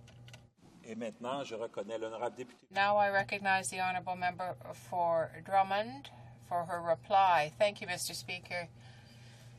I'm very happy to have brought this bill before the House, Bill C-482. I would like to thank my colleague for Saint-Bruno, Saint-Hubert, for her speech. She truly explained the meaning. I'm disappointed with my colleagues in the opposition and the colleague who's just spoken. They just haven't understood C-482. It's taking nothing away. It's just amending the Official Languages Act so businesses respect the spirit of the Charter with respect to signage and the language of work in business. I thank my colleague for Saint-Bruno, Saint-Hubert, my colleague for Joliette, and for Gatineau, who've worked hard traveling throughout Quebec to explain the meaning of C-482, what the bill would change, what it would amend. I can tell you that it takes absolutely nothing away from the privileges of minorities in Quebec. The bill, I feel I should say this, in the Official Languages Act, French is the official language of Quebec. I would like the members who have spoken on this bill to truly understand that French is the official language of Quebec. It is significant. We feel that the preamble should be amended to state that the federal government recognizes that French is the official language of Quebec and the common language in Quebec. There are two parts that have to be amended. We talk about the Official Languages Act. I've spoken about it, but there is also Part 7 that deals with the promotion of French and English that is sought by Canadian society, and also Part 7, which deals with the Official Languages Commissioner. The recognition of the French the Charter of the French language in no way takes anything away from the Quebec language minorities under the terms of the Charter. It is intended only to limit the federal government's power to intervene in areas of language issues in Quebec. We're talking about concepts here. The concept of a nation. If you recognize a nation, it means that you recognize its identity, its language, its culture, its history, and its institutions.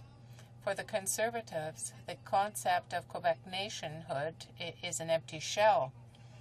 The game of the Conservatives is just a maneuver. It is intended to banalize, remove meaning from the Quebec nation. The recognition of the Quebec identity in the context of North America, what we're talking about, the predominance of French in Quebec, and the recognition of Bill 101 that has been passed by the National Assembly and has been taken as an example on several occasions. For example, I cite the Minimum Salaries Act. Well, the reality is this. Conservatives don't have the courage to move from words to deeds. The notion of a united Canada is just smoke and mirrors.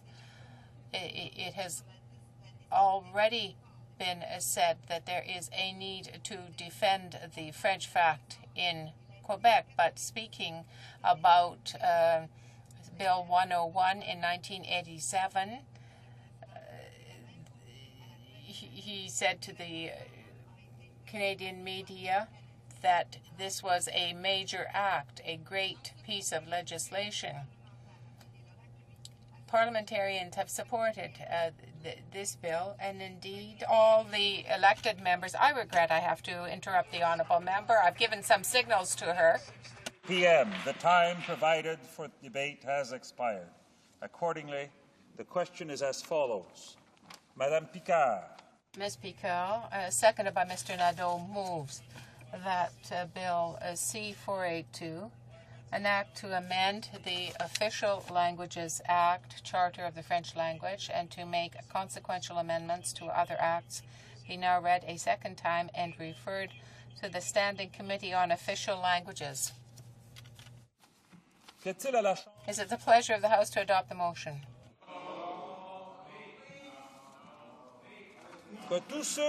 All those in favor of the motion will please say yea. All those opposed will please say nay. Nay. In my opinion, the nays have it.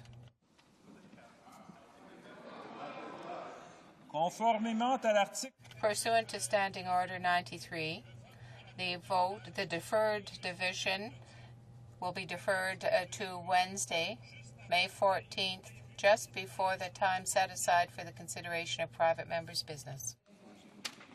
Ordre du jour. Orders of the day. Motion portant adoption du 7e rapport du comité. Motions dealing with the 7th report of the Heritage Committee, dealing with broadcasting and the reduction of violence on television. Standing Order 97-1, bracket 2.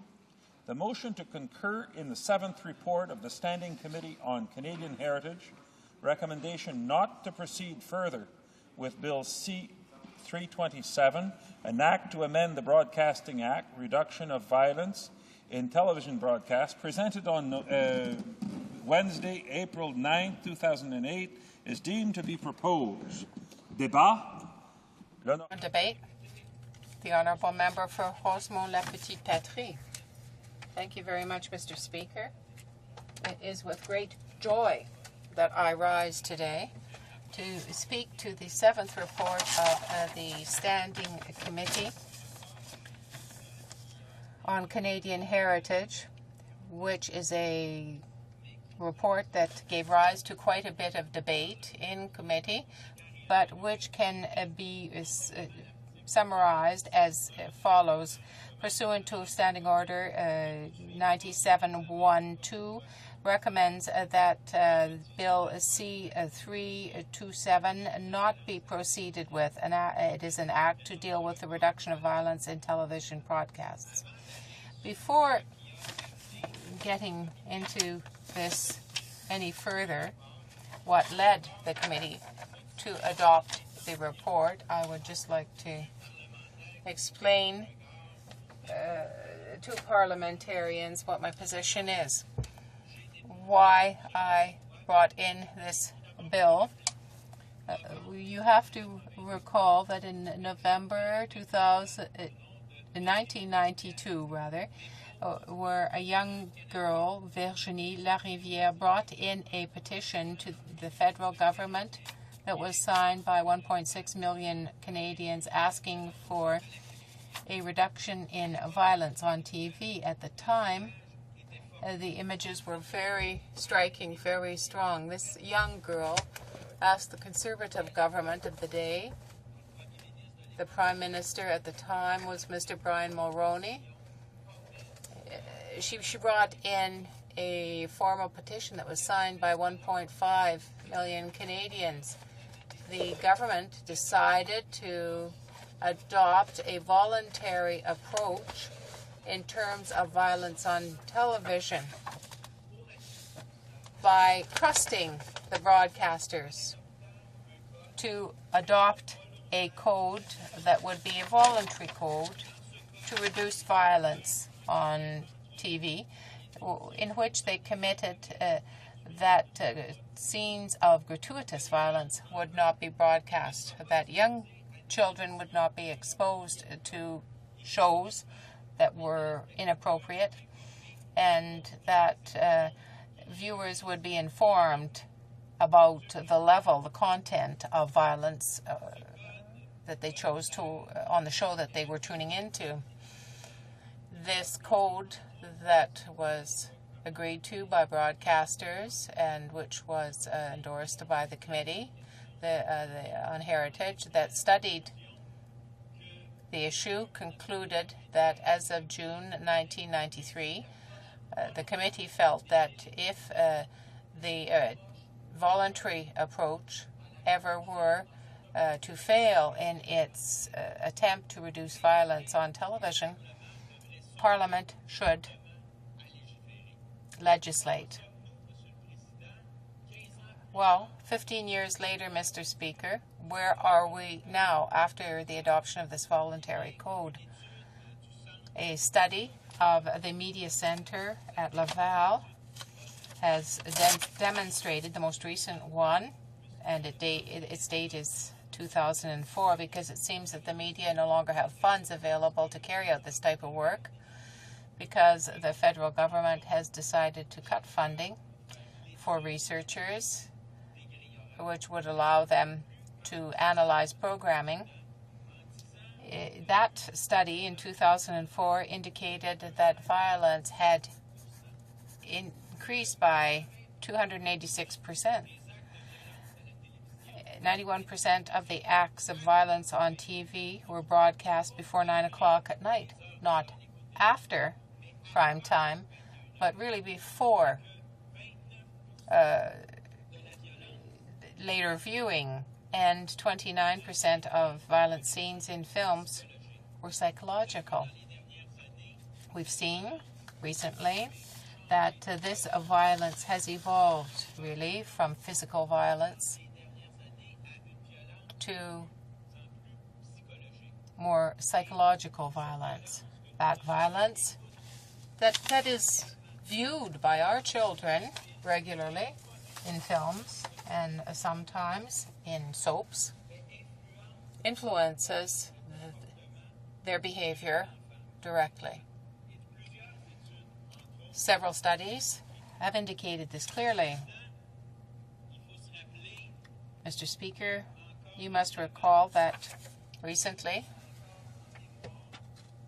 again, everybody remembers the report of the coroner, Madame Rudel Brussier, who referenced the case of an 11-year-old boy, December 31st, 2005.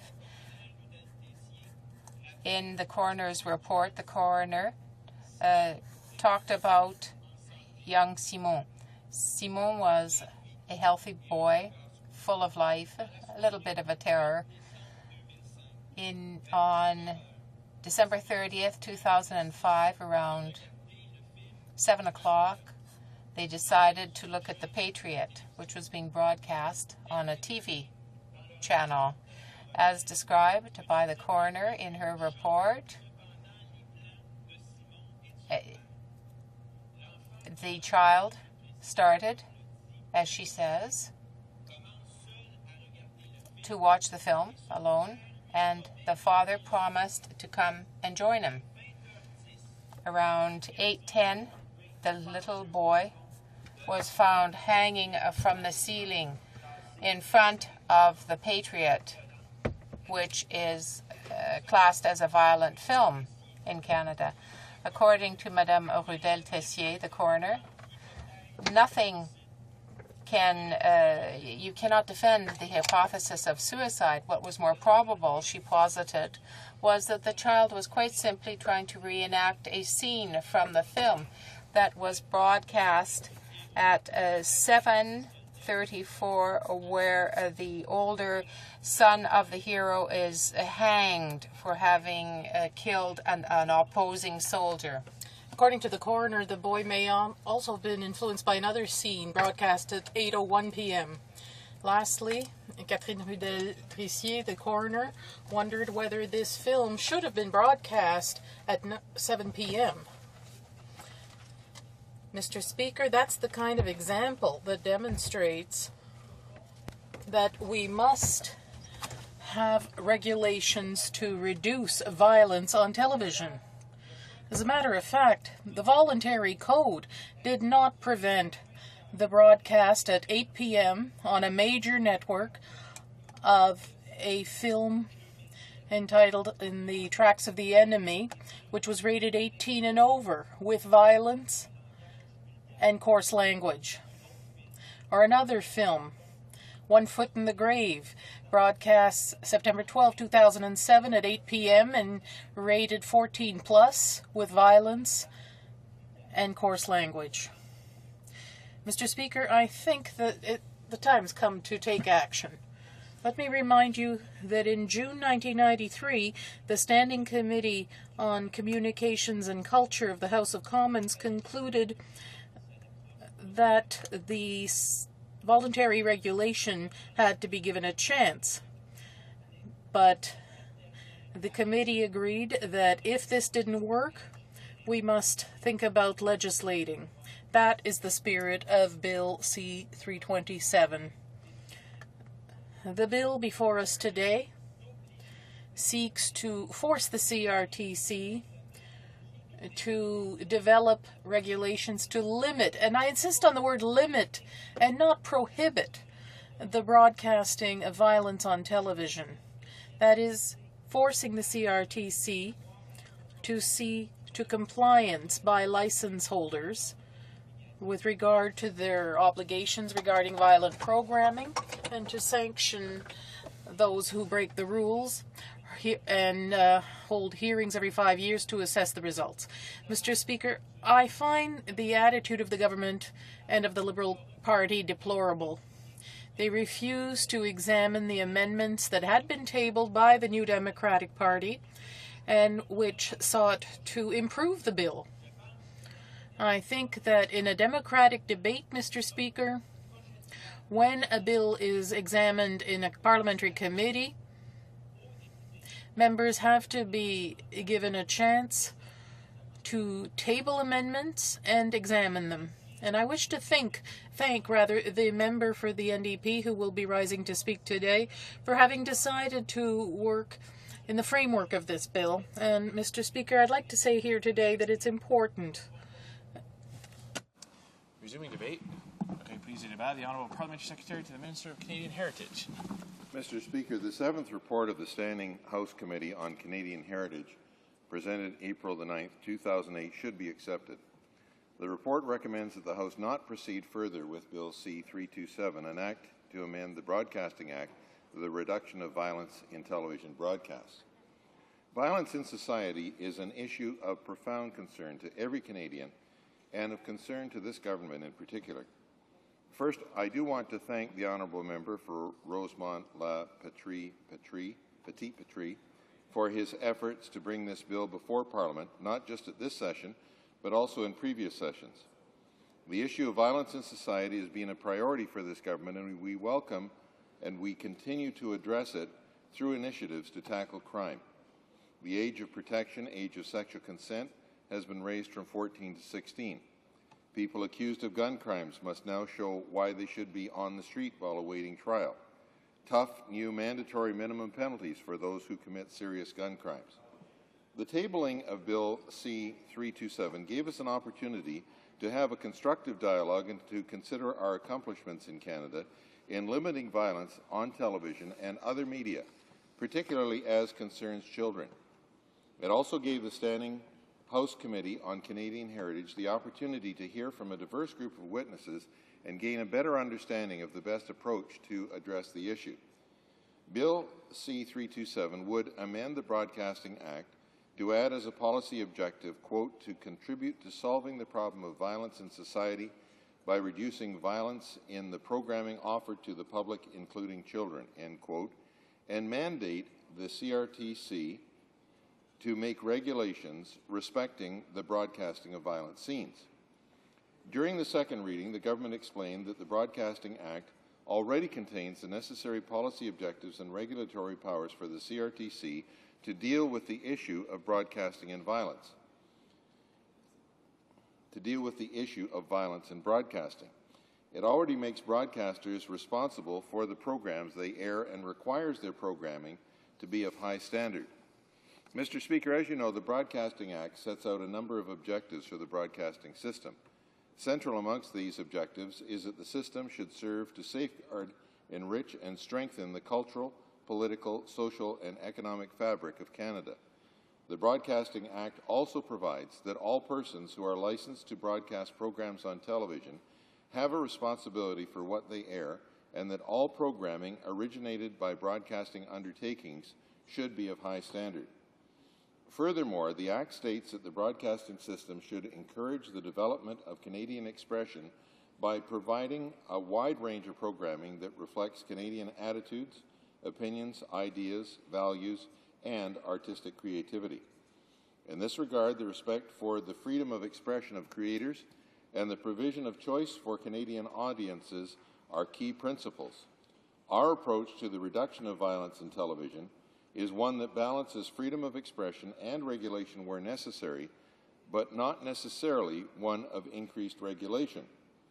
We have systems and industry codes in place, including a code on violence that upholds societal norms of decency and integrity. The current approach gives Canadians the tools to make informed program choices for themselves and their families. Canadians who have concerns over programming can make a complaint with the CRTC or the Canadian Broadcast Standards Council, an independent, non-governmental organization which administers programming standards, including the Code on Violence. Both the CRTC and the Canadian Broadcast Standards Council have a rigorous review process in place to investigate complaints.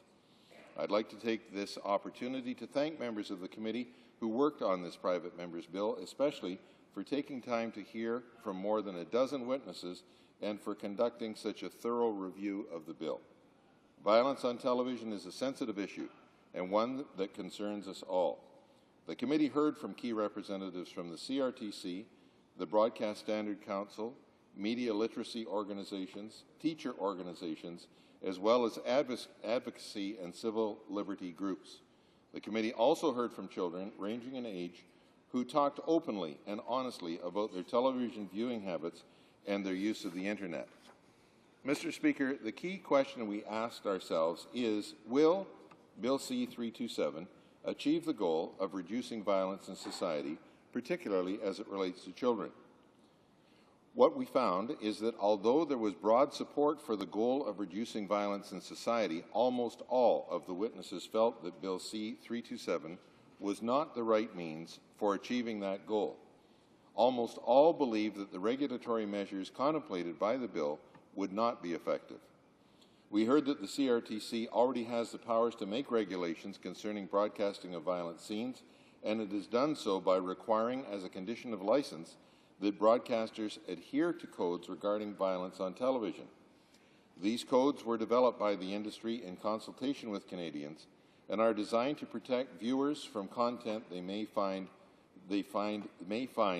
to not be to their wishes. We also heard that the number of complaints concerning violent programming is generally low. From many of the witnesses, we heard that they were concerned with the potential for violations of free expression by the delegation to the CRTC of the power to make regulations respecting broadcasting violent content. We were reminded that Bill C-327 is directed toward the public, not exclusively toward children. Some witnesses also talked about the difficulty to identify the root cause of violent behavior. As evidence in the preamble, the bill presupposes a relationship between violence on television and violence in society. However, whether there is clear causal link between the two remains very much in dispute. There are everyday realities that we as a society must face. One being that we live in a society that unfortunately experiences violence. Mr. Speaker, the committee heard from many witnesses about the need for education, media literacy, and parental engagement. They explained that media education and the fostering of media literacy skills in young people are key elements in any effective strategy to teach children how to be critical and thoughtful about the media they consume. In contrast, we heard directly from children that they watch virtually anything they want, whether it's on television or internet. They questioned the effectiveness of wanting to regulate what they watch on television. With modern technology such as satellite television, digital cable, the internet, they are able to access content from across Canada and the United States, and for that matter, all over the world. The proposed bill has a limited ability to deal with these other potential sources of violent content. Therefore, Mr. Speaker, we need to focus on encouraging parents to become more involved in the media choices their children make. We learned that kids and adolescents whose parents supervise their TV viewing and internet usage are more likely to be aware of the negative impact of media violence. I must tell you, Mr. Speaker, that just today the CRTC appeared before the Standing Committee to discuss administrative monetary penalties. In testimony today, these AMPs, as they are known, we are now at the beginning of a process where the committee is going to undertake to assist in giving a report on the efficacy, the advisability of AMPs, and the Minister is looking forward to that report from the committee. Mr. Speaker, we are all deeply committed to the safety of our children and want less violence in our society. I do thank the honourable member from Rosemont-La Petite Patrie for bringing this issue forward. However, witnesses convinced the Standing House Committee on Canadian Heritage that Bill C-327 is the wrong means to achieve the goal and would not serve Canadians in the long term. I would therefore at this time encourage all members to accept the report of the Standing Committee on Canadian Heritage that recommends the House of Commons not proceed further with Bill C-327, an act to amend the Broadcasting Act, reduction of violence on television. Thank you, Mr. Speaker. Resuming debate, the Honourable Député de Bourassa. Honourable Member for Bourassa. Thank you, Mr. Speaker. As a Member of Parliament and as the father of two young children, aged 12 and 15, first I want to salute and congratulate my colleague from Rosemont-La Petite Patrie for his effort. This is a typical case, however, of a laudable effort that when it comes to the application, you don't reach the targeted objectives for many reasons we cited here and that I agree with. And I think in any event, the Liberal Party in Canada will accept this report for all the reasons that have already been invoked.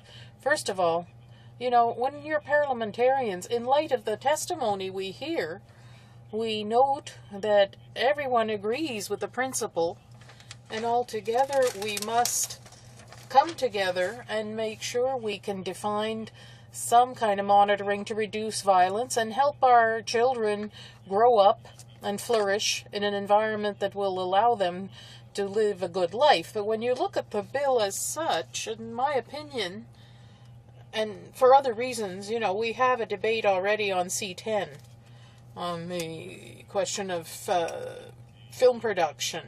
There'll be a debate on the freedom of expression and monitoring and so on. But if we look at C-327 alone, we do see that it's a laudable effort with good objectives, which were certainly relevant. But when it comes to applying it, I think that those objectives would not be attained. I, too, agree that when we have organizations like the CRTC and self-regulation, and at the very time where our committee is working very hard to provide the right tools to the CRTC so that it has enough teeth so that they can be a cause and effect and make sure where there's abuse, when there is contravention by some broadcaster, that the Broadcast Act can establish those links so that proper action can be taken. I think that unfortunately this bill, in light of everything we've done, is not appropriate. And according to the standing orders, we've asked that this not proceed. Now, that doesn't mean that nothing has been done. I won't get into Liberal, Conservative, Bloc, or NDP politics. We're all either all parents or we're sensitive somehow to the importance of reducing violence. I'm among those who thinks that it's not by regulating things more. It's not our role to regulate. This will lead to a society where there will be arbitrary decisions made, could even go as far as censorship, and God knows where it'll go. But giving organizations like the CRTC the tools they need to not just say things, but take action. So I think the work was done in an exhaustive manner. I think that the member did a good job. He'll be disappointed today. And that's unfortunate. It's too bad when you have a private member's bill that isn't adopted. But I want to congratulate him because he did contribute to making this event proceed. He can tell people like Virginie Larivière that he did his job properly. When you're doing your job by passing laws, you can have laudable goals, but sometimes you have to look at the bigger picture, the entire environment, and sometimes application, and the application isn't the right way. But we're not stepping backward. We've had progressed here. And all members of all political stripes have contributed, given their own values and experience, and they express their views. Now, what I think that's just as important in the whereases, you have to take the time to read these whereases. All aiming at the same goal. But and I think that when we're putting all those whereas, it's providing the proper environment so people understand that we've been doing our homework and that we are aiming at the same with the same goal. But the application by itself, which is the legislation, we felt that in our case, for the Liberal Party of Canada, that we couldn't proceed then furthermore. We believe, and that's unanimous, that we support freedom of expression, including everything regarding the media, film, and television. That's important as a start to talk about. We believe also, and that's important, that the committee notes all the numbers of witnesses. It's not like we're deciding on the partisan way. We've been doing our homework, and we took the time to listen of the witness, including the children, who came and tell us on their own way and with their own words, through their own experience, with their own expertise, what it means that the application of C-327. So I think that's important to mention.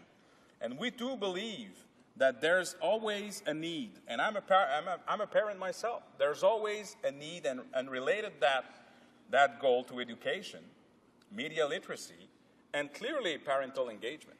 And what's interesting here is, of course, we had our little turmoil when we put up together that motion. But everybody had the opportunity to put up their words and explain clearly what they meant by that. And I think that the motion itself reflects that we've been doing a great job among ourselves. So therefore, Mr. Speaker, I truly believe that because it is the wrong means to achieve the goal, and because we believe in the goal, that the Liberal Party of Canada, through the Standing Order 97.1, will recommend that the House of Commons do not proceed further with that Bill C-327. Alors, Monsieur le Président, So, Mr. Speaker, for all these reasons, with all the work done by all parliamentarians, and I think I'll tell you that the Standing Committee on Canadian Heritage is doing a good job, and I didn't feel, as is the case in other committees, that there was any undue blind partnership. We really do a good job, and I wish to congratulate my colleague from the Bloc, from Rosemont-la-Petite-Patrie, but I want to thank all my colleagues as well. To us, it's clear we must accept this report as tabled. Thank you, Mr. Speaker. During debate, the Honourable Member for Burnaby Douglas. Thank you, Mr. Speaker, and I'm pleased to have this opportunity to speak in the debate on the motion to concur in the 7th report of the Standing Committee on Canadian Heritage, which is a recommendation not to proceed further with Bill C-327, an act to amend the Broadcasting Act regarding the reduction of violence in television broadcasts. And as we've heard, Mr. Speaker, this Bill C-327 was tabled by the member for Rosemont-la-Petite-Patrie. in response to a petition of over 1.5 million Canadians, a petition spearheaded and presented by Virginie Lavrivière, a 13-year-old girl who was concerned about the role of television violence in the rape and murder of her younger sister. And she gathered those petitions and presented them to the Mulroney government back a number of years ago now. And it was that petition expressed the concern of over 1 million Canadians, as I pointed out, about the effects of violence on television in our society. That's clearly a very strong opinion about the circumstances and about that particular issue. And members of Parliament needed to take that expression of concern very, very seriously. And I think that's exactly what the member for Rosemont-La Petite-Patrie did when he proposed this private member's bill. He did absolutely the right thing in putting forward a serious attempt to address that issue that was raised by so many Canadians. Unfortunately, Mr. Speaker, there were problems identified with the bill as proposed. I think the most serious problem that members of the Standing Committee on Canadian Heritage faced after listening to testimony from many organizations and individuals was that many witnesses saw this bill as giving the CRTC the power to censor television programming in Canada. Now, this was seen as inappropriate by most of the witnesses and most of the members of the committee, that something that was a power that the CRTC should not have in most of our opinions. And I agree, clearly. I've seen the concerns that have been expressed around censorship and the freedom of cultural expression, and many of those have been raised recently regarding the Canadian Film and Video Tax Credit and the provisions of Bill C-10, which include a very broad possibility of the Minister of Canadian Heritage using guidelines to deny film and video tax credit based on their personal sensibilities about what's appropriate film or video production in Canada. And we've seen a great outcry from the cultural and arts community about that particular aspect of Bill C-10. So in that context, and we were very aware in the committee of that context of Bill C-10, it was very clear that we couldn't proceed with the provisions of Bill C-327 as they were presented.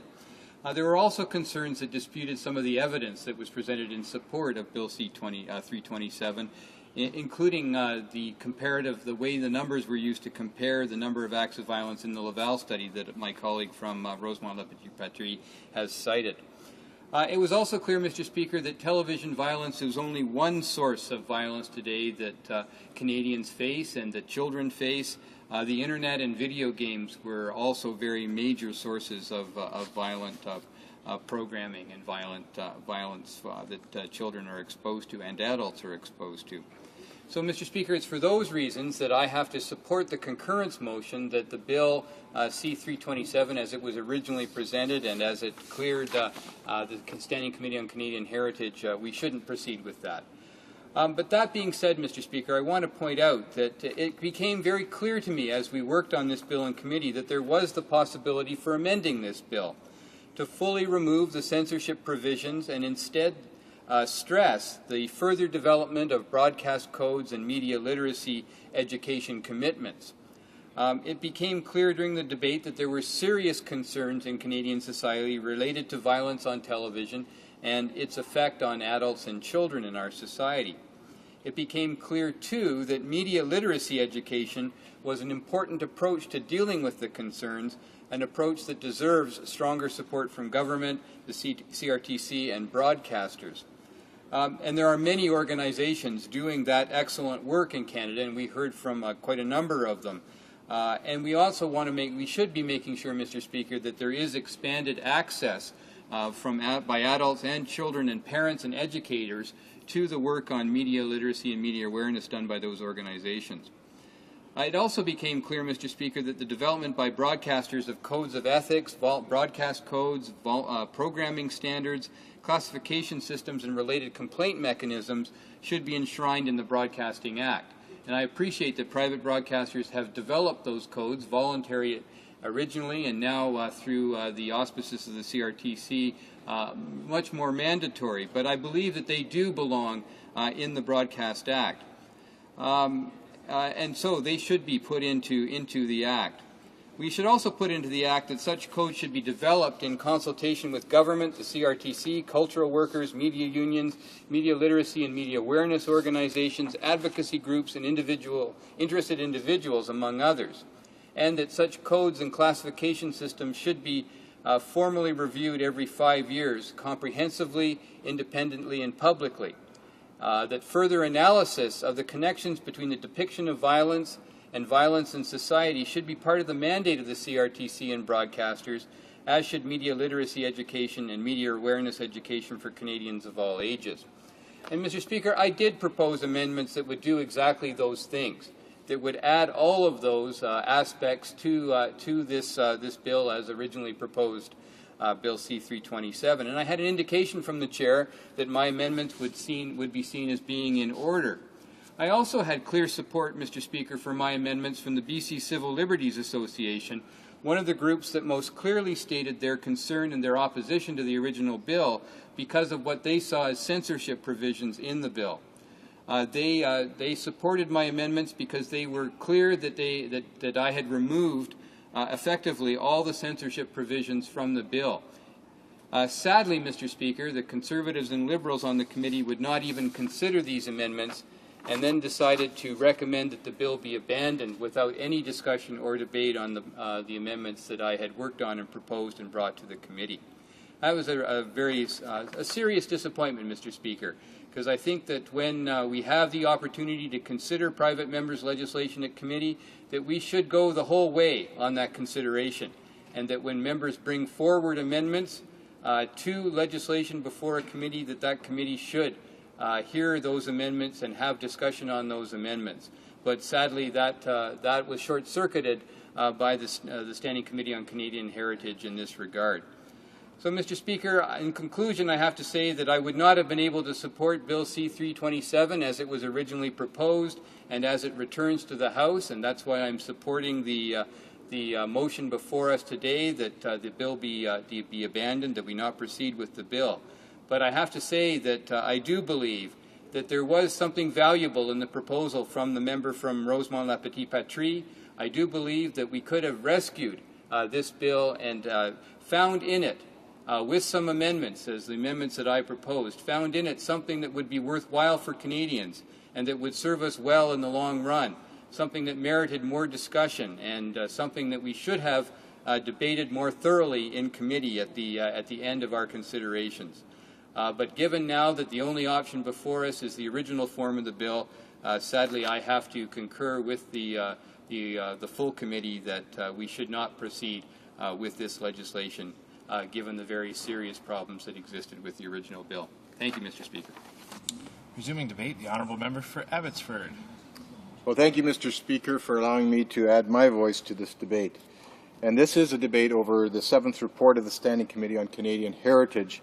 And that report essentially recommends that the House not proceed further with Bill C-327. And what Bill C-327 does, it proposes to introduce tougher regulations to regulate violence in television broadcasts. And I can certainly read for you, Mr. Speaker, the salient portion of the bill, and that happens to be section 10.1 sub 1. It says, the Commission shall make regulations respecting the broadcasting of violent scenes, including those contained in programs intended for persons under the age of 12 years. So, Mr. Speaker, although this was promoted as a bill that was going to protect children against TV violence, the actual wording within the bill is much, much broader than that and gives the Commission, the CRTC, the Canadian Radio Telecommunication Commission, the power to institute regulations that are going to essentially censor violent programs on television.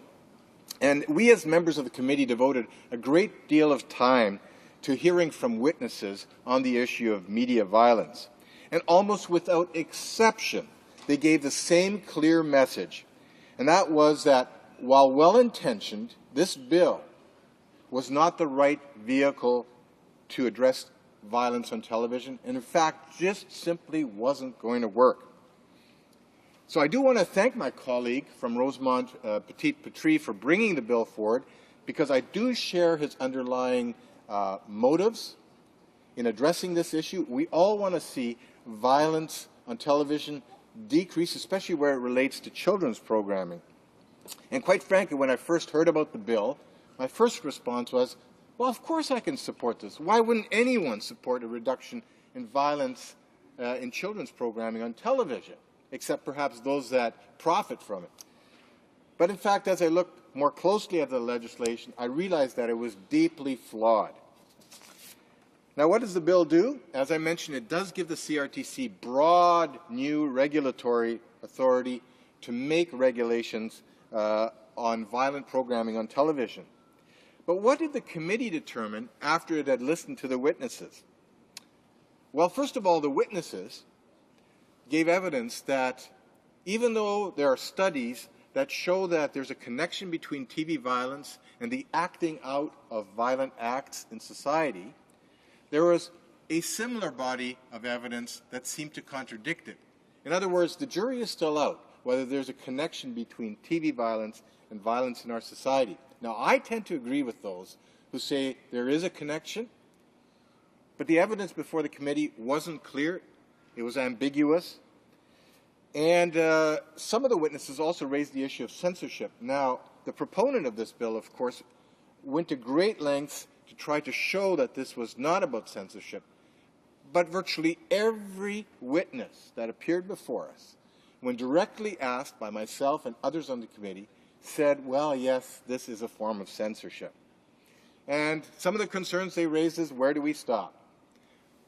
Are we no longer allowed to see boxing on TV or programs such as 24 or Prison Break or even ice hockey? Because ice hockey sometimes has fights. Is that too violent? We get into that whole discussion. We already have restrictions on violence in Canada. The Criminal Code outlines what types of violent acts shown in broadcast programs are not acceptable. But beyond that, the CRTC has not interfered in what is shown on TV because the TV broadcasters themselves have adopted their own code and standards of broadcasting which address violence on TV. In fact, some of the warnings you will see on TV which warn viewers that there's going to be a violent program coming up or that there's going to be perhaps a program including adult content, those warnings are there as a result of the industry agreeing to comply with its own code. And there are those that say that's only a voluntary set of standards. In fact, it isn't voluntary, even though they use the word voluntary.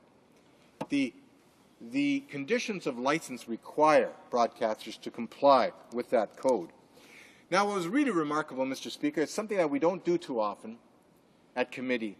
We invited children to address us and to share their views of television violence.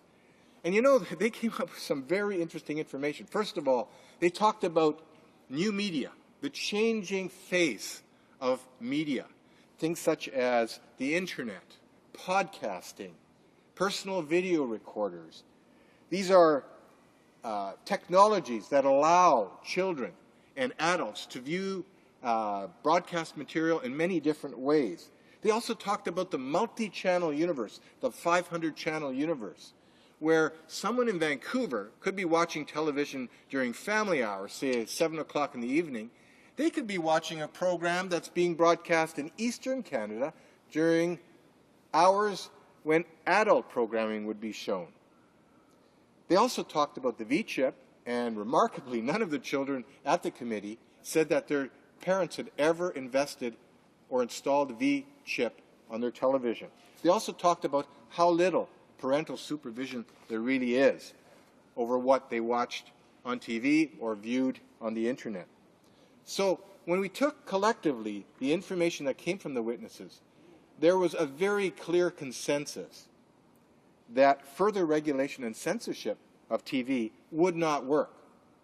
Not that there are limitations that might be suitable. The problem is, with a changing technological environment, those limitations are almost useless because children view their programming in many different ways that aren't subject to restrictions.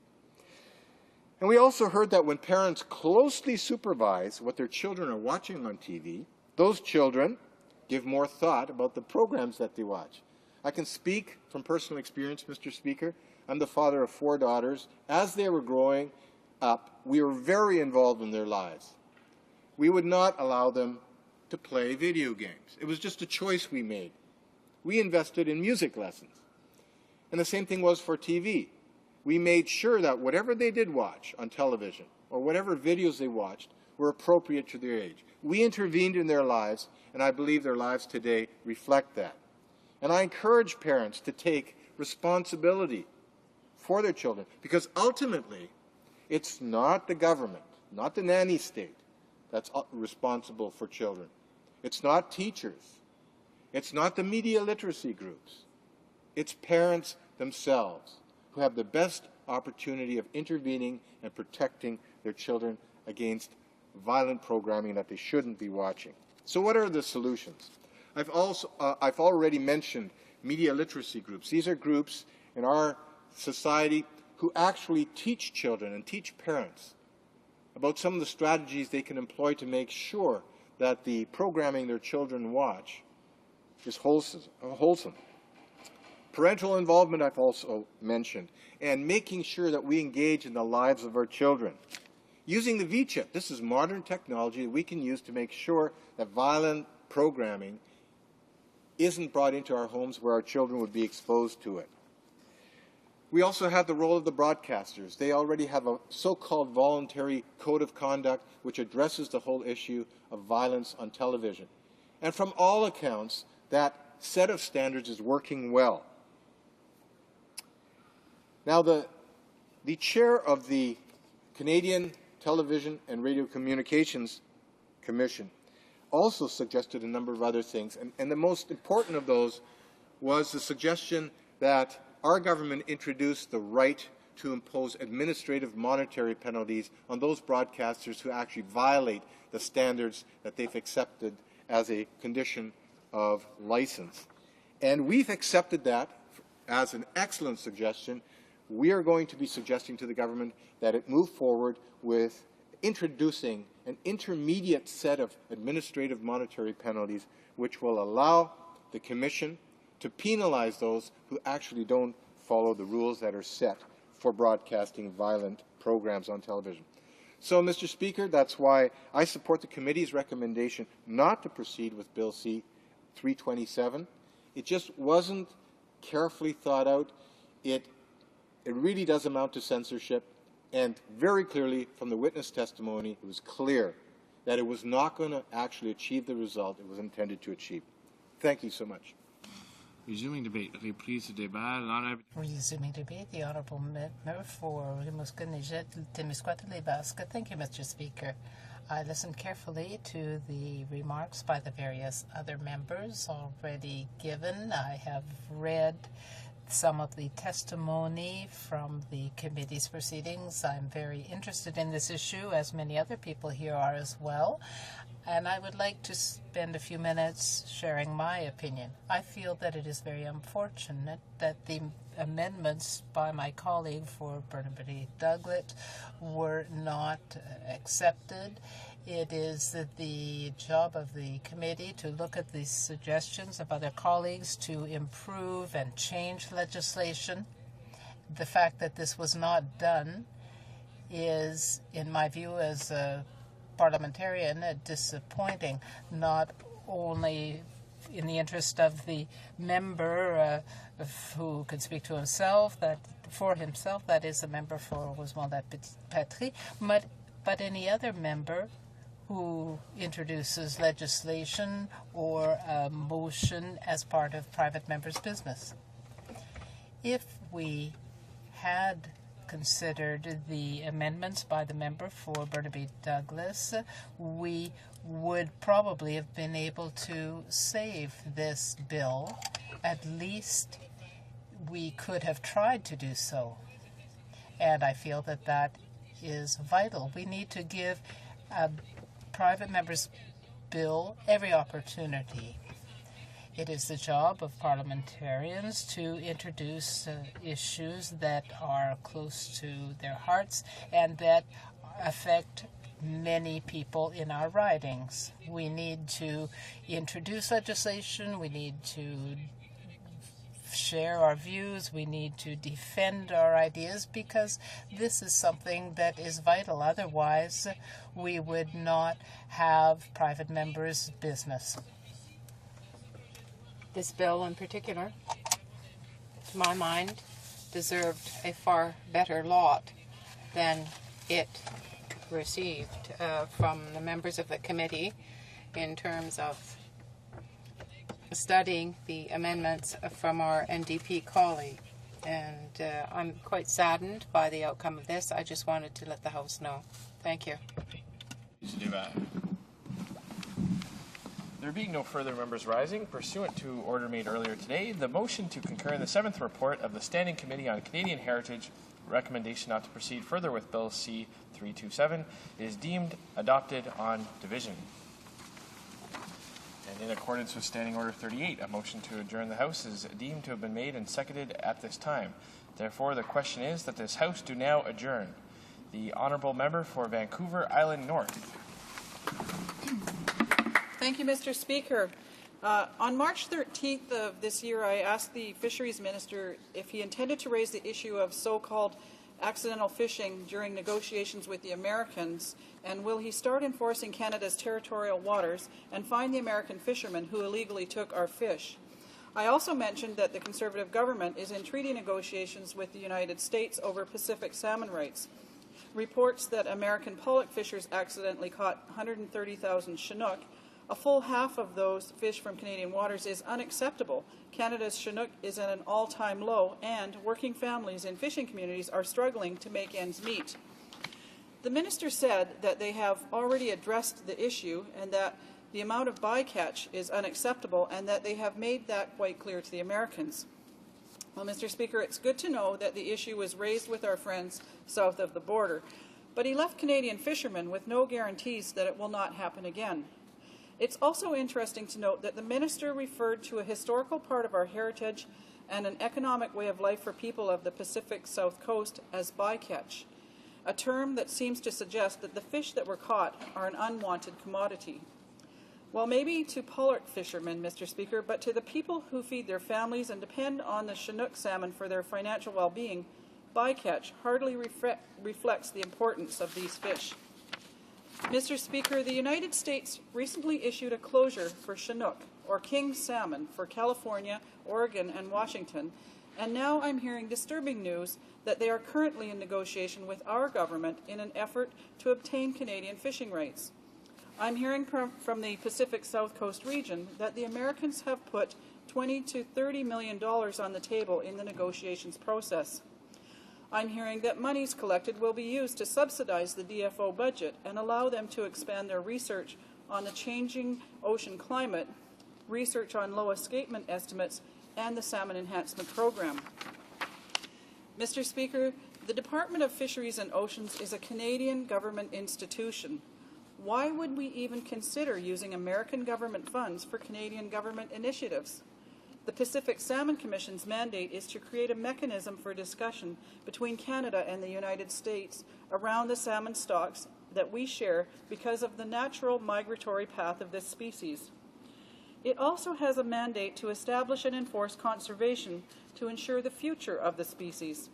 As a commission, they identify the issues, and each country creates management policies. This mechanism was established to protect each country's sovereignty. A sovereignty, Mr. Speaker, that we are watching disappear right before our eyes. Through discussions with a variety of stakeholder groups, it has now become apparent that DFO funding for many years now has been insufficient for the Pacific region. Mr. Speaker, this valuable program is struggling. That's the Salmon Enhancement Program. It's funding from a cut due to levels at 1999 levels. Hatcheries in BC have to contend with escalating costs and are cutting programs that would assist the salmon industry by enhancing declining stocks. Mr. Speaker, we need to do everything we can to increase salmon populations on the West Coast. Habitat protection, science and enforcement are also DFO departments that have seen a decline in resources in the recent past. Mr. Speaker, my question for the Minister Can he confirm that negotiations are taking place between Canada and the USA with regards to the purchase of Pacific salmon rights in Canadian waters, and that he will guarantee that he will protect Canadian sovereignty and ensure that the rights of Canadian fishermen are protected, and also... The Honourable Parliamentary Secretary to the Minister of Public Works. Mr. Speaker, last year in 2007, approximately 130,000 Chinook salmon were harvested as bycatch in the Bering Sea pollock fishery. While this fishery took place in U.S. waters outside the Canadian 200-mile exclusive economic zone, Chinook from the Canadian portion of the Yukon River and from other BC rivers are caught in this fishery.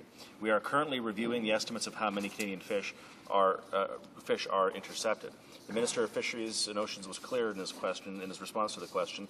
This level of bycatch is not acceptable, particularly when one considers both Canada and the United States have agreed through the Yukon River Salmon Agreement to undertake efforts to reduce the marine bycatch of Yukon River salmon. Now, surprisingly, Mr. Speaker, this issue has garnered a considerable amount of attention from fisheries agencies, salmon harvesters, and conservation groups in both Canada and in the U.S. That's why I'm pleased to report that Canada has been working with the United States to take concrete steps in addressing this issue. For example, Canada has been working with Alaskan authorities through the Pacific Salmon Treaty process and the bilateral Yukon River Panel on ways to limit the level of Chinook bycatch in the U.S. Bering Sea pollock fishery. Specifically, the Canadian and U.S. chairs of the Yukon panel have written to U.S. management agencies responsible for regulating the pollock fishery, requesting that a fixed cap of 37,000 be placed on the bycatch of Chinook. Also, Canada's ambassador for fisheries conservation, Mr. Loyola Sullivan, has been meeting with key officials in the U.S. to raise our concerns and work toward bilateral solutions. And Canadian officials have also initiated discussions in the multilateral North Pacific and Andromeda Fish Commission, which works to promote the conservation of salmon and other migratory species in the North Pacific Ocean. And we are also seeking to improve the sampling program in the pollock fishery to provide better estimates of the impact on Chinook salmon. Based on these discussions, Mr. Speaker, and I can assure you that the United States and fishery agencies in both countries are concerned with the increases in bycatch we have seen in recent years and the impacts on a resource as important to our northern and coastal communities as Chinook salmon. And it isn't just talk, Mr. Speaker. We are beginning to see progress as a result of these discussions. In December 2007, the United States federal government agreed to immediately reduce the total allowable catch in the Bering Sea pollock fishery from 1.3 million metric tons to 1 million metric tons in 2008. While this step alone will not limit the bycatch to an acceptable level, it represents a significant step forward.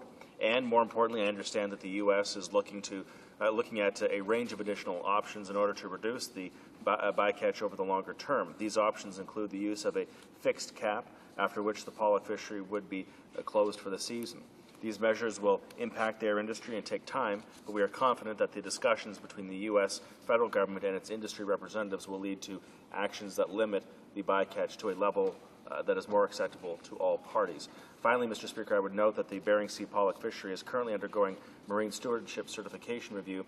Naturally, the U.S. industry is very concerned about this issue, as we are.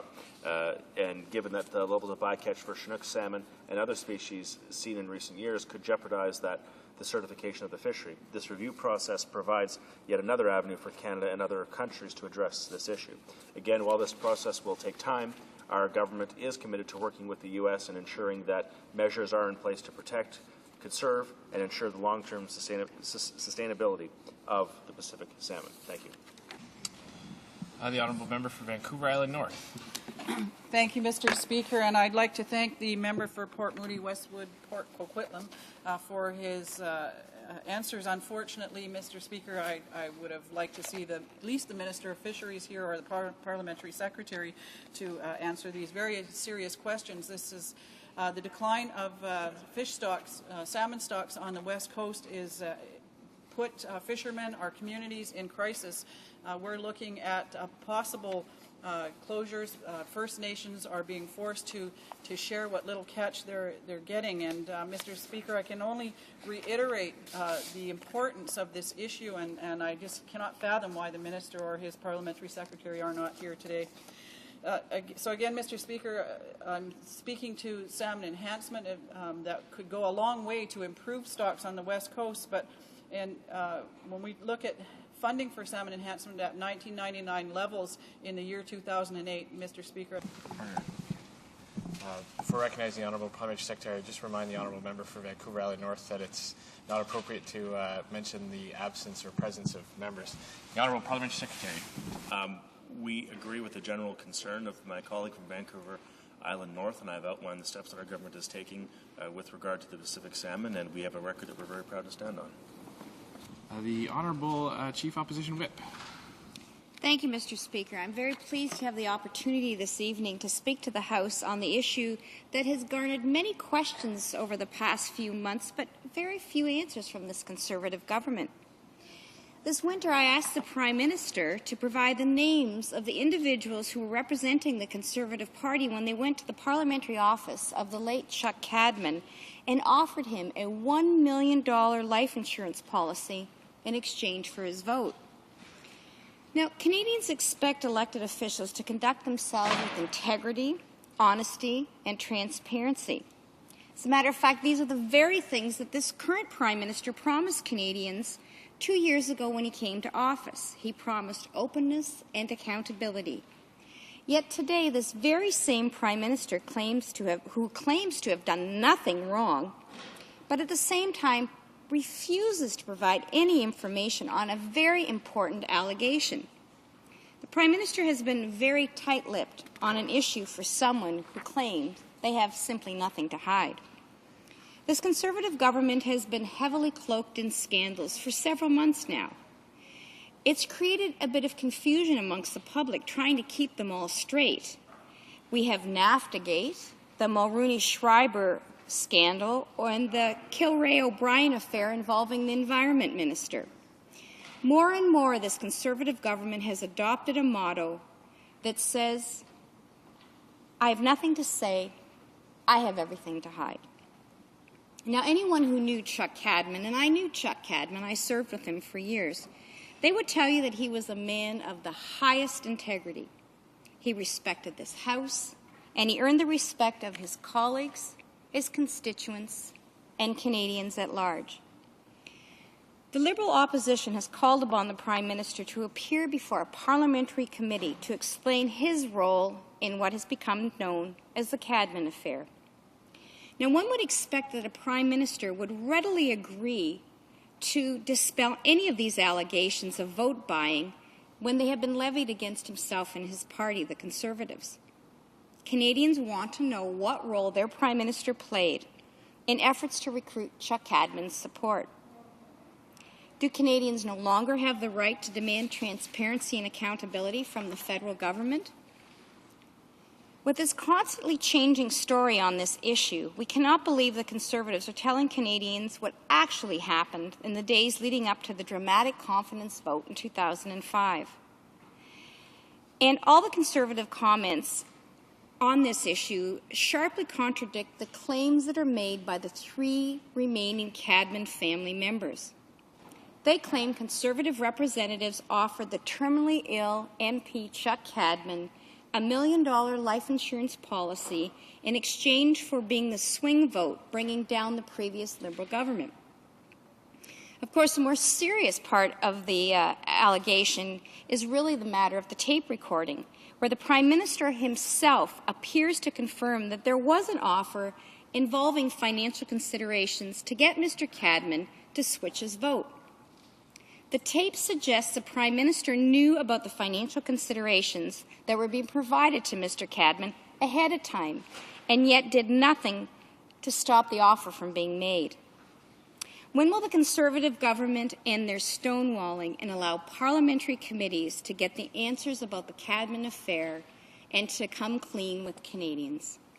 The Honourable Parliamentary Secretary to the Minister of Public Works. Well, parliamentary committees can decide their own agendas. I don't have any control over that, nor does the Prime Minister. But with regard to this issue itself, we've answered the central question that there is in this matter, which is that no offer of $1 million life insurance policy was made. That's the allegation by the Liberals. It's false, and it's embarrassing that they still believe the nonsense.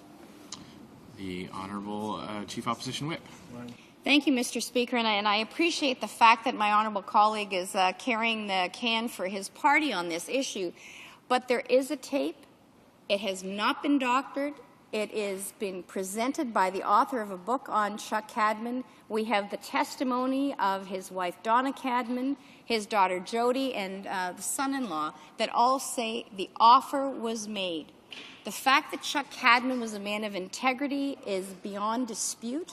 The fact that there a tape exists with the Prime Minister's own words on it would lead one to ask, as a reasonable person, why isn't the Prime Minister coming clean, coming before a committee and explaining the comments that are on the tape that he does not deny are his voice and his words? The Honourable Parliamentary Secretary. The Prime Minister has answered the questions when the Leader of the Opposition stands to his feet and asks them. And, as I've said, my colleague totally misrepresents both Donna Cadman and Jody Cadman and what they've said on this matter. There was no offer of a bribe, and that allegation is completely ridiculous. And if the Liberals believed it, they would vote that. If they actually believed the Prime Minister of this country was involved in a crime, if they actually believed their rhetoric, they would vote to defeat this government, but I'm pleased that they have more confidence in our government than they have in their own leader. The motion to adjourn the House is now deemed to have been adopted. Accordingly, this House stands adjourned until tomorrow at 2 p.m. pursuant to Standing Order 24.